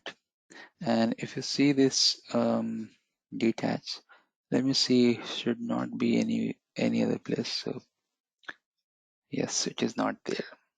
Small program. Let's see. Yeah, I'm back, Ritesh. Thank you. So we have created one attach, and this should change the nodes as well. So if you can go here on the top, you can see that you should change this also. Attach. Okay. And then go and use it. So py attach help. We created the help function as well here. So what it is telling that if you want to attach, you can use the target IP, and this we have done this thing earlier, and I can use this here, and I can go and use here as, let me use the backup. Oops. I should copy that. Let me quickly copy that UUID and all those stuffs. Yep. From here, and from here to here, and then I can go and just give me a moment. It is going on. Okay, so now you can go to Python, and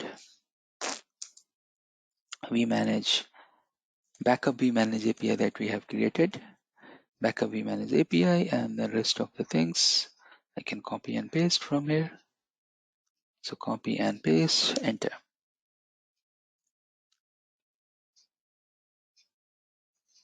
It's just telling that they don't have no such option called template, or option is not there. Yeah, I need to check this function completely. So I'll do one thing. I'll work on this. Actually, this is not the template ID. It is the system ID. Okay. So give me a moment. I can go here and I can go and check the. I think this function will not work because I need the template ID, and then I want to connect that template ID with the system IP. But this seems to be the device ID. In this particular function, that will not work. So Sam, I'll work on this attachment function, and I will update you on that. Okay. Okay. Okay. But the rest of the things I have covered, and one thing is pending from my side is to attach the template. But apart from that, I have covered everything. Yeah. Let us learn REST. REST is a representational state transfer. What it is doing, and there is some misconception that this is very difficult to learn and understand. But behind the scene, what it is doing is that simply that how we are accessing or surfing the web browsers, the same way, same method the REST is doing. So in the diagram, you can see that when we are retrieving any website, we are sending the GET request, and then we are getting the page, HTML page. Now, same way, we can use the protocol REST. We can send the request as a GET, means we want to retrieve it. We'll see that what methods or what verbs we have. So we want to read or retrieve the information, and then we'll get the information either in JSON or XML format. That's how easy is this, correct? Now more hands-on lab will do, more and more we'll understand about that. So I am planning to show you the lab in the next session, that how you can do the lab from scratch. Alright, so REST is the method that is going to use various type of verb or methods. What methods that it is going to do, I'll show in the next session. But it's very much similar that how we are accessing the web browsers. Again, remember that we have the encoding in form of JSON and XML. What methods we have? We have this CRUD method. CRUD is nothing but create, retrieve or read, update and delete. So actually the methods that we have is the get method that you want to retrieve or get some information, is put method that you want to uh, update an object. You have post that you want to create new object, and finally you have delete, that means you want to delete the object, correct? So these are the methods that we have being used, and these are the top methods, means the widely used methods that we are going to use inside the CRUD. So CRUD is nothing but the methods or verbs inside the REST. This is a stateless client server model. That's true. Again, we'll see in the upcoming slides. Developed by W3C, proposed by Roe Fielding in 2000, and nowadays it is widely used. Even if you want to do the automation in terms of configuring, monitoring, uh, other stuffs like certificate management, um, creation of object, deletion of object, in all those things are possible with the REST API. Obviously, you need to encode or you need to embed this method with some other method. So for example, I'm using Python to take these REST API objects or data, and then I'm converting with Python language in my table format. So I'll show you this lab in the upcoming session. Same way you can also use, and how you can use it I'll show you. So we have the CRUD method, we have the create, retrieve or read, update and delete. And here you can see that's interesting diagram, and it's very important diagram. So when you are creating, you are sending the payload. Let me go back. And that's very important because you want to send some data, you want to create new object. When you are retrieving or reading, the success code is 200. This 200 is nothing but your code method. So you are retrieving the information, you are sending query, and then you are getting some payload information, correct? Finally, if you want to update, you are updating with the payload. Finally, if you want to delete, you can go and give the reference and you can delete it. So delete is the easiest operation. Then you have the get operation, then you have the put, and finally the post. In post, obviously, we should be very careful while creating an object. There are chances that you can create the same type of object, so that you can use certain other keywords that the objects will not uh, collide. Or suppose if same object is there, if you are not using the force command, that means it will not get created because already you have the existing object. So those things should be taken care. This CRUD method we have, and we can do all sort of thing related to get, post, put, delete, and we have the patch as well. But mostly you will see that we are using get, post, put and delete. These four methods will serve all the purpose that we have. Okay, so get, that means you're retrieving the data, post means you're creating new object, put means you're updating the object, and again here you can see patch means update and modify. So slight difference in between put and patch. Put will update and replace a resource. Patch, again the name suggests patch, will update and modify the resource. Now what methods we have and what type of output will come into the picture, again we'll see in the next slide when we have the lab section. So once you go and do the REST API call, you will get these information. So first of all, you have the HTTP verb, means what you want. You want to get the information, so you can use the get method. Then you should go and use the full URL. I will show you that how it look like. Then there is some optional thing that body, if you are making certain changes, this is optional in what format you want the output. Again, if it is a post method, so we have the method plus the payload. And if it is a get method, we are doing the request and we are getting the output plus payload, correct? So you will find that you have the header, you have the key values that will be there, but we will look for the data field. And these data fields that we can go and convert with Python language in some readable format, correct? So again, you have the content type, you have the acceptance.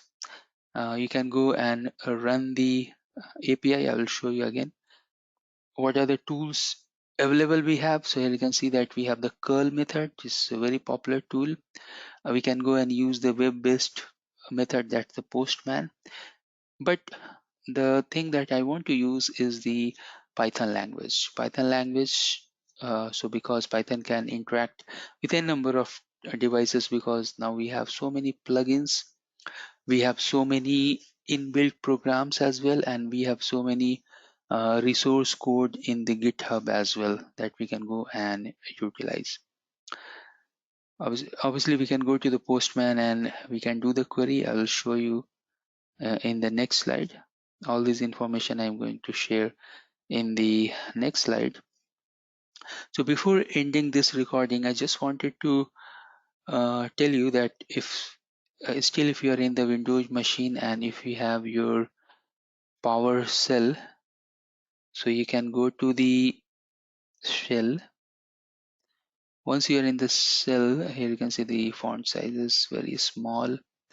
If I can go and increase the font size, font, and make this 24. All right, so now once you are here and you want to check this curl method, it's very easy. You can go and use the curl, and there are so many options we have with curl that you can go and explore. So I'm doing curl google.com, and then you can see that we are getting the result 200 is okay, that means success. You're getting the content related to Google page. Here you can see that the get request related to Google we are getting with the curl method. Okay, so let's stop here, and in next section I'm going to show you the Python integration with the API. Next protocol we have gRPC, Google RPC. This is the functional subset of Netconf run over HTTPS. It has high performance. It provides simple client development. And here you can see the protocol stack. Now already we have discussed this, that we have the data model, we have the transport, we have the encoding, and then the protocol. Correct? So here you can see the encoding is JSON CLI, the transport is HTTP, data model is YANG. And now next, if we go and check that what type of methods that it has, so here you can see that the method that we have is, obviously we know that we have get, put, post, and delete. Likewise, here you can see that we have different type of methods. We have the get conf, merge conf, delete, replace, get operation, so retrieve the operational data, CLI config, merge the configuration data in CLI format, and finally so CMD text output. Okay, so likewise other protocols that we have, this is also will be used, and this is high performance. Again, the functional subset of Netconf, and the protocol format also we have seen. All right, so let's stop here.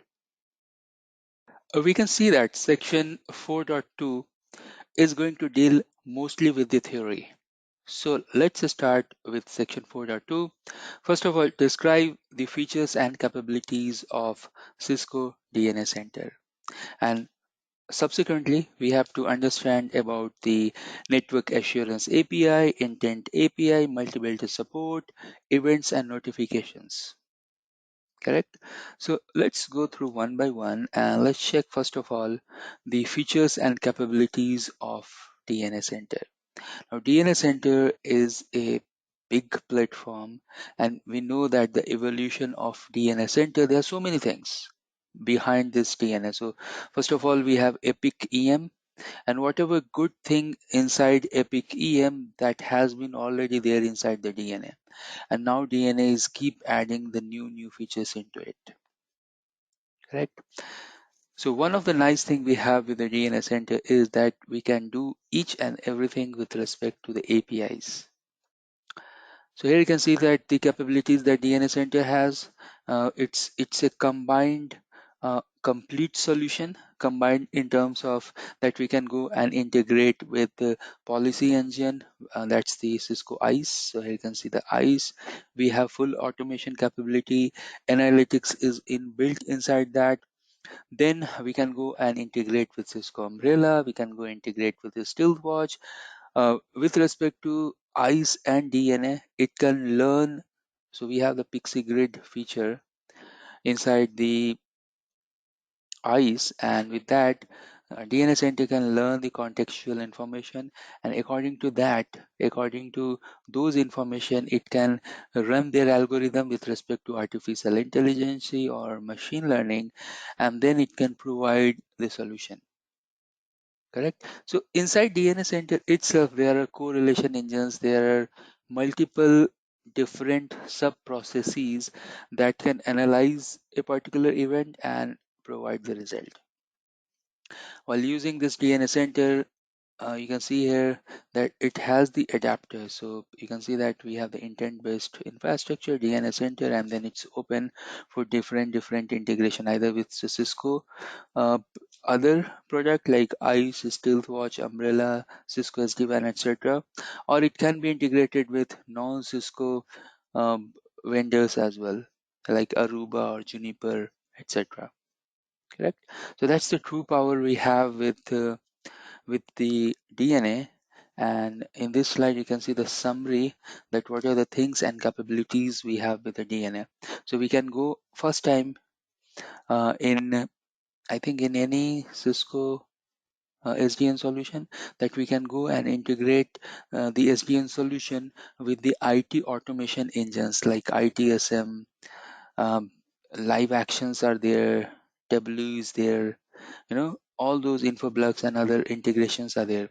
So we can completely automate the IT process. Correct? So whatever IT process automation we have, like Snow or ServiceNow engine we have, that can be integrated inside that. So what does it mean?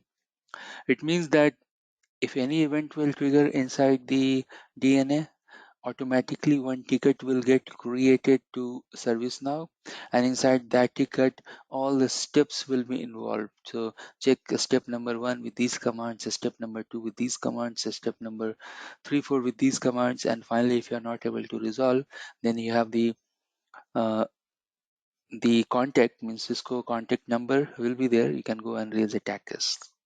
Correct? So those type of things will be there in the integration. Then you can see that it has the business intent APIs that we can go and manage entire software inventory, network device discovery. We have the read based command runner APIs. We have the template runner programs. We can go and virtualize the branches, plug and play, troubleshooting. There are good amount of business or intent based APIs are there. If we use those API in proper manner, that means we can drastically reduce the operational cost, and we can enhance the troubleshooting capabilities.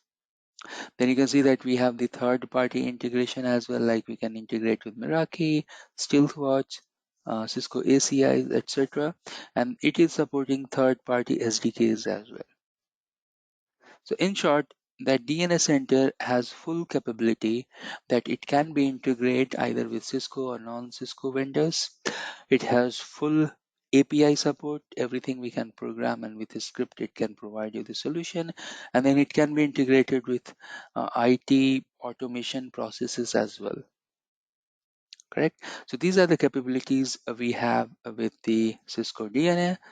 Let's stop here, and in next section we'll go inside section 4. Actually we will go inside subsections of 4.2, and we'll go and check different type of APIs and features.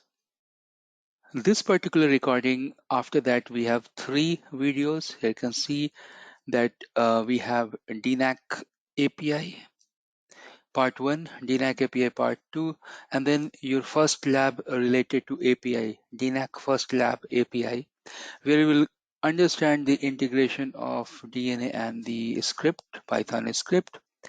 So those are going to follow here, correct? I'm going to cover section 4.2a and b. First one is the network assurance API, and then the intent-based API. So this video and upcoming 3 videos are quite important, that will build your fundamental, your basic knowledge that how exactly how these APIs are working inside DNA. First of all, you can see the assurance workflow. So once your DNA is up and ready, then you discover the devices, you do the designing and provisioning. And in design, again, there are so many things like setting the site, setting the global network configuration settings, creating the network profiles, authentication, etc. And then in provisioning, you are assigning those devices to the site. And then if we have certain templates, you are pushing those templates. So they are ready. They are day and ready devices managed via the DNA. And then the telemetry feature will kick on and your devices are ready for the assurance. Correct. Obviously, there is a separate assurance engine we have inside DNA.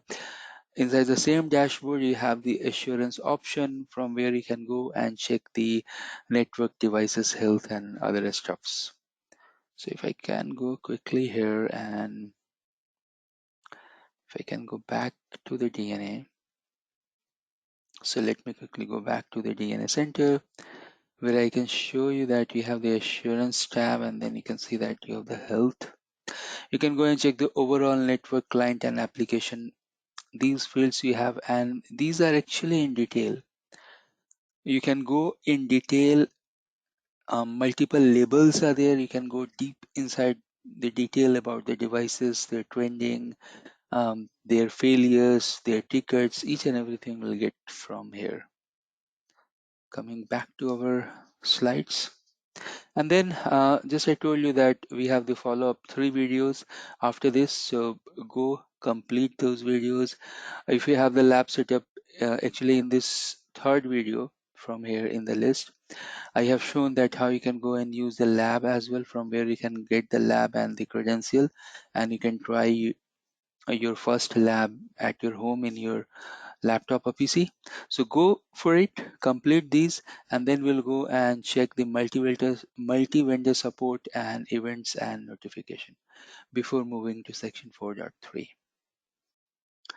Now coming back to DNA RESTful API, here you can see first of all the overall structure of DNA, where in bottom you have intent-based infrastructure, where you have the endpoint devices and all IT related devices, correct? Then we have the DNA Center, that's the software that is going to glue the intent-based infrastructure and the open platform. Now, when we are talking about open platform, that means you can go and integrate with so many different type of open available softwares. Obviously, that will increase the agility, and that will overall increase the performance of DNA in terms of when we are using all of the capabilities. So obviously the total cost of ownership will get reduced. The overall end-to-end network optimization plus visibility will get very much improved. Now here you can see that we have integration with the IT management tools, say for example ITSM, IPAM, Infloblocks, etc. Third-party integration is there. We can go and connect with the SD-WAN, ACI, security, Stealth Watch, those are used inside the security monitoring. But even a stealth watch is doing more than that. Even a stealth watch can take the input and send somewhere for further analysis or other stuffs as well. So, but overall, we have the integration with other domain, cross domain as well. But where is the intent?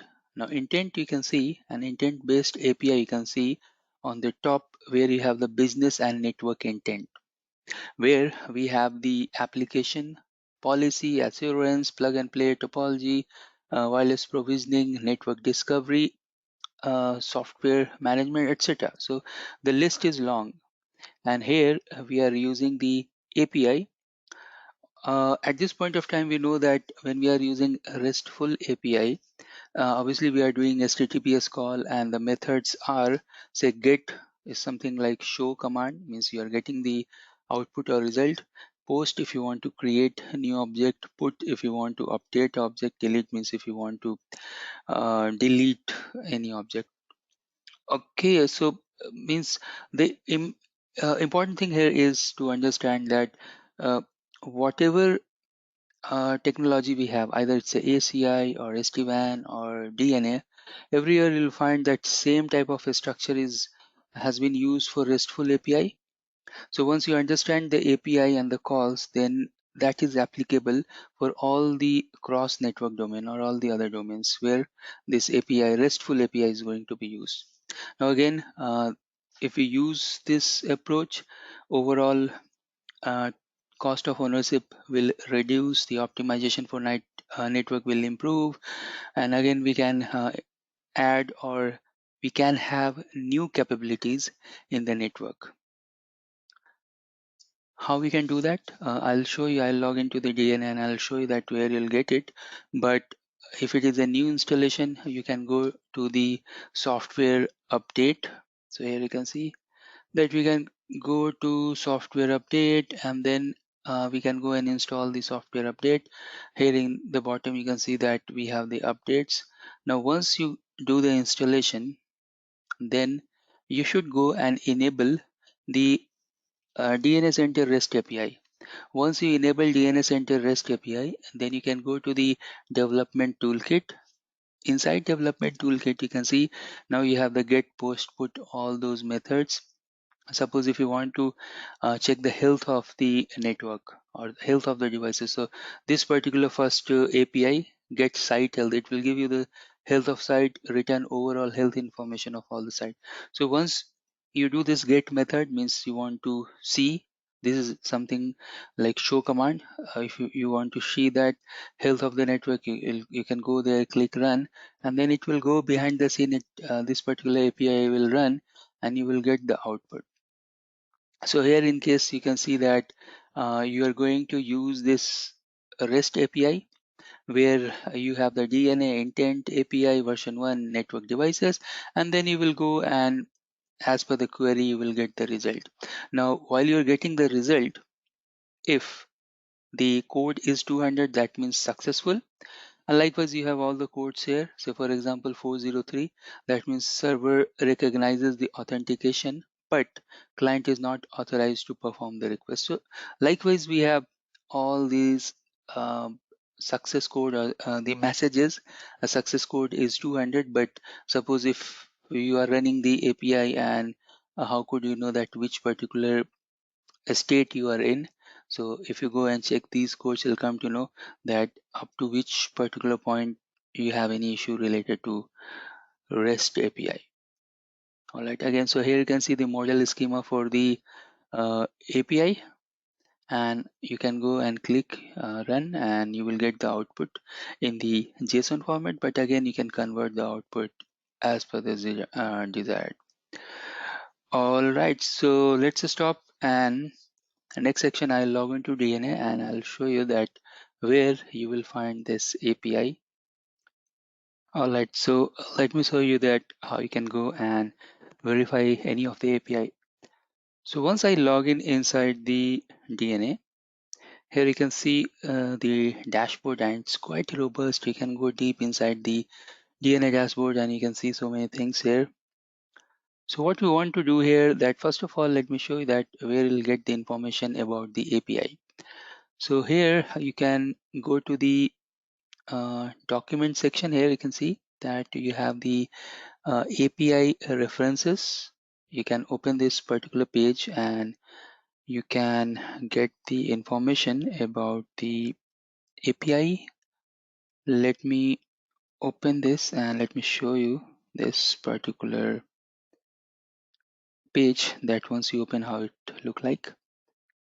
So here you can see that developed by DevNet, and then you can go and see the intent-based APIs, and there's so many revisions and you can learn a lot from this place, correct? So you have the SDA APIs, how it is going to work, what are the methods we have like post, get, put, delete, etc. Each and everything you can go and understand from here in detail. So this is the documentation page for the DNA API. All right, so let me walk you through that. If you are doing this first time, from where you have to go to enable it and then how to use it. So for that reason, you can go and check the platform. Once you are inside the platform, here you can see that you have the bundle. Now in the bundle, you can see bundles are easy to use feature set for consuming intent-based API. So if you go and click there, now here you can see that suppose your API, REST API is not active. So what you have to do, you'll get one button called enable. You can click there and it will get enabled. So for example, ITSM service now is not enabled, and other integrations are also, you can see that not enabled, but our RESTful API is enabled. If it is not, you can go and click enable it. Now once you do the enablement, then on the top you can see that you have the manage bundles and configuration. You can just go and verify the configuration as well. But if you want to check the REST API, so for that you have to go inside the developer toolkit.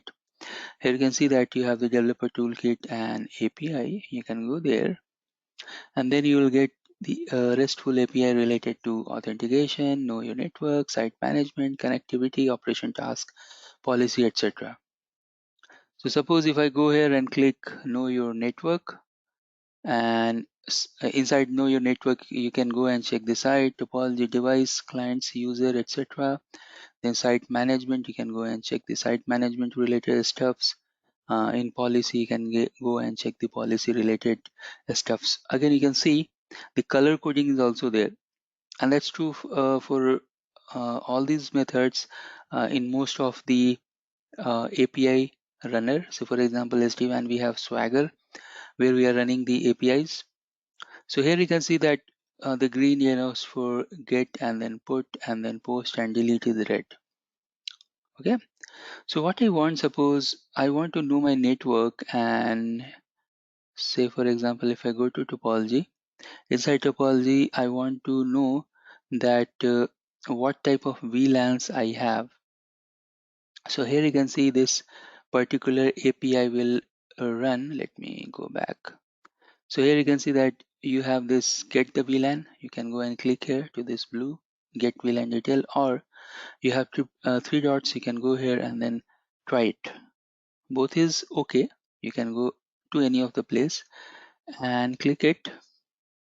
So now you can see that the public URL, and you want to run this API, and success code is 200. That means correct, and then you are getting the response. So all the VLAN in your infrastructure you are able to get from here. If I go and click here also, so here you can see that this is the API, and again it is telling all these codes that we have seen earlier. Then here you can see that route map option response and version. So here you have little bit much more output, and that is adding the model schemas as well. Now again if you run, it will go and reach to this place and you'll get the output. Okay, so this is the way that we can go and execute the API, and we can go and check all different methods as well. Let us check about our lab. So the lab you can go and use Cisco sandboxes. Here you can see the URL, username and password. Two sandboxes are there, sandbox DNAC cisco.com, sandbox DNAC2 cisco.com, and you can see the username and password. Definite user is the username and the password.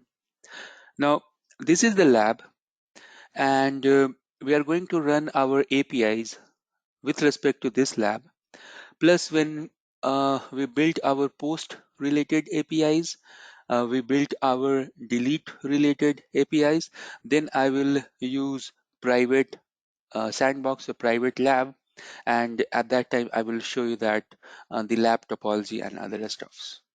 All right, so now we are ready for our first program, and that is related to authentication API. Now, what is happening that suppose if you're running the APIs for certain task, at that time you need some sort of authentication token, means you are the valid user or you are the valid API user. Once you have that token, then using that token, that will be associated with other API, other task related APIs, and we can execute certain task. Correct? So I'm going to show you this post method, that how you can go and get the token. I am going to show you the token as well, that how with the program we are going to generate and get the token. Now in upcoming sections, we have to learn and execute so many different tasks, such as site management APIs, know your network APIs like client, your devices, client sites, etc. We have the command runner, template runner APIs as well, discovery APIs, connectivity APIs, etc. So long list of APIs are there that we have seen in earlier videos, and in the upcoming section we are going to learn about that.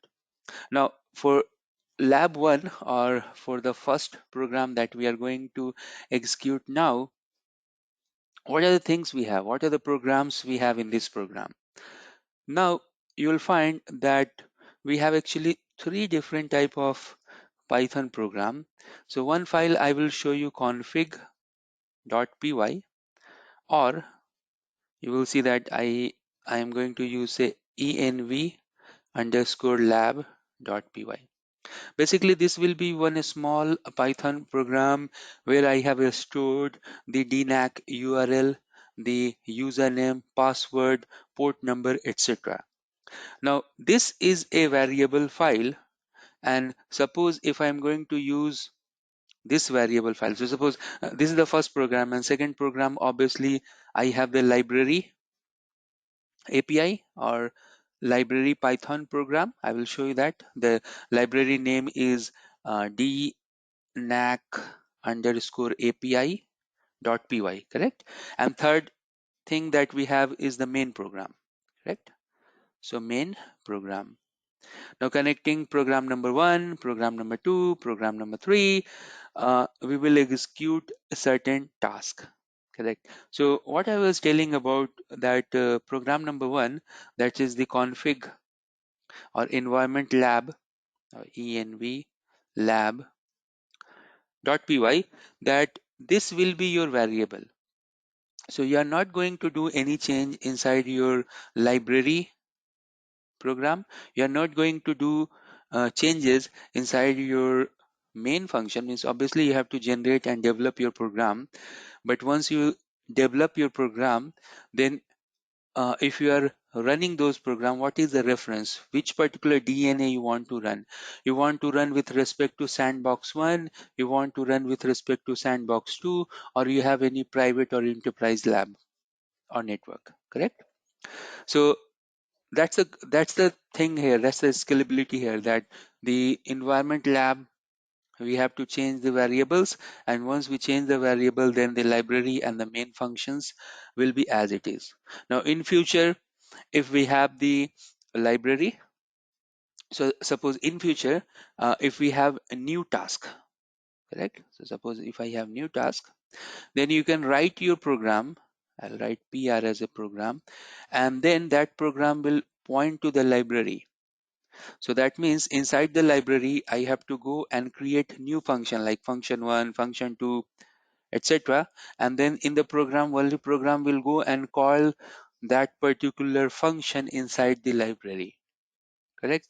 So you can see the reference point here that you have something called the variable, and then the variable is referenced inside the program, and program is referenced by the functions inside the DNAC API or the library. Correct. So let me quickly show you the program first, and then we'll go and proceed according to that. So here we have the program, and here you can see that I have my main program. What this main program is doing, that although it's a small program here, and inside this small program, let me take the drawing tool here. Let me take a pen here. Yep. So here you can see that I'm importing certain packages. So import datetime, time, request, JSON, URL library, all these functions or all these packages that I'm importing is not required for this particular program. Okay, but what we need to import the URL library, and from request.auth the HTTP basic auth, and again from URL library 3 exception import insecure request warning, otherwise whenever you run the program it will generate some sort of certificate errors. Correct. And then finally, so what important things we are importing here, let me clear the drawing. So we are importing, very important thing here is the DNAC APIs, line number 15. And then we are importing the DNAC URL, you can say URL, the password and the username, that's the line number 16, from one of the function, one of the Python program, that is environment underscore lab, env underscore lab. Correct. Now you can see the main body here. So the main body here, it's get the token. So DNAC auth is the name, and this DNAC underscore auth is calling something from the DNAC API. So you can see that DNAC underscore APIs is my library Python program. It's a big program. From there, we are calling one function, that is get underscore DNAC JWT token, and then we are printing that token. And that's the whole idea about this particular program, is that we want to print the token. So you can see the program itself is only of 2 lines, but you can see the overall structure of the program, where we are importing certain packages or functions, then we are defining the main function. Inside the main body, we are writing our sub function or sub routines, and then finally we are closing the main function. Correct.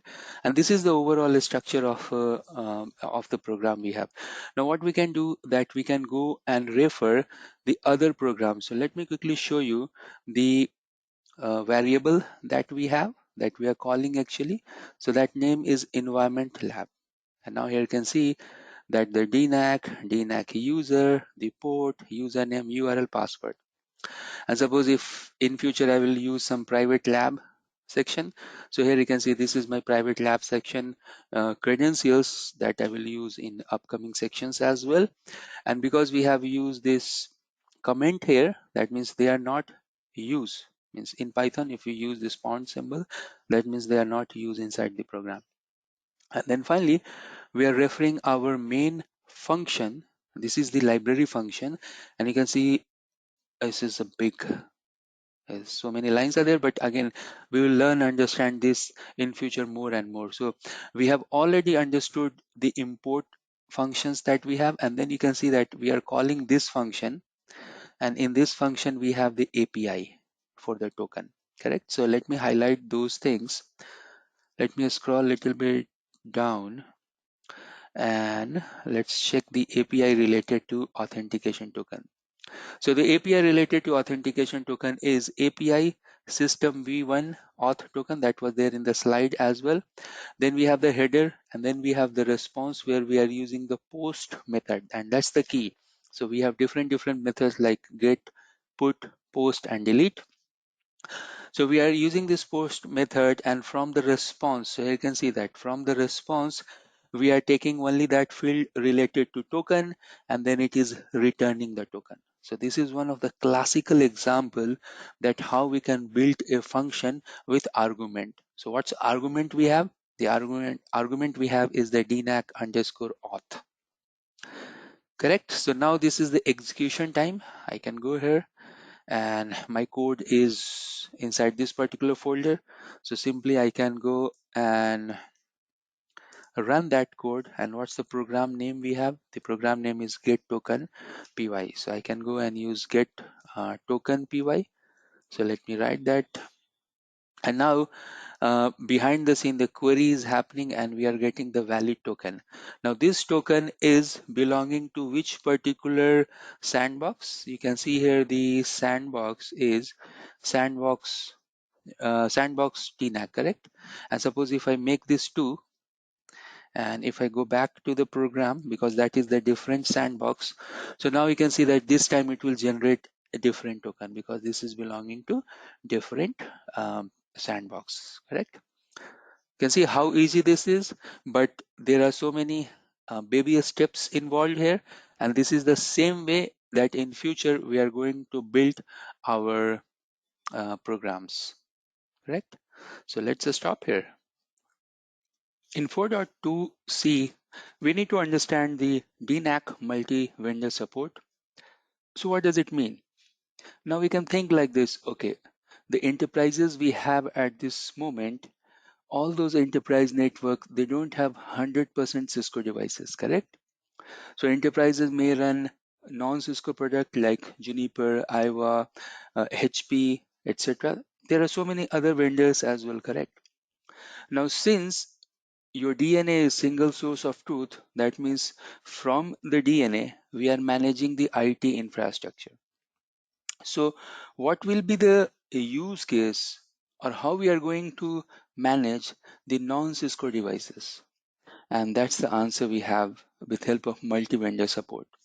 So with help of multi-vendor support means that DNA can download some sort of packages for other vendors, and with those packages DNA can manage different like non-Cisco product.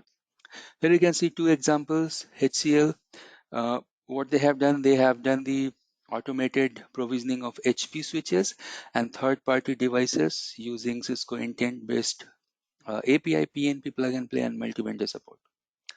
Wipro, they created app policy through Cisco DNA Center to prioritize the critical application using the intent-based policy APIs. And there are some other examples as well where we can go and we can manage the non-Cisco products with the DNA. Now, what are the features we have? So suppose it's not like that we have all the features that we have in the DNA supported to Cisco devices that can be supported to non-Cisco devices. But you can see the list of features that is supported after 1 to 5. They are discovery. So we can discover the non-Cisco devices first. Inventory, we can see inventory list. So when we go inside the inventory list, we can find that inside the inventory we have those non-Cisco devices listed. We can go and check the topology. We have the topology view, that feature that we have in DNA for Cisco devices we have there. Then assurance is also supported. So with help of SNMP polling, it can give you CPU, memory, temperature informations. And finally, we can run some basic command runner commands as well. So with the help of command runner API, we can go and execute certain basic commands in a non-Cisco product. So these features are supported. If you want to know more, you can go and click this link here, and then it will redirect you towards Cisco DevNet, and you have this multi-vendor SDK. Once you are inside the multi-vendor SDK, you can see that you have the download nodes. So SDK for Linux, SDK for Windows, etc. And then you will get the guide as well, means once you download those packages, then how you can go and utilize it. So have a look on this reference document. In case if you have non-Cisco devices, you can manage from DNA as well. We know that DNA has capability to do the integration with ITSM or management tools.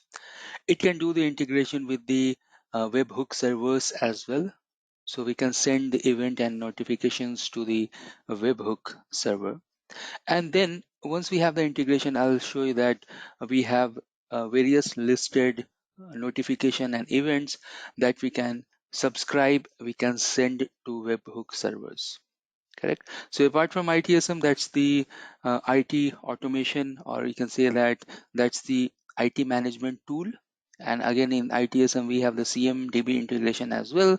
So that means that entire inventory that we can see inside DNA that can be synchronized, or that can be synced with the CMDB, and the tickets and the priorities that we are getting inside DNA, again, those can be reflected inside the ITSM tool. Correct. That's the one aspect of DNA integration with IT automation or IT management tools. The other aspect is that the integration with events and the notification webhook external servers. Now this new capability, new feature we have in Cisco SD-WAN as well. There also you can integrate with webhook, that I will show you in a while. Now, if you go and check the history of monitoring, so now you can see in the screen that generation 1 we have ping accept expect, and then the syslog is still we are using SNMP get SNMP trap method for polling versus alerting. But what is there in the next generation alerting? In next generation alerting, we are using, or we have that option to use API based monitoring, and that's nothing but the webhook. It's lightweight and it's faster than SNMP, because we know that what are the things we have, what are the hurdles we have with the SNMP. It has some time stamp sampling, etc. Means after few interval, it is running this polling, SNMP polling will happen, and then you will get the information. Or maybe if timers are set in terms of SNMP, so we are not able to get the real time events. Although in other hand, with the API and the webhooks, we can go and get the real time alerts. Now how we can go and do the integration, what are the steps? So again, you can see here the API plus webhook, so API based of a webhook, how we can do.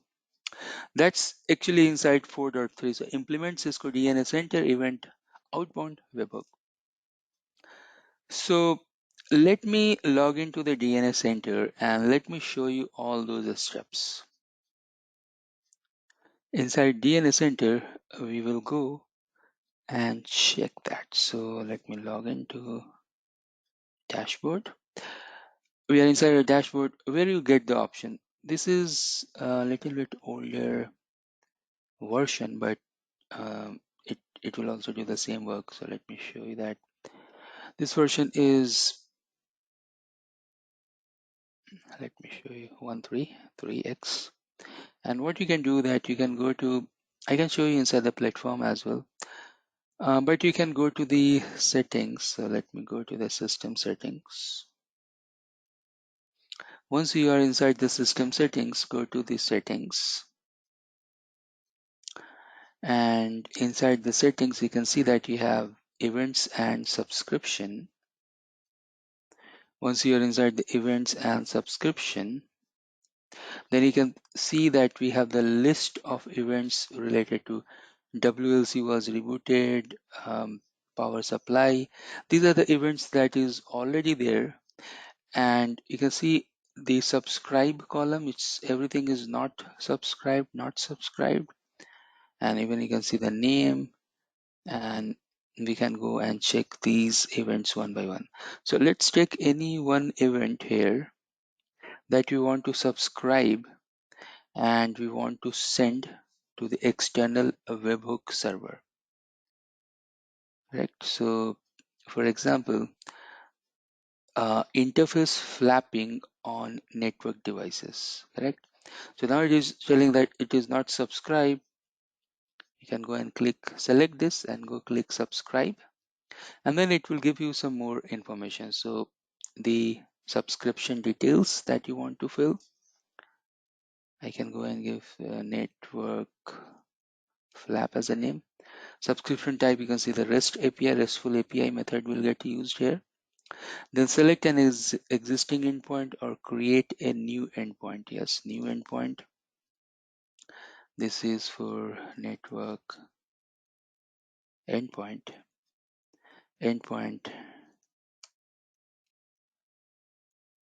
Description and then the URL. So I need to put the webhook URL. Let me copy my webhook URL and paste here. And my webhook URL. You can also go and check hook.io, and they're providing the webhook external services. We can go and install the microservices over there. All right, trust certificate, no. HTTP method, post, yes. Authentication, no. Auth. Header and other fields, we can leave it. Click subscribe. Now once I subscribe this, then you can see that network. Okay, so this is not that I have subscribed. Let's go. So here you can see that we have this interface flap on network devices that is subscribed. And let me show you detail about this particular method, this particular event. So here you can see that active subscriptions, count and instances, and we can go here. That's the same thing. If you want to edit it, we can go ahead and edit, but we don't want to edit. Let me close this and let me show you the event details. So once I go inside the event detail, you can see that a port interface is flapped on a switch. This is the event ID. The namespace is assurance, subdomain category, the DNA event link you can see with the instance ID, the version, domain, type, severity, node, etc. Now, if you want to see the detail about this particular event and all, so here you can see that detail about this model. So the type, event source, the assurance issue, priority, etc. And then the REST schema. There you can see the REST schema as well. And we have subscribed that. You can see how easy this is to configure and this is to subscribe. And we have given our webhook destination as well. Like that, you can go and check all these methods that we have, all these actually events here, and you can get the detail as well. Now for these particular events that you have here, if you want to do any modifications in this, then in that case you have to go inside the platform. Once you are inside the platform, then you can go and check the manage and configurations, and then you can see that you have the event setting. Now event setting related to network flap. So here you can see that now we have so many network. So let's just scroll this, and you should have interface flapping on network device or anything, just to showcase this. So you can go here, interface flapping on network devices, and you can see the type, category, severity, the workflow is incident. You can go and click edit, and then we have the option to edit that. So let me scroll up. Let's just see that where, see inside that event. So once selected, and you can see so many things are there. So let me go back. I want to cancel this, and let me go back here and let me show you this one more time. But meanwhile, you can see here that these events settings are only applicable for the ITSM integration use case. For webhook server and destination, click here.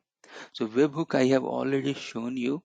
This is something that when you change the severity, now if you have the ITSM integration, so any of these events, when it will go and synchronize with ITSM, so those priority you will see here in the ITSM tool. You can see there, okay?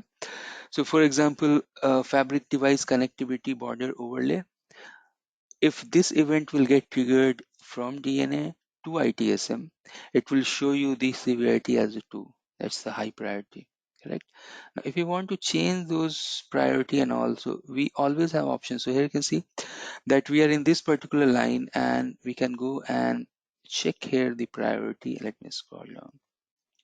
Say for example, I'll make this 4. It's not advisable. And then you can see the info. So the device connectivity border overlay, I made this as a info and severity is 4. This is the incident, problem, event, RFC, etc. And then we can click save here. But this is the synchronization with respect to ITSM, correct? And if we have the webhook plus the APIs integrations and all, then here you can see that we have already done that subscription. So we have 2 subscription, one in the top and one we have just now we have done that subscription. And let me show you here. So you can go here, click is already subscribed. If you have any other guy subscription, or if you want, you can take a bunch of events as well, and then you can go and give the name. I'm just giving any random name, but you can go and give the name. If you have any endpoint that you have created earlier, you can go and select. Now you can see that webhook URL and other stuffs are coming. Now the authentication, the method, because initially we have to the post method, so post is coming. If you want to update an object, you can use put, click subscribe, and that's it. Okay, so this is the way that you can edit the events for ITSM. And second thing that you can subscribe these events, and then that will be triggered. So whenever these events will get triggered, the alert, the event notification will go, and you can check those inside the webhook server, correct? All right, so let's stop here.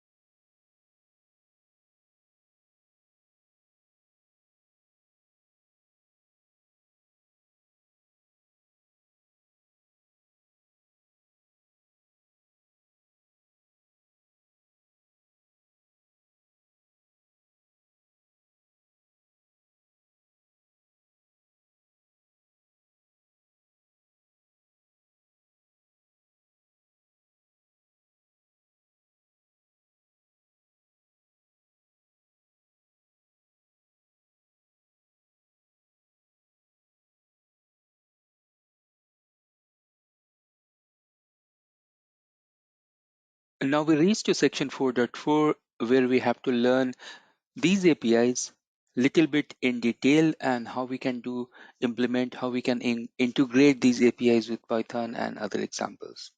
So 4.4, implement API request for Cisco DNA Center to accomplish network management task related to intent API, command runner, site API. So let's break this section into multiple sections or subsections.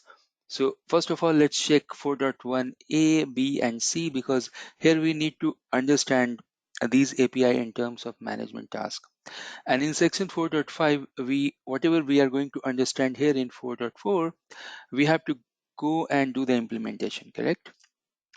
So what are things we have? We need to understand the intent APIs, the command runner API, and site API. Now, where we can find this inside the DNA? So you can go to the DNA Center. This is the latest one. This is 2.1 series 2125, and here you have new menu tab where you can go to the menu, you can go to platform, and then you can go to the developer toolkit where you have the API and can see that the categories. So what categories we are looking for? We are looking for intent based API, command runner API, and site API. These are just few examples, but they are a lot, correct?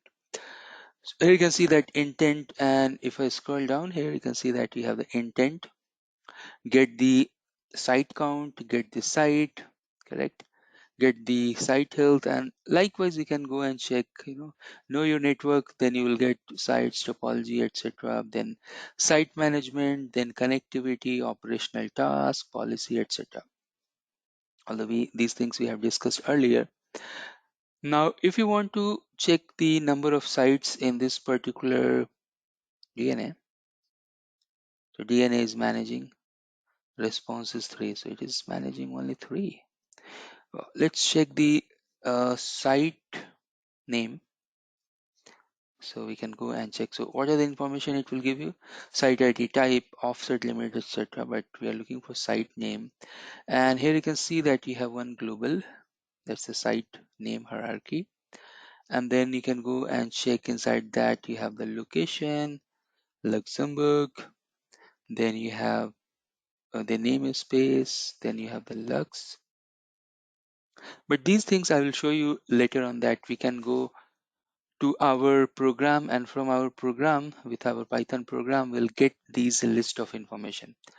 We are getting this information in JSON format, but we can convert that format. It's up to us. You want output in a text or the CSV or JSON, it's up to us. Likewise, if you are looking for VLAN details, you can go and check that VLAN details. So running these APIs is not a big thing from here. The problem here is this, that with help of DNA based this API tool, if you need information, if suppose if you need information in a way that one API will get connect to other API and other API will get connect to other API, means if you have nesting of API, so one API output may be the input for other API, and that input may be the input of other API, and then finally you are running the API to get the final output, correct? So that means the nesting of API, because we know that's the power of API, that one API can be input for other API, correct? So if you want to do the nesting, or if you want to run the API with certain condition, with for loop or some condition like if else condition or any other condition, then those things are not possible when you're running these API in a flat manner. Means if you go and run this APIs one to one, obviously you get some output, but you will not get the output as in this desired format, correct? So then in that case you have to go and use the programs and all. Finally, you can go and check the command runner. Command runner will give you CLI type of command outputs. So you can go here and you can see these commands are there, and what you can do that selectively. So we have examples related to command runner as well in future in the upcoming videos, and you will understand more about that. But what this command runner is doing exactly, that you can go here to the provisioning and inventory, for example. Once you are inside the inventory, then you go to any of the device selectively. And then you can see that you have run command. Now this run command, basically whatever output that we are getting here, this is with respect to command runner. You can see command runner. So this is one of the program passed with the device with help of command runner, and then we are getting the output like this. Any command like show, run, or show IP interface, etc. But remember, you will get only the commands related to show, means read command. If you want to do any post, if you have to do any configuration in the standardized format, so for that you can go to the tools and template, and from their tools and template you can go and create the template, and then you can push the template to the devices, correct? So those things are there. At this point of time, I assume that you fully understand that from where you can go and open your API toolkit or API reference. Now this is the place where you will get a list of all the APIs, and if you want to do basic testing, at least the get related APIs, you can execute from here. But if you are looking for a certain big task, if you're looking for some deployment, implementation and all those things, then you have to build your program, you have to call those APIs, modify those APIs, and then you will get the final output. Great. So those things we will check inside the implementation section, in this section only, but the next half in next video. So you can go and watch the next video where we are going to learn about the implementation of these API with respect to API, DNA API, and the Python integration. In section 4.4b, we have to understand about the command runner API and how we can go and execute or implement this particular API, integrate with Python, and get the results.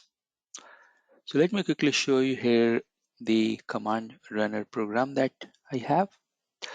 You can see that first of all, we have the import statements that we can go and import various things that we have related to the environment variables. Then if we have any specific functions like JSON or time or sys, URL library, etc. Then we have some user defined function, how we want to print, we want to get the token. Now these things that we are seeing here, we can put these information inside the DNAC API library as well. But if you wish, you can make local to this program as well. So we have the get DNAC token function. Then we have get all device function, and here you can see the API. So one of the API that is used here is DNA intent API network devices. Then you can see that the device name where we are matching. So we are calling the get all device info function inside other function, and then we are getting the device ID as a return. So this will give you the device ID information, and then main functions related to command runners will start. So first of all, here you can see that we have the get the legit CLI command runner function. This function, what it will do, that it will get all the CLI legit CLI commands supported by the command runner. So if you go to DNA and inside the API, if you go and check the list of commands, whatever list of commands we have, you will get with this output. You can see that it is returning the CLI list, although I can show you this as well. So let me quickly copy this function here, and I can scroll down to the main function, and here I can go and call this function, and then we can go and put this token because we need that token. So now what will happen if we run this program? Even before running the program, it will come. So let me do this thing. Let me cut this and let me put here. So that means once we'll get the print statement related to application is running, then first of all we'll get the list of all those commands, legit command, correct? So that's one of the API that is used here, and you can see the API. network device polar, CLI legit reads. Then we need these functions. So whenever we are running any type of configuration, we need it to put inside the file. So now for that we need get content file ID, and this will give you the content file ID. That means that once we go and run this with the file ID, it will give you the content of that particular file actually. And the API you can see here is the API version 1 file, and then we have to put the file ID. Now this file ID will go and get from the output command runner. So here you can see that we have file ID that will get called here, and this is the main function with respect to command and device name. It will, so once we run this program, we'll see that in the main function we have to call get output command runner. It will run, and then you can see that for device ID we are calling other function. Here we have the main API related to command runner, the device polar, CLI, and read the request. Once we execute this particular command with respect to post method, then it will go and generate the task ID. We need the task ID plus we need the file ID as well, and then the command will get executed with respect to that device, with respect to that command, and then we will get the output. Correct? So here you can see the task ID and then the output. Check the task ID and output. We have some verification as well for the task completion as well. Now one key thing here is that while you are running this program, it depends that what's the round trip time we have with the DNA and the device. So suppose if there is a latency that say for example I am connected via the VPN, and then with that VPN I am requesting DNA to run some commands to DNA hosted or DNA managed infrastructure. So here you can see the round trip timer in terms of that my request will reach to DNA, and the DNA will run that script, and that script will query to that particular network device, and then the request will come to DNA, and then response I will see over the screen. Okay, so if you have certain time limit, if your network is not that fast enough, then you can go and put little bit more sleep timer there. You can vary from 2 seconds up to maybe 25 or 30 seconds depending upon the latency you have in your network. Correct? Otherwise most of the time you will see failure message. Correct?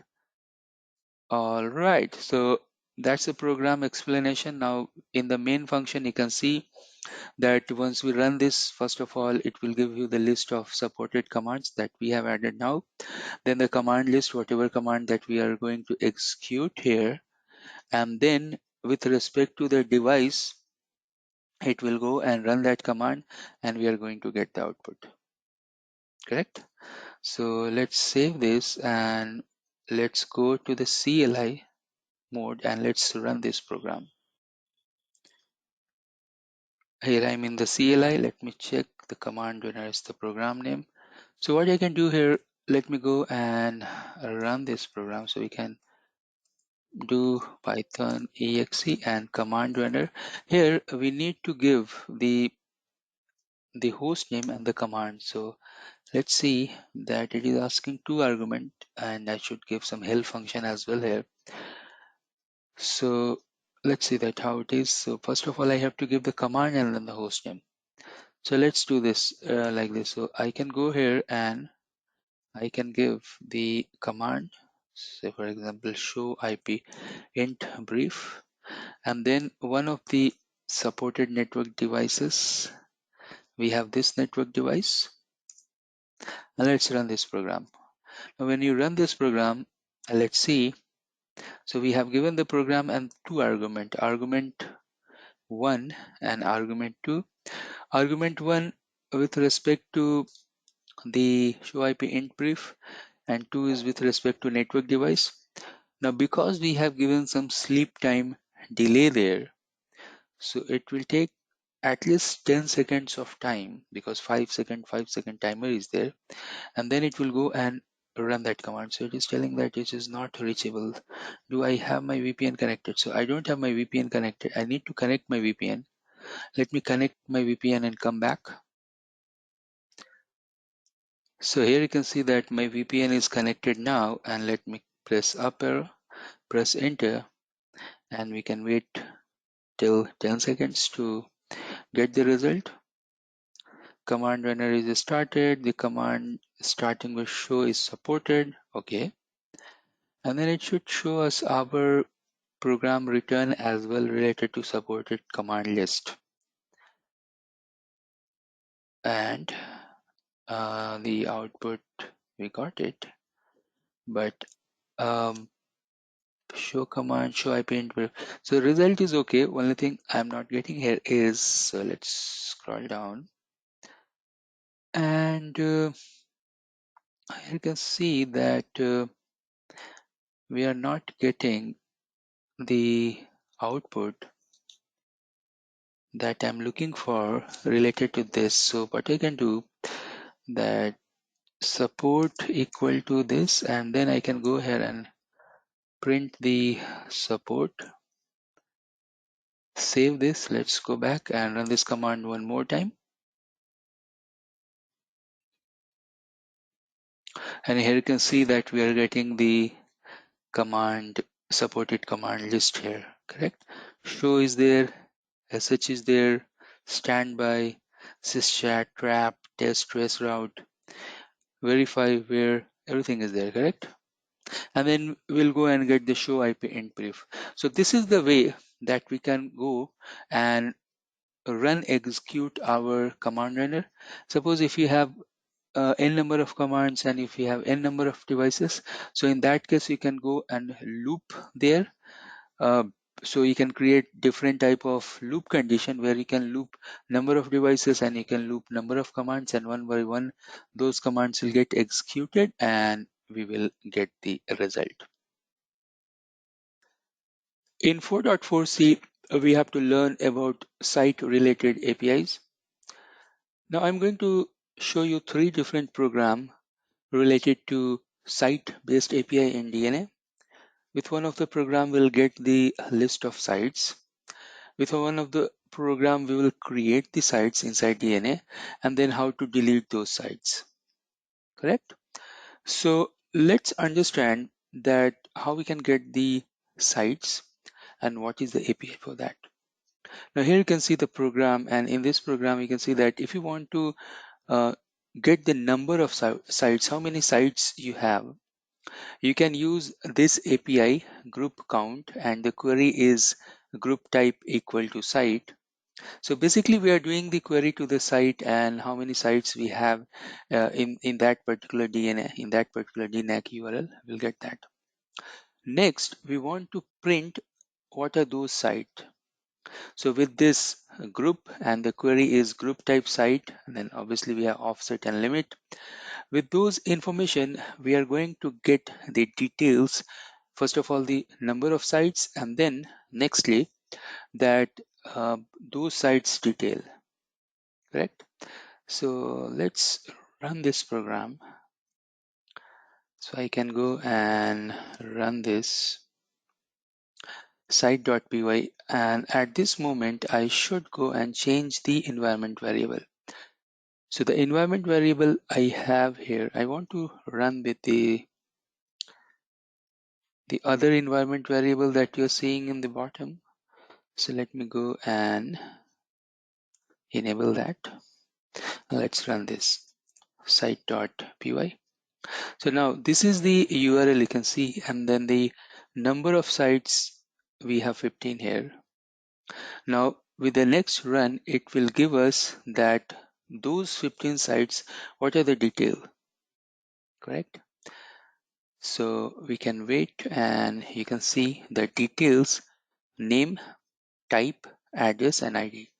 These are the site we have with the detail with these information, correct? Now let me go and delete a few of the sites, and then again we'll go and create. Now if you want to delete the site, you do not delete the global one, or maybe we can take one list here in the bottom, you can see. So for example, if I want to delete these sites, let me copy these first. We need the site ID for the deletion program. So I have the program where if I go and put the site ID, as per the site ID, it will go one by one, check the site ID, and then it should delete those. So let's do one thing. Let's create one file with the site IDs that we have. And here you can see the site ID should be like this. So these are the site ID I want to delete from that list that we have. And then I have this delete sites program. It's very easy. You can see that we are going to use the site ID one by one, and we are going to put those site IDs into this particular file. So that means let me go here and save this with this name. Oops. With this name .txt. Seems it is already there. So I'll do one thing. I will make this one. So 1.txt, save this. And in the main program, I'll go here and edit this as one. So here you can see that the API that we have is delete. So let me show you this delete site. And if you want to see this, it's there in our library. So if I go here and check this, delete, I should have this inside my library, otherwise the delete will not happen. Seems this particular delete site is not there in my main library. And let me check one more time. Delete seems it's not there. I need to create one function related to delete the site. So let me add that function somewhere in the bottom, so it can go and delete that. Let me check one more time here. My delete sites, delete site and site ID. So see, the input is site ID and the DNAC auth. So let me write that code inside the DNAC, and then we'll run this program.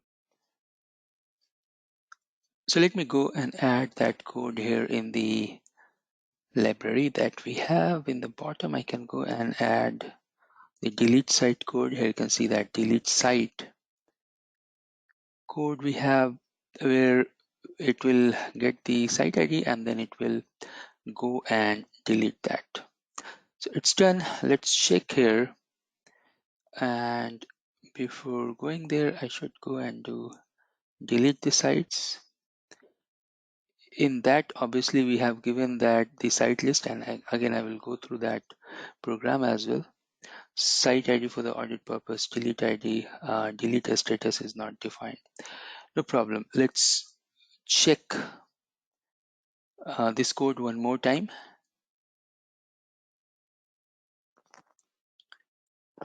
So what error it is throwing, that delete status is not defined.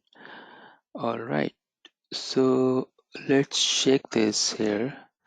If we go to the library, we have the library, and I can go and uncheck this, and here I should give message because it is giving the message.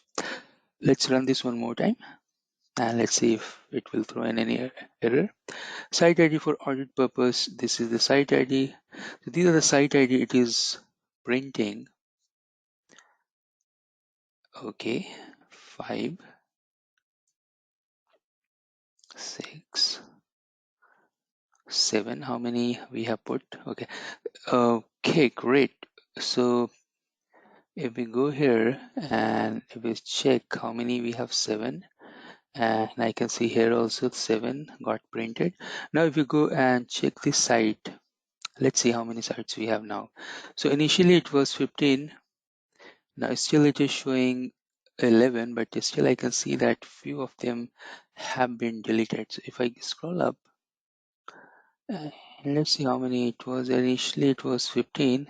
Maybe still that is in progress, because DNA is generating the task ID, and that task ID is taking a little bit of time to refresh in the database. So you can see that here 1, 2, 3, 4, 5, 6, 7, 8, 9, 10, 11. Still I'm seeing 11. And what was the actual number here? So 1, 2, 3, 4, 5, 6, 7, 8, 9, 10, 11, 12, 13, 14, 15. So let's wait for a couple of minutes and we can check. So it means that few of the sites deletion is successful and few of the sites not got deleted, and that's the automation script we have. So you can see that um, we are not getting exact what we are looking for. And if you go back to the code and let's see our code. So if I go back to the delete pack and we are getting the message, we are returning the status. And if we go back to our main program, delete sites, and here you can see that deleting the sites, it should return some message as well, correct?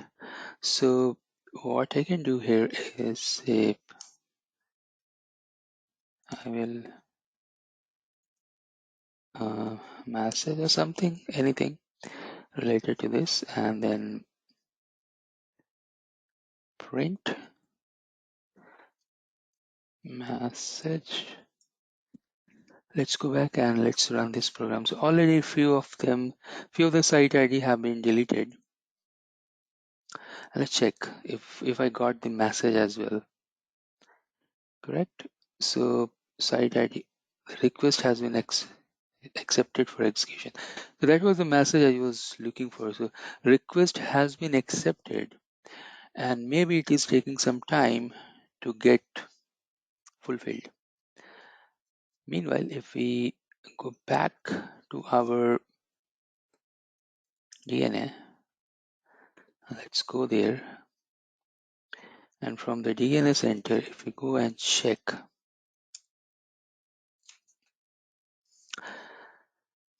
how many sites we have in the dashboard, let's verify from the DNA as well.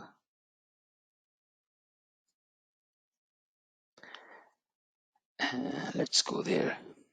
So what I will do next here, that I will go and add few more sites as well, and then we'll delete that one more time, correct? So DNA is still loading. Meanwhile, let's go back to the program. It's coming now. Let me open the dashboard as well so we can verify from the dashboard as well. It's coming up, it's popping.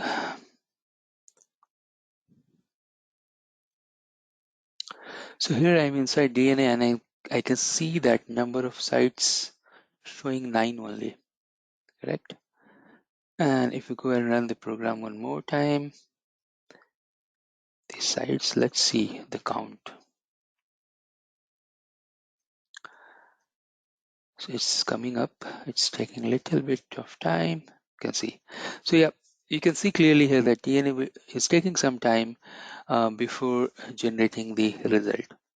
So we can see that how we can view the sites, how we can delete the site. In the same way fashion, we can go and create that site as well. Now while creating the site, so you can see the create site function that you can go and create. Here you can see that you have to use the post related function or the method. The API is API v1 site, and then we have to give the payload. Now important thing here is this, that in this payload we should give what is the format we want to create our site. So for that I have one JSON file. Let me show you this. This is one of the example. So here you can see that the area and then the name, parent name is the global, and again you have area, inside area 1, area 2, area 3. That's the hierarchy, and this area 1 is inside global EU, like that. Then area and building, you can see we have the area and then we have the building, and like that we want to create the site. Apart from that, I should have one more example, or maybe the same example we can try. So let's try site example 1 JSON, and let's run this, and let's see that when we go and create the site, so how this is the payload. Simple program only. Only thing here that create the area, create the building. We have the APIs for that, and get the URL and create the URL. Those are the common thing.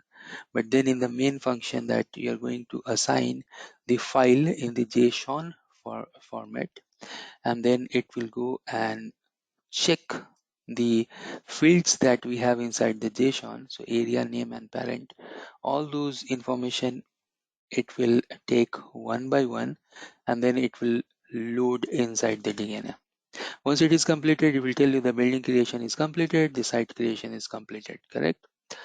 So let's run this.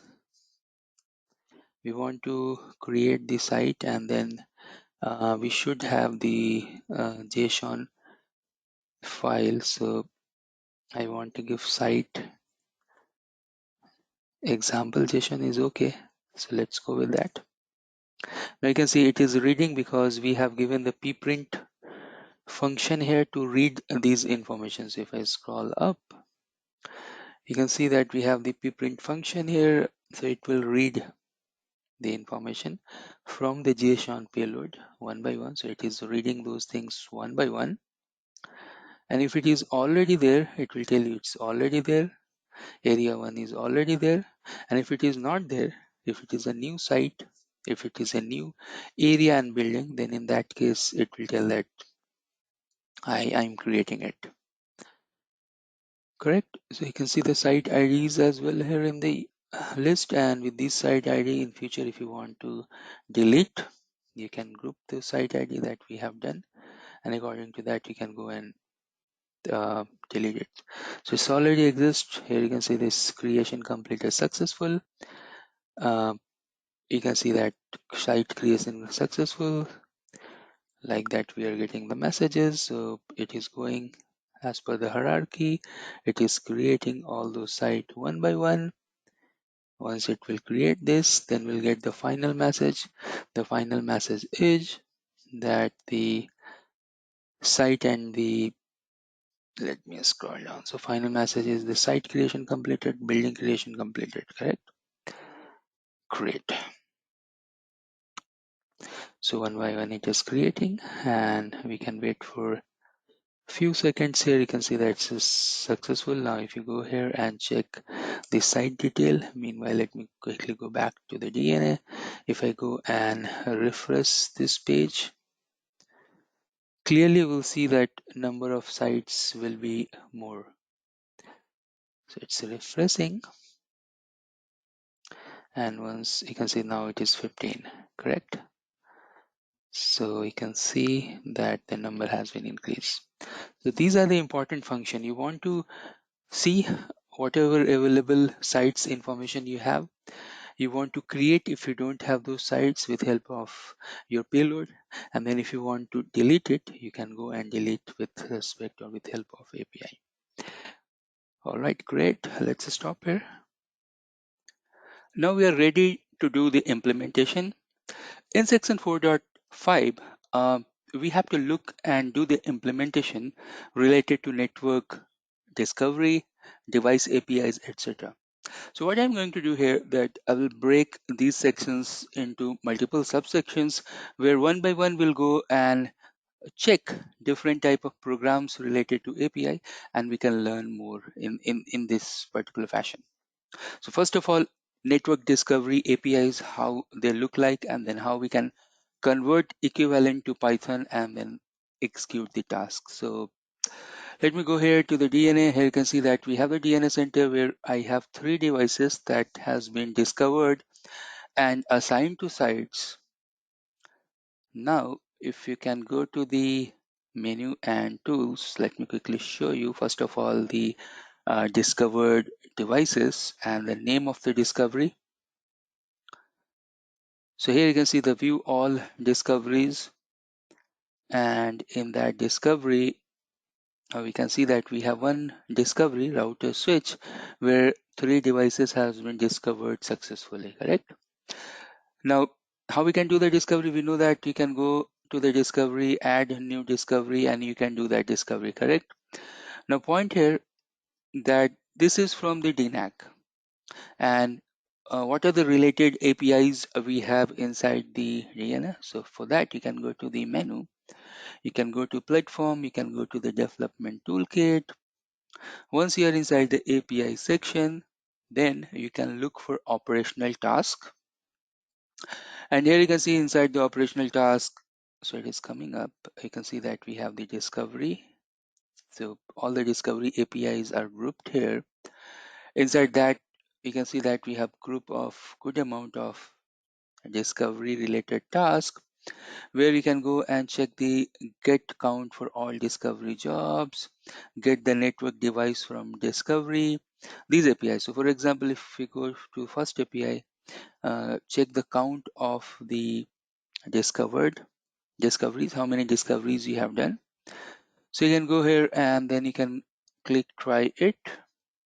Let me show you that how this particular API look like. Here you can go and it will tell that you have one response, means total discovery that we have is 1, correct? And you can go and check the code preview and etc. Now once you check that how many discoveries that you have done, now if you want to know little detail about that particular discovery, here you can see that you have the get discovery by range option. So I can go here, get discovery by range, click there, try it. It is asking what's the start index. In my case, start and end index 1 1 only. So I can go and run this, and now you can see that we are getting the result. So this is the correct result. I can copy this to the notepad and I can show you this. Let me copy this to the notepad and let me open this. So we can check that exactly what are the things there. Clearly you can see that it is telling that which IP range you have discovered, the protocol order, and rest of the information. If you have n number of discoveries, obviously we'll go and get from there. But now if you have n number of discovery, and those discovery if you want in CSV format or any other printed format, it's difficult from this API output, correct? From here. So for that, what I have done that I have converted the program. So let me quickly show you the program. Here you can see that get discovery program. In this program on top, you can see we have the import functions, then some of the print function. In the main function, after the authentication, we are calling the get discovery one from the library, and then I'm opening one CSV file where I'm putting the information related to discovery name and pool name, and then I'm printing it. Now if you want to see that get discovery API, which API we are calling, so the same range API that we have seen, I'm calling here in the API. So this response will come here in the main function, and then that particular response with help of Python function and CSV file function, we are putting inside this particular CSV file, correct? So let me quickly go and run this program, say Python exe and get discovery.py. Now it is running. Since I have given pprint for the discovery, so you will see that JSON output here as well that we have seen inside the DNA output, DNA API output, and then you have this IP range CSV file that you can go to this folder from where you are running the program, and you can go and check that information. So here you can see that the discovery name, and then you have the list of IP ranges, whatever. Now again, if you have good amount of discoveries, all this discovery will get printed here line by line. Okay, great. So this is the way that we can go and run the discovery. So from GUI, we can discover the devices, and then for the operational things, task, if you want to get the information either in CSV format or maybe in the table format, then with help of Python, you can go and get like this. Next two program we have related to how to take the device backup and then how to get the device list as well. So let's start with the backup function program first, and then we'll check the device list. Here we have the backup program. So first of all, what this program will do, that this program will go and create the log file as well. Then once the program will start, here you can see this is little bit new type of program that we are using, because we are not using our inbuilt DNA library, but you can go and you can do pip install DNA Center SDK. So once you go and do this, say pip install, and then you can install this DNA Center SDK. So it will get installed in your system. Already it is there, so that's why it is telling that it's already there. But it will get installed in the system, and then we can import different type of APIs. Again, if you go copy this name, and if you check in Google, you'll find the complete document related to DNA Center SDK, and there are programs, functions, or function modules, those things nicely defined and nicely explained, so you can go and have a look. Then other thing here, that from the environment variable, when we are taking the backup, the folder name we are defining. So if I go here, and you can see that the folder name, if I can go here and give, say, sandbox backup, this is the name of my folder. I want to save the configuration inside this folder name. So that's the use of this.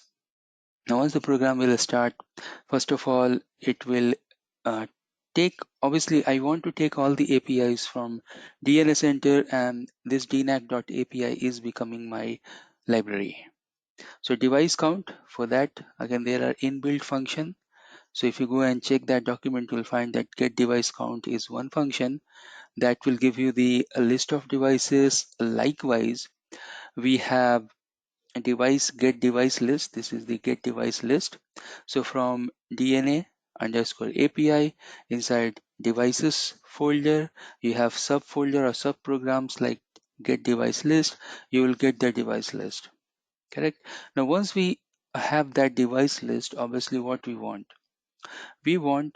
to put all those configuration inside user defined folder. Correct.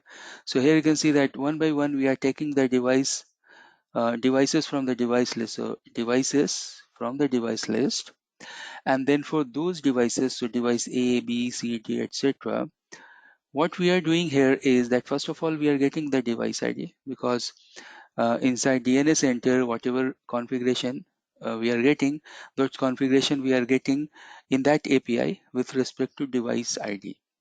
Correct. So device ID we are putting here inside this particular function, that is giving us the device configuration. So get device configuration by ID is just the name. With the ID we are getting the information, and the response function will be your show run command. Correct. Then it will go and put those saved configuration inside that folder. Correct. So let's go here and run this device backup. I can go and run Python exe, and then the device backup.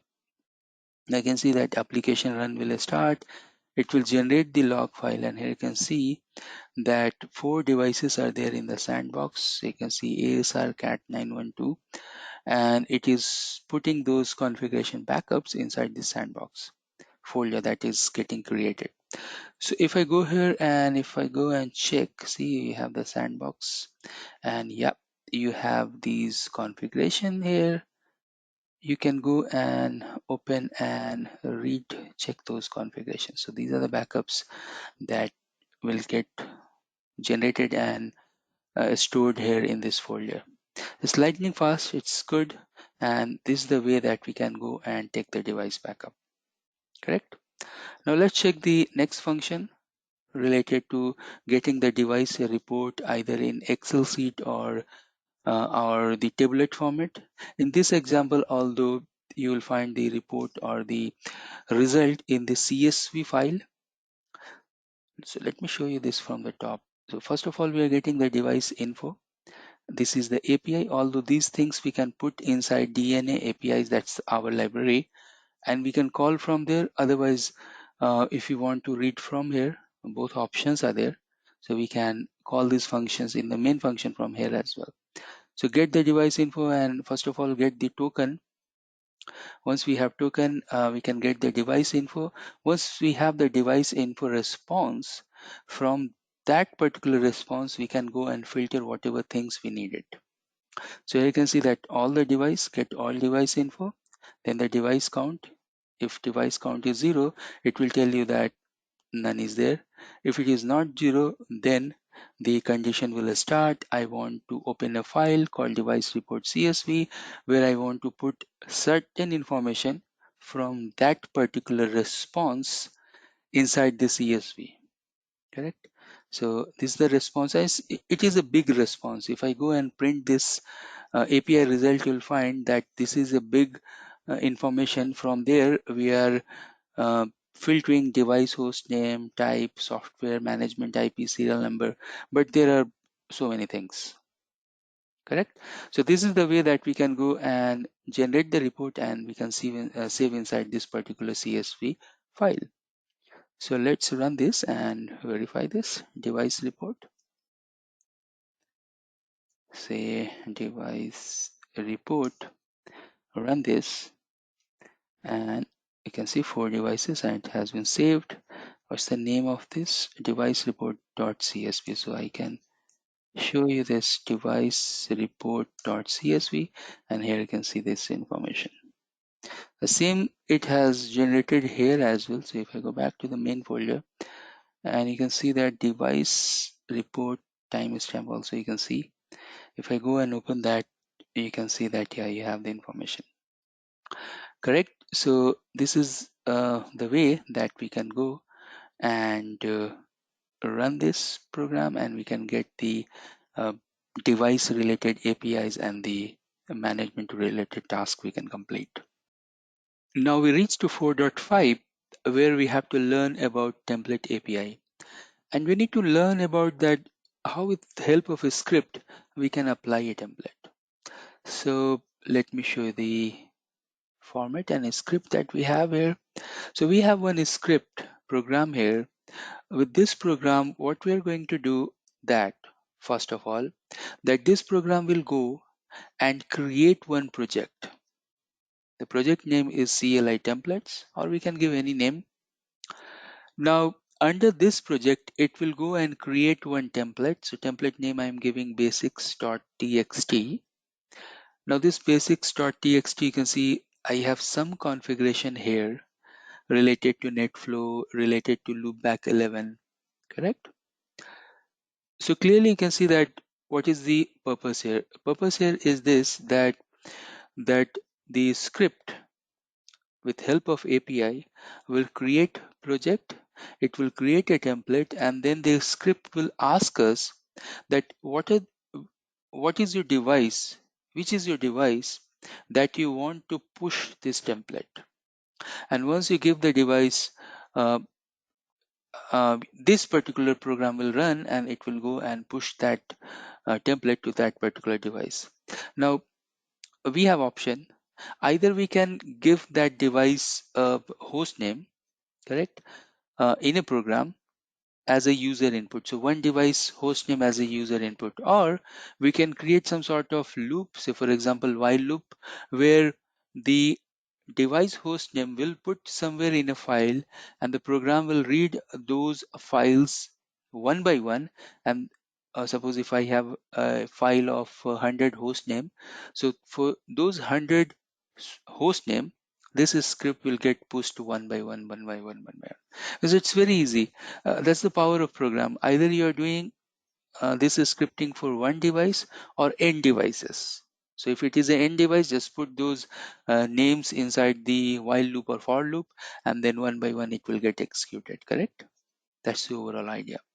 So what we are going to do, that this program will create a template. First of all, it will create a project. Inside that, it should create a template, and this is the content of the template. And then it will go and ask you that which is the device, what's the device name you want to push this template.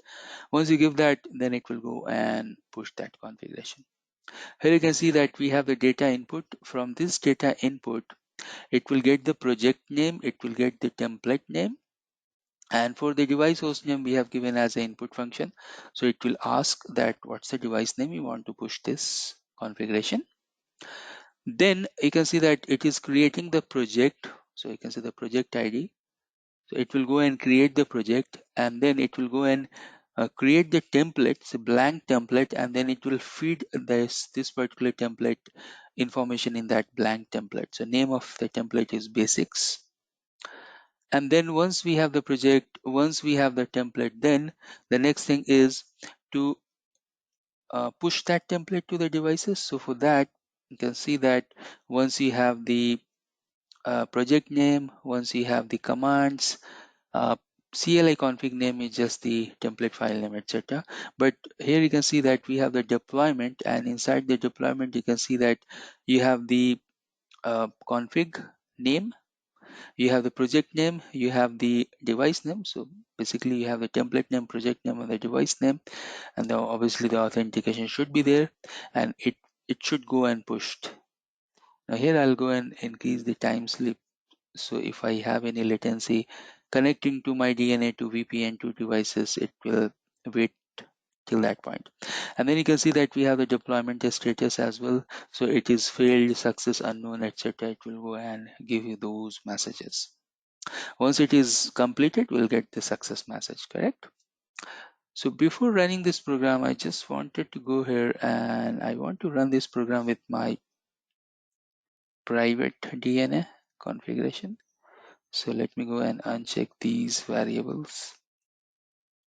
Save this. That's the another important aspect we have. Now what I want here, first of all, I just wanted to know that which devices we have inside this particular DNA. So I will go and run this program, and seems that permission, okay, seems this file is already open. This is with related to sandbox, but this time we are running the program with new variables. Obviously the new information will get feeded inside that. We can go and check the devices. So now we have 385093004451, etc. Initially we have sandbox devices. Now we have our own private lab type of devices with the VPN connection. Great. So what we want to push this configuration. So let's go here, and the DNAC config template py is the program name. So I can go here, and before running this program, I just wanted to show you that inside the VPN I don't have any old template. So let's first of all go and verify that do we have any existing project like CLI template and existing template like basic.txt, because if it is already there, then our purpose will not get fulfilled. So let's go inside DNA and verify that. We are inside DNA. Let's go to the tools and the template. Tools and the template editor. And let's see that what templates we have. So at the moment you can see that we don't have the project called CLI template, and inside that we don't have any template. So let's go back to the program and run that script. So I can go here and click enter. Now if everything is okay, the script is okay, so it will work. Here you can see script is running. Now it is asking about the device name. So I can go to 3850, but you can choose any, and then we can wait. So now it has some problem. DNAC APIs has no attribute called create the project. So I need to map this with the correct library functions. I have another file as well. So let me correct that. let me go and remap with the other DNAC APIs library function file that I have. So what basically I'm doing here is that I have other library function where I have more functions, DNAC underscore APIs one, and then I should go back here, and when we are calling those functions, I can make this one, save this, and then I should do all those import DNAC APIs one in other files as well, correct? But even if I do not do this, this is okay. Okay, so now let's go back and check device name, and DNAC APIs is not identify in. Oops. Okay, so let's check line number 56. Line number 56, we have some. So I think that I need to go and yes, I should go here and replace this with all this, replace all, and save this not only in the import statement but everywhere, correct? And now let's run this. Oops. So the import statement, it got 2 ones. Great. You can see that the problem we have while running this, but let's check this. So enter the device to which deploying the template. I have given that name, and okay, so still the project ID, result task data, still it is creating some small issues here. Let's fix this issue. While fixing this issue, what I will do this time, I'll go step by step and check. So let's see this time. Okay, the project with the name CLI template found, and DNAC APIs do not have any attribute called check IPv4 duplicate. All right, so you don't have that attribute, that I can go and check in my other files, you know, and let's go here and copy, and then I can go to my DNAC APIs that is inside basic 2, and then I can go and add. So this is basically checking, this function is checking that if you are deploying the template and already if you have certain IPs that you have in the template existing in DNA, so it will not go further and push. So it will basically be checking the duplicate IPv4 address, the stuff. Now run this one more time. The project with the CLI templates found, great. And then utils, so it is telling that utils identify this function is not found, great. I need to go and copy the utils function as well in the same folder where I should have this IPv4 matching parameters, correct? So let's do that. Now what I'm doing here is that I'm creating the new utils inside basic 2, and inside that I should have the matching function that it is querying. So let's go here and check. Yeah, I have that. Now let's run this program one more time. Let's see that what function it will ask one more time. So now you can see that CLI template found. Okay. Then we are getting some more problem inside DNAC APIs. Okay, so what I have done that I just fixed the utils and the DNAC1 APIs. And let's go back and run this program one more time. All right, so press up arrow and print, and that's the problem that inside these files I should have the env underscore lab. And in the utils also, if I have any function that is called, so it's okay, things are good. And let's check this device. What is your device? So this is my device. Then you can see now it has the ID, project ID, and that's, we are doing good. And anyways, let's check the program. I'll come back to this DNA page. Now it is working as per the program, step by step. It should go and create the project, should create the template, and then it should go and push that configuration to this particular switch.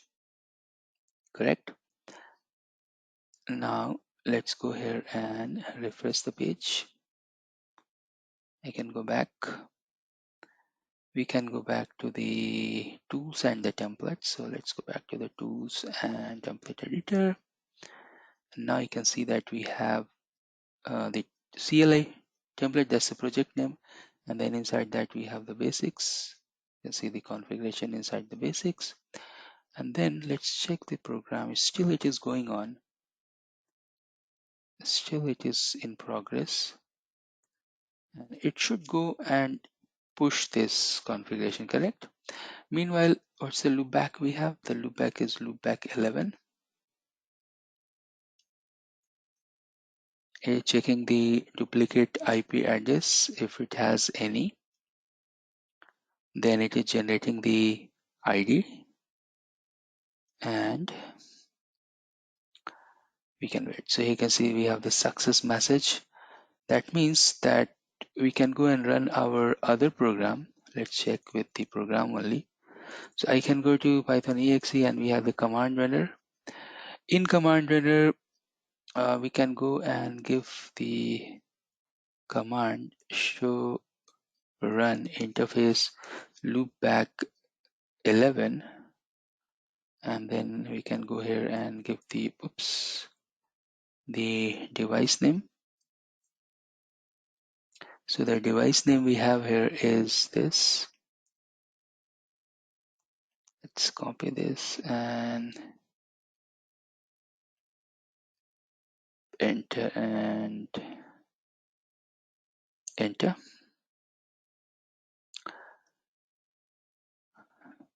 Great.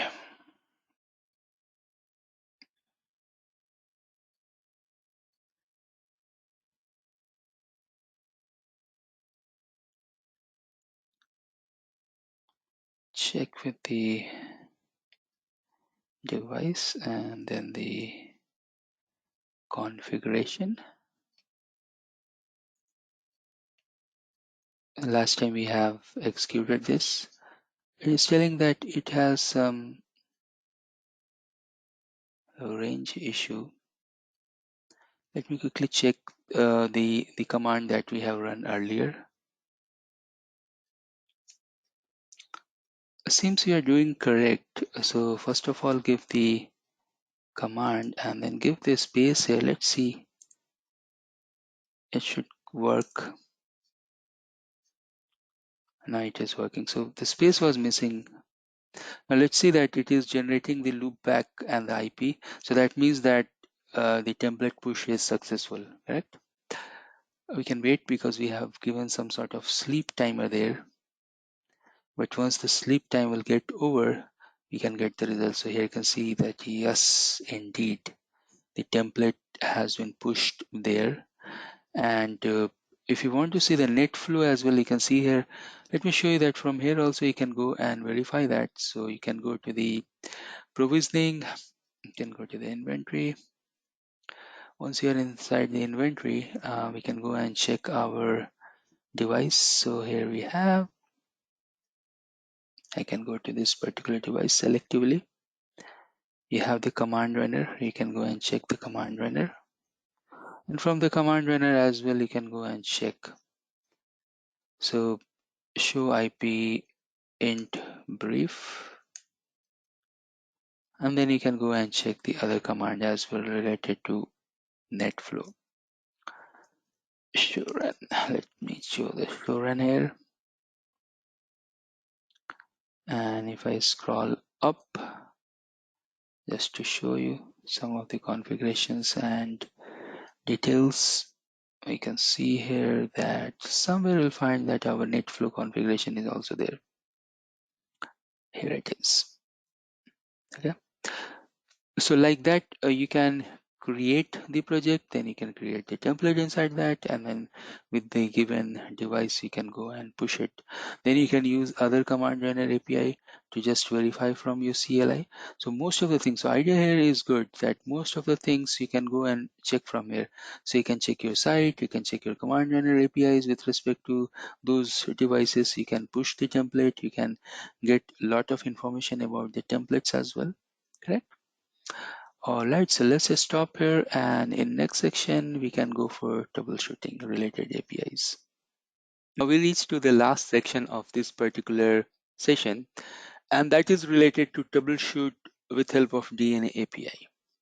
Now for this, I'm going to show you two different type of program or the script. One related to DNA assurance, where we can go and get the health related to site, client, network. Correct? And then other, the path trace option that we have inside DNA. This is one of the nice feature that we have inside the DNA, that with help of path trace, it will give you various stats related to interface status, device status, ACL trace, and QoS status. So it's not like path trace or trace route. It's a robust path trace option we have in DNA, and that it will go hop by hop and give you detail about the ingress and the egress interfaces plus the device information, ACL and QoS stats. So let's start with the assurance API and feature. This particular script, what it will give you is that overall health of a client, overall health with respect to IP MAC, plus the average as well. So average with respect to DNA as well. So you can see that we have the argument parser, and with parser with respect to MAC addresses or the device name, we'll get the information about that particular device. Then even we have the option to get the output in the JSON format. We have the option to get the verbose output as well.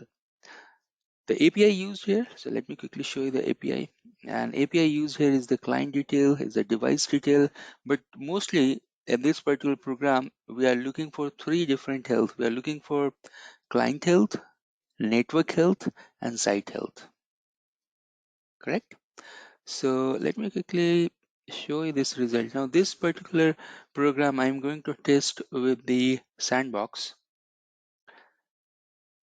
So let me run this program. If I go here and run the assurance, now you can see that the assurance we are running with respect to sandbox DNAC, it is telling that all sites, the site type issue, the router health, the access health, the client health. This is the summary, correct? But if you want detailed information, so we have options to get the detailed information as well. Still the program is running now. It is telling you about the client health. So you can see the site health, client health, and then you have the network health. Correct? So overall, what is the status with respect to client, network, and site we are getting? Now if you go here and check the options, so options you have that you can get the MAC details with respect to MAC, details with respect to device name as well. And let me go and check the device. We have some device name here that we have collected from the last run. So here you can see these are the device. So now if I go to assurance, and if I can go here and check the device name, and then if we go here and give this particular device name, let's see if it can resolve the host name. Otherwise I can go and give .abc.inc. Let's see.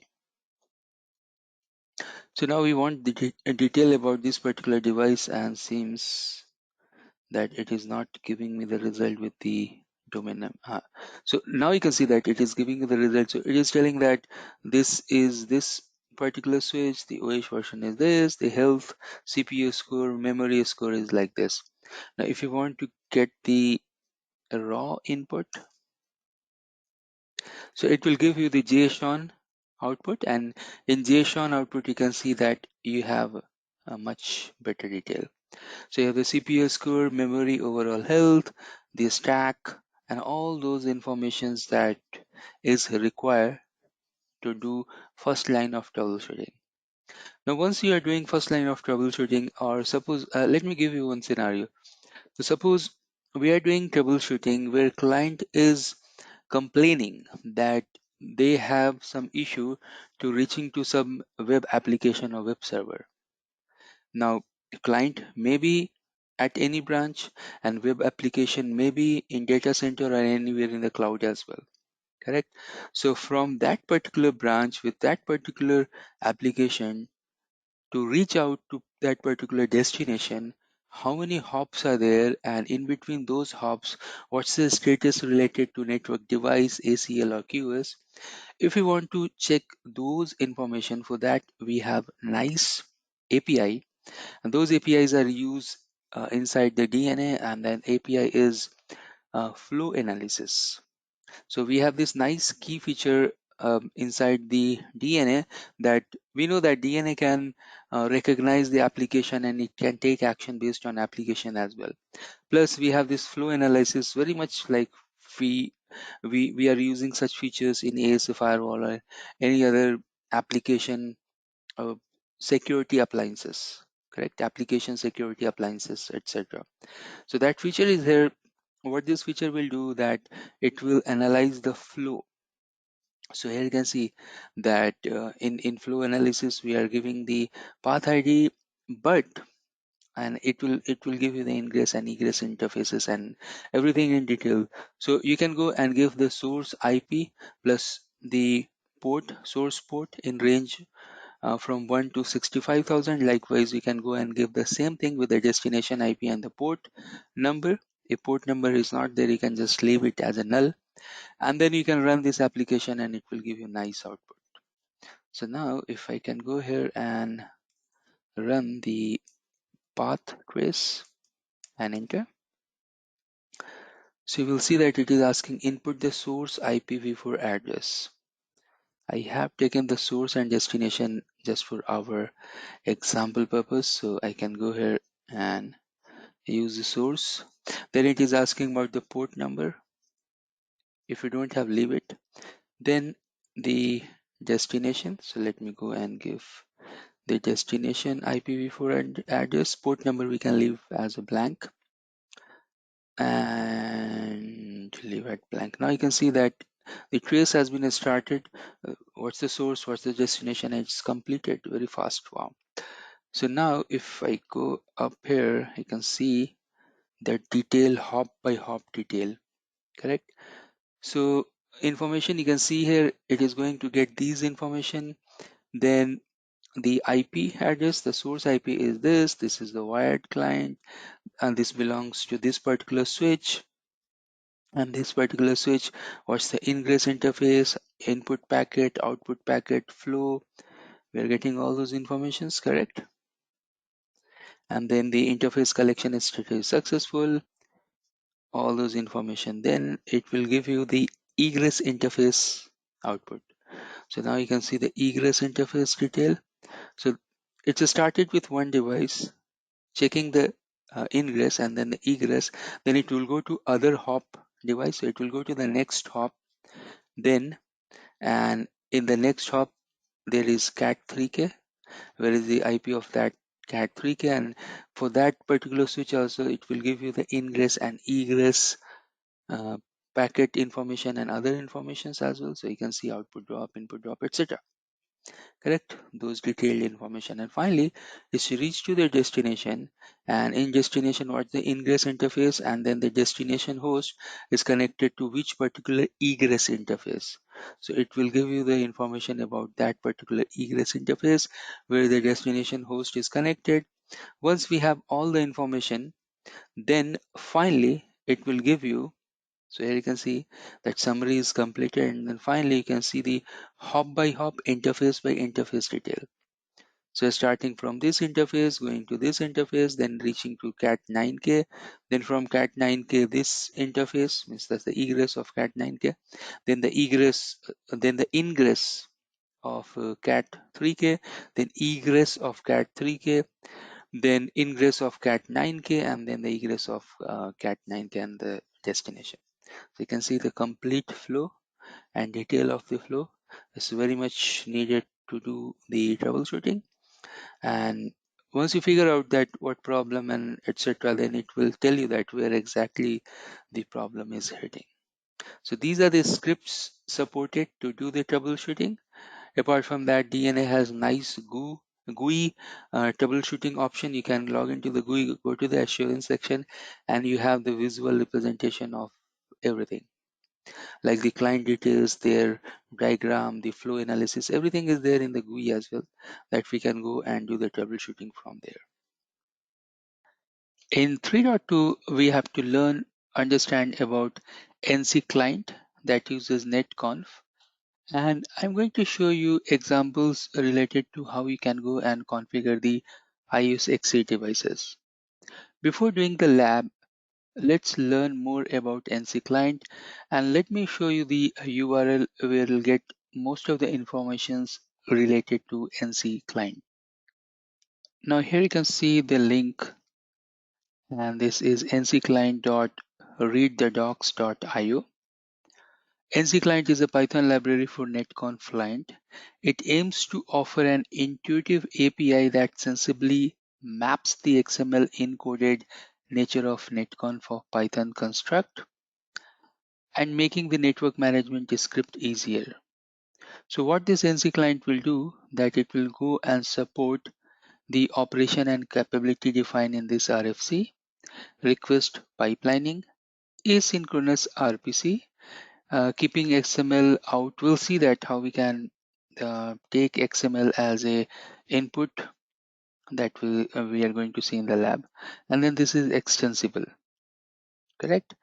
Now there are some other useful links as well, and one of the important link here is that developer.cisco.com. If you go to that particular link, you'll find a little bit history about NC Client. The NC Client, you can see that integration of Python library to Netconf clients, correct? Now this NC Client was developed by Shikhar Bhushan, and it is maintained by these guys. If you want to reach out, if you have any specific question, you can check their Twitter handle as well. Docs are at this location, and then PyP location here, we can go and check these links. So if you go to PI, and here you can see that how you can go and do the installation. Because I'm using pip3, so I can go and use pip3 install NC Client. And let me show you if I have my automation tool here and if it is running. So what I will do that in the next section, I'll show you the labs related to NC Client to do the configuration to iOS XE devices. Let us do the lab related to NC Client, and obviously with respect to iOS XE. I want to show you my topology diagram as well before doing the lab. So here you can see the topology diagram is very straightforward. I have one iOS XE device connected with this switch in this common LAN network where I have my automation tool as well. Now what I want to do before doing anything, I just wanted to do the pip3 install NC Client, correct? Now since I have already done the installation here, you can see that already my NC Client is installed. Then I have few codes that I put inside my CSR folder, and in this code I have few programs just for demo purpose. So for example, I want to run this program with respect to my device list that is there in device info. So I can go and show you that device info. In my inventory, device inventory, I have 2 IOSXE, although I'm going to use only one because in our network, we have only one device connected. So here you can see that I have IOSXE device where I'm using port number 830 that is used for Netconf SSH. This is the IP and the username and the password. Now, from device perspective, what are the things you should do inside the CSR device that we have? So let me quickly show you that we should run the netconf that I have done. I have enabled the netconf SSH and netconf YANG. I have enabled the SSH as well, and then I have done the configuration for line VTY where transport input is all, and then finally the username. So someone can connect to this device. Even you can go and do the testing as well before running the actual program. Just check the SSH connectivity is there or not in your CSR device. Now once everything is there, I should check the reachability with the IOSXE device, and if it is working fine, then we can go and run our program. So here you can see I have 1, 2, 3, 4, 5 program. So number one is to check the capability, what type of netconf uh, supported modules we have in the devices. So what I can do, first of all, let me show you the code. Code is very easy and straightforward. So what we are doing, we are logging to the device as per the device list. We know that the file is IOSXE. So we are logging to the device and then we are checking the capability. Okay. Now important thing here is that we should check the functions from where we are calling the or we are importing the input in this particular program. So we have the device info already in the same folder. We are importing the IOSXE. Then we have NC Client from where we are importing the manager. Now this manager.connect will connect to the device as M, and this M here will give the capability, correct? Let me show you this in the nano file as well. So this is actually colorful and here you can understand more. So with manager.connect as M, and then you can see that we can go and write the capability, because here you can see that for capability in m.server capabilities we are printing the capability. So very easy and a straightforward program we have. Now if I go and run this, so you can see that what output we'll get. Obviously we will get all the capabilities that we have related to netconf inside the devices, inside that CSR device, correct? Good. Likewise, we can go and check the other program. The other program will go and give you the interface detail. Again, let me show you the program as well, just for the reference. So here you can see that we are going to take the input from the filter IETF interface.xml, read that, then we'll go and connect to the device where the device is imported from IOSXE, obviously the device info, and from there we're extracting IOSXE1. Then we have the manager, and then we have the XML to dictionary. Because we are using the XML, so we need some dictionary. We need actually some library who can convert XML to this dictionary format. Correct? Great. So we'll do the connection, and then we have the netconf reply. So here you can see that the program is quite structured, and again we are using the netconf protocol to get the results as well, correct? So let me go down, and then it will go and print the output for the interface related output in this format. So interface detail, what's the name, the type, the physical address, the unicast in and out packets. Great. So let's run this program, and then we have 2.2_int.details as the program name. So here you can see that the interface is gig1, the MAC address is this, and you can see the packet input and packet output. Even the counters are increasing. That means we are taking the live counters from the interface. So now if I go to the interface to this particular router, we go to the router, and here you can see whenever we are logged in, we can see that the user connection is there. Now what I want to check the input and the output. So here you can see that we should have the packets input and output, etc. Include input, and the same thing we can go and verify from the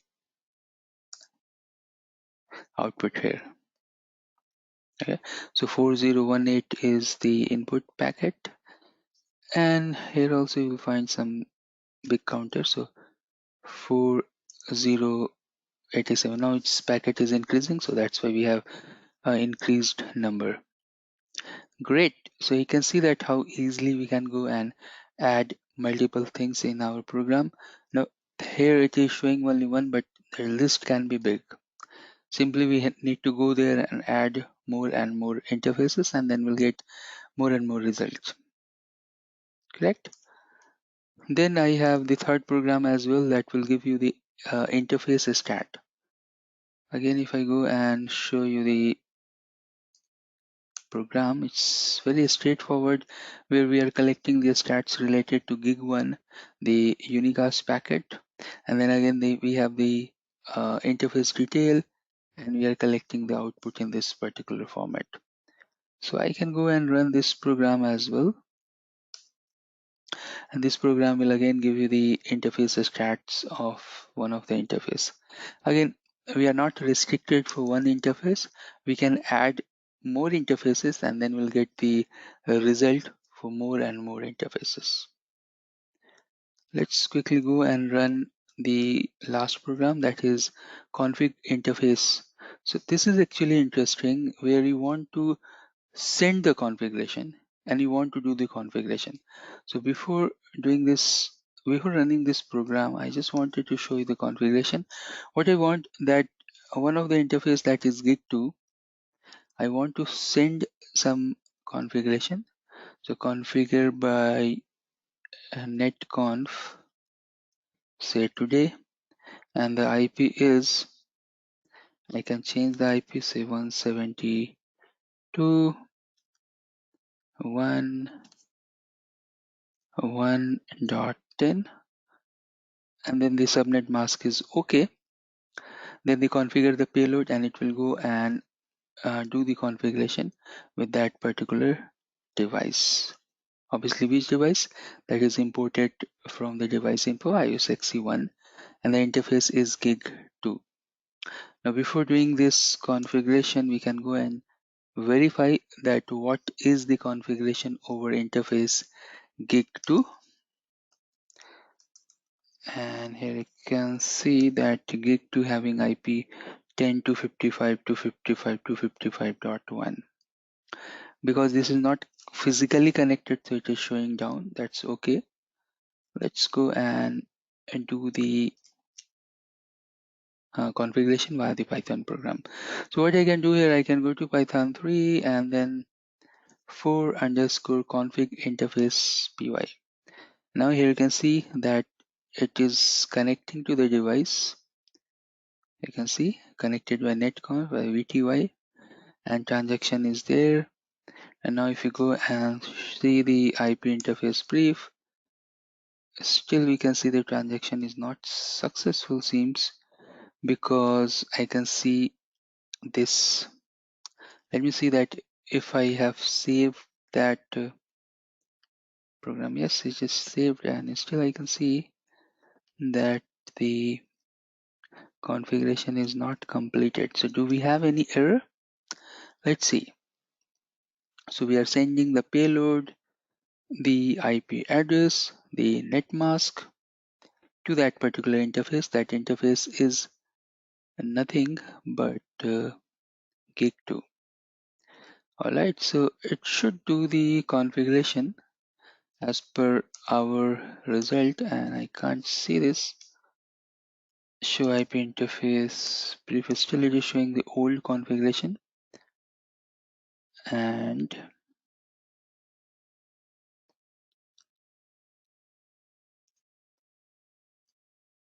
okay, so here you can see that the description is configured by netconf today.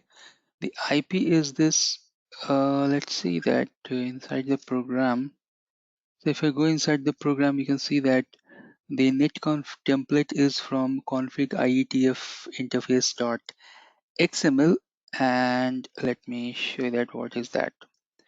So if you go here and if you check this config ietf xml, so here we have this format which is telling that use this particular format for the execution, but the value we here can see that is coming from this particular place. Now if any problem in this particular configuration, it will not work. I'll do one thing. Let me quickly change this to, say for example, 123. Okay, 12.12.12.12, and let me run this program one more time. So here you can see 12.12.12.12, and seems okay.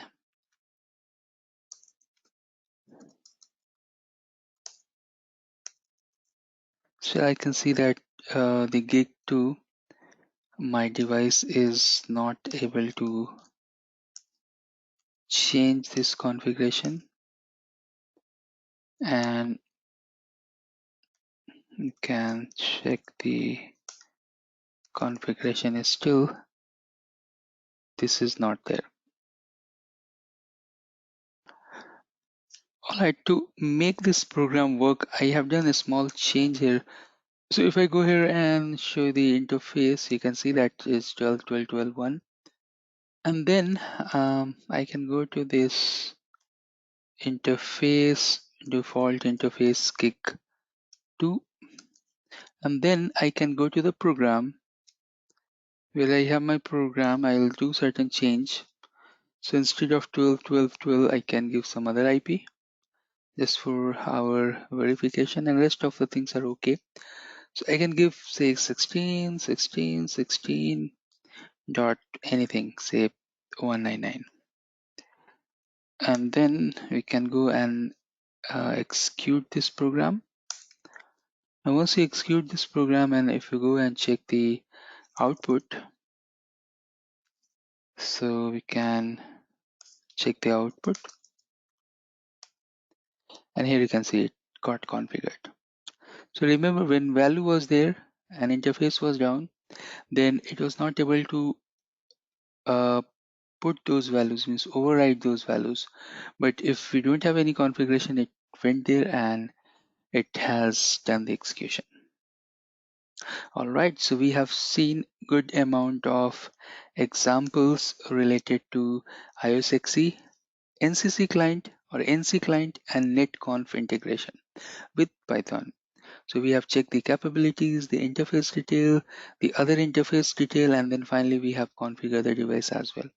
Now I have taken the example only for one interface or few of the stuffs that we have done, but same is true that you can take n number of interfaces and you can push n number of configuration step as well.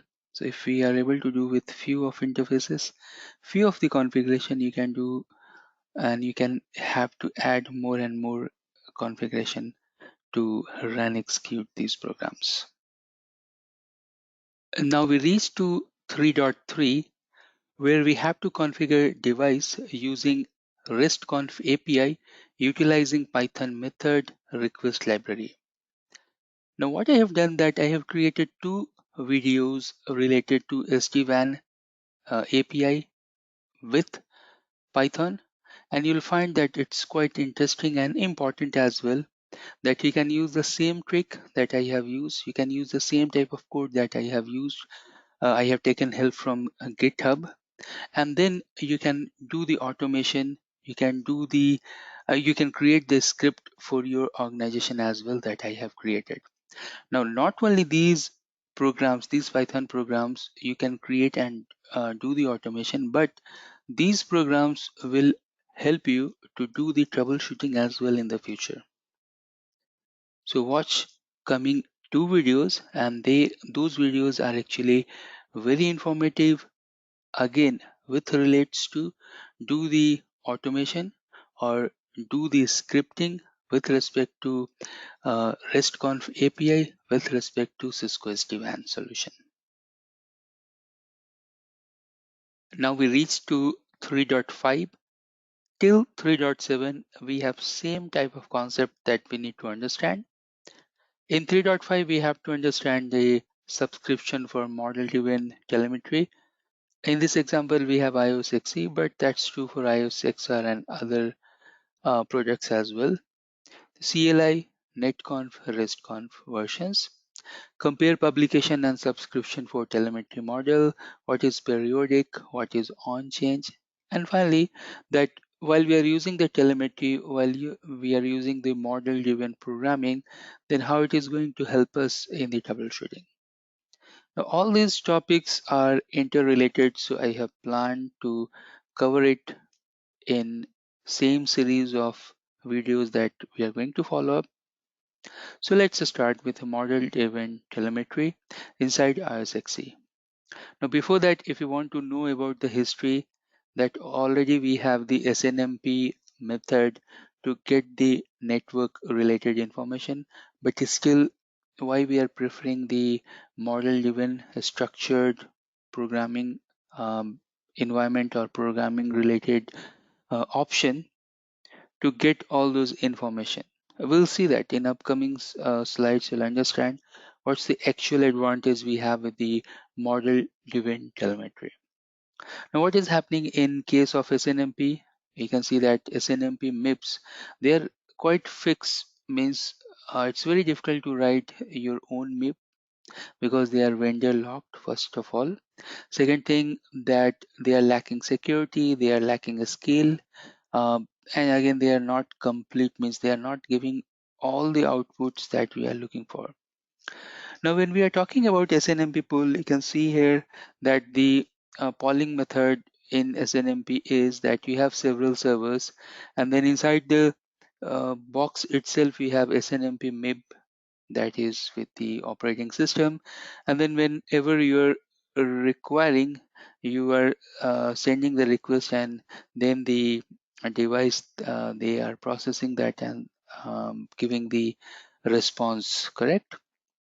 Now you'll find that some places, if you have so many SNMP servers configured for a given device, and all the time device is busy sending all the responses for all the requests, so you may have high CPU due to SNMP, and there are chances that high congestion, say for example in high congestion network, where you want to use your bandwidth for your data transfer, not for only for your management, correct? So these are the cases you have. First of all, you have restriction, you are locked, and second thing, that inefficient use of bandwidth as well. Now again, the push versus pull method, that SNMP pull method is bit traditional, and the telemetry is push method, that is very much fast. We'll see that the timer even improve drastically, where you have the telemetry timer is 5 seconds, SNMP that may go to 300 seconds or 5 minutes. So there is a huge difference in the timing. Now why we want this new model? Speed and scale, it's really fast.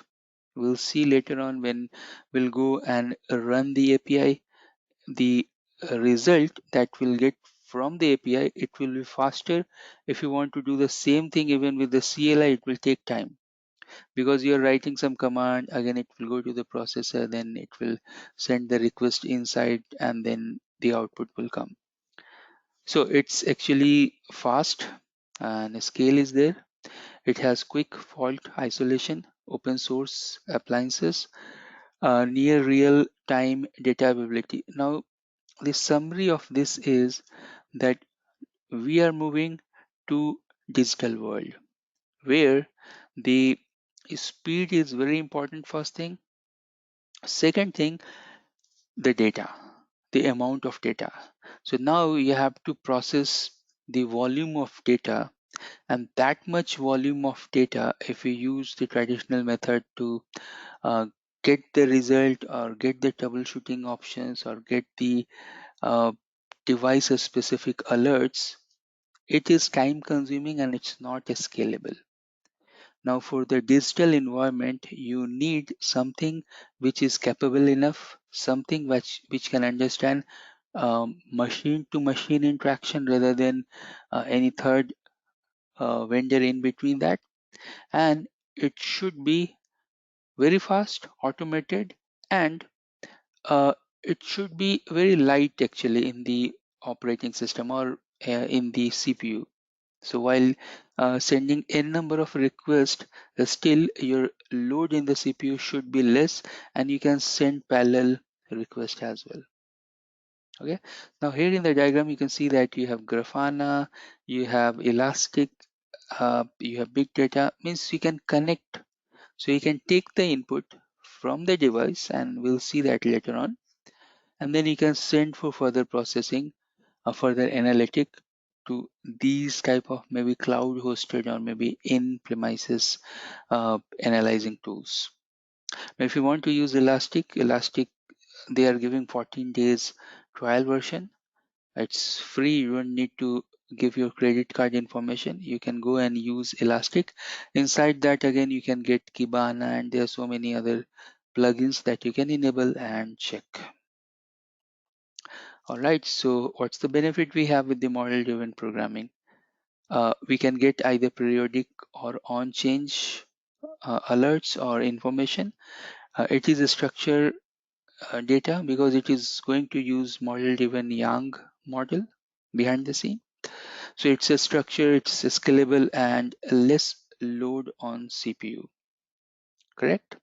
Now we have the methods, say for example, SNMP, syslog, netflow, but if you go and compare, you'll find that they don't have any structured data model, first of all, and they are not capable that the Yang models are. Within Yang model, you can do each and everything. There's no restriction. Now again, this model-driven programming here you can see, and this is actually very important slide that we have. Let's learn more in this slide. So if you go and check this slide, you'll find that model-driven programming, you have your network devices in the bottom, and then you have the programmable interface. You can think this as an API, application programmable interface, and then you have the telemetry engine. Now we are sending this to the collector. Later we'll discuss more about the subscription and the collector. Now this collector, you can send this over the Elastic, over Grafana, Kibana, Splunk, Gangula, etc. So there are so many good collectors where you can send your real-time information, real-time data. They can do the analysis and they can give you the nice graph as well. So for example, you can send the data to the Elastic, and then Kibana, you can go and check the graphs. Correct. Now again, you can see that while we are doing the model driven programming, still we have option for SNMP. SNMP, you can use it, and slowly if you want to move from SNMP to the latest telemetry model, you can move. Correct. So here you can see that we have the open native operational Yang model, Netconf is a protocol, and then you have the external plugin. Okay, so far we have discussed that what's the advantage we have with the model driven programming. It's actually advantageous. And then we are going to plug in this data model. So here you can see the data model with the Netconf. One of the best example for Netconf plus data model is the Cisco SD-WAN. Cisco SD-WAN uses Netconf behind the scene. If you go and check the programmable things, you'll find that they are following the format. So we have the format options. So for example, the encoding methodology is JSON, the protocol is Netconf, the transportation protocol is SSH. Correct? Now here you can see that how this program look like. So we have this model driven programming, or you can think that MDT is a model driven telemetry. So you are importing some definitions from MDT. Again, you are importing, and then you have the organization, content, description, etc. I will point you the link where you will get all the young data models program that is combined in a single place. Cisco is putting all those information publicly inside the GitHub. We can go and have a reference. Again, you can just check the definition how this program look like. So here the RPC we have, and then if you go and read this, you have the XMLNS, and then you have the Netconf as a program, then establish the subscription. What is subscription will learn in upcoming session. Event notification, yang push. So the structure is something that you have the model driven program, then you may have uh, encoding, you may have transport, you may have protocol. A protocol Netconf, then transport can be SSH or any other, maybe TLS. The encoding is XML and JSON. Model is Yang, and there are so many, not so many, but there is a number that we can count for the Yang model. Cisco has their own structure, or Cisco can use their own structure, or Cisco can borrow from the standard one as well. Both options are there. So what Cisco has done in Cisco ACI, that Cisco hasn't used the whatever standard is there. So for example, industry standard Yang model, rather than Cisco has used their own model driven program in Cisco ACI. Okay, so let me quickly go to the next slide so I can show you a few more. Now here you can see that you have Yang model data, and then you have the XML payload. Somewhere you will find this payload as a JSON. Here you can see the standard body. We have OpenConfig, IETF, IEEE, Cisco. Again, in Cisco ACI, Cisco has used their own data model, but Cisco can use OpenConfig, IETF, IEEE. It's up to the vendors that what they want to use. I told you that you can go and check the data models here. So you can go to this GitHub. You can go and check the Yang model. You can go and check the OpenConfig as well. Again, how within the box it is working. So now with the new operating system in the Cisco iOS XE, you'll find this Yang models are embedded. That is their build. But suppose if it is not there, then you can go and update or upload as well. Okay, so best option is this, that you upgrade the image and you will get all these options inside the operating system. If you want to understand more about the Yang hierarchy, then you can go and use this software suitable for MacBook, OmniGraph. Now here you can see that you have the model driven telemetry operational data, then the connection, subscription, stream, subconnection, receivers, containers, and like that. This is again the structure, and we need not to worry to memorize that what is the hierarchy and the structure. What we should do, that how we can go and enable the telemetry in my box, then how I can send those information to the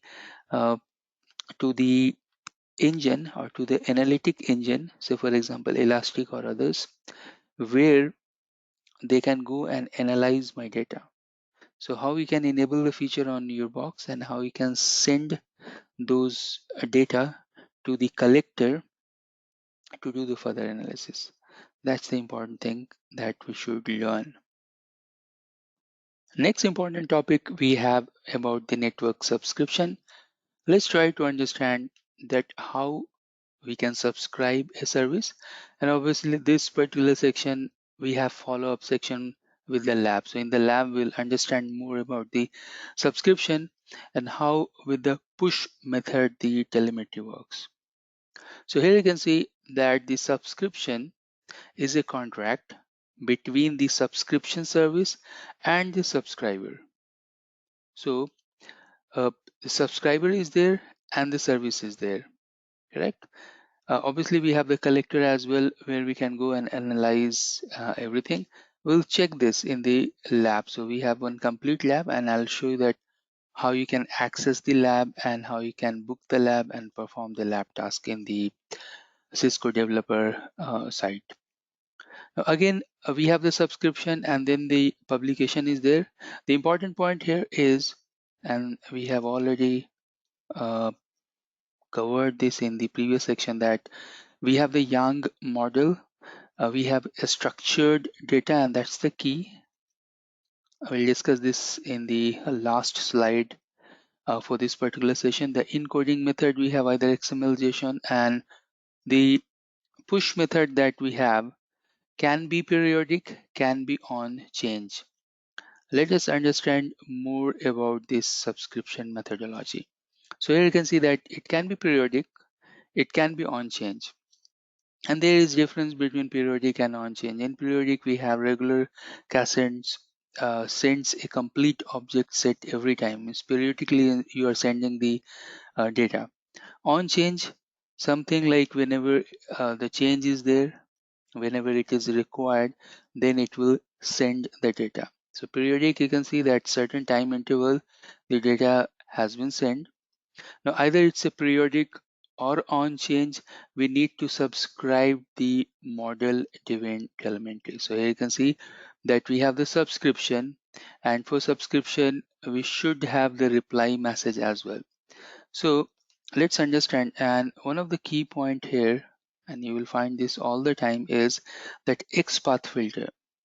Even whenever we have to do certain subscription, whenever we are doing the push methodology, we are using the XPath filter, because XPath filter define the data object to which you want to subscribe.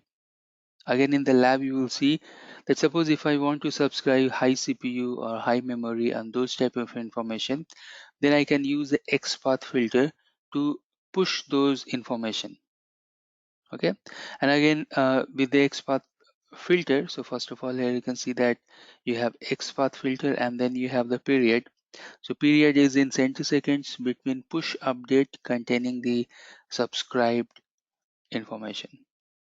Great. Whenever you do the subscription, obviously you will get the reply.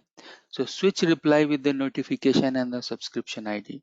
Here you can see NOTIF notification bis, okay, and then the subscription ID. Remember, either this is periodic or on change.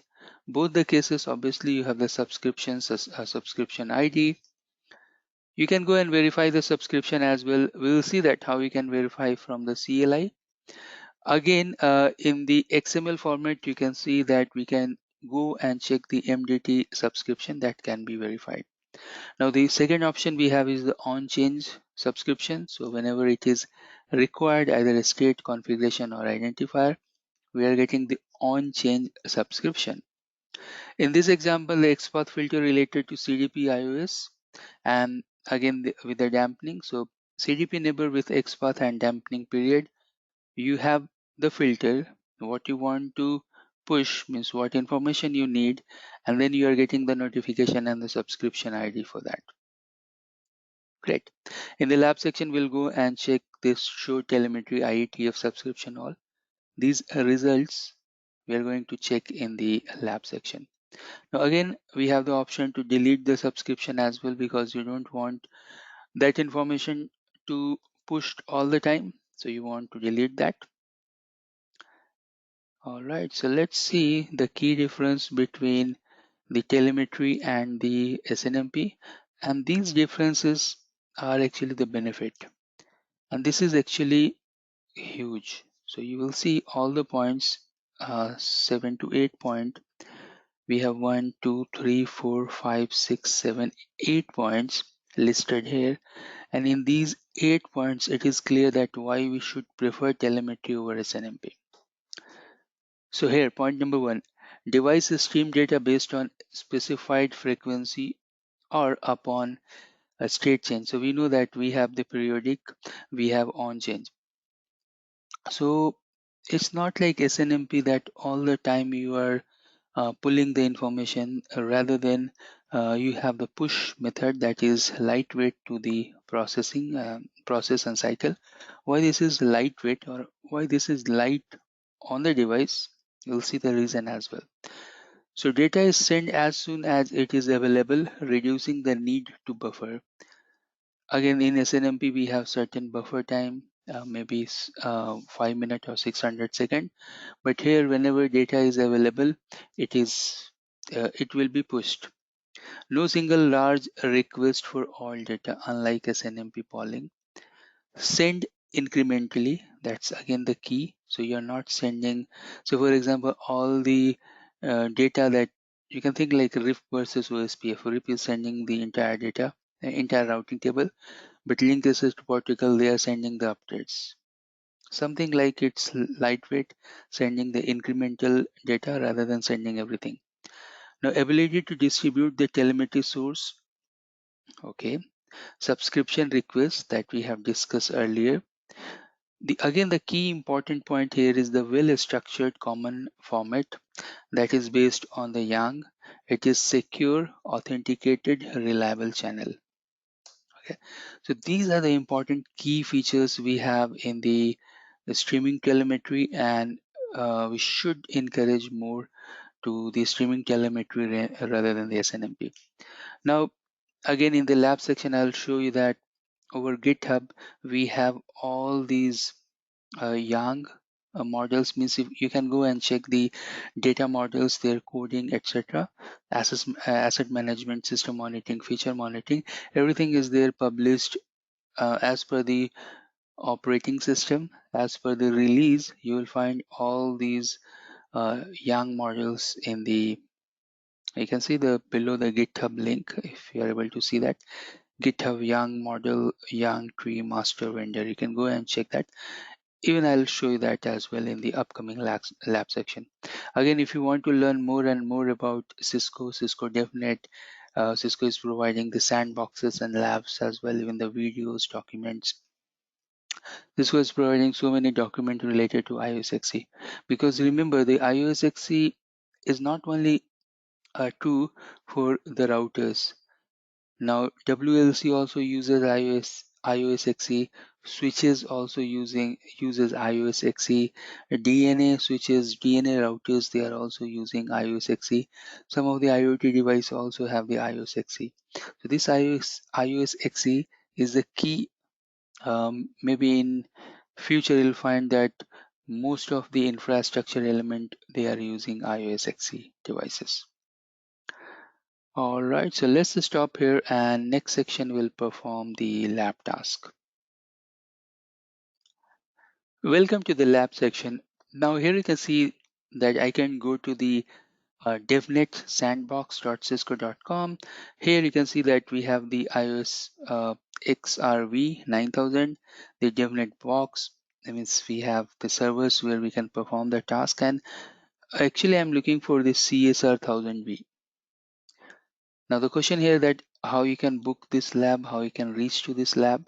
So for that, now you can go and check developer.cisco learning modules. Just go there and search the learning lab for iOS XE, the same lab that you are able to see here, enabling telemetry on iOS XE. Then you get the lab. In this lab, we have 6 sections. One is the summary.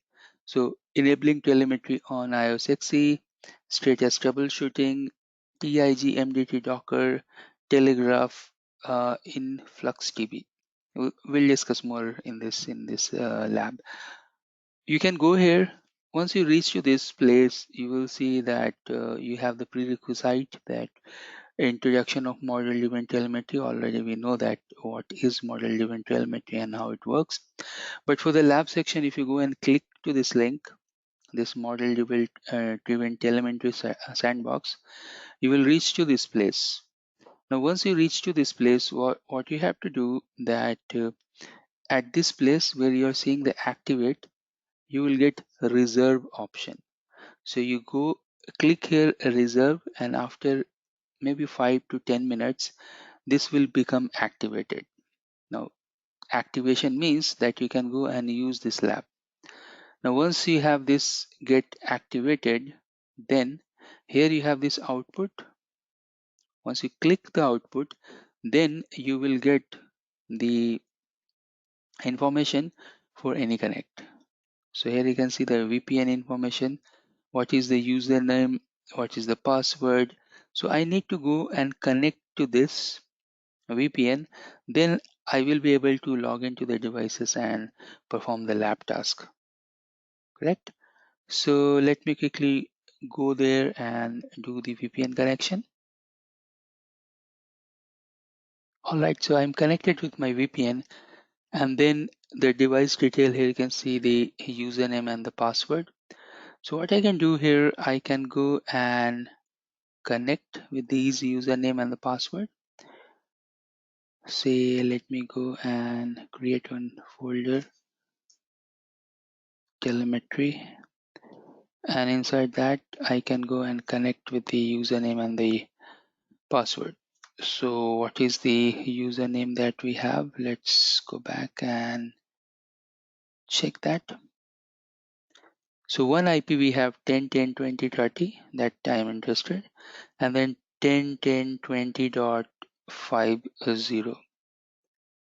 Great. So one is 10.10.20.30 SSH username and password I can give.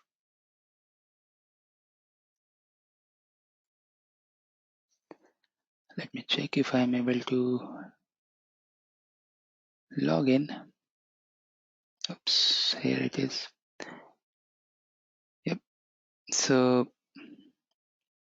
I'm connected with 10.10.20.30, and likewise I want to connect with the server, that is 10.10.20.50. For that, username and password is different. Let me type the password and let me try to log in. All right, so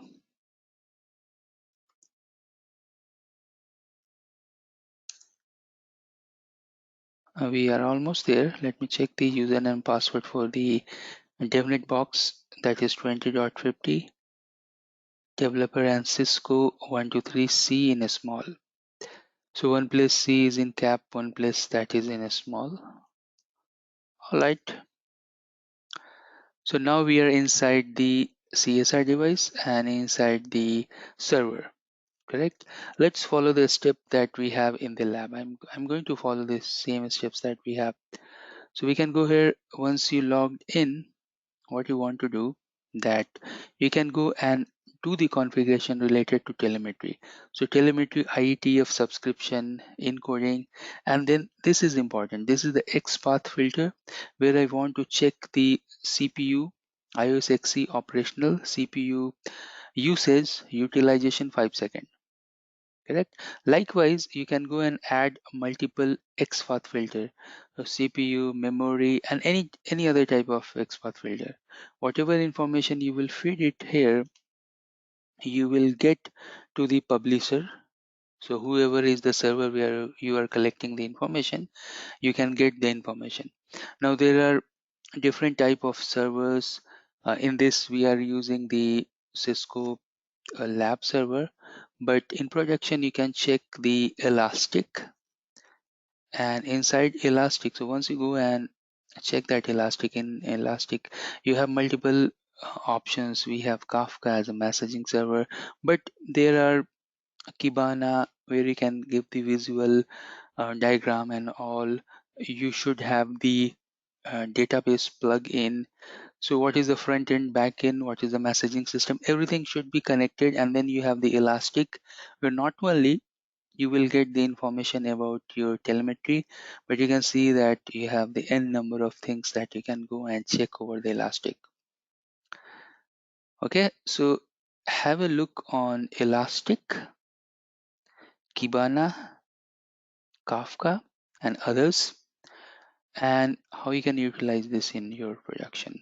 That also you can debate with your management. So now what I want to do here, that I want to subscribe this here. You can see that I'm going to publish this at this IP with these port numbers. So let's do the configuration over the CSR device. So I can go to my CSR device here, and I can add those lines. Once we have those entries, then we can go to the next page. So telemetry status and the troubleshooting. Once you come to this page, again we can SSH to the device and do the configuration, but we have these options, these verification options: show telemetry IETF subscription all, subscription 101, subscription in detail. So we can go and verify those. If you want to delete the telemetry, you have that option, you can delete it as well. So let's go and do the verification. So we can go and check the telemetry and IETF, then the subscription. So we have the subscription and 101, you know that subscription is 101 and detail. So here you can see this is the server that is where I am doing the publishing, and you have the XPath filter, you have the stream, subscription ID, all the details we are getting, correct? Now if you have n number of subscription, then you can go and check the brief as well, rather than checking all the subscriptions, but we have this option of all as well. All right, so once you go and verify the subscription, then what you want to do next? Obviously we should go log into the server, and we'll see that the subscription that we have from the subscriber, what will be the outcome for that, correct? So next what we'll do, that we'll go inside the server, that's the Docker container we have.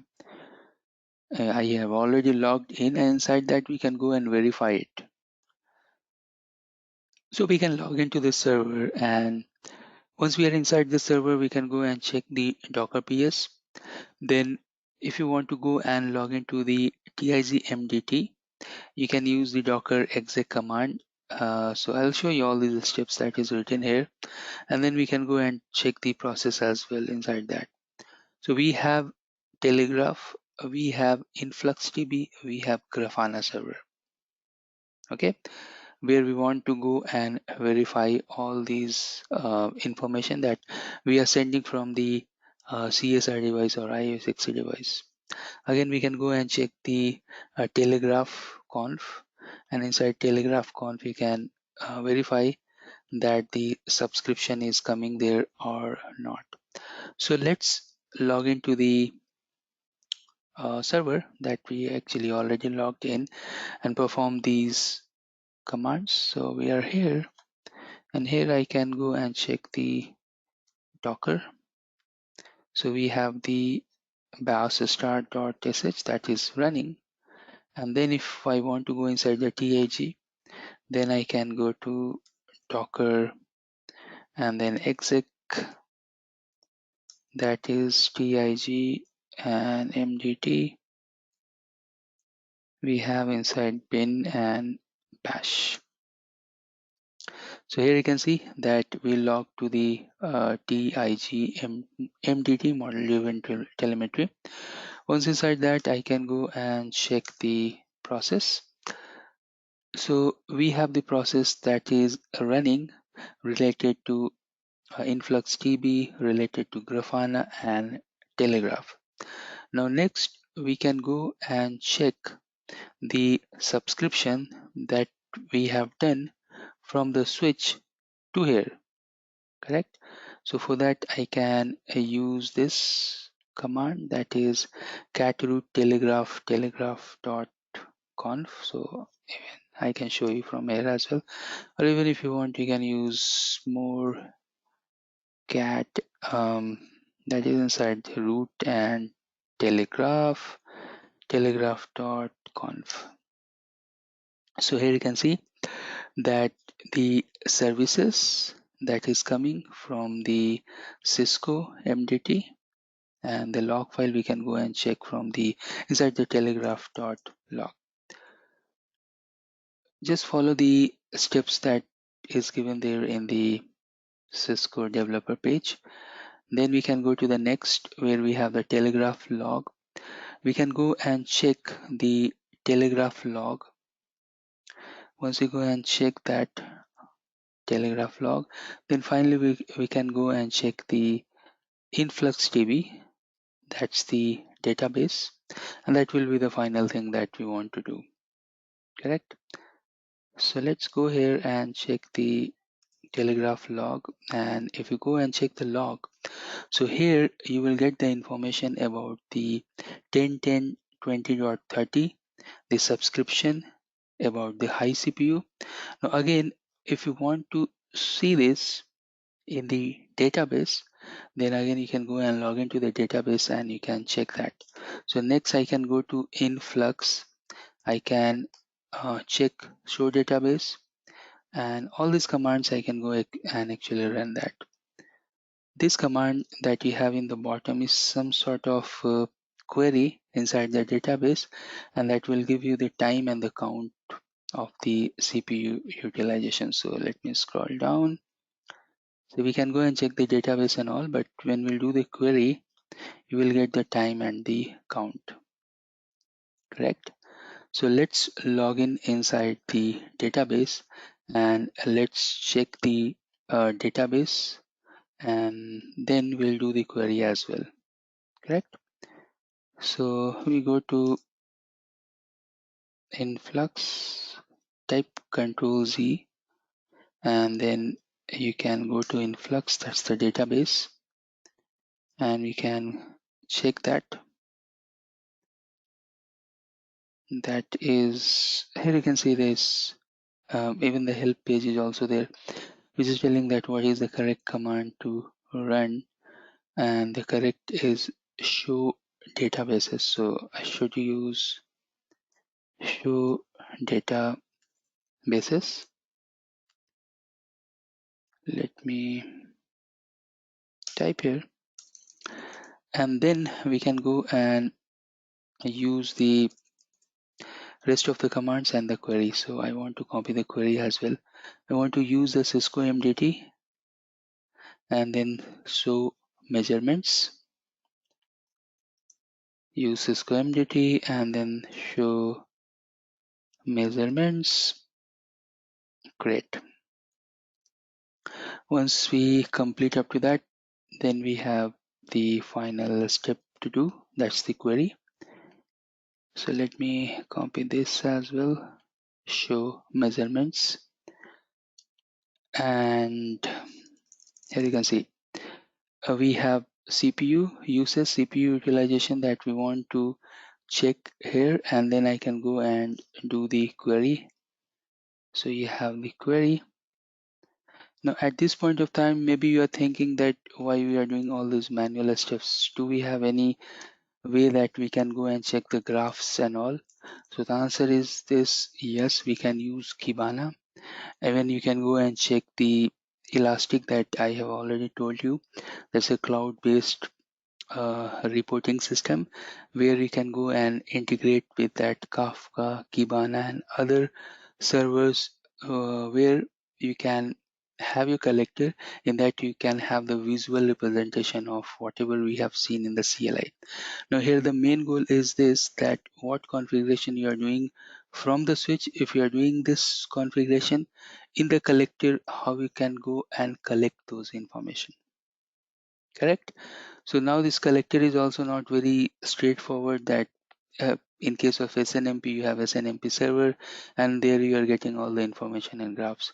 But you need some sort of collector who should understand the model driven telemetry, who should understand the who should have the database, who should have the messaging system, who should have the log server. And if you need visual representation, then that particular database, log servers and messaging system should be integrated with the server where you can have the visualization.